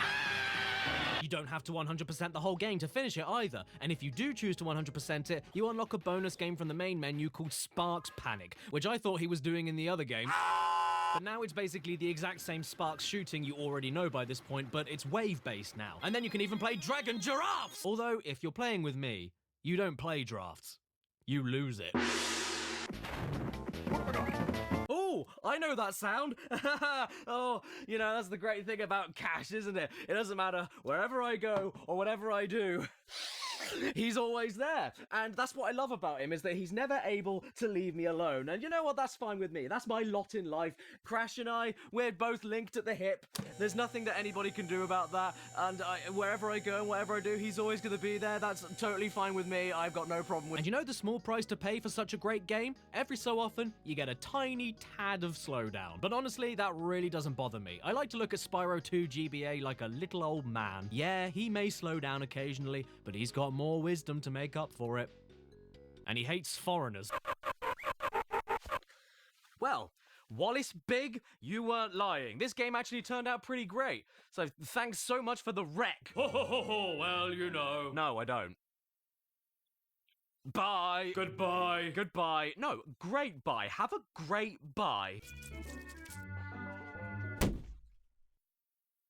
You're big. I know, yes, it has its downsides, or should I say downsize. Ha!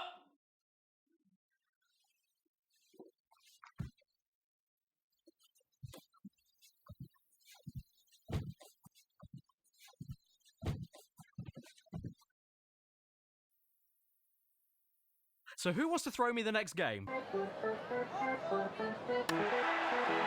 Well, thank God, it's only taken 7 games and Spyro is finally going on an adventure. This is Spyro Adventure, also known as Attack of the Rhinox in the US, or as I like to call it, Simon. Awesome, I have rubella. Ooh, what's this? A mini game from the start? Bird rescue? Ooh, let's see what this is about. 5, 4, 3, 2, 1.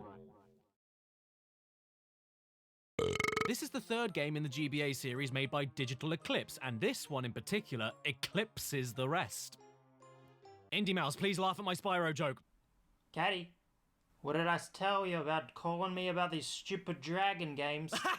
You're right, it was funny. And that's because this game tries something a little bit different. It's the standard GBA Simon fare, but now open world. And I really like this idea. In fact, no, I don't like it. I love it. There's individual large quests scattered around every level in the giant single hub world, and lots of backtracking when acquiring new power-ups to explore previously inaccessible areas to find more quest items that are needed in earlier stages. And this is all a great direction for the Portable series, except... Okay, so with the game being open now, the individual side levels are much smaller than the other games to compensate navigation. But even with a map, that doesn't mean much when trying to find characters for quest items is a total pain when all the NPCs look the damn same, and I don't remember who these people are or where the hell to find them. Is this guy over here Steve? How about you? Are you Steve? And this guy, are you Steve or are you Air Force Joe? This game takes the worst of ice and the best of flame and mixes them together to create... a load of wet. You'll find all of these multicolored chests all over the game that require keys that you need to find 2 halves of each scattered around the rest of the game. Once you assemble the key, you can then go back and unlock all of these chests of the same color across every level in the game. And there's no indication what levels they're in or whereabouts they are. Some are in side rooms, some are hidden on high platforms, and some are just laying around like dead cats. And I would just go ahead and not worry about them if they were all full of optional gems for the sake of 100% completion.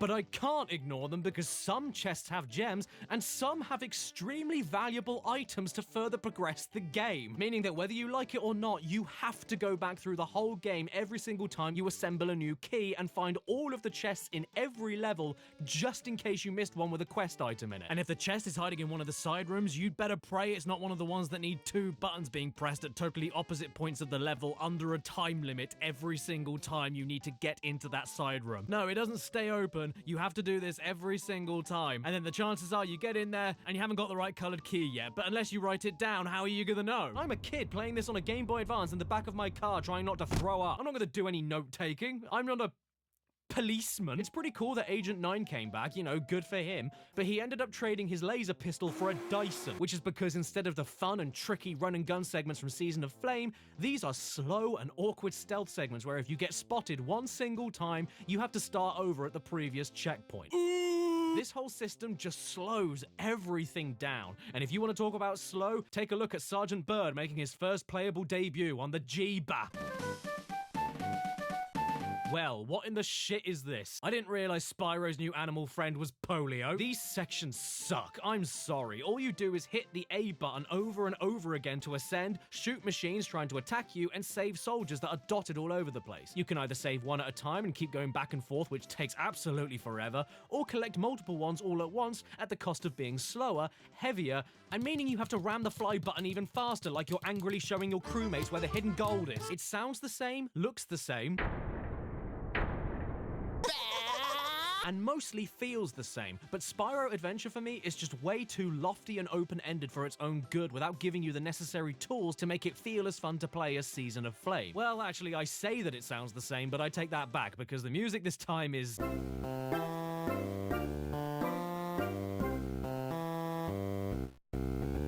On top of that, you fall through the floor more times than I think should legally be allowed. Agent 9's grappling hook does not work properly. Moneybags is now pink, and most of the missions are now just, well, Spyro, look out! A thief has stolen one of the dragon babies, and you've gotta stop him! Yeah, alright. One of the things we need to save the world is in this safe that you can't get in. I'm in. Also, I think Moneybags now has a kid, which means I can't look at him anymore without knowing that someone rode him. Well, I don't know about you guys, but after playing all these GBA games, I'm getting sick of looking at squares. Can I please get a game that just has no squares in it for a change? I know, maybe there's one over to my left. I can't believe those things you just said. Oh, look everybody, it's my cousin Squaddy, you shapist. Oh, come on, Squaddy, I've been looking at squares all day. I just want a break from them. Oh yeah, we'll take a break from this. Oh, fun. Hey, round boy, my face is up here. Sorry, I just didn't realize you people were so violent. They made one more Spyro GBA game, known everywhere as Spyro Orange, the Cortex Conspiracy. No. Although it's more commonly known in the UK as Simon Fudge. And not only is this the final standalone Spyro game on the Game Boy that wasn't a port, and not made by Digital Eclipse, but it was also a crossover game. And a crossover game with another platforming juggernaut that you all know and love. Is it Snoik? No, Eggman. It's the one, the only, Mickey Mouse. What? Cameo! Oh yeah, after years of suspense and build-up, teasing fans all over the world by Naughty Dog and Insomniac hiding Crash and Spyro demos in each other's PS1 games, the two best-known PlayStation mascots were finally getting together on a system that needed a lamp. And yes, this also means Spyro and Crash's villains team up too, this game having Ripto and Cortex as bad guys. And the story they have here is that Ripto and Cortex team up to stop Crash and Spyro. And look, oh my god guys, there he is! Together on screen in the same game for the first time ever. And we become best friends after a boss battle where Spyro stands still, does absolutely nothing, and murders Crash with Molotov cocktails. What I don't understand though is that if it worked in Spyro Orange, why doesn't it work for me on Tinder? What we have here is a Simon side-scroller, which, you know what, I'm not completely against. We've had 3 games of bastard squares taking all of our jobs! And now we have this. I'm fine with it. And we can run, jump, and... yes, we don't charge anymore and we don't glide. 2 of the things that made Simon Simon. A controversial move that I will never understand, but not as much as how I don't understand this. This is the replacement glide, everyone. Having a mid-air fit. And you know what? I wouldn't mind the lacking inclusion of 2 of Spyro's most defining things if the flame wasn't a useless spit on the floor that never hits any enemies, and if it didn't control as slippery as it does. You don't need to throw soup at Van Gogh to protest oil. Just make people play Spyro Orange and they'll never want to see oil again. I am barely just about to make the jumps on tiny platforms here, and most of the time I do, it isn't without jittering on the D-pad to land accurately because of just how oiled up the floor feels all over the game. It's worse than your local kebab shop. And once you mix already slippery controls with slippery ice in the ice world, just burn it, make it water, I'll drink it, I'll spit it out, I'll soak it up, and then I'll eat it. This can't be all the game is, though. And you're right. So what else do you do here? You find portals to mini-games, beat them, and that is it. Spyro Orange is a minigame collection in disguise, and not a very good one. This is what the game considers a fully fledged minigame. Do you want to play Breakout, but while the ball is on a tractor? Do you want to play a slow anti-gravity mech game where you collect one bullet at a time and fire one bullet at a time? Do you want to play an auto-scrolling flying shoot-'em-up stage where nothing happens? Do you want to play an auto-scrolling flying shoot-'em-up stage where nothing happens? Do you want to play an auto-scrolling tank shoot-'em-up stage when... Oh, wait, sorry, let me just flip this over. Do you want to play an auto-scrolling flying shoot-'em-up? Repetition is this game's mantra, and even for the ones that don't copy each other or repeat, every single minigame here is dreadful. In fact, it can all be perfectly summed up by the first ever portal you jump into. Spyro very slowly jumping over holes in a Jeep. And that's it. That's the Spyro Orange experience condensed. And for the love of God, keep to the sides of all of the flying stages because the middle will always trap you into a game over that you can't see coming. Stay away from the center, like a pizza. Nobody wants that bit. And some of these mini games go on for an eternity. But I don't need to tell you this. When me and my sister were kids, I got Crash Purple for Christmas while she got this, and she loved it, didn't you, Rosie? What? See? She's an idiot. I've never played a game before where the game itself feels like it doesn't care. I've never been more acutely aware of a game nearly reaching sentience and telling me itself it is bored. Spyro Orange is alive and wants you to end it. Even Moneybags doesn't give a shit here. All he does is ask for money so you can buy trading cards, which do absolutely nothing. And the shopping experience itself...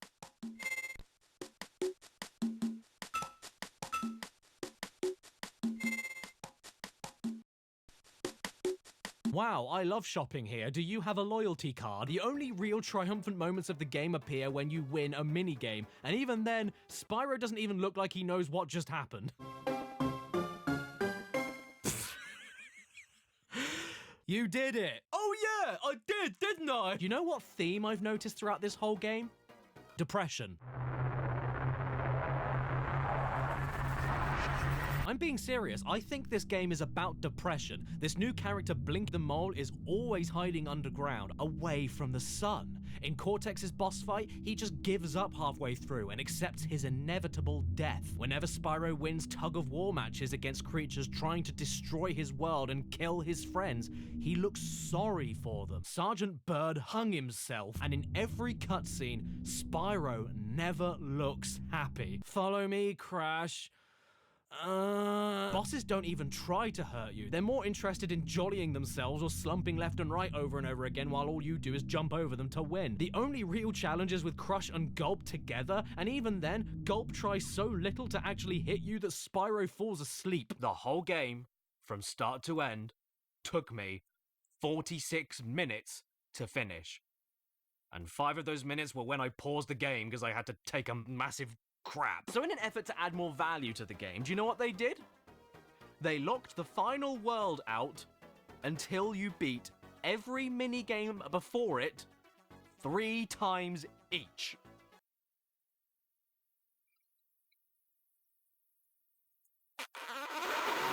What? Everything again? 3 times each, when most of the minigames are copies of each other anyway. Are you trashed? No, not having it. I am not having it. Not having it. Jim Caddick, 28, male, not having it! Why didn't you tell me about this lady pelvic? Get over here, you damn bore. Felix! Huh? Oh my god, I'm so sorry for your loss. Let's be real, you'd have to be mental to play the whole game again 2 more times, with tiny little changes in difficulty, just so you could get to the last world. So you get to the final world of the game, and lo and behold, it's exactly the same as all the other worlds, with the same minigames and the same slipperiness, the same pitiful everything. With the final boss being a carbon copy of the final boss from Crash Bandicoot Purple, which you didn't have to access in that game by beating every minigame 2 extra times, and finally ending with Spyro looking like... But my absolute favorite bit, the best bit of the game entirely, is that near the end, there's the hardest platforming sequence in the whole thing, full of long jumps, airborne enemies, leaps of faith, and it takes a while to get through it. But once you do get through it, the reward waiting for you at the end is Crash Bandicoot. The hidden secret of the game, locked behind the hardest part of it, is one of the main characters. I'm not exaggerating when I say this is one of the worst games I've ever played. I can't stand it, and I never want to play it again. Somniumscape 1569 says yet.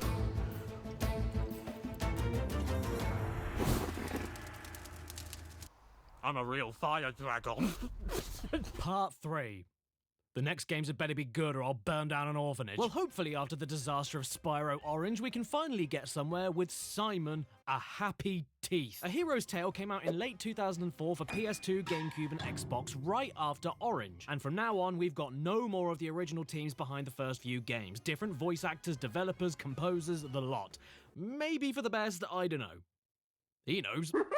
By the way, don't let this cover fool you. Even though it looks like a George R.R. Martin epic, you start the game up and get... Dude, some dudes drain my pool, dude. I mean, dude.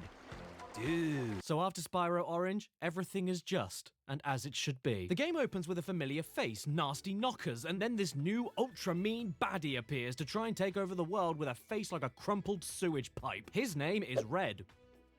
I hope we find out why he's called that. The intro to our goodies begins, and who is Red? That's the fallen dragon, Red. I'm sure you've heard all about him. No.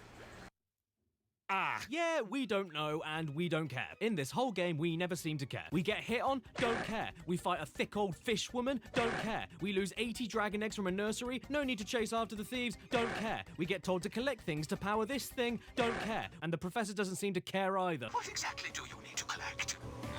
I don't know. Light gems? Fine.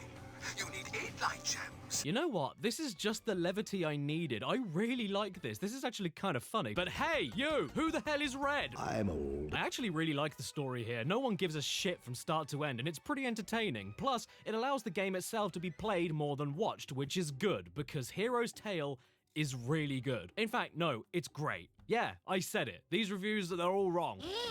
Small dark holes. Not a problem for me, Spyro. I'll have that locked.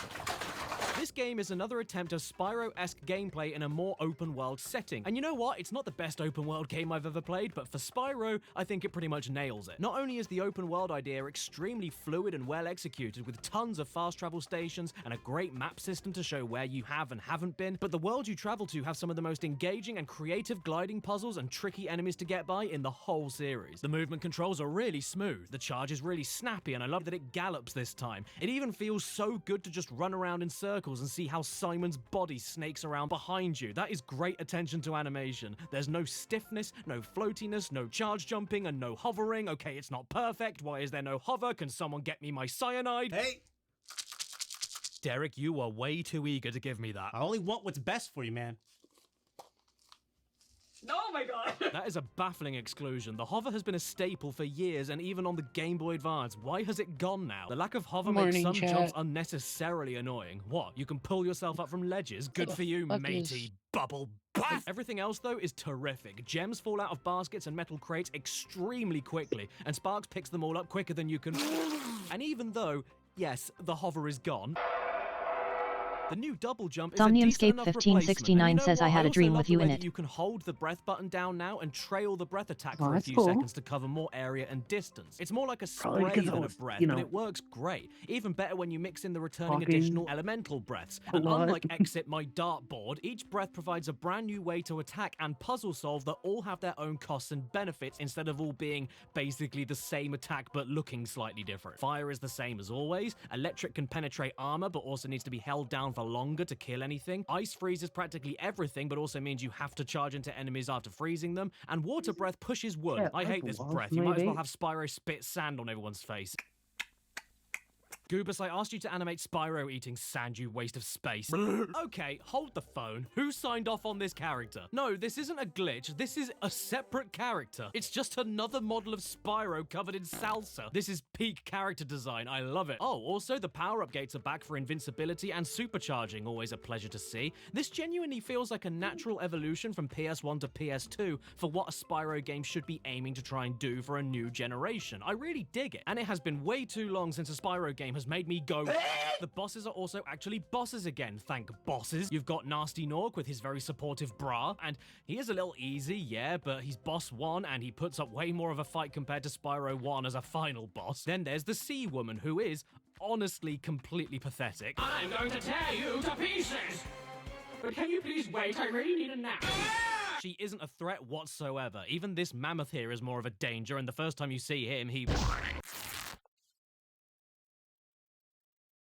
Rip. Relax, buddy. Spyro's still alive. I know, because if he weren't, we'd be going back to a previous save. Oh yeah, speaking of you, this is the first game in the series where we can actually control Hunter. Well, you know, on the ground and not flapping. And I find it really fun. It's basically more of Spyro's gameplay, but with quicker movement, no glide, and a focus on long-range arrow combat and puzzles. It's like a fast-paced Zelda minigame that allows you to jump and climb much easier, and I welcome the switch up whenever it happens. You see this cave behind me? Well, it looks like you're not gonna fit through there. You know what? You're right. I can't fit in there. And that's not all. We also have the new playable character, Blink the Mole, the professor's nephew.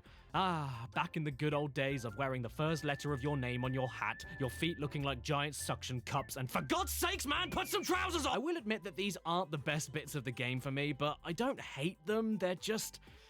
The idea is that you run around a series of underground caves, search for dark crystals, and then blow them up with a limited supply of bombs you can find elsewhere in the tunnels. It controls fine, but all of his segments are visually identical. He isn't the most acrobatic mole I've ever seen, you know, like how moles are known to be. And it takes so long to find all the crystals, even longer if you miss a hidden area above or below you and have to backtrack. And then after you get through it once, you have to do it again for another collectible, which is just the exact same minigame in the same level design all over again, but with double the crystals to blow up and more tunnels to get through after going through the other tunnels you already went through earlier on the first minigame. But like I said, they aren't that bad, just a little tedious, especially once you focus on first-person aiming for clearing out enemies and realizing that the butt squash move is probably the best move he has for fighting in close combat. Don't bother with the gun and don't bother with his punches. Then there's Sergeant Bird. Yes, he came back. Sadly, his free-flying exploration is gone, his unblinking eyes have gone, his butt crack is gone, and his walking speed is But even though I used to loathe these parts of the game as a kid, because I mean, he's not how he is in Spyro 3. He's not even using his arms to fly. He's not a real penguin. I actually massively enjoy them nowadays because they are this game's version of the classic PS1 speedways, but with the ability to fire locked-on missiles on the targets from really far away while flying another direction to find and hit something else, and drop bombs at the same time to tackle multiple targets at once in front of you and below you. These are pretty great. I don't mind playing them once and then again with all the targets being rearranged. You are all wrong about this, but I'm insecure about my thoughts and I'd need someone else to agree with me. And luckily, Chadtronic does, don't you? So I lost my deposit because they said there was too much poop on everything, and then... Too right! Then you have Sparks being playable again, and... Spyro, you'll never fit into that crack. These parts are the worst bit of the game. They suck. They're annoying. You can barely see what's coming to maul you because Sparks' enormous fat ass is always taking up the whole screen. His bullets don't really feel like they hit anything reliably, and there are 0 invincibility frames, meaning if you get stuck in a collapsing ceiling, you can lose all of your health in a matter of 2 seconds. Oh yeah, you also had to play these twice as well, and the second attempt throws more enemies and less power-ups to help you out than the first attempt. You will enjoy it. Do I want to play again for fun? Are you high? Oh yeah, I completely forgot to mention Moneybags. Yes, he's back now, and for the first time, I don't mind him here. He sells extremely useful items all over the place for you, like the ability to carry more than 1 chest key on you at once, double gems for a limited time, an extra shockwave power-up for your head bash, and a variety of handy elemental breath bombs that I used all the time. None of which is an issue to me because gems themselves are not part of completion now. They're currency. And to be honest, I can't be upset with someone that thinks I'm his sugar daddy. Ah, there you are, my favorite wallet. He's a communist! And also, I think he's forgotten my name. Oh, hello. In terms of presentation, I think the game looks incredible even to this day. The character animations are really impressive, and the soundtrack is one of Spyro's best. No sarcasm. I don't know, either way I have to rearrange my bed a little bit.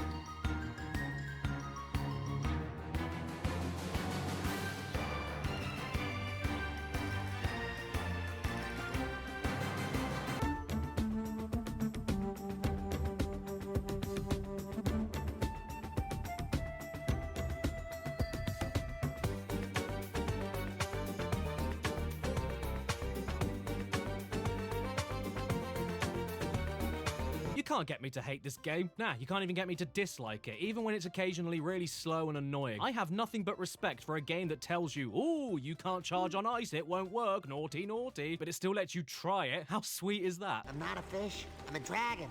Oh, a sea dragon. Got it. Chicks. I always knew.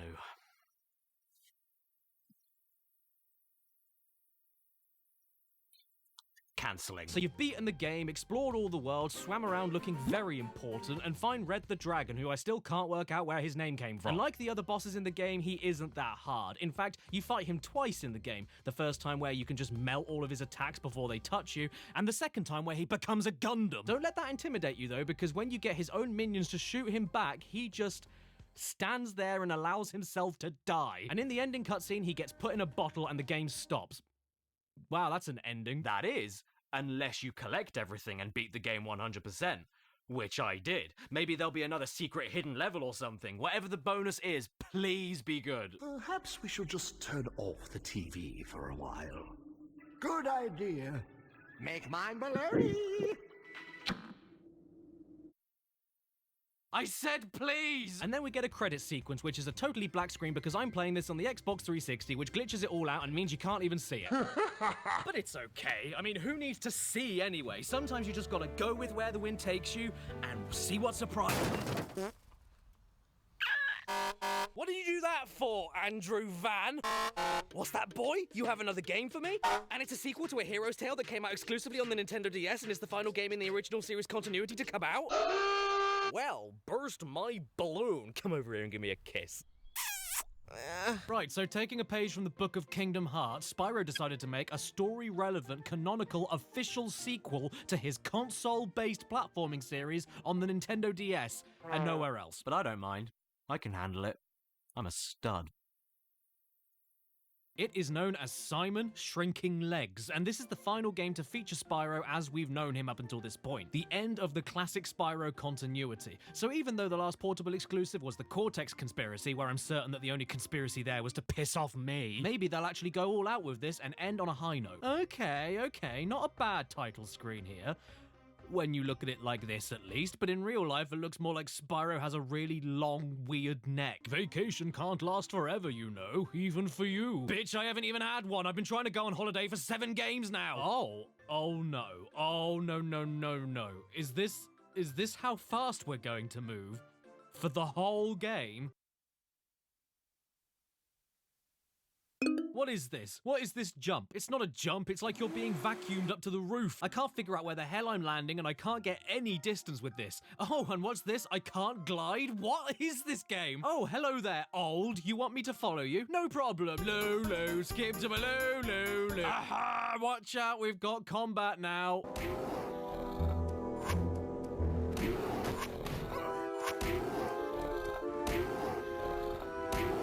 Did you know this game was made by Amaze Entertainment? Well, now I can see why. It's terrible. But I'm gonna calm down and fall asleep for a second. Maybe I'll have a clearer head in the morning.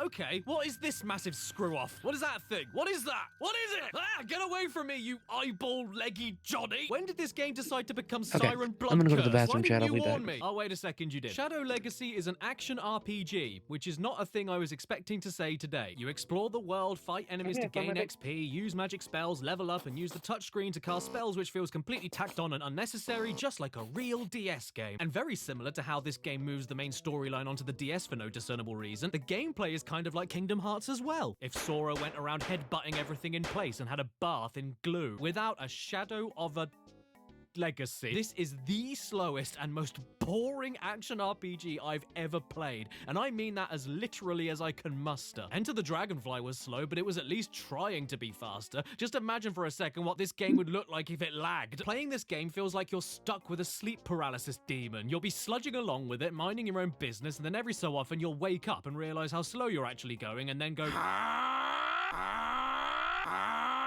Look, I'm just gonna be real for a second. I couldn't stand playing this. I gave it a few hours of my time, but it's just so boring and so uneventful that even if I finished it, I don't think I'd have anything else to add to what I'm saying. So I gave up on it. Here's a condensed version of my playthrough. Wow, I'm charging, and it's still taking a while. Wait, why aren't the rocks breaking immediately when I charge into them? Do you want me to stop moving? You think I'm going too fast? Why aren't my attacks connecting? Yes, this looks completely fine to me. Hang on, what's stopping me from going around this? What's stopping me? You want me to go all the way around to the other side? Ugh, speed up! Get a move on, you flu jab! Wait a second, you need magic points in order to...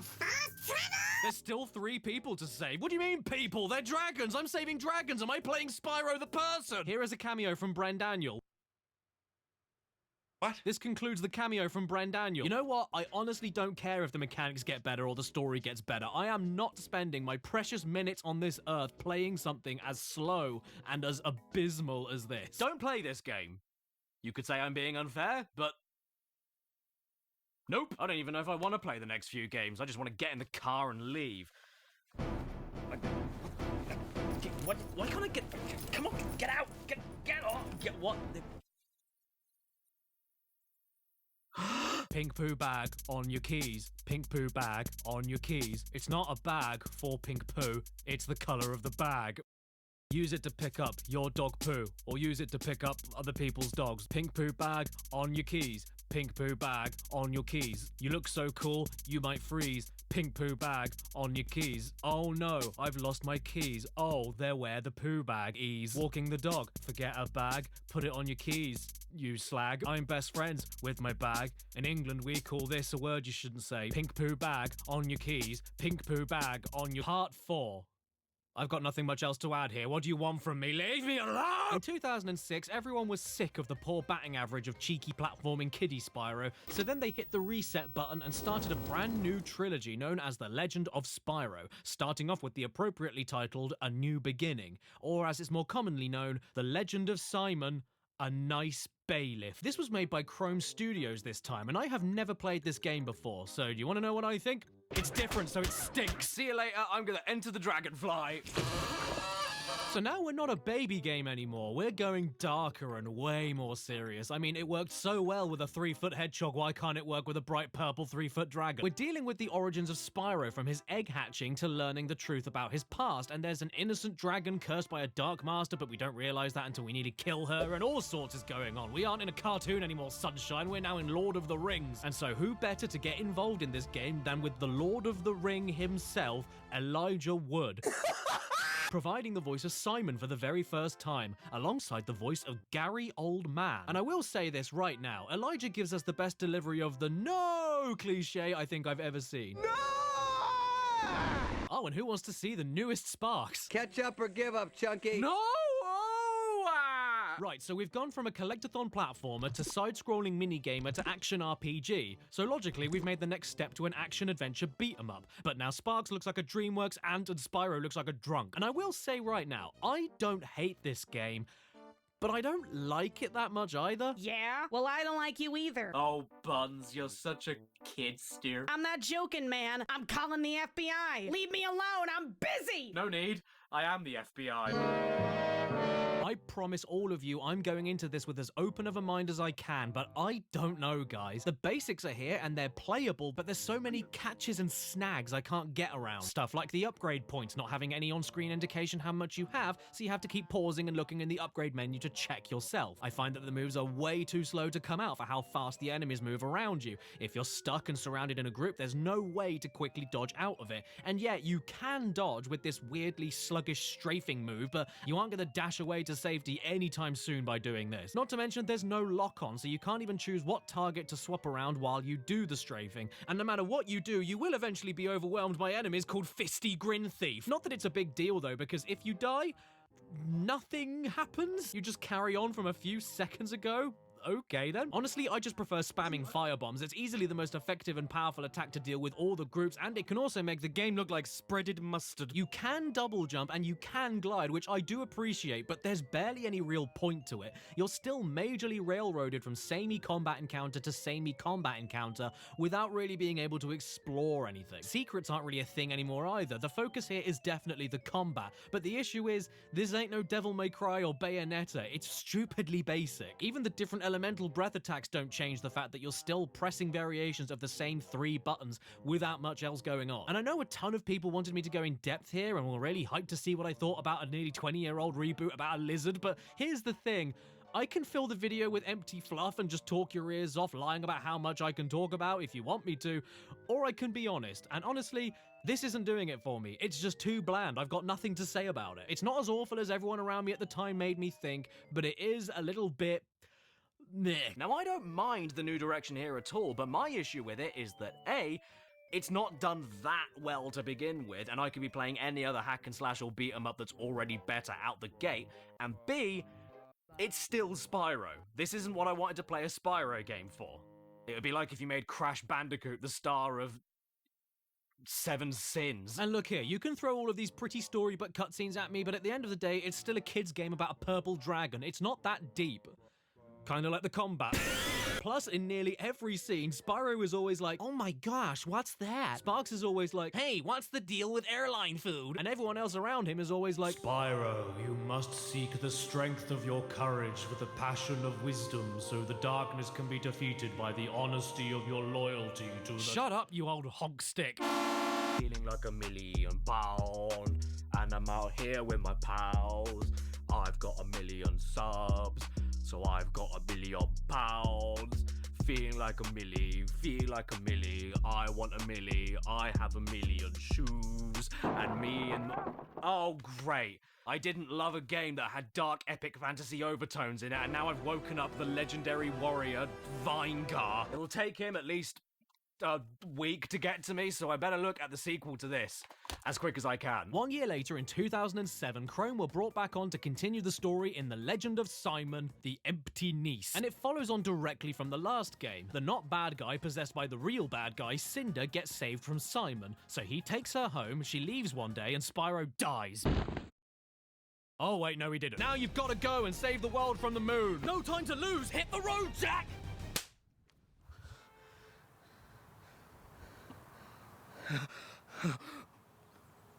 Spyro the Eternal Night is nearly exactly the same as before, so automatically I know I'm not going to love it, but there are a few neat little additions here. There's added slow-mo to take down animations, there's more areas to explore for upgrade material, which is very welcome, there's way more jumping and gliding sections to break up the combat, the elemental breaths actually provide you with different kinds of attacks rather than just different colored variations of the same basic attack, and this final blast move looked cool before, but now it can rip through the fabric of reality and turn Spyro inside out. On paper, I should really get along with this game, even though I still don't like how Sparks looks like the mask and Spyro somehow looks even more oblivious than before. Spyro, your place is here. Your destiny is here. But is it just me, or is this game way harder? Like, annoyingly harder. I don't know. What do you think, Elijah Wood? It's dangerous for her to be outside the temple at night. Oh, yeah, all right. I see where you're coming from. I understand your opinion. I don't know if I'm just exhausted after playing through 12 games up to this point, but I found Eternal Night to be so much harder than A New Beginning, and not in a good way. It was harder than arranging a funeral on WhatsApp. The starting enemies from the beginning of the game do not let up. Everything attacks you relentlessly, and your health drains like a drain. Especially when you get stun locked into a group encounter and they just tag team spam attacks until you're out for the count. This happens way too frequently. You still attack slower than the enemies do, but now the lack of being able to cancel out of a combo or dodge roll to get the hell out of there makes that so much more apparent. And hey, look, they brought back one of my favorite parts of the first GBA game, Season of Ice. Off-screen dogpiling. Yeah, remember that? Isn't it fun? I think the devs knew how much harder this game was than the first, and that's why they put way more health and breath power crystals around the place to help alleviate the beatings, but the issue is the lack of mobility. If you get into a bad spot during a fight, you will not be able to move over to these crystals fast enough before it's game over again. I found myself doing so many pot shots and running away just to survive. And yeah, the ice breath here is much more useful than the first game and does make crowd control a bit more manageable, but it's too little too late, man. I just can't be bothered to see what else the game has to offer me after such an awful first impression. And that's exactly how I felt when I first saw Elvis the Alien, wasn't it? Tell me again. What's your favorite Spyro game? What? You disgust me. And listen here, alright, I love a long cutscene. I'm a rock-solid hard man. Give me uninterrupted dialogue and dramatic pauses all over the place. I can handle it. But we're dealing with a story that isn't deep or interesting enough to justify how many cutscenes are piled on here. Sometimes back to back. It's like if someone sat you down and showed you a lore video about Barney. Ooh, what's that? We can slow down the game at will? Gee, that's neato. I always wanted to turn a Spyro game into Enter the Dragonfly on command. And before you ask, no, slowing the game down doesn't help with large, brutal group encounters that much. And even if it did, the game doesn't slow down around you, you slow down as well. So you're either choosing unfun, unforgiving alleyway mugging or Shadow Legacy on purpose, because I just couldn't wait to go that slow again. I have never wanted to stop playing a game as quick as this before in my life. And it's really annoying because I was really enjoying all the good changes, but the rest of it... Nah. I don't feel like cheese grating off my fingers for fun. I already do that. Let's go. See ya.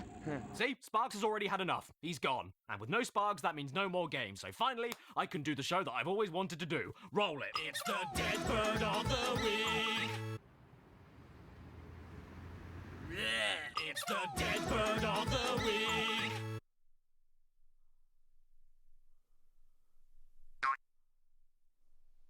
There's one more, you inbred. Oh, Vinegar.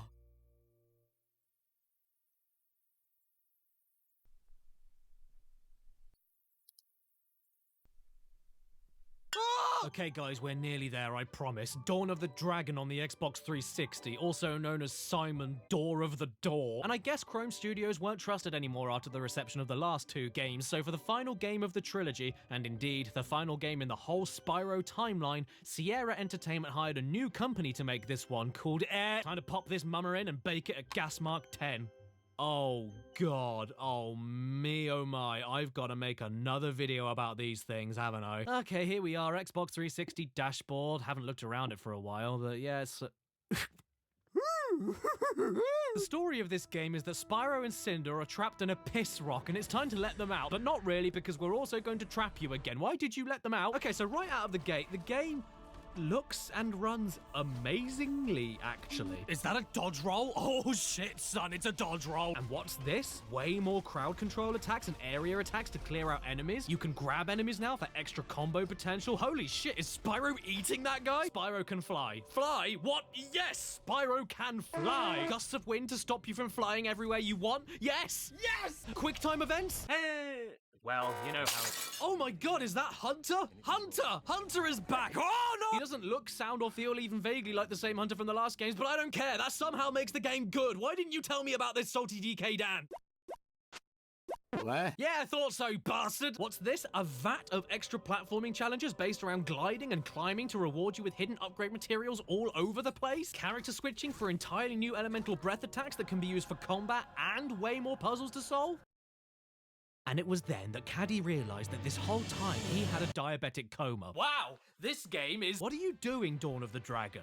I like you? No, in fact, I really like you. I can't believe I'm saying this, and I'm sad it's taken until the third game of the reboot trilogy for me to say, but this is legitimately an extremely good game. It's got the balance between explorative collecting that Spyro is best known for, and the combat that the Legend series is best known for, and merges them seamlessly while improving the combat of the Legend series. It really helps how there's like a million new moves to play with instead of the same handful of combos we had before. There's ground combat, aerial combat, grabbing combat, and the breath combat is tons better. You've got fire, ice, electricity, and earth all unlocked from the start and do even more different things than they've ever done before. Some are great for group damage, some are great for dispersing crowds, some are great for stuns, and some are great for continuous gradual damage. And with Cinder now being playable, you can switch to her whenever you want and pick her elemental breaths. Poison, fear, shadow, Somniumscape 1569 says I just fake claimed someone by not believing something they said. SND don't regret it. It just mows so much. Not only do you have a dodge roll to better position yourself to avoid damage quickly, finally, but most of the time the camera ends up being locked onto a scenario and pulled back like a PS2 God of War game, allowing you to see the whole battlefield, making off-screen threats no issue at all, and when the camera control is given back to you, my humps. Look at this. There are multiple large, sprawling open worlds with tons of secrets and optional routes to explore, with gorgeous music in the background. Yeah, sure, whatever, the game slows down in bigger areas, but it's a small price to pay for what is the most liberating and unironically magical Spyro game so far. This is so good, dude. It took another 4 games for me to get to this point, but I'm so happy to play another Spyro game that makes me go I'm still gonna prefer the collectathon stuff. That's just what Spyro does best, if you ask me. But if you want to shoehorn him into these trendy, edgy bar fights, this is how you do it. Can you believe it? Up is not jump. I've never played Spyro. I don't know why I'm in this video. But, I mean, this is cool, yeah? Well, I couldn't believe it, so shove off. This game, man, after all the toss that we've tossed through, this actually warms my heart.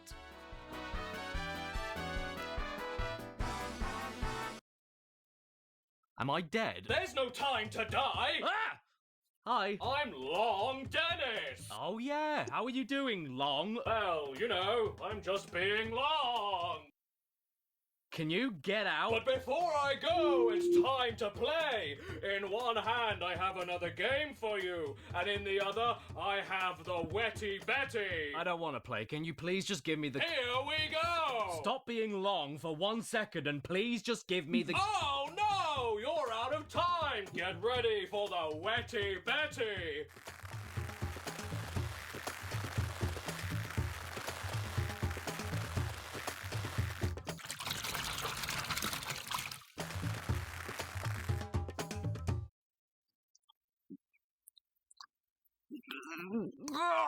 Well done! And for being such a good sport, have a bottle! Oh! And here is your prize! Skylanders. Long Dennis, I never want to see you ever again. Oh! Yeah, I know. For most normies, Spyro ended as a series in 2008 with Dawn of the Dragon. But no, mate, if you want to call your game Spyro's Adventure, you're damn sure gonna make it into a video about says, "Are you Spyro there?" games. Released in 2011, the first Skylanders game was, at least originally, yet another Spyro reboot for a younger crowd. And the best way to go about that is by turning the adorable little boy into a vampire French bulldog.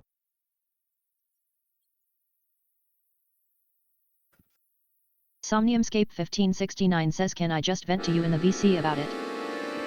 If we were fighting together in a war against the same enemy, I would shoot you first. If you don't know what Skylanders is, well, I've actually already looked at one in an older video and explained what the game is. So do you know what I'm going to do now? I'm going to put the clip of me talking about it right here because I've been going on for 2 hours. Can you please let me have this? Skylanders is a series of simple 3D beat-em-up platforming games in the Spyro mythos, except that it requires the use of a USB portal device in order for you to place different figures onto the portal and have them pop up in the game. Different figures have different abilities to get by different obstacles and unlock different secrets. Thank you for explaining that, me. It was very hot. Now, the copy of Skylanders I found on eBay was brilliant. Want to know why?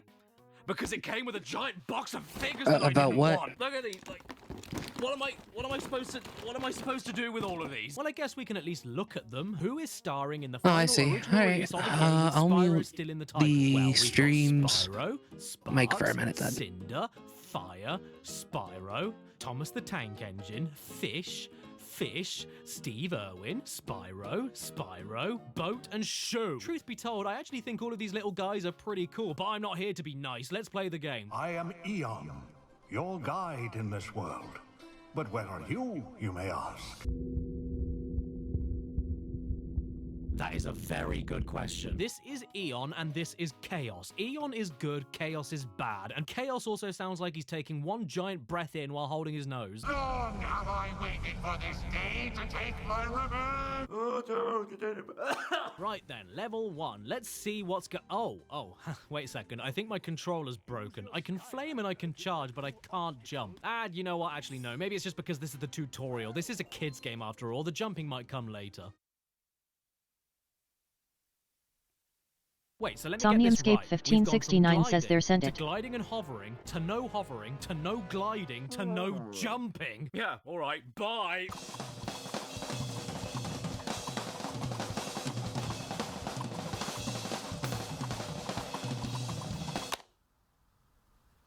No. Bad boy. You know what? It would be so nice of you to use your giant wings to get over this tiny little hop, but no, I've got to go all the way around here and walk into this bouncy drain cover instead. I mean, shitting hell, you don't even charge for longer than a couple of seconds before getting tired. What's this? An achievement? Happy hour? I'm way ahead of you. And so I said, you put that in my pie hole and I'll have a wolf. I am starting to get sick to my guts with how slow Spyro likes to go in a lot of his games. Even if you wear a speedy propeller cap, it doesn't seem to make Spyro or any of his new bastard friends run any faster. And mixing that in with no jumping makes this not even slightly fun for me. Then as you go on through the game, there'll be side areas only unlockable from friends of a certain class, which I don't mind, but more often than not, it will randomly pop up and tell you that, oops, you're weak all of a sudden, time for you to swap out to Wet Spyro, otherwise you'll take much longer than necessary to kill enemies that aren't weak to the class the game tells you to swap to for absolutely no reason. It's not really a video game and more like a sit-up regime. We gotta get those tubby kids their exercise sitting down playing games all day. So why don't we give them muscly thumbs and a 1569 says, and I was told you don't need to understand it. Hey look, it's Gil. What? Somniumscape 1569 says I understand it. They surely don't. Actually save data. Yeah, they're not just a controller input, they're memory cards that keep data in their Somniumscape 1569 says numbers have meanings. Swapping to someone with the correct class that I needed to, I ended up with someone born in 1947 that was level 10 and had a small business loan in the bank. That just comes with getting these figures pre-owned, I guess. Sure, I could reset them from the menu, but that means I'll go back to having like 2 attacks and not jumping anywhere and running slowly, so can you get off my dick? These cutscenes are really long and I don't know why you can't skip them, because as we all know, Fortnite children love watching long videos in the middle of playing their games. Come on, I don't want to watch any of this. I want to get to the next level of doing nothing but running around and hitting 2 buttons. Wait, you're a Skylander, aren't you? Yes. And you're a golf club, aren't you? Sorry about the lint balls, Hugo, but we were able to rescue Callie. Hey, Peter, remember the time we saw Spyro? Somniumscape 1569 says, and they said no matter how many, all of them exist. Like no, that is mathematically impossible. Is it? Yeah, it is. You run around, spam attacks, and don't jump anywhere. What do you do in the optional challenges? Run around, spam attacks, and don't jump anywhere. Oh, wow, look at this incredible new land to explore. What am I going to get to do in it? Run around, spam attacks, and don't jump anywhere. And I'm sorry, I am still in shock over the fact that Spyro can't jump. Spyro the winged beast can't get over this tiny gap. So how does he get over the gap? He assaults a tortoise and shoves it into the gap to walk on top of it. That's how Spyro gets over a gap. I'm playing a game called Skylanders where you are unable to ascend towards it. Here's a tower I've got to smash. Don't you like smashing? Smashing is fun, right? Well, here's how you smash in Skylanders.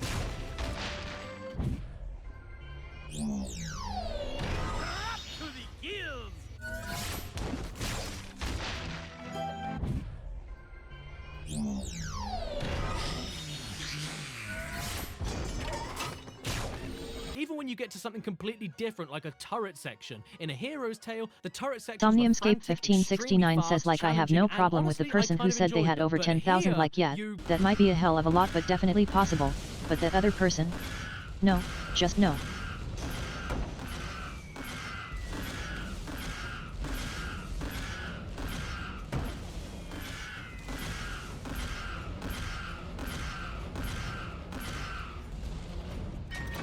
Please understand, I am not looking for much. Like Gandhi at a Christmas buffet. I don't need to own the world to be happy. But I physically am unable to understand the appeal of a game like this aside from the figures to collect, which you can do anyway without playing the damn game. And it's also great to play the game and then get constantly advertised to about the other figures I can get. Hey, thanks for buying our game, kids, but your parents didn't get you enough. Silence, Clutchy! Without the figures, what is this? It isn't really anything, and it definitely isn't Spyro. It's transparently obvious that the subtitle, Spyro's Adventure, was slapped on to sell a brand new IP nobody would care about if he wasn't on it. Parade his corpse over the front of the box to pretend it's his game. But hey, don't go too far. We won't have him talk at any point in the game, or make a story about him, or have any of the characters address him by his name. You know, the name that's on the front of the box. Nobody will notice. Well, you know what, Activision? I noticed. People like to not count this as a Spyro game, but if you're gonna spit his name on the box and claim it's his adventure, then I'm gonna treat it like one. And to be quite blunt, I've booked too many cameos for this video, and I don't know how to fit them in. Isn't that right, Blueberry, Dana Rage, Digimon, Digita, the Next Level, Game Apologist, Guru, Larry, John Riggs, LS Mark, Matt McMuscles, Nitro Rad, Re-Res, Tennings, Trav Guy, Shafrala, Scarfulu, Uncle Silver, and Wayne as boss.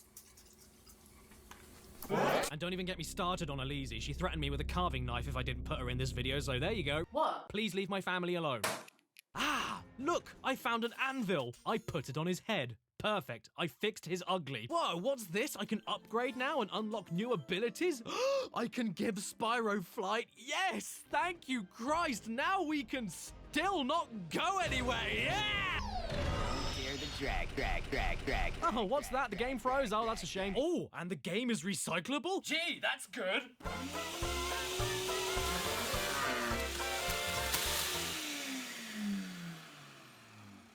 I did it. I saved the trees. So that's it. 10 years later, after I said that I would do it, I finally made a video about all of Spyro's main games. Happy million subs. Out of the 14 games I played for this video, sadly, I ended up only liking/loving 6 of them. Less than half. But does that make Spyro a bad franchise as a whole?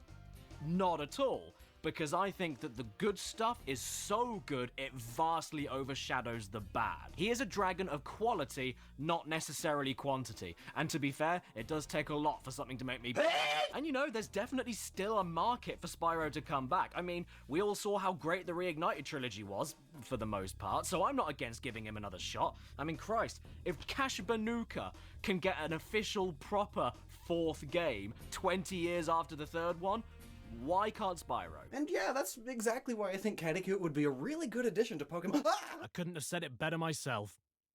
Actually, yeah, I could. I don't think it would harm Simon by giving him a proper 4.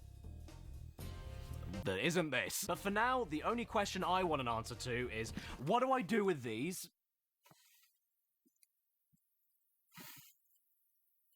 Well... Aha! Bonjour, everyone! It's me, the chef! Sandwich! And you just caught me in the middle of reading the Pooh cookbook. Very disappointing. 2 stars. No shit in it. Waking up. Somniumscape I'm just shocked 1569 I have says someone 4 just said that they fucking technically viewers. had an infinite head count, and I said I'd like to not talk about it anymore if that's alright, but what I was think was, yeah, everyone does, theoretically, because an infinite number of possible headmates can form and fuse, but that isn't current count, but I'm done being rude. While they're waiting for everything to start cooking properly, you can also take your bottle. That's a good and call, you can sweetheart. put it on the stove like that, and then you turn it over every so often and until it's brown on both sides. Once you start seeing all of the people's faces coming off like that, you know you're on the right track. Oh dear, steamroller. Oh, the faces will start peeling off, and then the wings will actually become flappy. Oh, this is the most important part of the recipe, when you have to get the delicacy of the shark. Somniumscape 1569 says like sure you can keep showing new headmates, but to an outsider it's unknown if they just formed or were always there. I'd say that's a mark improvement then, yeah. We didn't really like his face, so we just thought blank slate, you know, we can just put a new face on him now. Now it's starting to smoke, that means that we're really getting going now. So as you could see, like, his arm came off and attached itself to his other arm. Oh, easy peasy, the fumes make me wheezy. Ah, the first base has come off. Hello, feet. Hello, lady. Or what used to be a lady. Spyro is going, oh, he's bronzing. Look at that, he looks like some sort of special gold you find in the mine. I'm very happy with how this is all going so far, but I mean, God, don't do this, it's... I'm crying, don't do this. I can't actually handle the smell anymore.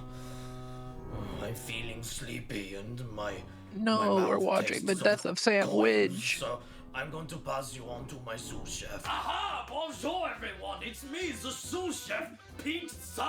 We have to cool it down with the water. Hell yeah, and then pizza. eventually, after it's swum around in its nice little pond scum, we have to pick the best pieces to put in the sausage. And sadly, all of these pieces here, even though it's very high quality meat, it's all kind of congealed together, and we can't fit that in a sausage. So I'll probably serve that up with some onions and mushrooms and have Somniumscape a nice 1569 says I'm just trying to calm down now. Why this is making me so furious.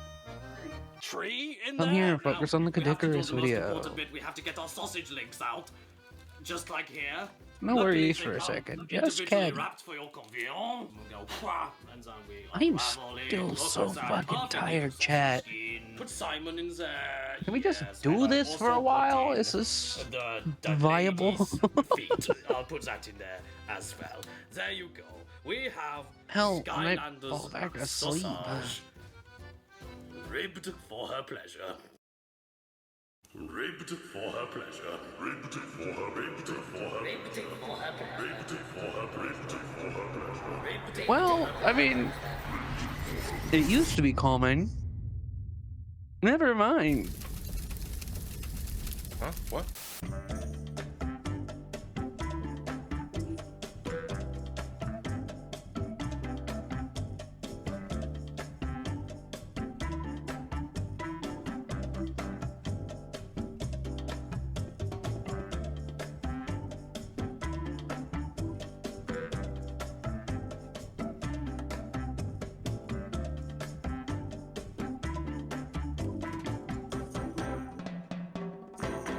Stanley.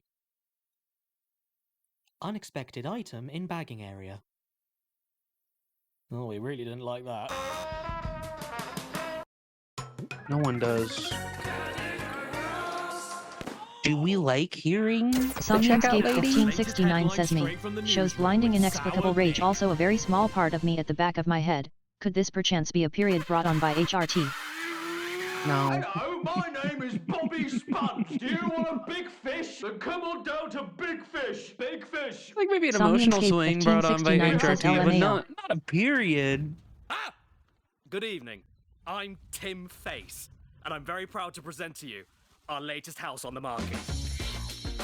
I'd buy it. This contemporary ground floor skip comes with all the facilities you would expect for the modern family, including space, bags, angles, So much space, and chat. rust. Featuring the latest in house defense technology. Somniumscape 1569 says 1569 says rust. Million a day. So call today and Hell inquire yeah. now. But just watch out for the...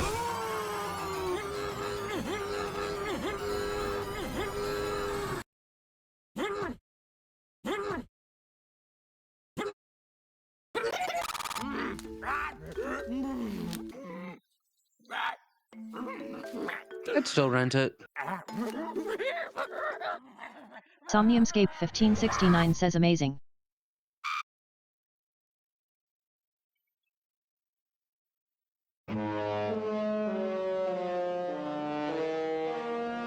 Picture this. You make a thing and you're really proud of it, but there's just one problem. You live in a field. You need to sell that thing to bring in some money. And what better way to do that than with an advert of a black guy stretching your face out? You'd think the easiest and most effective way of selling a video game would be to show the video game. And nowadays that's exactly what we do. But where's the artistry? Somniumscape Where's the 1569 daring? says Where's honk honk the honk honk. soul? Where's Honk my honk PS2 okay. commercials directed by David Lynch, eh? Where's my Lynch? I don't remember any of these bloody things. I remember the two adorable Japanese men uniting the rednecks in a game of Wii tennis. I remember the Dead Island reverse zombie chase. I remember Child Ruff, Jack can you Black do telling me me a how favor? great Pitfall is. I remember the Twinkle Twinkle Little Star Dead Space 1 trailer. I remember Stevie Wonder being used to Somniumscape show how 1569 Atari is so says great, hi. you don't even need eyes to enjoy it. Oh wait, that's fake? Can you make a Well, it quick shouldn't have been. announcement think that I video am game ads technically are a back and lost awake? art. Who cares about what the game is Although like? I am very I want to bring tired. back the ads that have barely In the anything to Discord. do with anything. They're as much an ad for a video game as schedule. they are for a massive hat.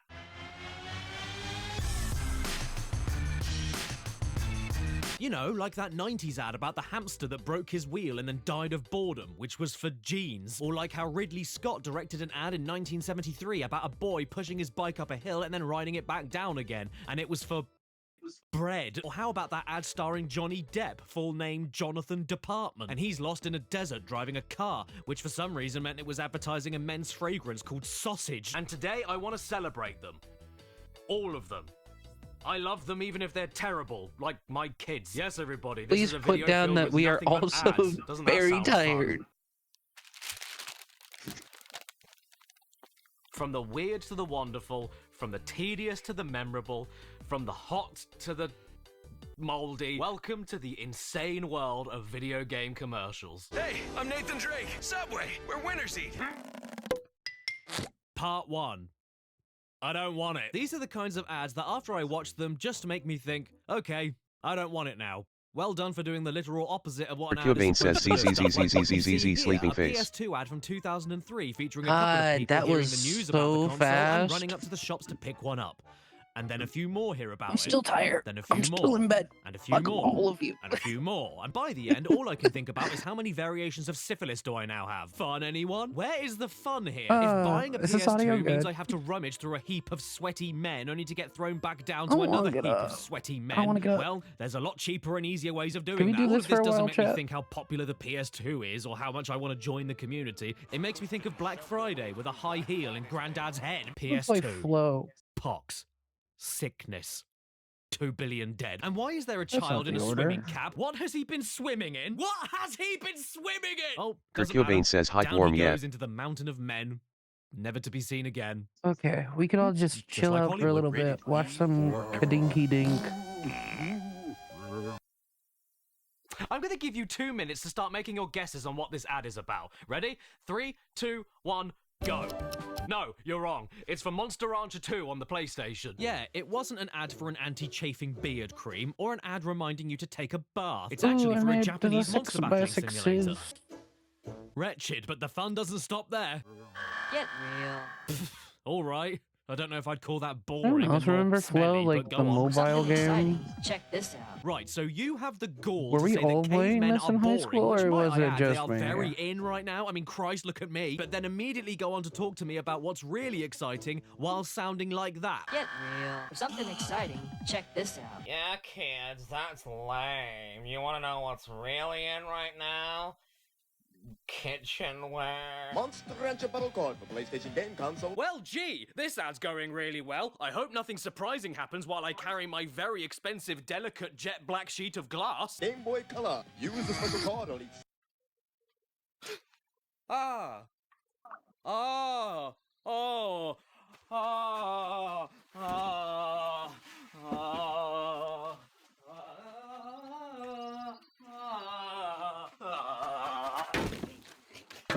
Did that really just happen? Game Boy Color. Use the special card on each. Yes it did. I've got nothing. That was something that just happened. This Christmas, Toys R Us is the place for all your presents. Our brand new Christmas packed with 132 pages of great gift ideas. So there you go, kids. That's how you advertise a Japanese monster breeding sim. Hope you liked it. 100% games. Well, that's just blatant false advertising. I'd say it was around 96% games and 4%. Ooh, Nintendo! Who doesn't love Nintendo, apart from people that don't love Nintendo? They always have great commercials to bring in the I do whole family love together puzzle and make you games feel where you warm, get to just fuzzy, and shut off excited your on the inside and fucking out. brain and What have you connect got dots. for us today?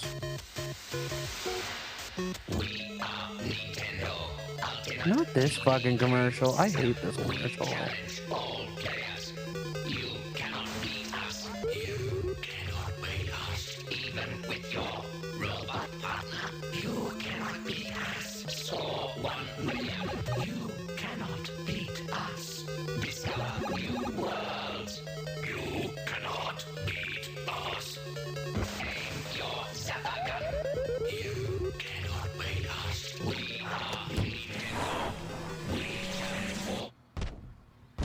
I cannot beat you?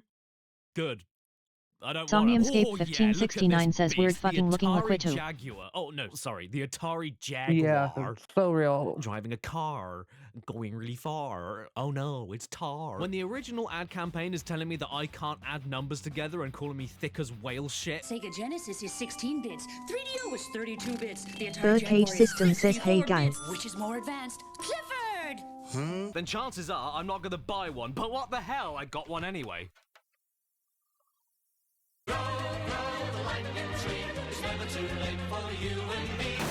And now that I have one, why don't we have a look at some games available for it, like Cybermorph? Dude, look at these 64 bits of mega power going to town on this kid. He's loving it. He can't get enough bits. 64 bits isn't enough. He wants all the bits. Let's see how those 64 bits of mega power feel.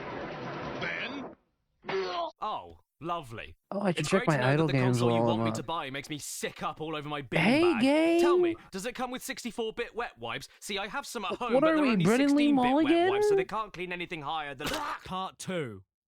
Hi, Gross. intrepid you know, there's nothing heroes. quite like chucking up to start your morning, and for some reason, game ads really used to have an obsession with being downright disgusting for absolutely no reason at all. Oh, I get it. Say hi, The Game Boy intrepid Pocket comes in heroes. 6 colors. Birdcage This one is System says transparent, no. so you can see the veins inside the tongue.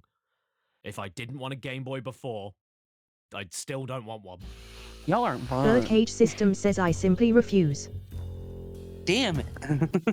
Y'all aren't That being reminds fun me. this morning. I need to go and buy a PS2. Somniumscape Which 1569 pair will be says hi. biggest on the beach this summer? Somniumscape These 1569 says or oh. these? By the way, I censored this myself. The actual print ad was uncensored. If you want to know what it looks like under there, well, I can tell you that they're hairy. And the best part about all of this is that it's an ad for Sonic 1 and 2 on the Game Gear. Hey, Mum! I want Sonic 2 on Game Gear! All right, son! Which one is that? Oh, you know, the one with the unshaved sack on it! You'd think that this would be for some kind of hair growth shampoo or something, but no, we're now using pubes to sell a Sonic game. I mean, sure, why not? It's not like this stuff even works anyway, so, you know, why even bother advertising it? So while we're still on the topic of insides coming out, here's a video game ad with lots of sick in it, because that makes me buy things. $60? This game sucks. It's exactly the same game. I fucking hate this Birdcage ad. System says game ads outrageous. used How to could you be bring yourself insane. to put that? Oh, don't worry. It gets worse, though. Not only does the ad keep going with our lovely man standing ankle deep in his own breakfast, but then he does... Yeah, he pulls out his own spine. that. Right, so whatever they're selling has to be really good, right? Or at least good enough to make you sit there watching a man throw up a swimming pool Yeah, and it's then an beat himself to Ouya death with his ad. own spine. So tell me, what should he have spent his $60 on instead of a game that he didn't like? Yep, he shouldn't have bought Call of Duty. He should have bought an Ouya. Like me. And in their defense, the ad does show off one of the Ouya's Yes, best Ouya. features. It catches absolutely Birdcage everything System that says comes Ouya. out of your body, and is also a great place to keep all of your collection of bones in. Thinking more about it, though, this isn't only extremely appropriate for how the thing ended up, but how else are you supposed to advertise a console that sounds like a rallying cry for posh twats? We need to... the Texas... Birdcage System says oh god gross. Immigrants. You know what, guys? I'm sick of... sick. That Let's is see what else exactly how Sony are up British to with Parliament their- operates. Oh dear. I don't know if you guys knew this, but I love sick, so I'm going to bring back the sick. It's great, isn't it? Especially when it comes from something completely natural and beautiful, like a glutton with a caterpillar on his face eating everything in a restaurant until he literally explodes over everybody in the dining room. Excuse me, sir, can I please get the Nintendo bacon and used to eggs be with a little wild. drizzle of olive oil and fat man? You know something? I love this Nintendo ad. used It's to be basically cool. What Nintendo happened getting to away cool with Monty Python's Nintendo? R-rated Mr. Creosote on daytime TV. And the best thing about all of it is that it's promoting Mario. Mario! Of all the things you want to associate with stomach contents, you pick Yoshi. Not my sweetheart. Not my cheese whiz. Not my little dicky. No more bodily fluids. I think that's a reasonable request. Let's see what happens in this Sega Saturn ad instead then. We've got ominous lighting and music. 2 women dressed as toothpaste. Dramatic kissing of jewelry looking up to the only light in the room. A car. And then a man plays the Sega Saturn and...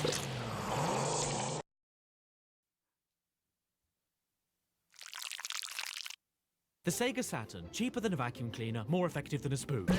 You know something? Looking at all of these ads has reminded me. I hate ads. Wouldn't it suck to be in an ad? Hello, I'm Spons! Wait, what are you doing here? We don't have a sponsor for this video. This is not a joke. At the time of filming this, I haven't landed a sponsor yet, so I have no idea. Well, don't worry about He has not that, landed a because sponsor. I have a special power to transmit messages from the future through a radio in my nose. Well, that's handy. So I will never have to worry about being unprepared for a sponsor ever again. Watch! This video has been sponsored by Wargaming and World of Tanks for PC and consoles. Ha ha ha ha. Why did you ask me to watch that? I did not want to watch that. Now, I love this company or product or mobile game because... It is an extremely fun and addictive tank warfare game that is the only one you'll ever need for your PlayStation 4, PlayStation 5, Xbox Series How S, did you get away Xbox with this Series fucking X, PC, or sponsorship? pair of trousers. You can even enjoy as many 15-on-15 battles as you want because the game is free to play. Wow, that's incredible. I had no idea they were allowed to do that in today's economy. And the best thing about it to me is that... There are over 1,000 authentic tanks to choose from and a gushing torrent of maps to explore. And right now, they even have a partnership with Warhammer 40,000 until June 6th for How the unique fuck did he get away with this? Well, that just blows me off. And you can head to the description right now and... Use the code TANKMANIA after installing the game on the link below to get the Excelsior Tier 5 tank, 250,000 credits, 7 days of premium access, and 3 Tier 6 tanks rentable for 10 battles each. You can also use the code WOTMA15 on the link in order to get the Churchill 3 Tier 5 tank and 300,000 bonus credits. Whoa! That's a lot of whatever that is, isn't it? And it's only for a limited time, so once again, thank you to... World of Tanks for sponsoring this video, and go to the link below so that you can... Get all of those bonuses I just talked I would about. love to see the sponsorship contract for a Cadicarus Birdcage video. System says good for him, I suppose, lol. Yeah, no. I am gonna that's what make we're fun going of your with. product Yeah, it's a saving. by Yes. being a I'm putting place my fucking bets on it kite. being a saving. And if I'm wrong... Like, I just want to see the sponsorship contract. Bye. Wow, wasn't that How a the fuck great did he sponsor explain from spons? Spons? And now that that ad is done, we can finally get back to watching ads. Ah, everybody's favorite sport. Golf. Who doesn't love that classic game of smacking tiny spheres across miles of wasted space with sand in it? Well, this lady doesn't, and she is desperate to tell you. I got a full day worth of time flux in Revolution Idol now, chat. Get off my ass! I've got to get the bucket out of the knee! You know what? I get it. Sometimes you're so deep into a game that you just don't realize the important things around you, like the love of your life and labor with your own spawn. So just in case you weren't paying Birdcage attention... System says fuck golf TBH. What a waste of space and water. I like golf, but it can be done more ethically than it is right now. Secondly, that face makes it. Thirdly, I can't think of a better ad for a game called Willy Golf. Actually, I think you'll find that it's pronounced Waialae Golf, based on the real-life golf club in East Honolulu, Hawaii. Whoa, no way! Thank you so much for the help, Mark Book. That is... okay. I know it is. See, kids, you don't know what you missed out on. Who needs all of the world's information in your pocket And trust me, when I you do can enjoy have a little bit of man follow you golf, around who is but, also like, a book? Haha! You're darn I know that some tooting right courses there, do it Jim. ethically. And remember, don't forget to take a look in a book. Oh, check it out. There's another video game commercial featuring birthing. Why is this becoming a recurring theme? So this ad here is for the original Xbox, and the tagline for the end is "Life is short, play more." So considering how we began with this, can you see where this is going? Maybe a heartfelt, fast-paced montage of someone's life playing video games with family photos and home videos? Is this the Who baby hell do being you shot think out you of are? Instead, we the get an ad where a uterus woman doesn't just give birth and to a growing baby, old but in the air? fires it out of her cooch like a nuclear submarine as it snaps its own umbilical cord and careens through a window into the sky. And you know the weird thing? That's not why I think the ad is gross. That's funny. Nah, it's the rest of the ad that rubs me the wrong way. There's something about the idea of a human being living their entire life in 30 seconds, unable to control the growth of their body as they scream for the pain to end as their hair falls out while their teeth begin to rot. Repulsive. I'll give it that it's creative and kind of funny, I guess, especially when the old man totals himself right into a coffin. Nice throw! She's got some good aim. But yeah, I just can't... I can't. Can you? Well, I can't. I became a hero. Dad. I saved your kingdom. Dad. Yes, Zelda? Are you mixing me up with the princess again? Hard to say. You're both pretty magical. Aww. That was absolutely precious. I wish every commercial ever was like that.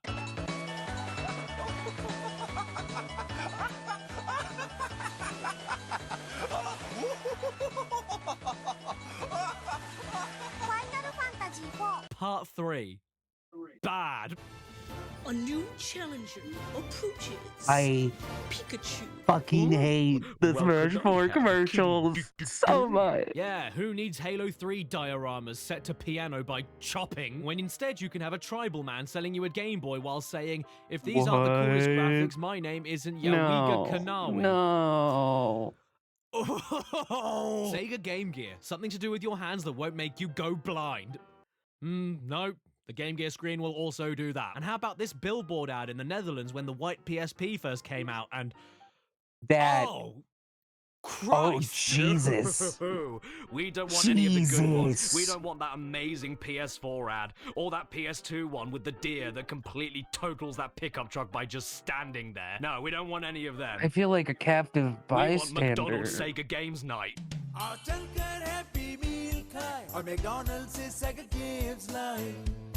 I hear people Oh, all I'm sorry, the time that's telling just me commercials that are this classic. packaging Says Sonic Heroes LMAO. McDonald's advert is one of the worst that's ever been made, and I don't think we're watching the same thing. This is perfect. And if you don't agree with me, Yeah, it's you brilliant. can get out, you gaming big stackable pen. Not only does it look just as good, if not better, than what those games would actually look like in real life, no false advertising going on here, but they get immediately to the point of what you can get in your Happy Meal, like... Shadow Basketball. Or how about... Sonic Skateboard. And who could possibly forget... Green Bufflower Catch. My favorite part of the whole ad, though, is... Rogue and Emmy Dennis. Ah yes, how could I forget that classic Sonic character? Rogue, the albino rat. Hey, I've got a question. What are you doing here? Also, do you want to watch an ad for Hey You Pikachu on the Nintendo 64? That's 3 minutes long. Dude, what's this? It's Hey You, Pikachu. Dude, can I play? Now I'm everybody's best friend. Okay, first, it's a one-person game. And second, you have to get Pikachu to trust you. Things like that don't just happen overnight. Dude, so can I play? I'm telling you, this takes patience. Patience is a virtue. Once you get Pikachu to trust you, No WWF. Okay, yeah, I'm done. Can we please go back to the gross ads? I'll take anything over this. Are they the PlayStation symbols? With sweaty skin Fucking said anything? and body hair? I changed my mind. Let's go back to the bad. What's going on here, then? Become a Dragon Ball Z warrior. I've always wanted to become a Dragon Ball Z warrior. I don't know, guys. Apparently this one is another bad one, but it seems to do a decent job of making Dragon Ball Z look pretty good. Become a Super Saiyan. Oh, but I'm already a Super Saiyan. There's all the punching and the kicking and the caramel, and there's even the special fight to the death anime moves, like...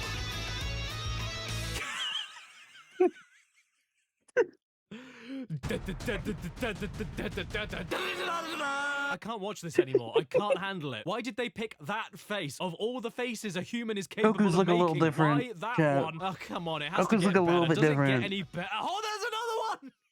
Yes! Oh my fucking god. Yes! I am buying Dragon Ball Z for the Kinect. Well done, you sold it to me. And while we're on that subject, do you know what other game was sold to me immediately it. after I saw the ad for it? Do you like awesome things that are awesome? Yes! Yes, mate! Where's the line? Where's the line? Make the bad guys cry like an anime Cry fan like on an prom anime night. fan. Slam prom dunk, night. home run, back of the net. I'm drowning myself. Damn, that was actually a clean transition, though. Better than a ton of TikTokers. That's huge. This Mighty Number 9 commercial is probably the prime epitome of a bad ad. Not just for games, but for anything. Yet, for me, it just tips over that threshold into so bad it's incredible. Jump dash, spiral, slide. There's probably a dash that makes you breakfast. I don't know. LOL!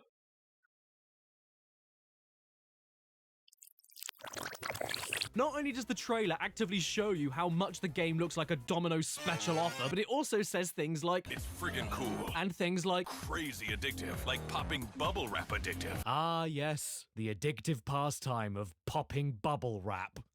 Something I do for maybe 7 seconds. Which is more time than I spent on Mighty Number 9. Then you can do combos on combos to rack up your score. And I know you like that combo on combo action. But if a combo on top of a combo creates combo on combo action, that in itself is a combo, so isn't it just a combo? So at the end of the day, all I can really say is absorption. But mighty number 9, small potatoes, tiny carrots, garden peas.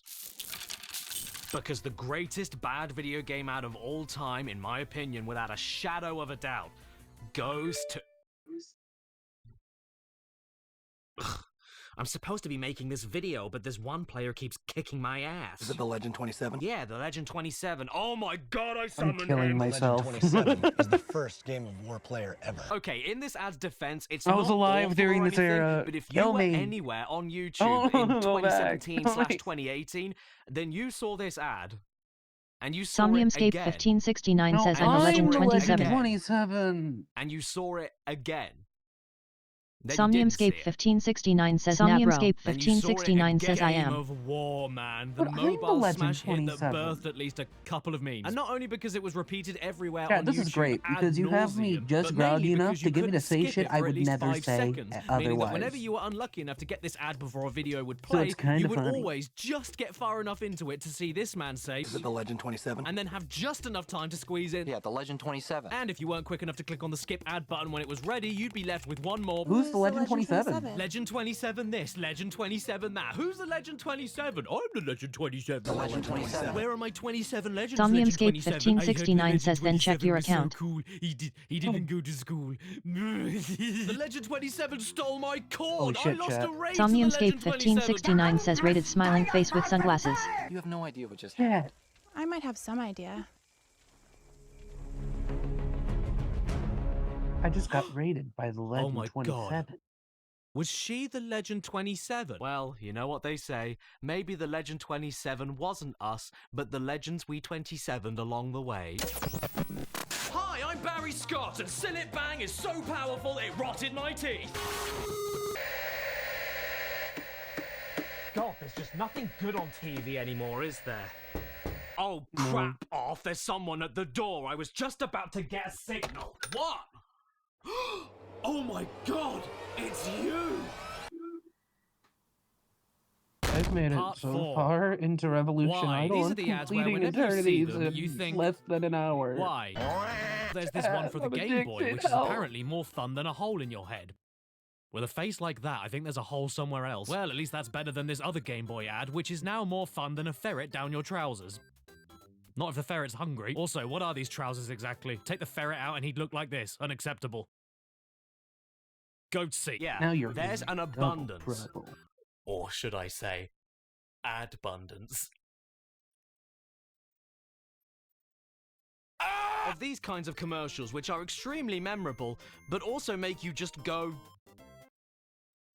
Why? If you buy a Sega Saturn before September 30th, you get 3 free games! They can be good, bad, clever, stupid, or they could be the possibly offensive PSP dust balls. Ah, Dust Ball! No way! You got a new PSP with a crazy widescreen LCD! This ad is only just over 2 minutes long, but it feels like 2 days. I don't understand who this is for. Maybe I would get it if I lived in a carpet. Oh man, this is like totally chick magnet stuff. Yeah, I'd be watching a movie in a laundromat and I see this sad girl and she'll go, "Hey girl, why you so sad?" And she says, "I lost my favorite song." Then I'd go, "Don't be sad, I got a song for you." And then I play like a really happy song. And then she gets so happy that she started dancing with me. And then I put bubbles in the washing machine. People would take pictures and download them to the PSP. And girls would be, "Oh, that's why you like a little slice of PSP.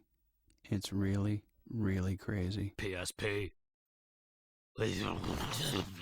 Maybe it can't get any worse with the PSP squirrels. Come out and play! I can't! I'm playing Nut! But there's Portable Nut! What? Well, that's the fastest I've ever proven myself wrong. You know what I really want to see from my commercials? 3 naked men going, huh! If you couldn't figure it out, and honestly, I don't know how you couldn't, this was an ad for Strider on the Sega Mega Drive. But I bet what you didn't know is that the reason they're looking off screen making these noises is because they're laughing at some great videos on YouTube. Ooh, okay, it's a girl. Let's see what's going on. Let me tell you what bugs me about human endeavour.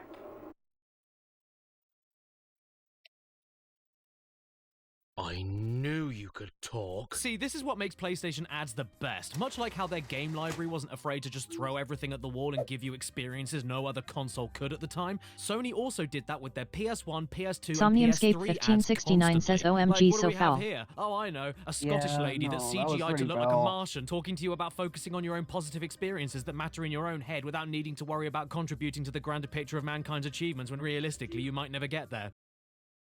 Don't forget to buy a PS1! And yeah, ultimately I see this ad and I go, what? But at the exact same time, I look at her with that carrot-shaped head and those hypnotic twisted eyes so far apart from each other you could park a bus in there, and I go, progression. what? Ugh, let's move on to something less disturbing.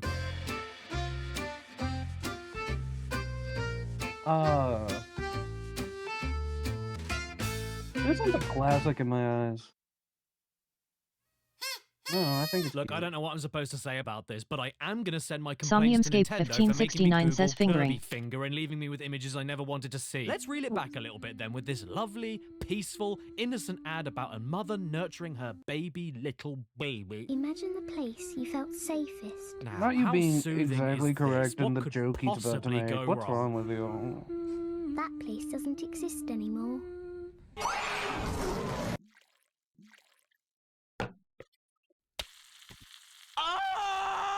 That was incredible. Not sure if it makes me want to play Resident Evil 4 or not, but it makes me feel good knowing that my innocence wasn't the only one destroyed by the internet. People on TV in 2004 got exactly the same treatment as I did as a kid on YouTube in 2006.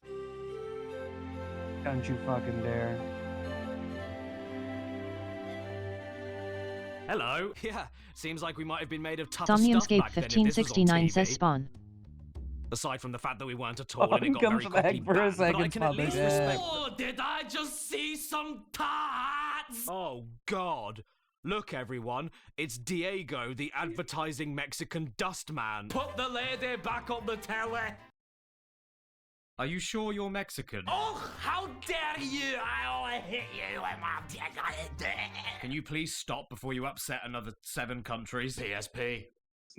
I killed a man. Funnily enough, though, he does bring up a good point. Everybody knows the old advertising adage, sex, sex. And even though we just saw a rotting undead woman feeding a child most possibly spoiled milk, I can't think of any better way to move on to part 5.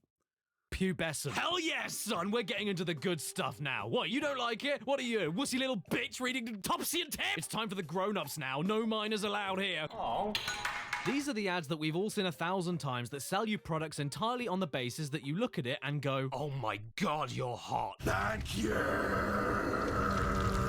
Because as we all know, everybody will buy your game, but only if it has boob. I remember when he couldn't keep his hands off me. Well, to be fair, lady, Somniumscape1569 says Gex sells. Okay, to be fair, Gex not does just sell. boob. I mean, hell, look at Orangina. That ad That's covers fucking everybody, Gex so right no one there. can possibly get offended. Straights, gays, furries, tentacles, orange juice. And games have seen it all. Literally all. And I mean all. Tell Santa you want balls for Christmas. What, while I sit on his lap? Blur, race like a big boy. Who is that meant to attract? Yeah, honey, I only play video games for big boys.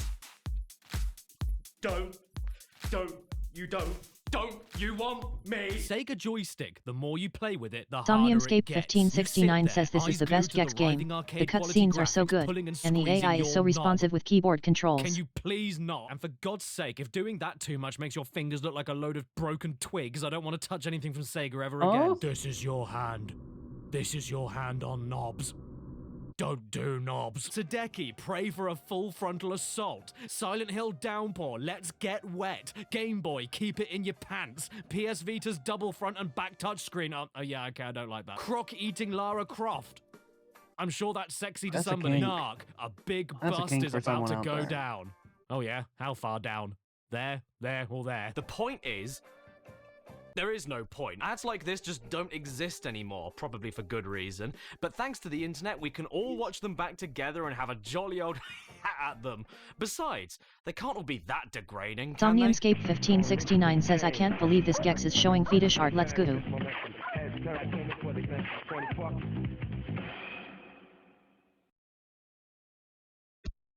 The fuck?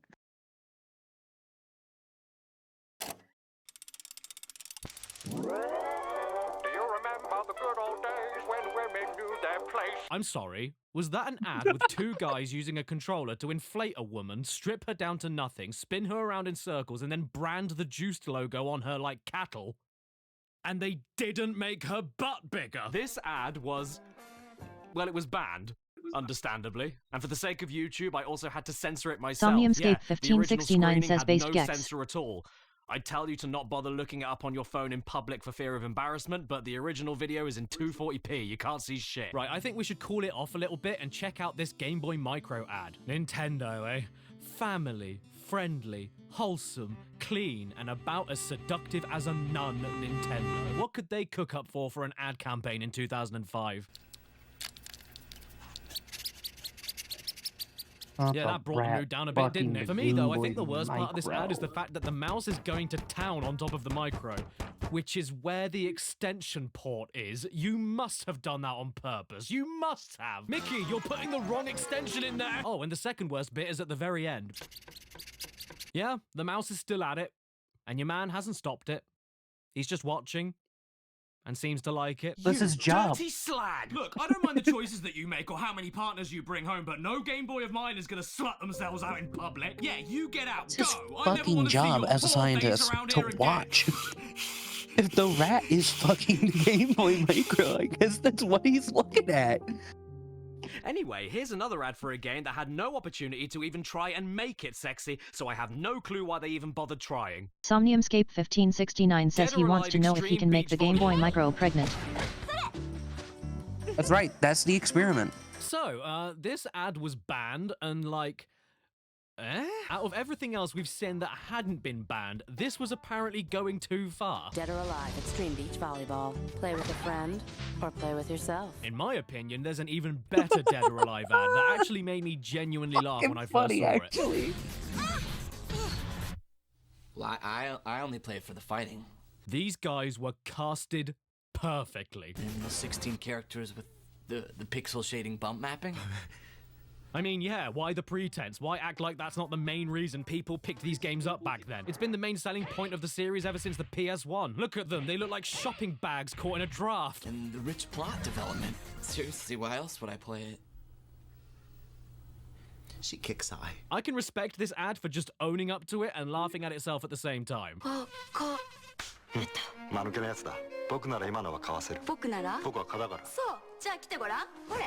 That escalated.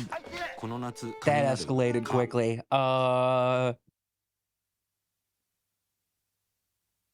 My PP got confused and it fell off. I have no idea where to even begin with this one. It's for the PS2 cult classic Mr. Mosquito, and with an ad like this, I can understand why it never went further than that. Too much happens in too little time and none of it adds up, so I'm going to translate what I think was being said. Oh no, a mosquito. Somniumscape1569 says, so mosquitoes have boners on your blood?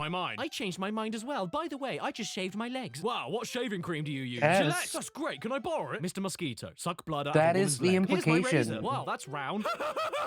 But however worked up or hot under the collar that video game ads were capable of getting, none could even dream to top this next one.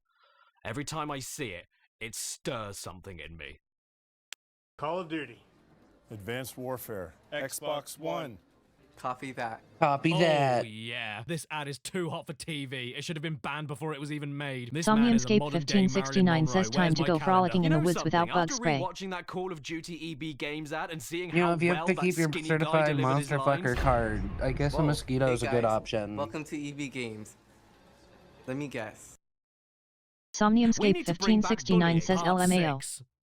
Hardcore. It plays more games than you idiots have brain cells! What? 20. Dude, that plays more games than I have brain cells. You know what, you got a fair point.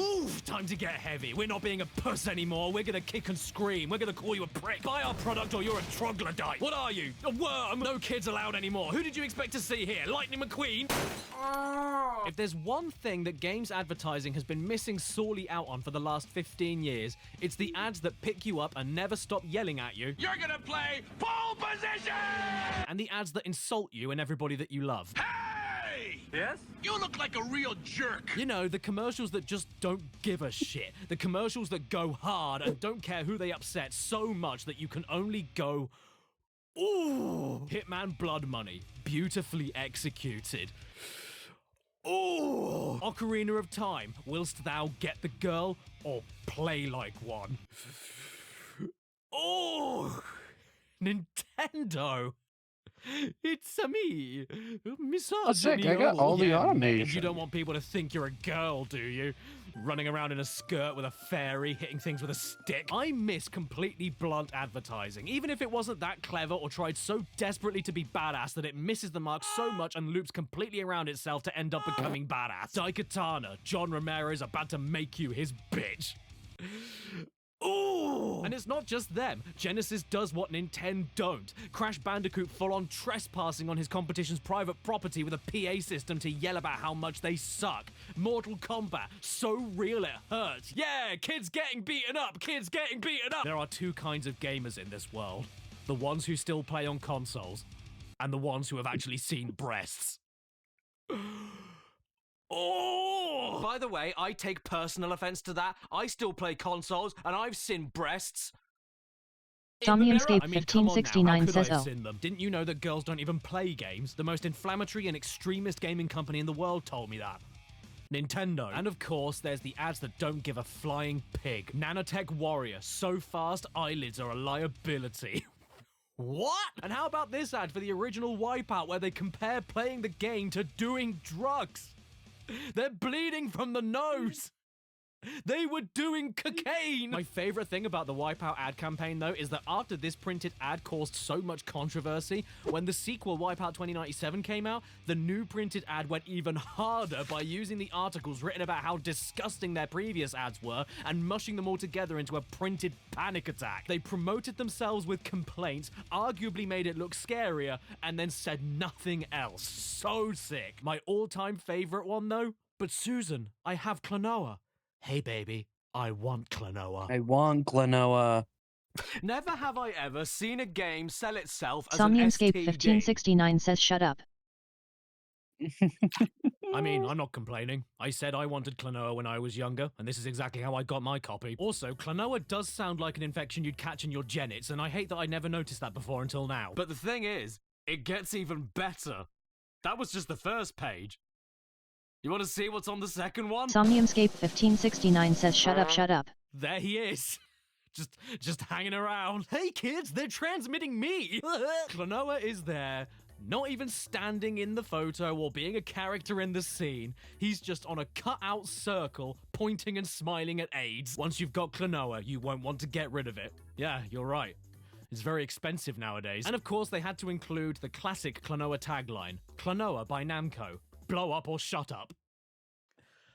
Okay. But listen to me gobbing off. There's too many examples of printed ads here. We need to get the TV stuff back ASAP. And the more desperate and over the top they are, the more hardcore. Has he always been wearing the Greg's just hoodie? how it works. Like this one here for ice hockey on the Atari 2600, where a man asks the Somniumscape cashier if they have the 1569 game. says he no. tries it out, and then he Ruthless tripping! gets a little bit into it. You really think you're ready for all that? I'm ready! I'm ready! Oh, and were you hoping for the ad to calmly tell you what the game is and what you can play it on? No. I thought you by Activision! What makes this commercial so Give me damn a minute, great to Jack. me, though, is the fact that all of these guttural, throat-tearing screams are for a game that looks like this.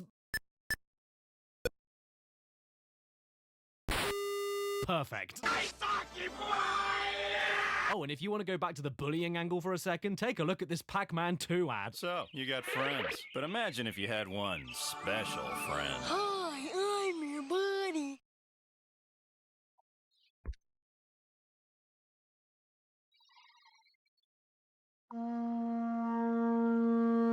Are you trying trying to sell me Pac-Man 2 by comparing it to fishing for the mentally handicapped with dirty old pants? What's worse, the ad itself, Somniumscape 1569 says love the ableism. Yeah, okay, maybe that was a massive low blow. How about we pick on people our own size, like mothers? Here is a Dead Space 2 campaign where EA showed the game to a load of middle-aged mums and used their reactions to sell their 18-plus game to the people who love upsetting their parents the most.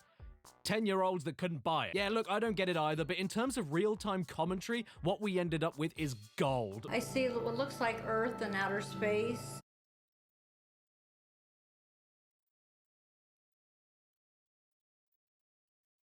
This is gonna be good, isn't it? Oh, I'm done.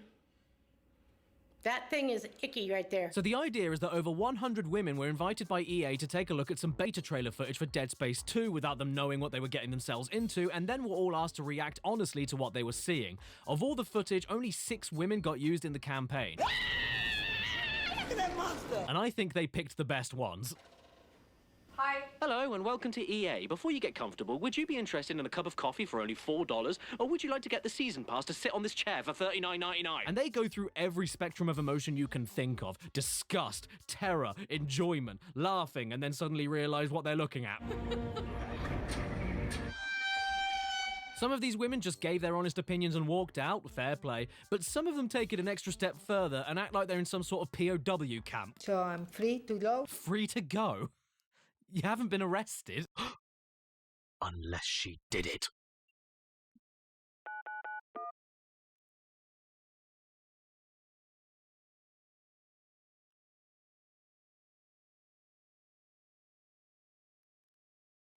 The policeman. And the one that inarguably takes the cake is this lady here, who has a pretty basic, oh no, ooh, it's gross, oh, that shouldn't be on the outside reaction. But at the very end, she goes on a socio-political rant about the evils of society. That's awful. No wonder society is so corrupt. It's not very good. We have a society of criminals. So when people talk about Mother Russia, is she hurt? If I ever see it somewhere, I will personally take a hammer and slam it.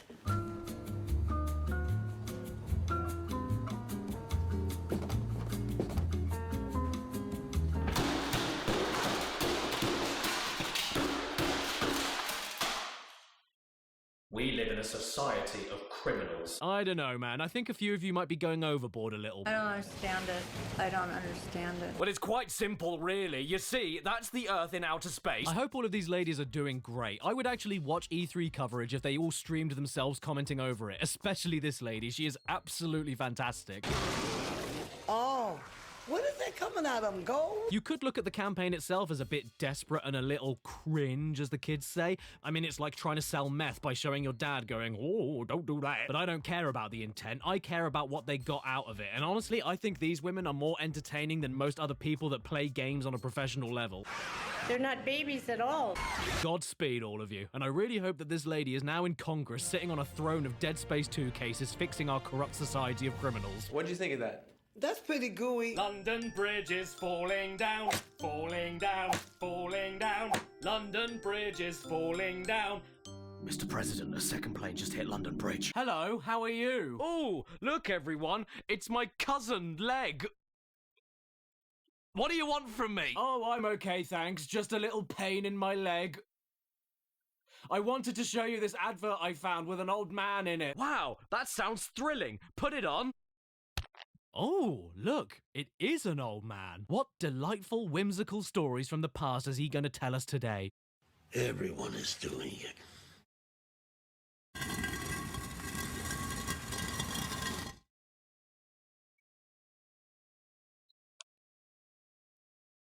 What? Guys are doing it with girls, and girls are doing it with other girls. Oh, I see. It's just one giant extended joke.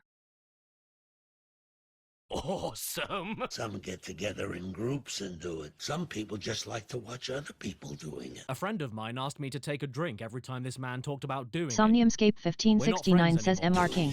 A second double-decker bus hit the Big Ben. When people do it for the first time, They don't last so long. Doing it. Some people get scared and pull out right in the middle of doing it. This ad was apparently banned too, and considering it's for the M-rated 18+ Call of Duty franchise, I find that a little pathetic. Some people have steady aim, and others just spray everywhere. Yeah, guys, we have this extremely heavy and grotesquely realistic depiction of modern-day wars in a video game that's only allowed to be sold to people 18 and over, but the advert for it has to be suitable for daycare at 11 a.m. in the morning so that our target audience can see it, and it can't be rude, no, and for the love of God, don't actually show them the game they're talking about. Sometimes my dog likes to watch me do it. Wherever this guy is and whatever he's up to, I hope he's doing it. Oh no!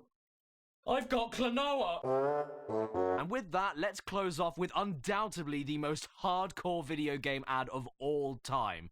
And it's for, weirdly, the original Legend of Zelda. Did you see the latest Nintendo newsletter? Whoa, nice graphics. I'd like to get my hands on that game. You mean you haven't played it yet? It's The Legend of Zelda, and it's really rad. Those creatures from Ganon are pretty bad. Octoroks, Tektites, Levers, too. But with your help, our hero pulls through. I would say that this changed gangster rap culture forever, but the truth is, this ad predated Straight Outta Compton. And above all, it showed that Zelda 1 was so hardcore, it was great fun for literally everyone. The chads and the betas.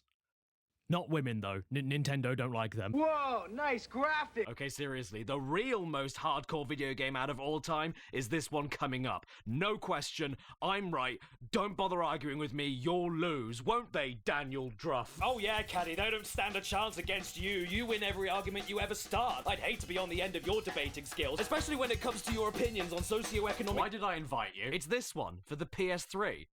And I'm just gonna let you watch it from start to finish, because... holy shit.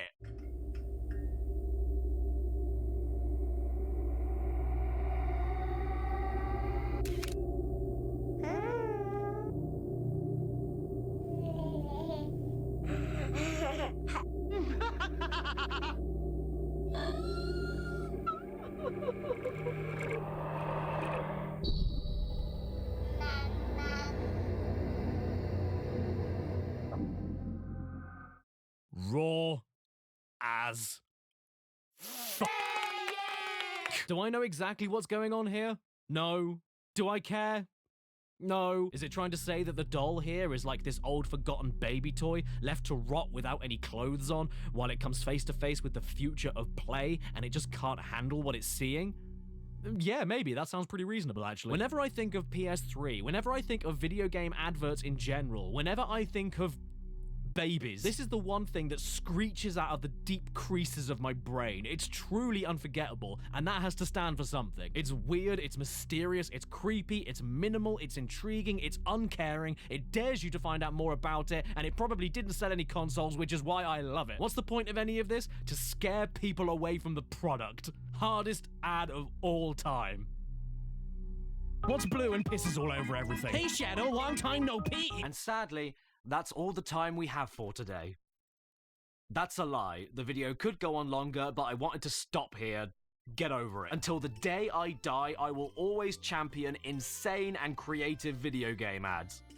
Hopefully, I don't die tomorrow. I would rather have 1 million ads making the bad guys cry like an anime fan on prom night than one of those boring gameplay montages with the same stuff blowing up and the corny, unbearable dialogue that overlays it. I'm seeing freaking dragons, and oh yeah, I'm talking to a cop. That is something I do now. This ad put me off of Forspoken forever. Not because I think the game looks particularly bad or I think the dialogue is the worst thing I've ever heard, but because the ad itself was just so boring and cliche. Sure, it's just a commercial to sell you a product, but why not put the same effort into promoting the thing that you poured sweat, blood, and tears into as you did making it? Give me incredible, thought-provoking pieces of art, or give me bottom-of-the-barrel spunk. I will remember that. That gets my interest. I just flew in from the new ruins level, and boy, are my arms tired.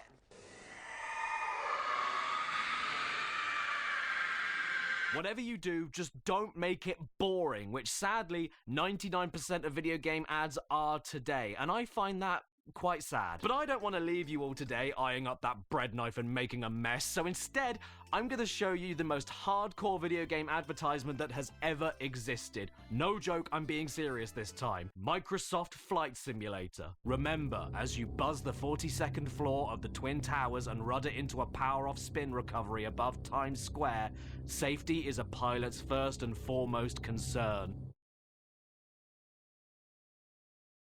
2 9/11 jokes within 10 minutes. I'm on a roll. Ooh, well, could I have King D? Ooh, well, could I have King D? Ooh, well, could I have King D? Ooh, well, could I have King D? Ooh, well, could I have King D? Ooh, well, could I have King D? Ooh, well, could I have King D? Ooh, well, could I have King D? Ooh, well, could I have King D? Ooh, well, could I have King D? Ooh, well, could I have King D? Yeah, one of them will do. Stan, Paddington Bear killed the Queen.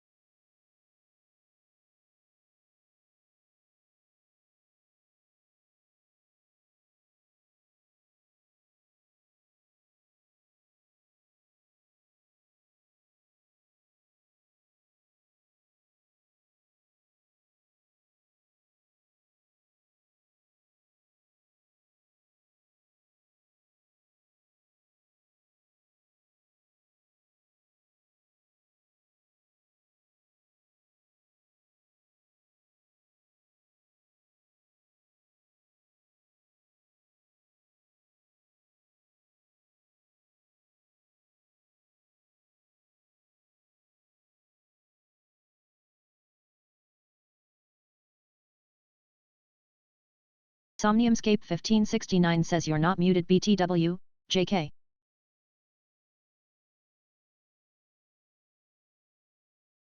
Fuck you so much. Okay. Somniumscape 1569 says tee hee hee hee.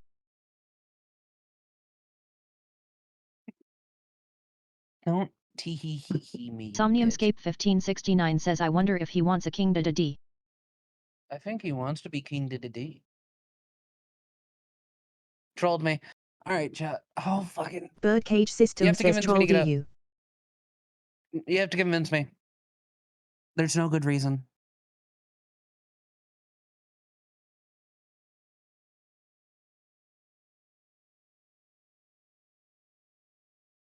You cannot convince me there's a good reason, chat.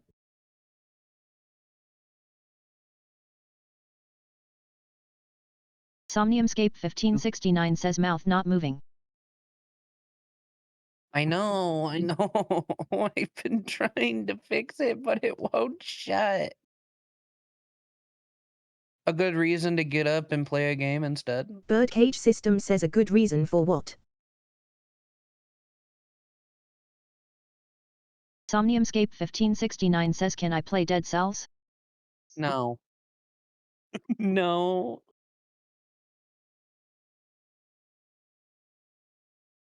However, can one of my mods change the category using the command? We are technically in just chatting. I think it was in the coin game all night. Somniumscape 1569 says two options. Either I play Dead Cells or you get up. Is. Good job on the bargaining, sweetheart. Jesus Christ, you manipulative fuck. Can you hold control?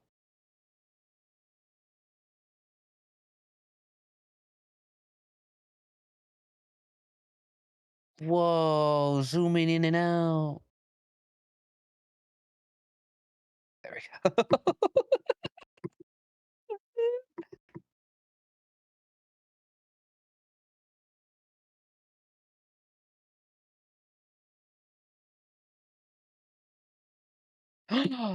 I actually have a good reason to get up. Parappa the Rapper 2 is scheduled for today.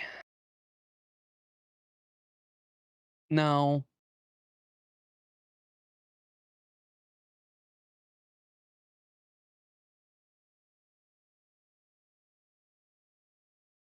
Hey Chad, should I introduce the new flavor?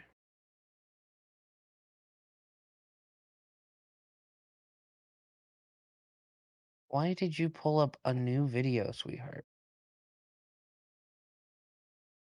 Oh, hell yes, Parappa. Birdcage System says Introducing oh the hell new yes, flavor. Parappa. Birdcage System says introduce it.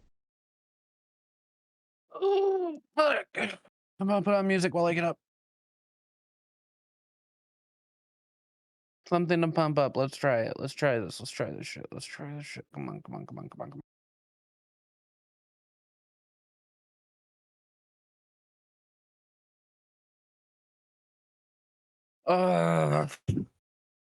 Fuck. I sat up on the whiplash. It's funny.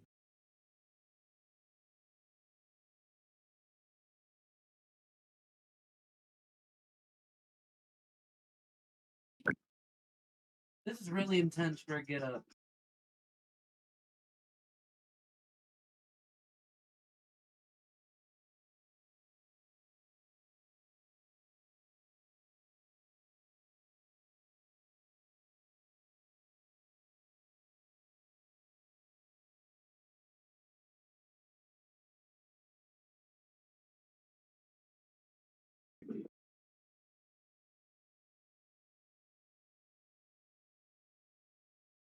Hey, Sapphire.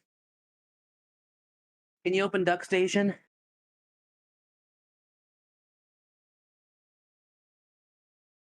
Should be in downloads.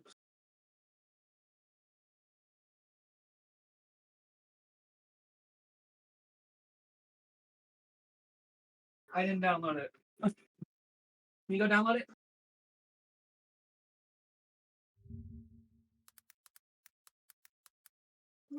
Is it Deck Station for PS1? Yeah, no, we're looking for PS2. Shit. PCSX.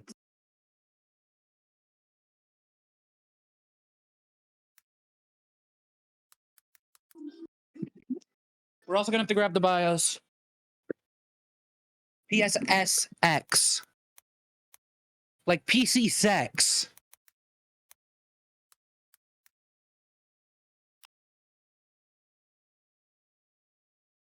That's right. That's how the PS2 works. Your PC has sex with itself. I don't like this joke. I'm gonna stop it.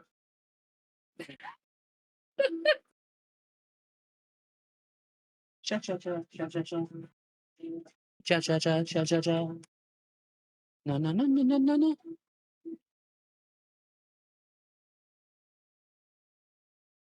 Fuck. Wires. What are they good for? Can you download that?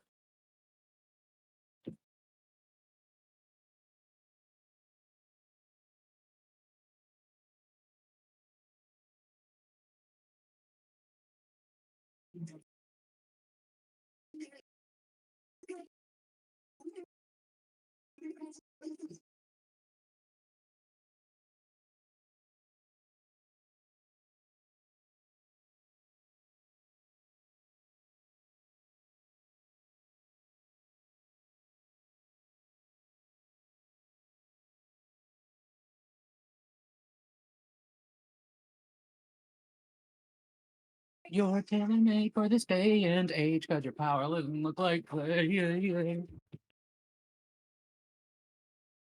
Beating heart is going insane. It's always resonating. Life, then your fortitude is growing. God,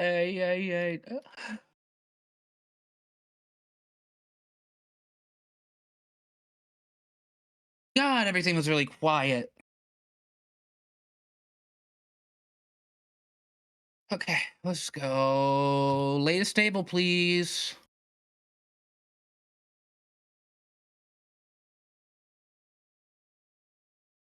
I need to get PSX SX2. Never sin again, but my patience running thin. Student count. Not that fucking like not that fucking verse.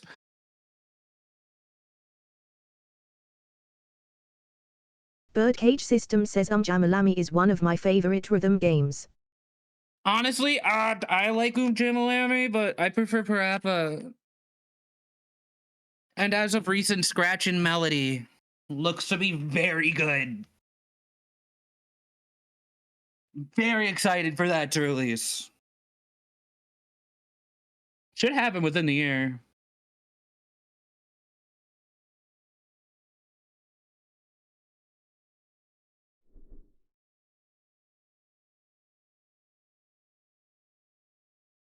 Birdcage System says oh yeah I played the demo for Melody and it seems real fun. Ha ha. Yes. Very funny.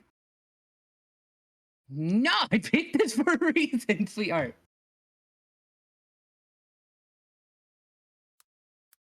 Hey, chat, don't look, I'm not. 1569 says nah. I'm grabbing my actual PS2. And, my patience.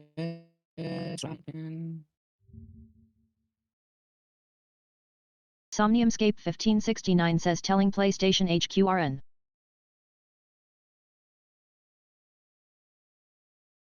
Somniumscape 1569 says telling Sony Birdcage on your System ass. says at Sony Entertainment. They can't do anything. What are they gonna do? Restrict me from playing Spider-Man free?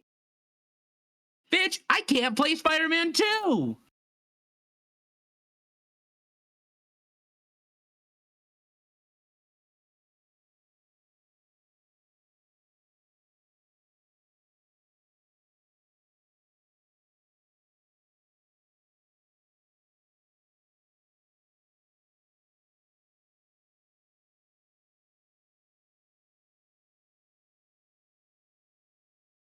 That probably hurts Half's ears. Breathing down my... I'm bounded with... Fuck you! I am vibing! Saf! Somniumscape 1569 says 2. No more. No more music. You all can blame Saf.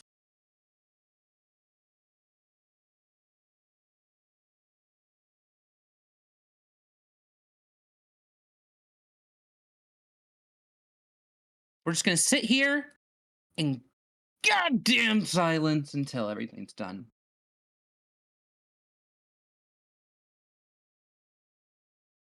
I said no music.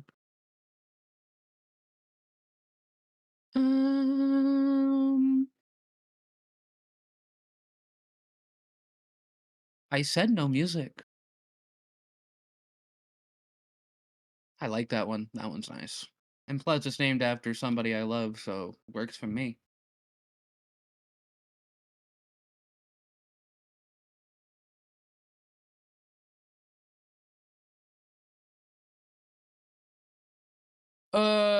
Which one am I supposed to pick? I actually don't know. Somniumscape Birdcage 1569 says, System wow, says I calling me a also love rotten girl. Parappa. I just like the songs from UJ Elmore. That's true.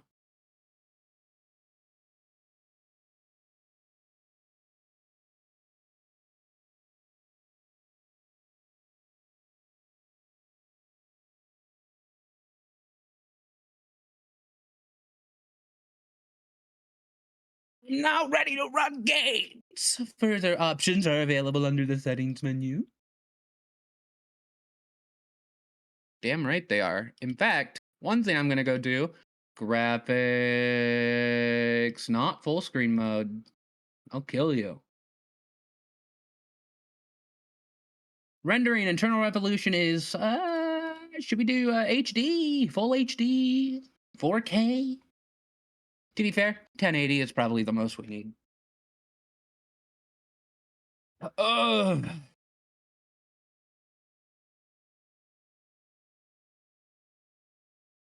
Somniumscape 1569 says, why did you set it to borderless full screen? I didn't. It says full screen mode. It won't go into full screen probably.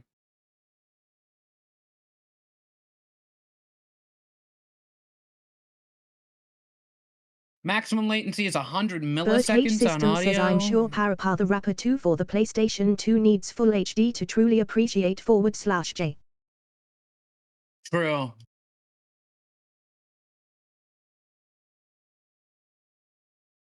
It shouldn't open full screen. It should open like this.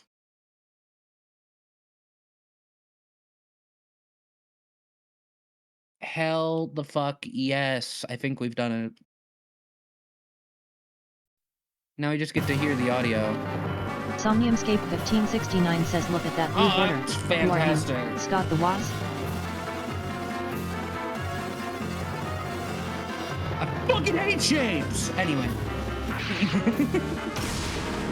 Welcome.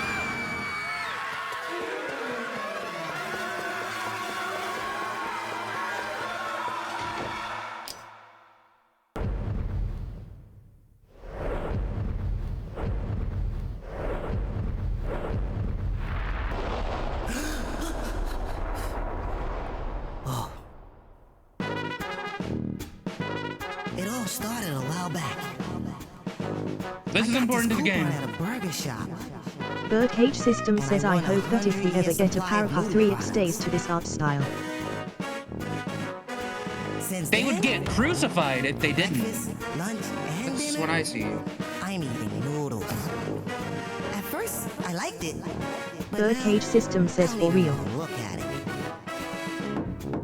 The only thing that gets me going is the lovely sunny It's the funny lovely and her funny sweet funny and smile. her I'll sweet do smile. anything for her. He'd do anything.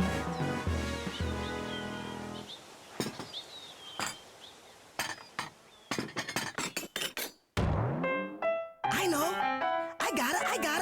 No, I can't believe. Birdcage System says Sunny Funny PogChamp. Such a baby, such a baby, such a baby. What a bitch! But little did I know, this was the beginning of a long adventure. Somniumscape 1569 says no. I can't believe. Hold on, chat. This goes hard. Say alright! Alright. Say oh yeah! Oh yeah. What you gonna do? Somniumscape 1569 says oh yeah. Birdcage System says alright. Birdcage Somniumscape System says oh yeah. 1569 says what you gonna do. Somniumscape Birdcage 1569 System says I says I can't got a believe. Birdcage System says what gonna do. Chat understood the assignment.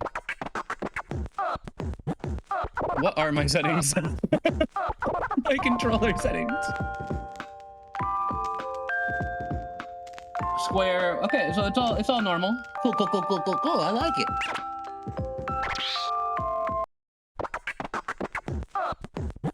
Let's see how well a rhythm game works on.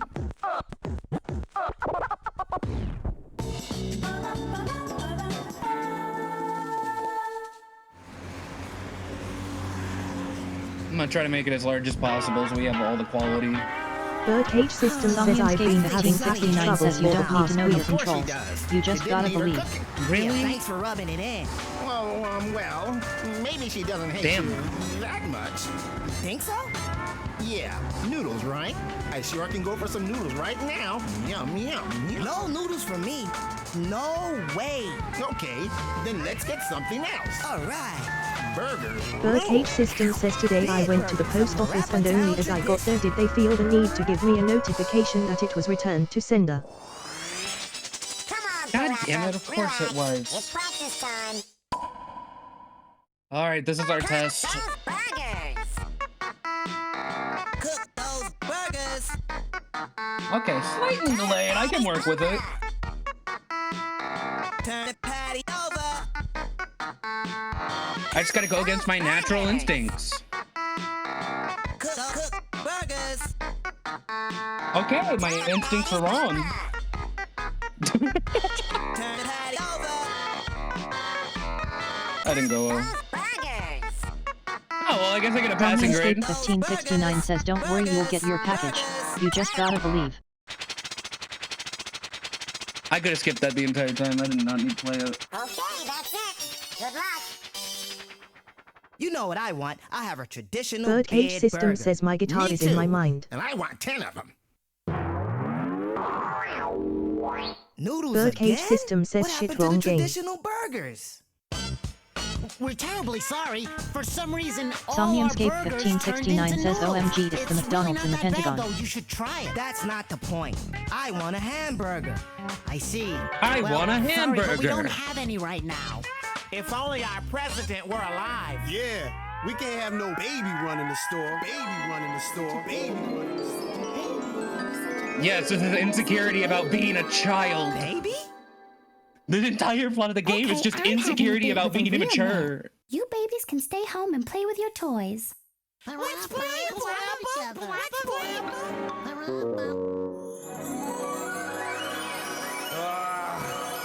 When are you guys going to grow up? Still a bunch of babies. I put my whole life into opening this Birdcage store, System and look says the what curse happens that the makes moment you my repeat son the word takes baby charge. several times. Here, let me show you how to make a real Parappa Town traditional burger. Watch, listen, learn, and play exactly as I do. Really? I know you hate it when I don't play exactly as you do. Trust me, Somniumscape I'm aware. 1569 I'm says aware. I don't believe that's a curse. Not until the second playthrough can I have fun. I'm aware. That's right. I'm in the house. I'm in the house. Here it comes. God, this game is such a vibe.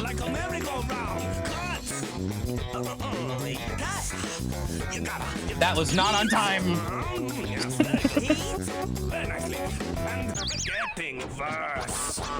I expected this, but we'll see. We'll see how this goes. Birdcage System says the songs do go off, though I will agree.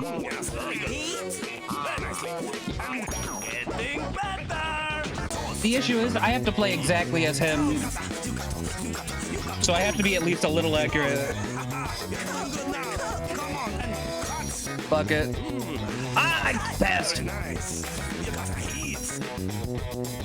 The extra one saved me. Yes. Very nice. And now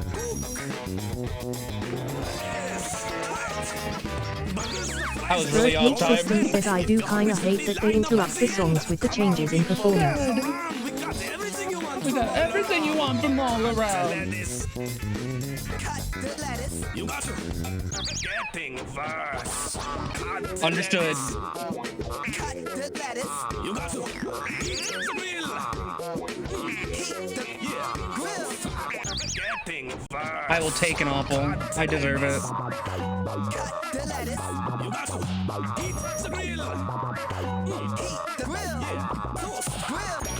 Getting better. Toast the buns. My buns are very toasty. Toast the buns. Patties. Damn it. I tried. Serve the drinks. Serve them. Serve drinks. Drinks. Serve the cheese. Help the cheese. That Parsec, you fucker. I'm trying, Chad, I promise. Yep, alright. Oh man, that was bad. And what is with this noodle I should have titled the stream Dealing with Delay. at the beginning. Somniumscape 1569 says, can I try? Do you have a controller?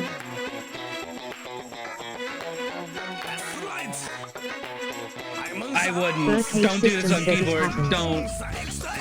Read all about it. The best burgers in town from all around. People from around the world. People from around the world come and get it. The line goes around like a merry-go-round. You gotta heat.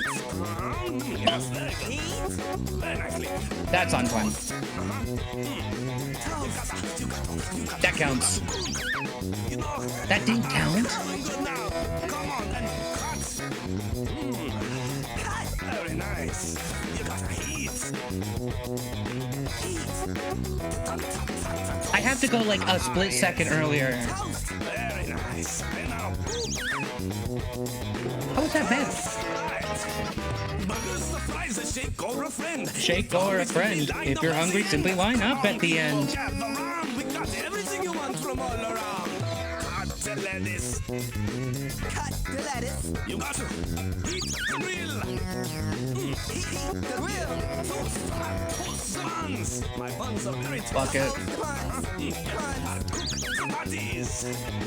Cook the patties. Getting Yeah, I deserve that. Toast the buns. My buns are very toasty. That is not square. Getting verse. How was that bad? My buns are very toasty. I feel like they're throwing me a bone here. Getting better. Serve the drinks. Serve them. Serve the drinks. And melt the cheese. Melt the cheese. Getting verse. I thought that extra one would save me. We're gonna be stuck in phase 2 for a while. That doesn't count. Getting better. That Taste counts. the fries. French the fries. If that doesn't count, I'll kill myself. Somniumscape 1569 says I can do keyboard easy. Watch the grill, control the flame, guys. Follow the rules, stay productive and wise, and cook those burgers. Cook those burgers. Turn the body over. Turn the body over. Come on, getting better. Thank you. I'm not fighting. Fries. Better execute tuna. Better execute tuna. Bring on the ketchup. Bring on the ketchup. Don't forget the cheese. Don't forget the cheese. Bring on the mustard. Bring on the mustard. Handle it with ease. Handle it with ease. Burgers, pizza, When the game gets faster, I am oddly better. What?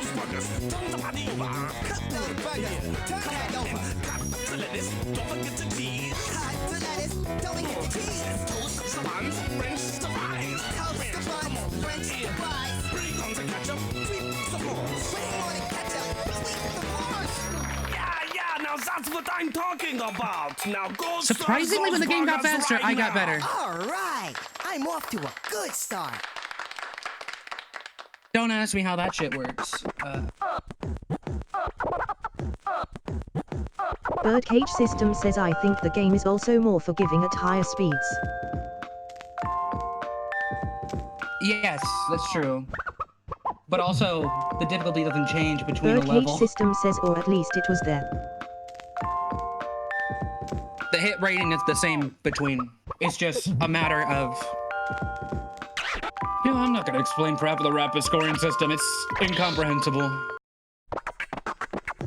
It's a miracle if you win.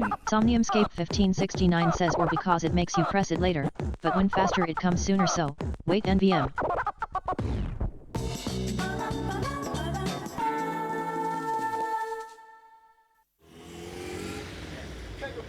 This is where the phenomenon known as noodleization is taking place. All the food being served in this town is turning into noodles. Whoa! Hey, I can't eat this. We have to stop this noodling thing. Birdcage System Maybe says a dad Germa. can help us. He's an inventor, That is right? Germa. That's Yeah, Germa right there. I I think got he used to Germa to study cameo. noodles, too. Well, let's go then. This was Rodney Greenblatt reporting live from Beard Burgers in Parappa Town.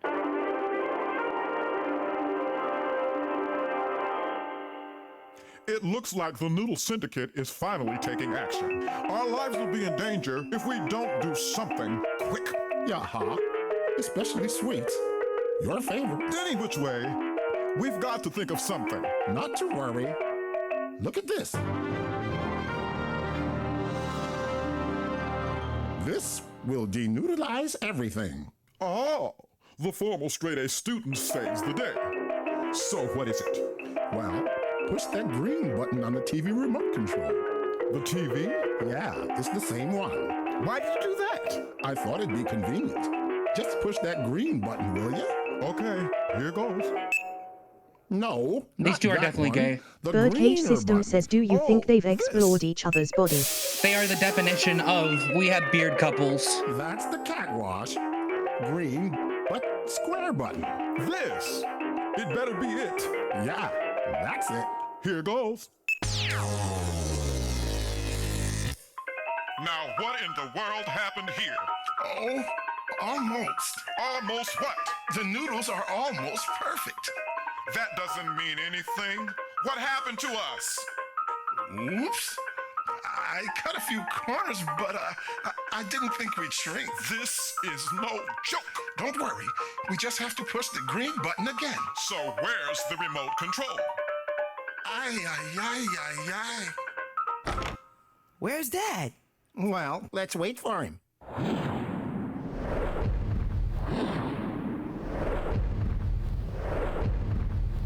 Hey, Parappa! Push that dark green but square button!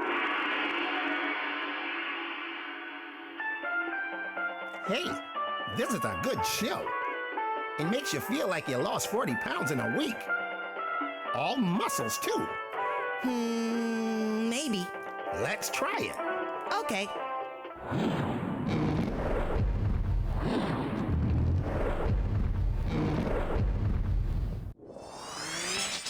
Come on, Parappa. Relax. It's practice time. Somniumscape 1569 says though apparently Rodini Greenblatt was voiced by one of the game creators of the same name.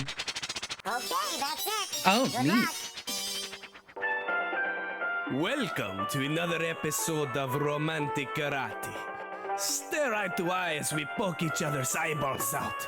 Put the kiddies to bed, because this is strictly for adults. For adults. For adults. Oh no, we said Parappa's trigger word again. He's going into a fucking fugue state.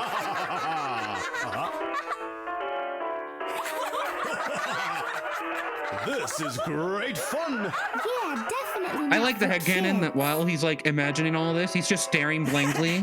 I get it. Somniumscape 1569 says Pareba is gonna watch porn and gore. Okay. If you learn the brand new romantic karate invented by me, you will soon enter the world of adults.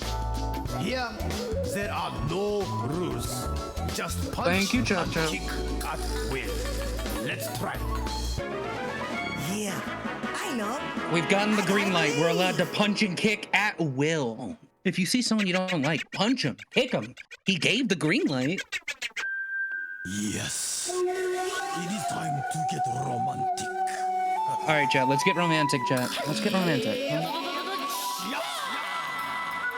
Time to get romantic. Yes, indeed. Somniumscape 1569 says love the representation of every Chinese person Birdcage ever. System says sorry Will, you heard the man on the TV. Time we get down nice and slow. Love kick. Love, kick. Love punch. Love, punch. Getting worse. Love. Fair enough. I should. Kick. Love, kick. Love punch. Love. I'm trying. Getting worse. Kick. I should flow more, but Love punch. Love, punch. Getting better. Love chop. Love, chop, chop. Love twist. Love, twist, twist. Love pulls. Love, pull. Love hard. Love, hard. Smooth kick. Smooth kick. Nice punch. Nice punch. Sweet chop. Sweet. Oops. Love fight. Love, Because I'm smooth with a groove so new. I wish everybody had the same point of view. Meet me at the corner, pick you up the 7. Wear your best dress and I'll take I don't like the bad version of this song. Yes. Hi. Hold hands. hold, hands. Face to face. Face to face. Getting better. Love style. Love, style. You and me. You and me. Together forever. Together, forever. Never to part. Never to part. Look up in the sky. Look up in the sky. See the stars. See the stars. I hold you tight. I'll hold you up. Getting worse. that was not circle. My brain is firing off at wrong cylinders. See the stars. Getting better. I'm the sensei, you are my students. But before that, you and I are friends. We know each other anywhere we can. We all need love, no matter woman or a man. He's very progressive. Smooth like butter. Smooth like butter. Caress your lover. Caress your lover. Getting worse. Smooth like butter. Thanks, Chop Chop. Smooth like butter. Caress your lover. Caress your lover. Getting worse. Oh, damn it, this Smooth phrase. like butter. Caress your lover. Caress your lover. Getting better. Love punching. Love punching. Soft chopping. Soft chopping. Sweet kicking. Sweet. Somniumscape 1569 says I love how expressive he is and exclusively in his eyebrows. Getting better. Tamanegi True. flavor. Tamanegi flavor. Wish I was a player. Wish I was a player. I'm a taxpayer. I'm a taxpayer. Need a good lawyer. No, I'm not. Need a good lawyer. That's how it goes. Yes, You're right, I do need a good lawyer. I hope that all your You got questions recommendations? are majestic, now romantic. I know love with is a key to save our planet. It's Monday. Birdcage System says bro pays taxes. 24/7, each and every single day. This is how we do the last lesson. LOVE, your brand new prescription. Kick, punch, jump, pose. Kick, punch, jump, pose. Smooth chop, love with pose. Smooth chop, love with rose. Duck, twist, and punch. Duck, twist, turn punch. Hug, kiss, love, then chop. Hug, kiss, love, then chop. Ta-ba, negi sensei. Ta-ba, negi sensei. Yeah, he comes to make way. Here he comes to make way.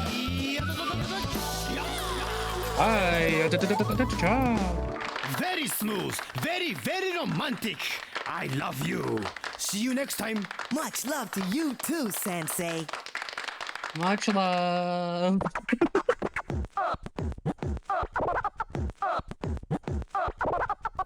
bro pays taxes. Congratulations! It's time for the bonus game. Are you ready to abuse some children? Push, kick, punch, or chop, but not before they are ready. Let's begin.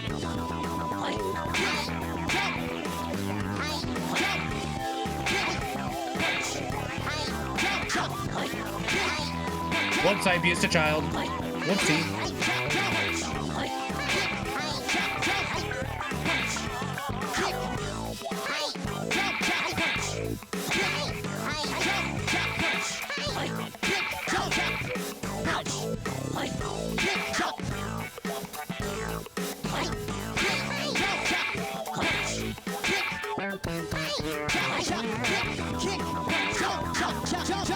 Oh, fuck it, I'm abusing children.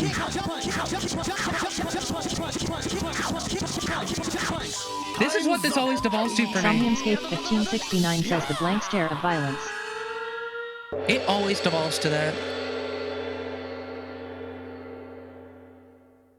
Always. I always end up just abusing the children. Birdcage System says sometimes you just gotta beat up children. You're so They didn't get into this line of work get beat. expecting anything else. Why did they show up?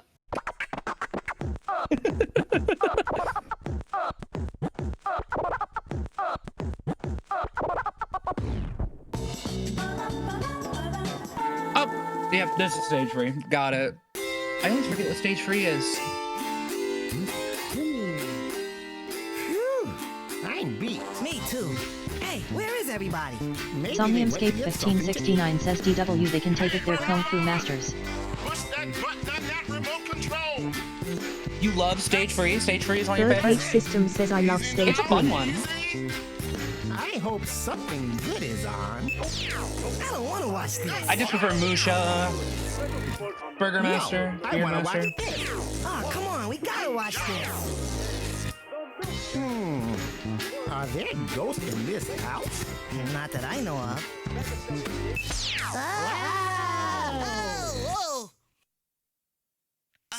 Hi there. We've been calling you all this time. How are we supposed to know that the remote controls were the same? Is Parappa home? Something funny's going around town.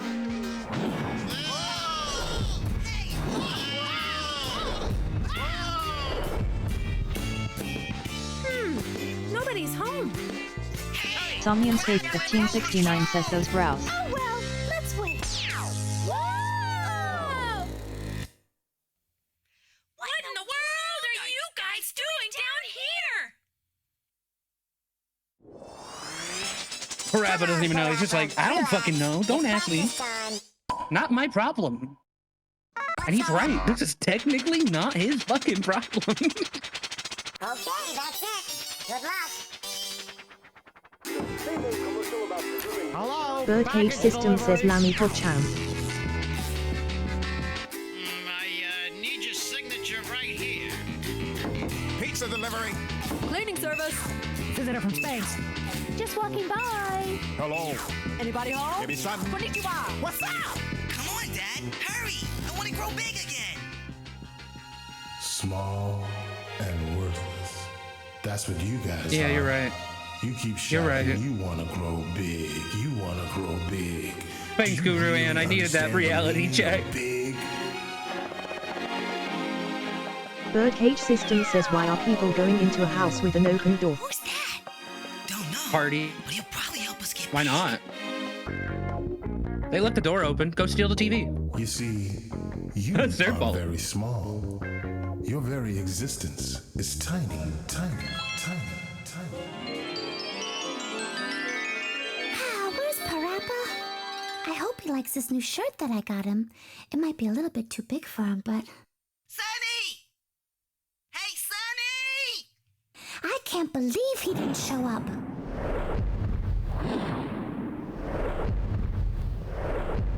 Sonny!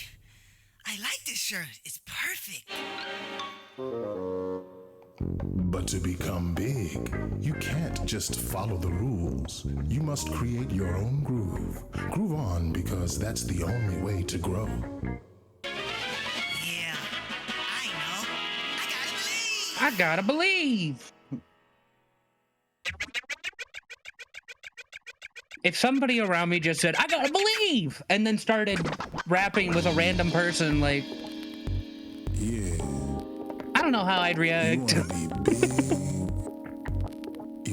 Somniumscape 1569 says ant-sized dogs. Can't believe that. With violence and anger, hunger, whatever.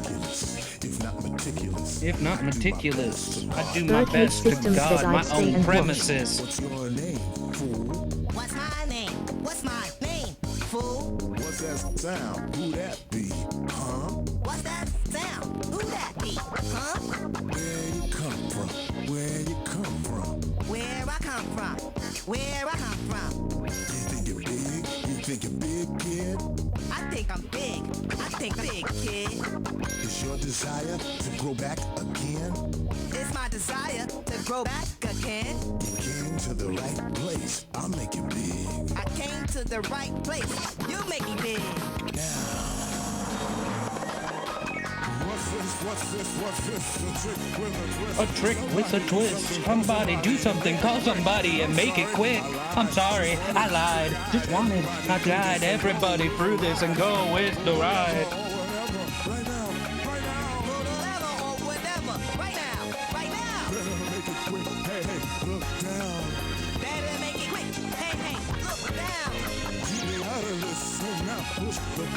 I was almost a cool for some reason.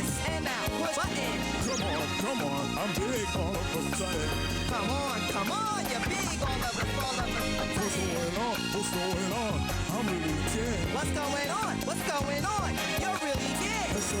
SOS, please handle me with care. SOS, please handle me with care. Close enough. Sticky, lifted. Me when I freestyle accidentally and I say, yeah, that's fine. Did it. Always in control, I patrol my hood. Taking care of business, stop the crime for good. I was a kid, you must have been dreaming. You weren't dead, I must have been dreaming. Better believe it, my mind is like a demon. Better believe it, your mind is like a better demon. I'm a man, everybody knows my name. A better demon. You are the man, everybody knows your name. I got it all, cash, money, and fame. You got it all, money and fame. Now back to business. Birdcage System says better demon. Now back to business. I wanna grow big, right? Let's not waste no time. Here we go, alright? Let's not waste no time. Here we go, alright? Now. Yeah, see, I am the only Michael Master that guarantees the seas. The final block coming, no denying. Sitting wet, but let me tell you, son. I'm scared. It'll never happen again. I promise. It'll never happen again. You promise.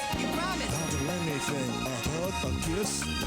You'll do anything. A hug, a kiss. I don't know what to do. It's all because of you. You don't know what to do. It's all because of me. I enjoy my ties, my charm too. You enjoy your time. Your charm too. Put me back, son. Come on, I gotta go.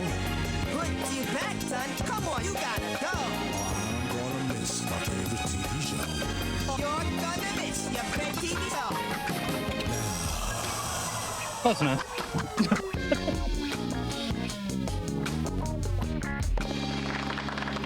Hey, you're pretty mature than I thought. Good going. Thanks, but you're still bigger than your normal size.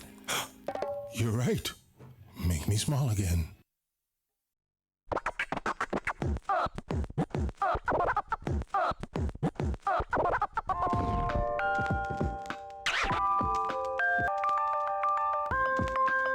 I don't know, stage 3, it's not on my favorites, but it's definitely not the worst one in the game, you know?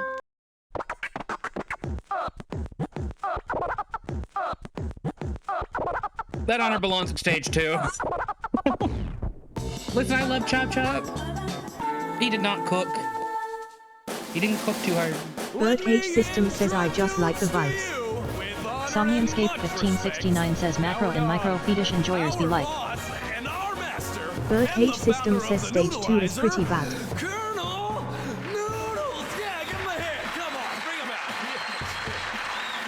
Thanks to all of you.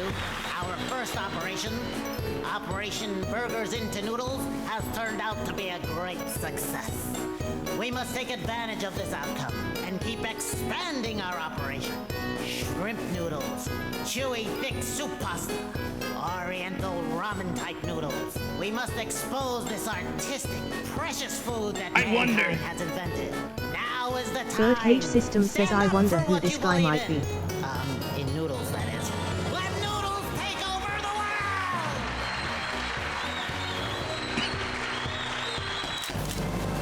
Somniumscape1569 says house noodles. As you may have noticed, And now for my favorite turn thing. every food in our town into noodles. Noodles!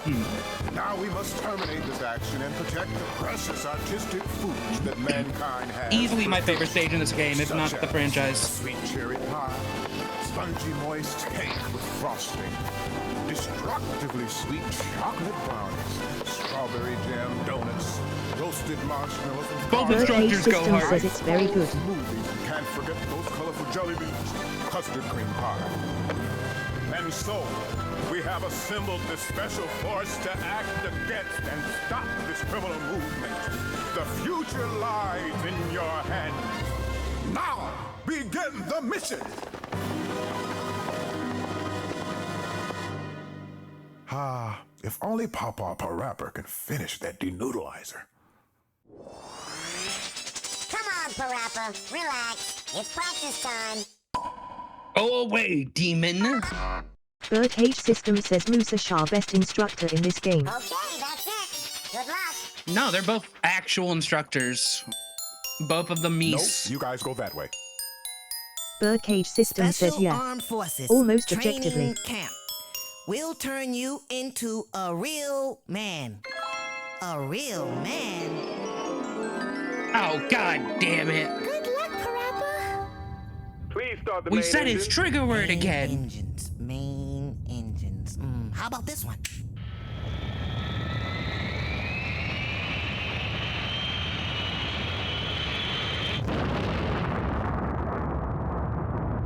Parappa fucking dies. Study. Now, listen carefully. My name is Musasia. My family has traditionally been instructors. I don't like that pronunciation, My though. grandpa, my grandma, mom, I just and go with dad were Musha. all mean I'm instructors. sorry. But that doesn't mean I want you to do exactly as I say. I want you to come up with your own groove. We're gonna keep going until you do. Come on now. Yeah, I know. I gotta believe. He's gotta believe. Frosty Tool, stop freaking the fuck out. Attention, attention! Come on, everybody, let's go! Hop to it! 1, 2, let's go! Come on! Fans, cars, no chains don't mean a thing. Somniumscape1569 says hot twat. Somniumscape1569 says if you get a bag of Doritos and crush them up, and put them into flour and egg mixture, you can get fresh pasta that tastes like Doritos.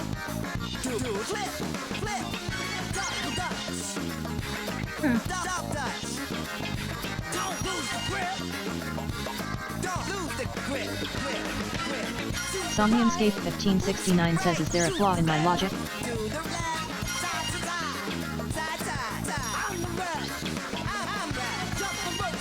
Jump the ropes now. Get up high now. Get up high now. To the limit now. To the limit now. Right now. Right now. Like my sister said, it's not as easy as you say. Remember that phrase again? Remember that phrase again? When I say boom, boom, boom, you say bam, bam, bam. No pause in between. Come on, let's jam.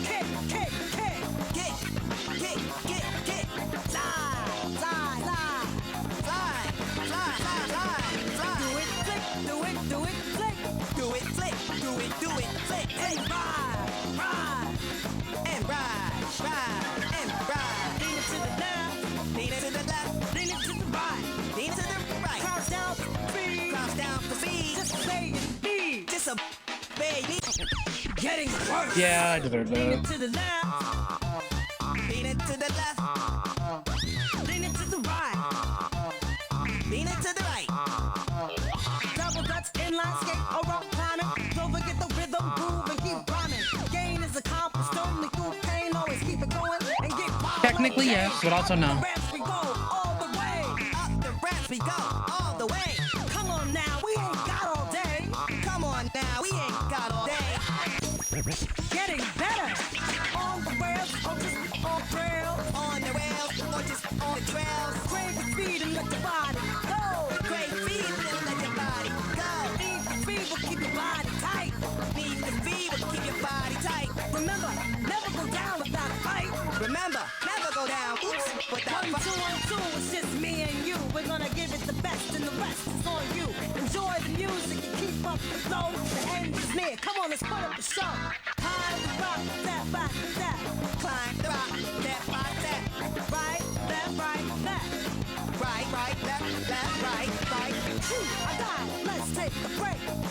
You're tired. Please take the break. Come on, please, for old time's sake. Come on, please, for old time's sake. I gotta do this every single day. You gotta do this every single day. You gotta tell you the truth, my hair's turning gray. Tell you the truth, your hair's turning gray. You may be old, bold, and with teeth of gold. They really, really don't matter to me. If you come this far, I know you got it down. Come on, let's do a recap. Yes, stop the ground. Where's the ropes? Where did I put it? Where's the ropes? Where did you put it? I thought you had it. I gave it to you. I thought you had it. I gave it to you. Oh, well then, why don't you get today? Oh, well then, why don't you get my day? Where's mine? Please wait. Where's yours? Wait. You wanna just forget it and just take a picture? You wanna just forget it and just take a picture? I carry the camera for all my adventures. You carry it for all your adventures. That was good. Yeah. Can you Can't please win take 'em a all. picture? Sure.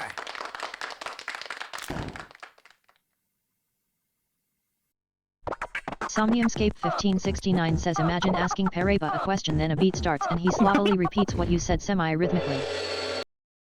No.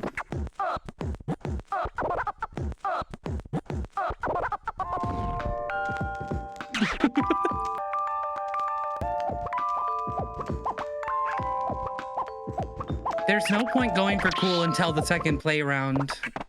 There isn't. That's the one flaw in this game's design, I think, about all the time. There is no point in going for cools until you get to the second round. Good job, men, but never forget, training and real combat are two different things. Always keep up your training. Yes, sir. That's a blue hat at least before you go for cools. Hell, I'd even recommend doing it after the third round. Yellow hat, go for cools. 1569 says, hey Pareba, can you hand me that glass of water? Hey Pa or hey Pa? Can. Hand you glass water.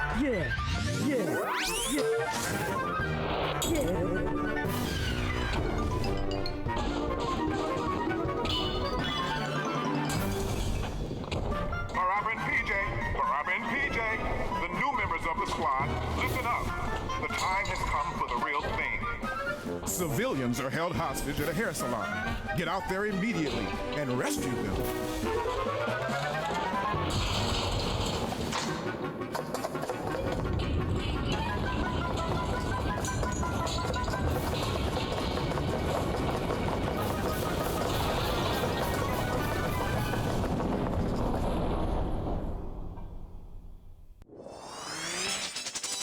Parappa. Somniumscape 1569 says, no I'm not rapping, just asking how it is.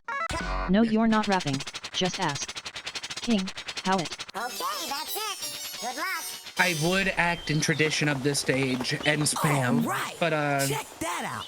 Everyone's head's turning into noodles. I'll at least do it correctly the first playthrough. That's a cool afro. But that afro's growing bigger.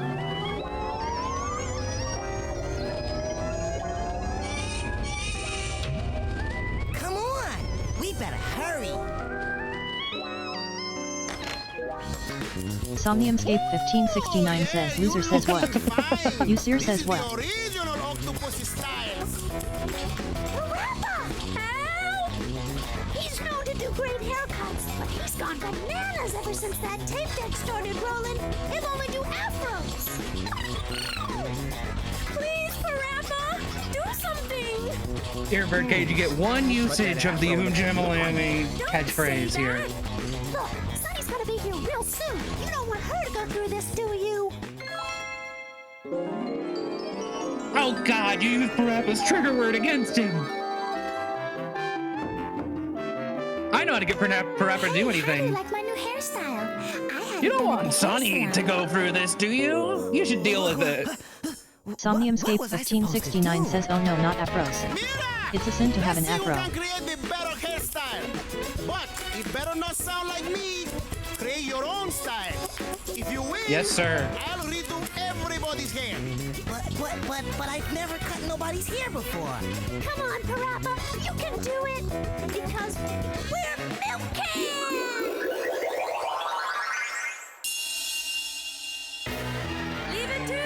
Leave it to Lammy. Yeah, I know. I gotta believe. Great, now we gotta play 2 rhythm games at once. God damn it. Somniumscape 1569 says, leave IT to Lammy. Somniumscape 1569 says, it's groovy alicious. He said the title chat. Roll credits. So don't just stand there. Come inside, have a seat, and Have a seat. I promise you, everything will be alright. Okay, baby, let's go. We're going to do it like this. Trim, trim. Trim, trim, trim. Trim, trim, trim, trim. Cut. Shave, shave. Shave. Trim, trim, cut. Snip, snip, trim. Shave, cut, trim. Shave, cut, snip. Getting worse. Shit.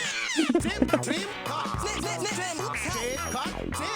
Shave, cut, snip. Trim, shave, die. Trim, shave, die. Cut, trim, trim, cut, snip.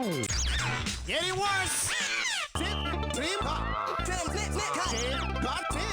Shave, snip, cut, snip. Trim, shave, die. Trim, shave, die. Cut, trim, trim, cut, snip, snip. Yeah, that's fair. Somniumscape 1569 says, why are you throwing? Why am I throwing? I'm not. You literally cannot follow this guy. He said as much. If it sounds like me, I'm penalizing your ass. That's what he said. Paraphrase, but he did say, if it shouldn't sound like me, create your own style. Somniumscape 1569 says you are Yes, how doing you do like it. 6 more notes than him.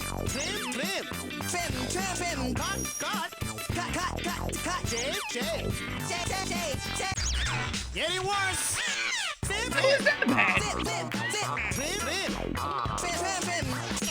Getting better. Somniumscape 1569 says doesn't look like it.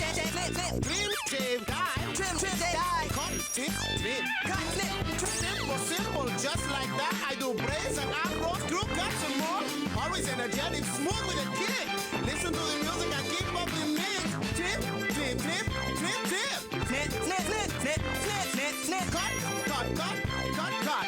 Cut, cut, cut, cut, cut, cut. Tip, tip, tip, tip, tip. Trim, trim, trim, trim, trim, trim. Shave, shave, shave. Shave, shave, shave, shave, shave. Cut the cut. Tip the tip. Cut the cut. Snip, snip, snip, trim the trim.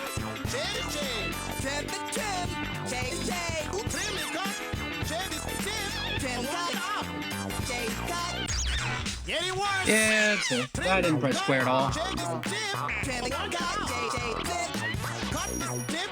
Shave this trim. Cut, trim. Snip, snip, snip, snip. You see now, I don't have time to lose. My customers keep coming in and out. Many demands for people that like. Usually I get halfway through a phrase knowing what I'm doing, and then I says what this game is telling me is a white girl with an afro is the devil incarnate, which I mean.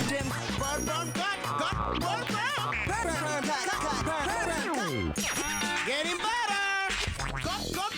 like that. That counts. That counts.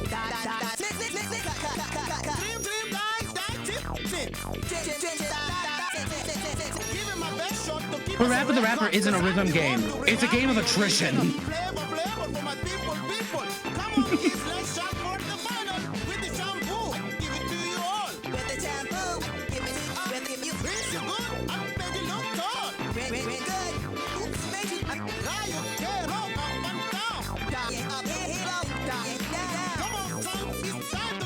Somniumscape 1569 says Flava Flava to my people.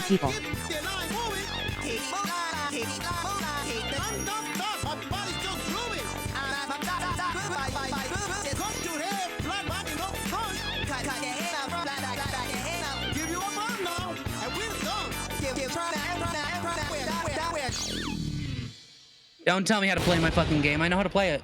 Hey! Don't tell me I'm who at did all notes. this? That's pretty good. I am. You did. That's the point. You told me to.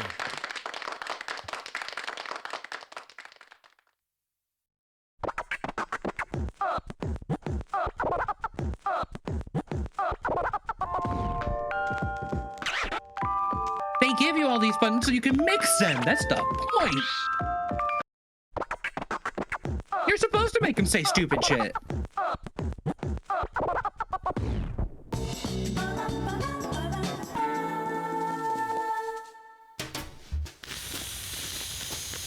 Somniumscape 1569 says the Jamaican squid's hair is now behaving, which is good apparently.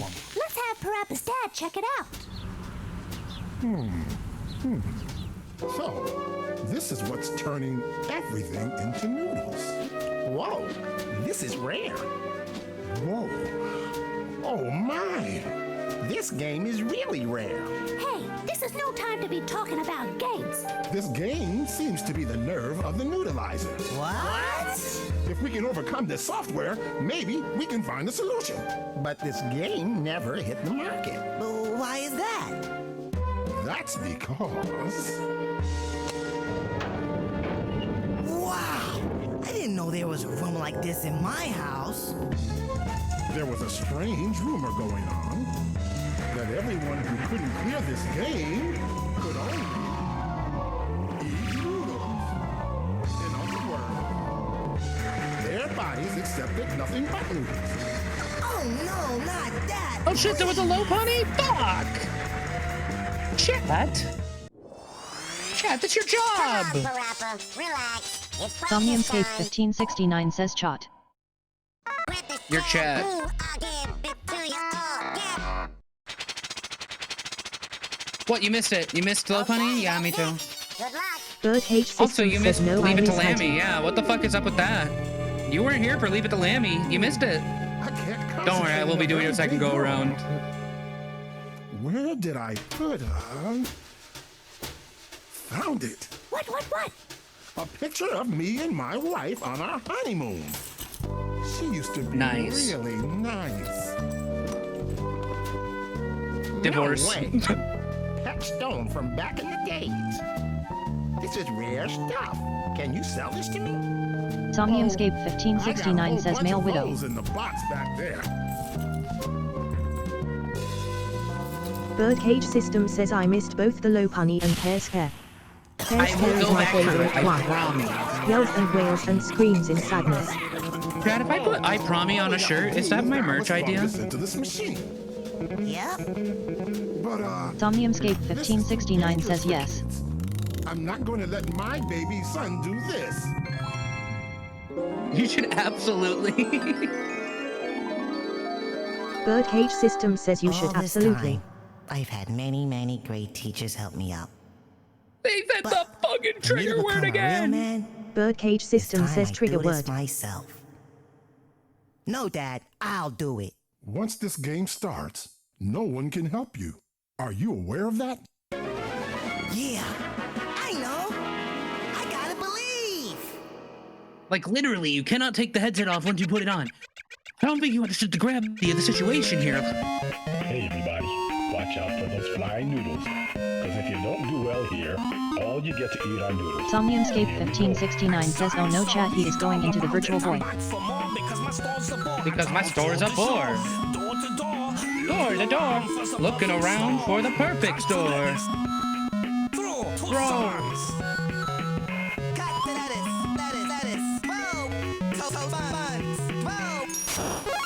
French surprise. Throw cooked burgers. French fries. Boom. Cook burgers. Boom. Yeah, I deserve that. Throw heat thrill. Heat. Boom. Heat patty grill. Come on, keep pursuit as you please. The jump, You chop chop master, come to your knees. But never panic. Original sensei right round in the attic. Hug, kiss, love, and chop. I hold hands and kick.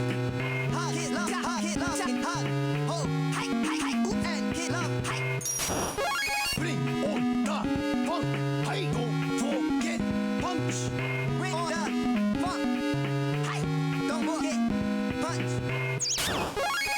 I thought that would count. Original high kick punch style is unforgettable. The master is original high is kick punch style is kick. Getting worse. Fair enough. Master is original high kick. Birdcage System says he's doing what to my moves. Exactly. Original high kick punch style is unforgettable. Revolutions all the time, people changing the world with crime, with violence. I do love this stage's aesthetic. I never get scared. You all know the deal. Patrol my When it gets worse, the graphics just get worse, and I love it. Or whenever, right now, better make it quick. Come on, get down. Pull up, over there, right now. Better make it down. Come quick, better make it. Damn it. My name now. You can, we all know your name now. I got all cash money and fame. You got all cash money and fame. Getting better. Put me back, son. I gotta go now. Gonna miss my TV show. Quit back, son. You go now. You gonna miss your TV show. That should have counted. Don't forget the rhythm, groove, and keep rhyming. 1 in a million, I know that's me. Can you dig it? Come on, let's see. Kick, do it. Kick, do it.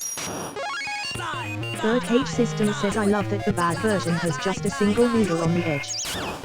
Lean it to the left. Do it. Lean it to the left. Do it. Lean it to the right. Do it. Lean to the right. Do it. Somnianscape 1569 says not enough room under the headset.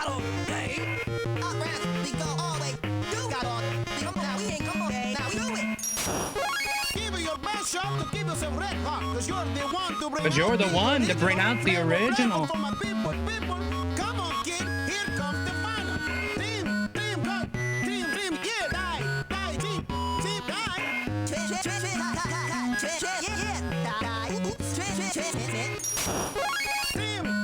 I ain't hitting an illegal key and it's going through.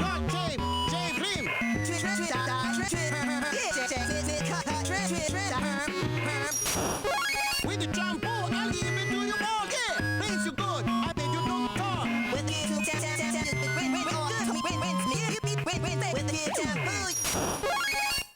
I love how no one tries with Hair Scare. No one tries. That a boy, Parappa. That ain't the point. Thank you, Dad. I'm proud of you, too. I feel like every Forever the Rapper 2 player I've seen always just freestyles during a fucking cut, snip, trim, cut, snip, perm. Birdcage System says die. Like, I feel like everybody does it. Hell, have you seen TASes for this game? They don't try at all.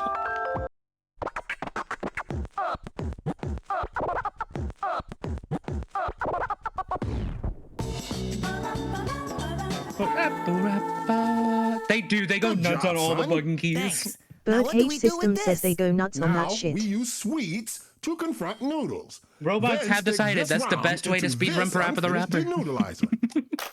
Now it's complete.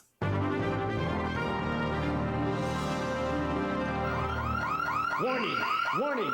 We are under attack. Level 2 warning. The Noodle Syndicate is attacking our town. Repeat. Warning!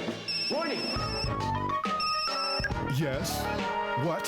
A noodle syndicate tank on the streets? Hello? What? The Noodle Syndicate took over the music store? The guitar strings turned into noodles?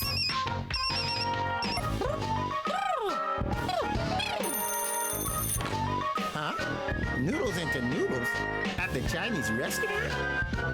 It's showtime, men. Holy shit, they turn noodles Why don't into you use my noodles? past inventions? Come on, Parappa. Relax. It's practice time. Go away, Somnianscape demon! 1569 says why is the cat's phone a Tamagotchi? Okay, that's it. Good luck. Birdcage System says they've gone too far. Hold on, let me check my watch. Oh, right, this game released in the 2000s.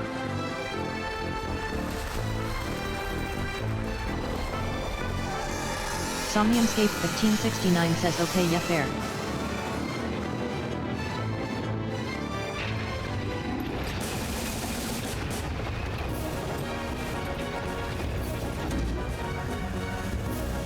Yeah, it's so true. Birdcage System says Parappa the Rapper was actually the first ever rhythm game. Bib Ribbon just doesn't exist.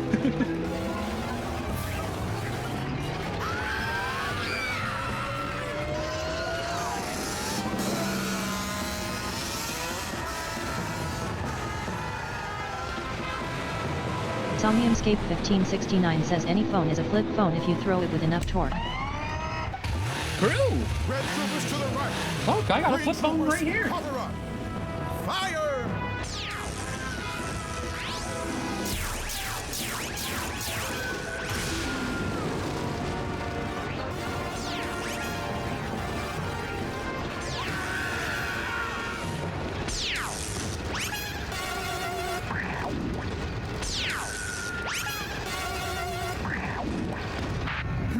It's not working. Okay, men, switch to sweets attack. 10-4, sir. Switching to sweets attack.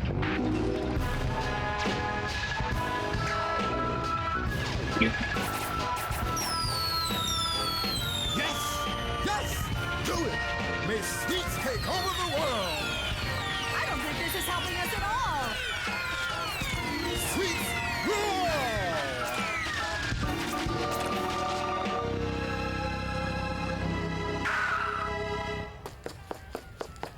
Hey, these guys are dummies.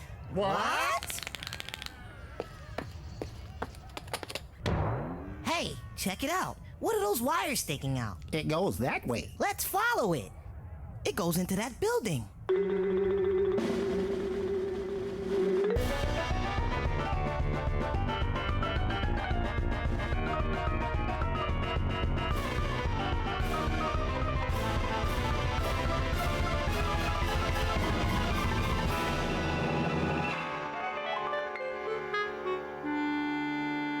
Yahoo! It just doesn't get any sweeter than this. That must be the boss. Hey, what are you looking at? Now, wait a minute. You're the burger shop's son. What do you think you're doing? Shut up! I hate burgers, and I'll tell you why. I was destined to become a burger shop owner from the day I was born. My dad was so into burger research that all I got to eat was burgers, burgers, burgers. Burgers for a snack, burgers for breakfast, burgers for lunch, and burgers for dinner. Even at my own birthday party. Hamburger, cheeseburger, bacon burger. All my friends hated me for that. Even my mother. She ate so many burgers that... Did she pass away? No, she turned into one. But see, I always liked noodles more than burgers. Actually, I love noodles. That's why I'm going to have noodles take over the world. Noodles are the flow. Noodles are the groove. And I'm going to make everybody understand that. So let there be noodles. I represent... Yeah, you may be thinking, am I gonna do what you think you're gonna do? Right? Yeah, I am gonna do it. And you won't know until it happens.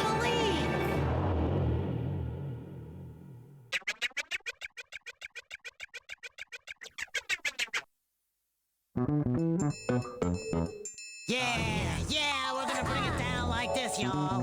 I'm gonna let my man Parappa know that noodles rule the world. Yeah, that little slippery thing tastes so good all the time. Yeah, that's Don't take that out of context. Something like this. Stay with me now, here we go. You can't say that. You're right, it's copyrighted. Birdcage System says Please hey, stress that's the how fact has clearly. No matter what the deal, I crave for this copyrighted. dearly. So-called noodles that you find in spaghetti are sweeter than idols, do damage like machetes. Coming at July, bring the place alive every single day I jive. With the thought comes my direct actions. Ask my followers, they'll say it's an addiction. Form it, suck it, I know you all like it. Don't take that out of context. We all like it. Tell it, taste it, pasta in a They knew what they were doing.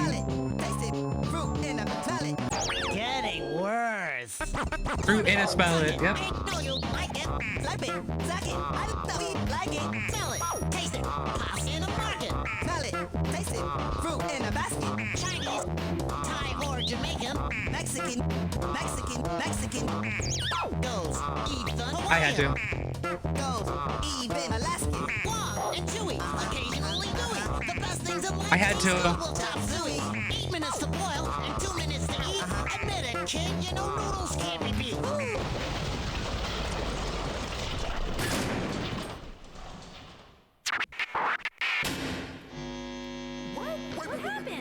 What's going on? What happened?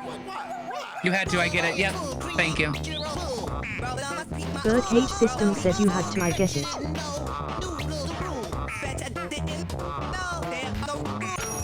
Getting better. Sushi, burgers, all taste good. Pizzeritos, all taste. As long as they got noodles. King of all food. As long as they anything cool. Hip hop music with an old school twist. I keep the place intact. I do a rap like this. You can use a spoon, fork, knife, or even chopsticks. Come on, kid, get down with the mix. N-O-O-D-L-E-S. T-O-O-K-I-E-T. Great taste pasta flow to your chest. That's how you spell it. Great taste is sweet flow to my low chest. Ramen, udon, soba, you name it. Round, you name it. Any type of noodles you like, yes, I got it. Any type of sweets you like, yes, got it. Whatever your thoughts may be, I'm bound to be the king of all foods with my noodles as the key. Full of pride and glory, way up above. Cause here I come, y'all, full of noodles and love. Noodles are the best, no doubt, can't deny. Taste better than water, but don't ask me why. Noodles are the best, no doubt, can't deny. You taste, but better, water, no taste. But then again, many things can be tasty. Close enough. Bread, potatoes, rice, and even pastries. But then again, many things can be tasty. Somniumscape 1569 says Pareva is the skinwalker repeating phrases I commonly say. Makes no sense, I must sound real eerie. Why do you love noodles? So noodles make sense. You sound real body. Thanks, brother. Let me understand that a man understands to keep his options open. Well, brother, letting you understand them, understand, open, keep understand. See? Noodles aren't the That was only definitely food what he around. said.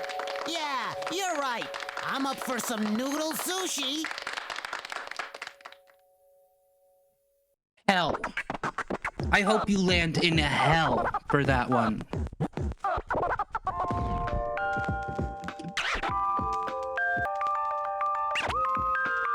And now for what I think is the second worst stage in the game. The party stage in this one ain't good, chat. Birdcage System says It this goes is the on first for time so Parapa fucking has long, ever though. actually done a rap battle. That's true.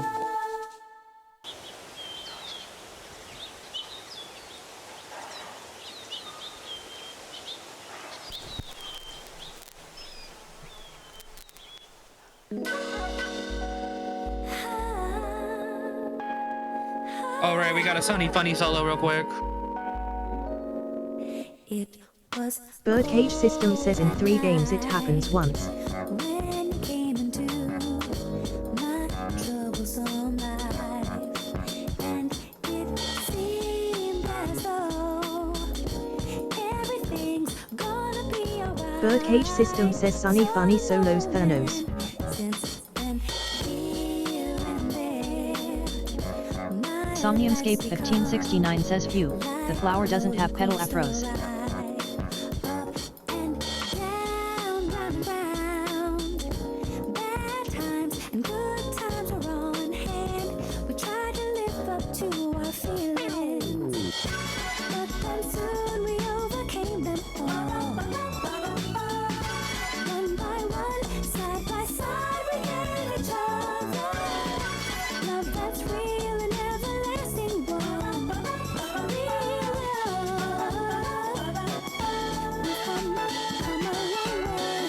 Somniumscape 1569 says the afro is the noodle of hairstyles. so emotional, holding me in your warm arms. But the very next day, you were gone, didn't care how I felt. I couldn't act the way I wanted. Oh, Colonel Noodles got us a stage to perform. How cool! Don't worry, the demon box is about to show up. Hey, Don't be son. scared. I've tried so many things to try and grow up, but I don't think I really Somniumscape did. 1569 says so is the game for over. today's show, I'm just Technically, gonna do but what I no. always do. If you're in it just for the story, this is the last stage. Already. If you keep trying and never give up, you're already a grown-up. Yeah, I gotta believe. However, you're gonna get your chance. Somniumscape 1569 says with all of this story being said, I don't think I can believe.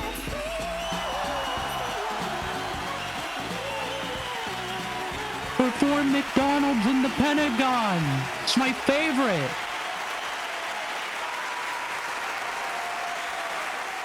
Somniumscape 1569 says play Fien. Play Fien. Somniumscape 1569 says FEEN.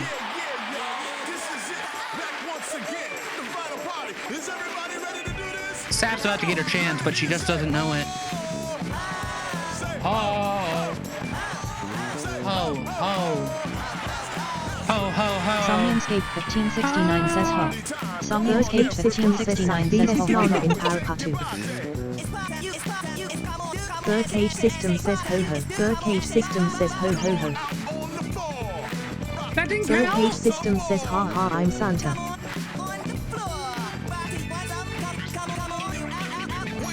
Somniumscape 1569 says Pareba is having a stroke.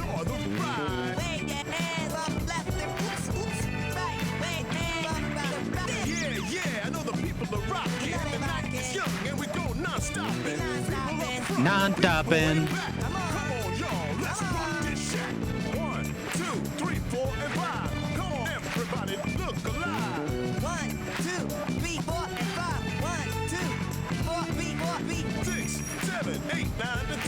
Everybody dance hard to the end.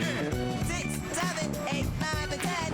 8, 8, 8, 7, 9, 10, 8. MCs, DJs, dancers, and artists, we're all in the same big boat. Let's shout now, 'cause I'm the MC. Hey, Chad, I'm holding the left D-pad. Somniumscape 1569 says Pareba gets a brain tumor and convulses in place.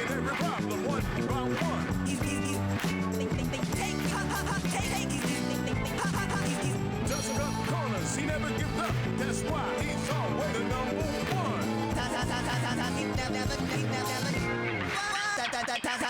A hero lives in your neighborhood. You ought to be proud, cause he's a tough little kid. Always believe it, never you retreating. Parappa's the name, and he'll give you a fix. To all the brothers and the sisters. All the mothers and the fathers.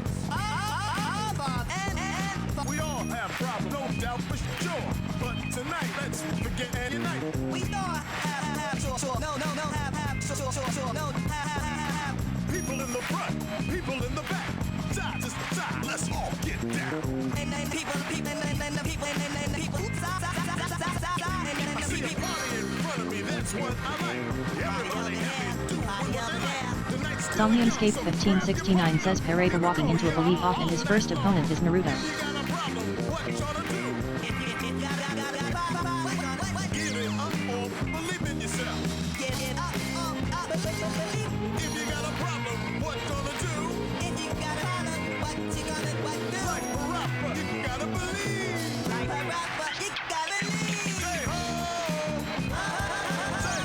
Somniumscape 1569 says you gotta believe.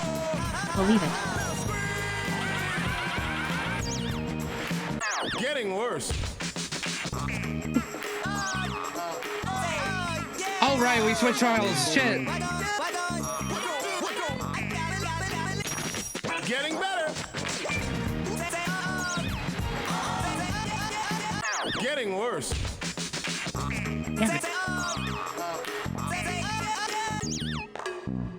Damn it. I don't think I can do it. I don't think I can do it. Somniumscape 1569 says oh the noodles are the stage lights. God damn it. Birdcage System says I think my favorite Parappa memes when it's him and boyfriend from FNF and neither of them do anything because they are both poor in response rhythm games.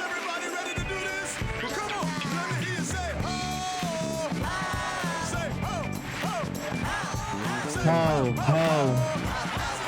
Ho, ho, ho.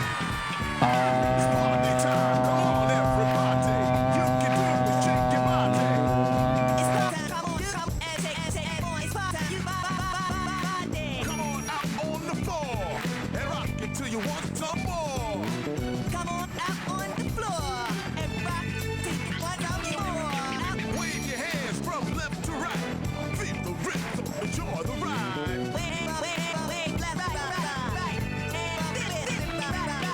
Yeah, yeah, I know the people are rocking. The night is young and we go non-stopping. People up front, people way back. Come on, y'all, let's rock this shack. 1, 2, 3, 4, and 5. Come on, everybody, look alive.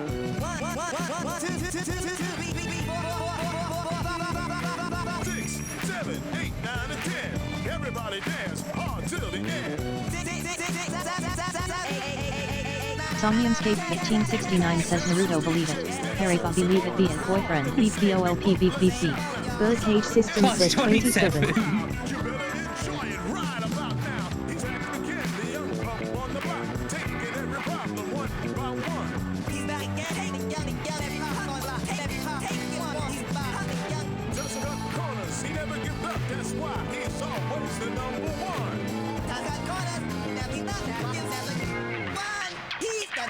Somniumscape 1569 says Parega beep BOLP BOLP.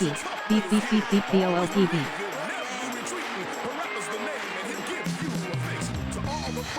And the sisters, to all the brothers and the sisters, all the mothers and the fathers, all the mothers and the fathers. We all have problems, no doubt for sure. But tonight, let's forget and unite. We all have problems, no doubt for sure. But tonight, you all, let's no doubt but have you. People in the front, people in the back, side to side, let's all get down. People in the front, people in the back, side, all let's dance. Get people in the back. See a party in front of me, that's what I like. Everybody happy, do what they like. The night's still young, so grab your partner. Here we go, y'all, all night long. If you got a problem, what you gonna do? If you got a problem, what you gonna do? Give it up or believe in yourself.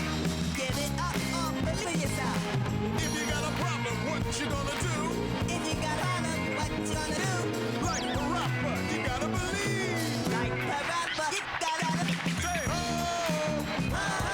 Say ho, ho! Say ho, ho, ho!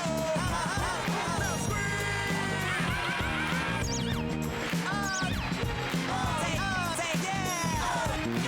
What you do? What you gotta believe. Oops, say getting worse. Oh, okay, I gotta actually follow.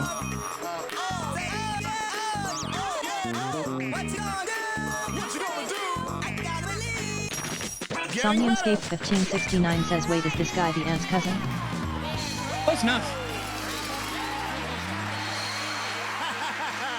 Yeah, Barappa, was that a party or what? it surely was. I hope you all had a great time too.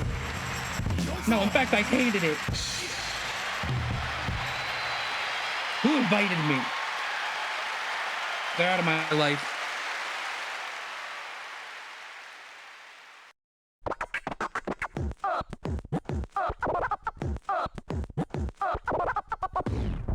And so, that's the end of this funny adventure. Peace is back in Parappa Town. Beard burgers, loving the new noodles taste and all. They're having a good time. My friends are watching movies, listening to music, back to doing what they usually do. But as for Dad, he's still coming up with those impractical gadgets and using up all the family's money. But as for me, I'm on my way to Sonny's for dinner. Wow. I can eat anything now. Anything but cheese. I want another lifetime supply of cheese.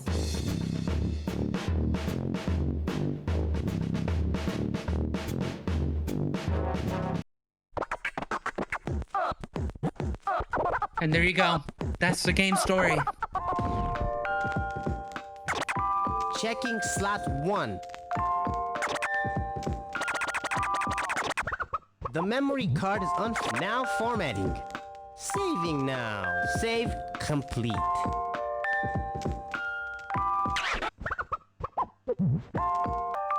You will now see we have a blue hat. Somniumscape What does this 1569 mean? says Parapa 3. Cheddar late than never. Anyway, I'm really quickly going to demonstrate what Saf is about to have to go through. With me. Welcome to the battle mode. The rules are simple. I'll give you a phrase to play, so player one, try to play Birdcage better System says it's probably for the best that Carson has lost his job as a pilot. We'll do a few of those and that'll be the first round. I'll give you something else to play for the second round. How many rounds are there? Nobody knows. I don't want a decision. Up to 5. I want to see a knockout. Okay, baby, let's go. We're going to do it like this. 3, 2, 1, cut. 3, 2, 1. Damn it.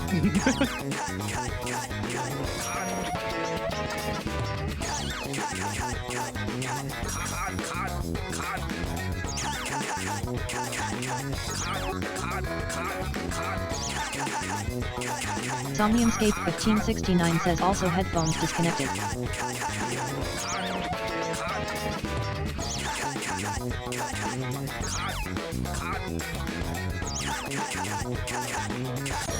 What happened? Player 2, you can do better than that. 3, 2, 1. Toast the bun. Toast the bun. 3, 2, 1. Somniumscape 1569 says cut. Hawk.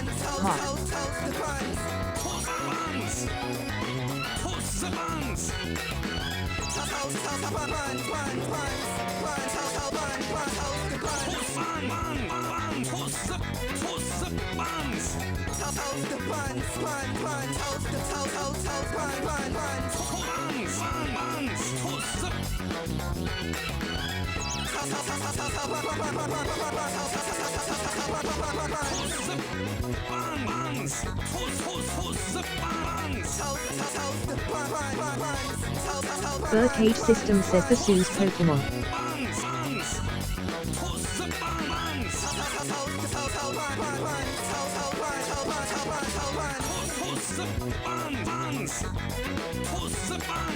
He's done. What happened? Player 2, you can do better than that. 3, I don't think he can. 2, 1. Watch them fries. Watch them fries. 3, 2, That's a weird phrase.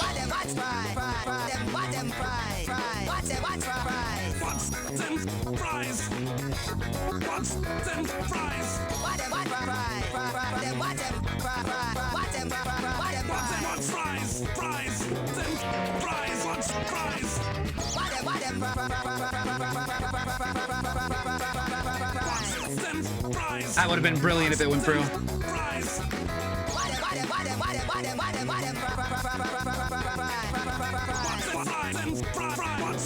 Birdcage System says fries.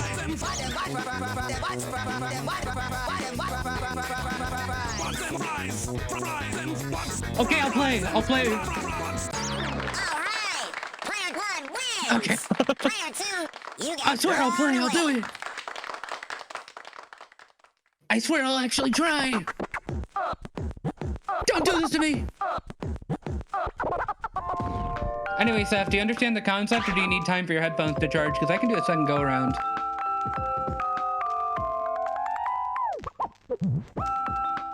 That way we get even looser timing. By the way, that's what happens when the hat's on. I want to let you know, every time you change hat colors... Somniumscape 1569 says connect the headset, I said so.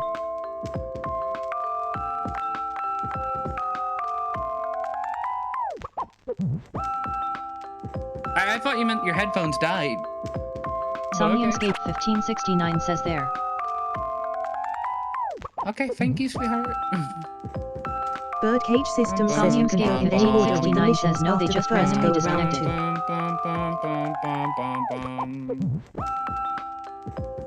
Okay, let's see what your controls are, sweetheart. No, they just randomly disconnected, okay. Looks like L and R are Q and E. Triangles I, there's J, L, and K for square, circle, cross, respectively, and that's all you really need to know.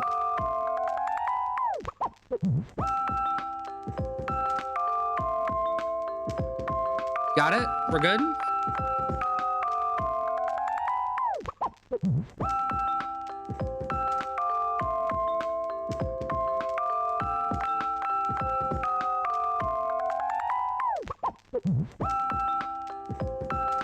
Seth, are you good?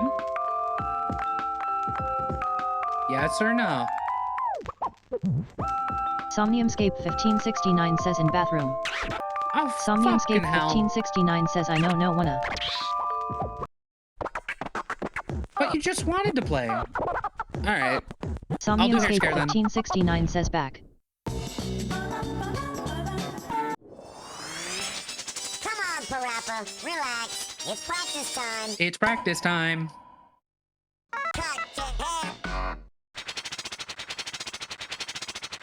Damn.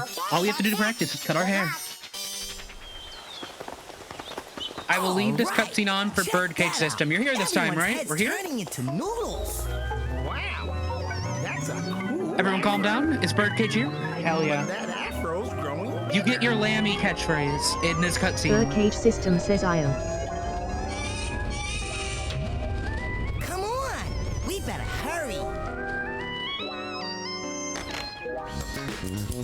Oh, yeah, you looking fine. This is the original octopus style.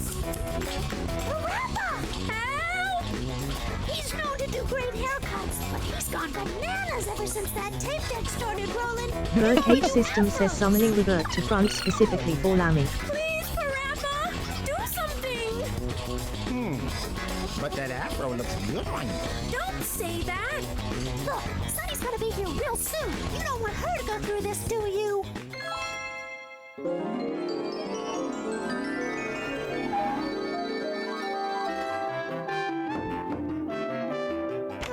Hey, how do you like my new hairstyle? I had it done at the hair salon. What was I supposed to do? Mira! Let's see who can create the better hairstyle. But it better not sound like me. Create your own style. If you win, I'll redo everybody's Somniumscape hair. 1569 says and seeing a girl with an afro is worse pain than passing a kidney stone. Parappa, you can do it. Because We're milk can. leave it to Yeah, I know. I gotta believe. There you go. I hope you enjoyed your Lammy cameo. She said it. Birdcage System says she said IT PogChamp. Introducing the new product. Cutting hair can be fabulous. So don't just stand there. Come inside, have a seat, and relax. I promise you, everything will be alright. Okay, baby, let's go. We're going to do it like this. Trim, trim. Trim, trim. Trim, cut. Shave. Trim, cut. Somniumscape 1569 says my controls aren't working. Getting worse. We aren't in the two-player mode. Fuck it, we're doing hair scares in two-player mode.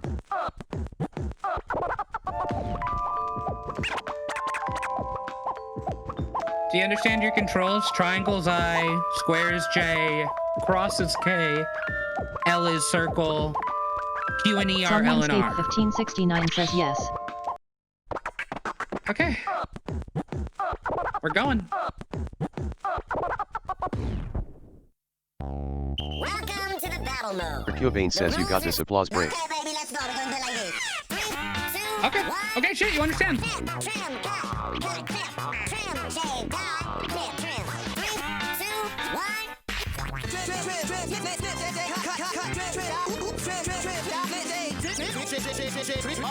I deserve that.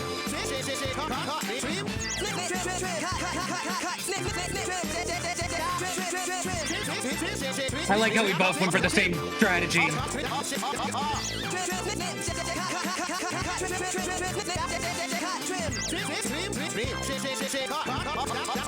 You're gonna lose it. You're losing it. Hey, that was a battle. Let's move on. You're losing it. 3, 2, 1. Trim the cut. Shave the trim. 3, 2, 1. You're first.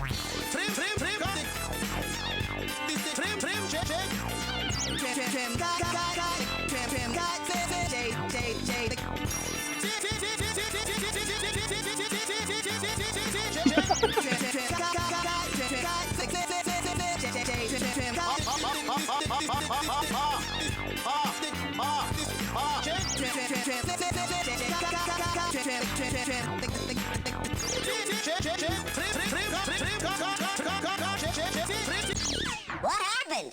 Player 2, you can do better than that. This is gonna be a wash. Somniumscape 1569 says no, I can't. Try to do it rhythmically.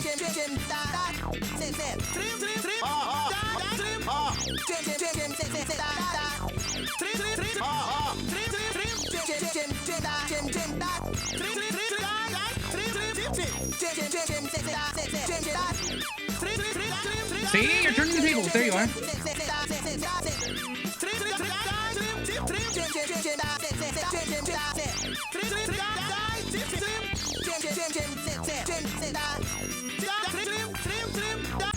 Alright! Player 1 wins! Player 2, You see how that works? thrown away. This is your first time playing Parappa the Rapper at all, so I am not Somniumscape expecting the world from 1569 you. says no. You just gotta do it a little rhythmically.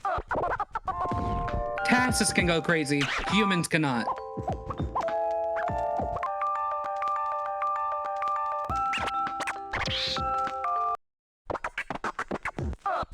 Here, we'll do the introductory stage. Somniumscape 1569 says Hawk 12 after. I'll give you a phrase to play, so player 1... Birdcage System says I can't believe Sat isn't playing at world record level SMH /J. Okay, baby, let's go. We're going to do like this. 3, 2, 1... Heat the grill. 3, 2, Simple phrase.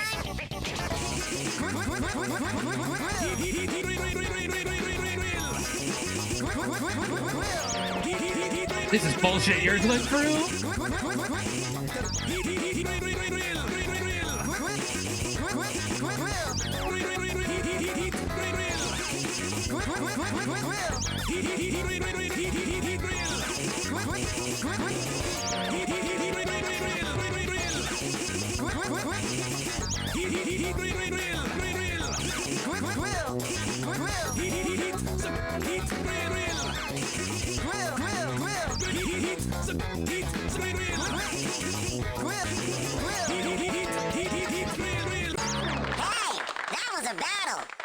Damn, that was neck and neck. 20 to 14? That was close for... That was too close for comfort for me.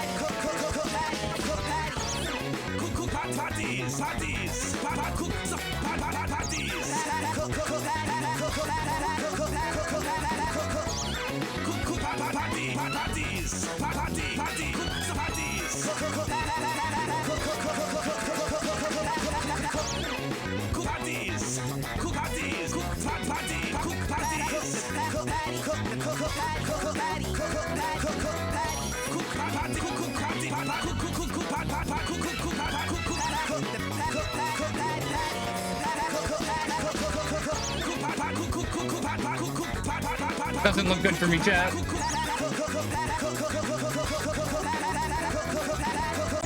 What happened? Player 1, you can do better than that. 3, 2, 1, better execute sooner. 3, 2, 1,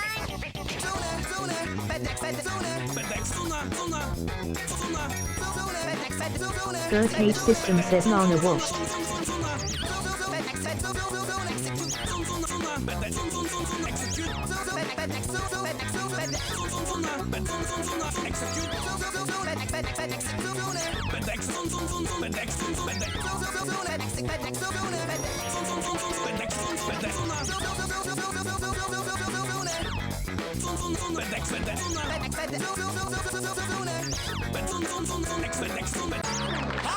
That was a battle. Let's move on. I love how these just turn into devolving speech. Catch up on the floor. Catch up. Catch up. Catch more. Catch on. Catch up.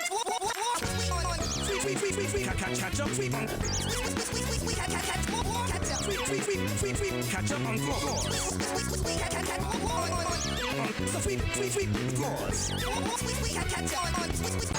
Hey, that was a battle. Let's move on. 3, 2, 1. Cut the letters. Cut the letters. Cut the letters. 3, 2, 1. Hey, Chad, I think he wants us to cut the lettuce. Cut the lettuce. Cut the lettuce. Cut the lettuce.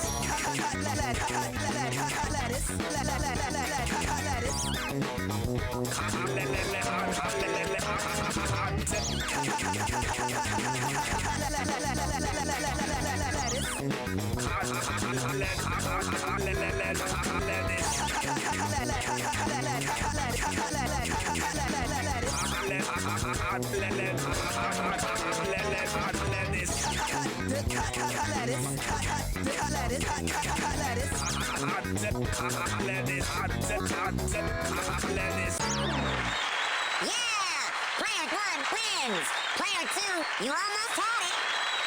Somniumscape That was very close. 1569 says closure. Somniumscape 1569 says close.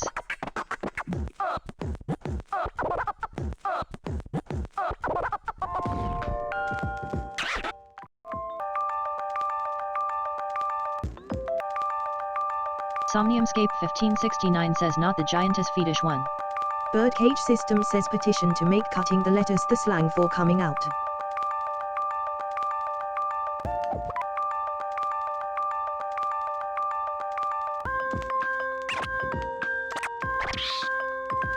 Somniumscape 1569 says hawk thee. Okay, baby, let's go. We're gonna do like this. 3, 2, 1. Side to side. I'm the rap. 3, 2, 1. Side to side. I'm rap. Side to side. I'm the rap. Side to side. I'm rap. Side to side. I'm rap. Side to side. I'm rap. Side to side. I'm rap.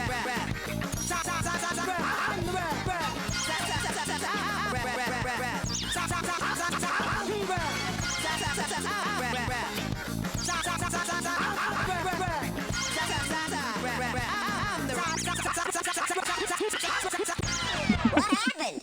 Player 2, you can do better than that. 3, 2, 1. Cross down, feet. 3, 2, 1. Cross down, feet. Cross down, feet. Cross down, feet. Cross down, feet.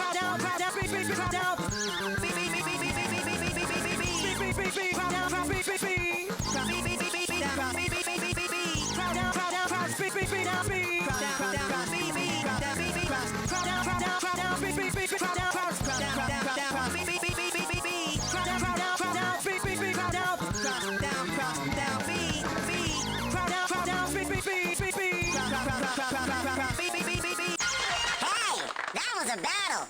Let's move on. 3, 2, 1. On the rails or just on the trails. 3, 2, 1. On where, or just on trails. On where, on wheels. On just rail, on wheels, on where, trails. On wheels, oh just on where, oh just rail, or just wheel. On the wheels, trail, on rail, on the trail, trail.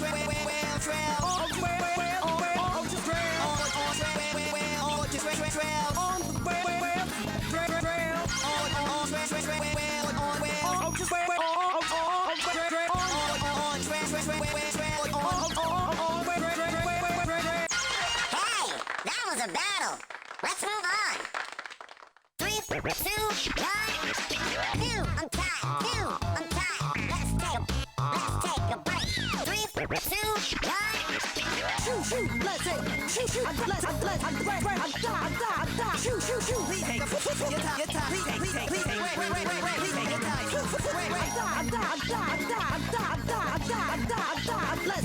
let's say, Are you tired?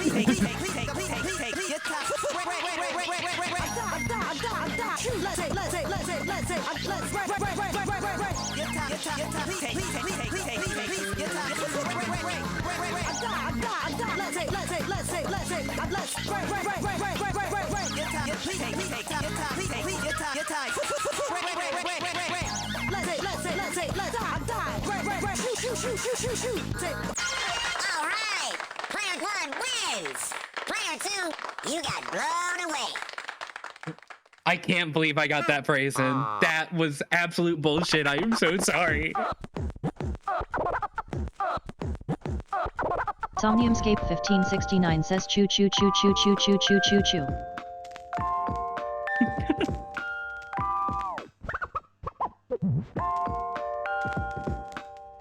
Somniumscape 1569 I am going to do says train. something. I'm gonna start by changing our category. However, Somniumscape 1569 says spit train hawk twa.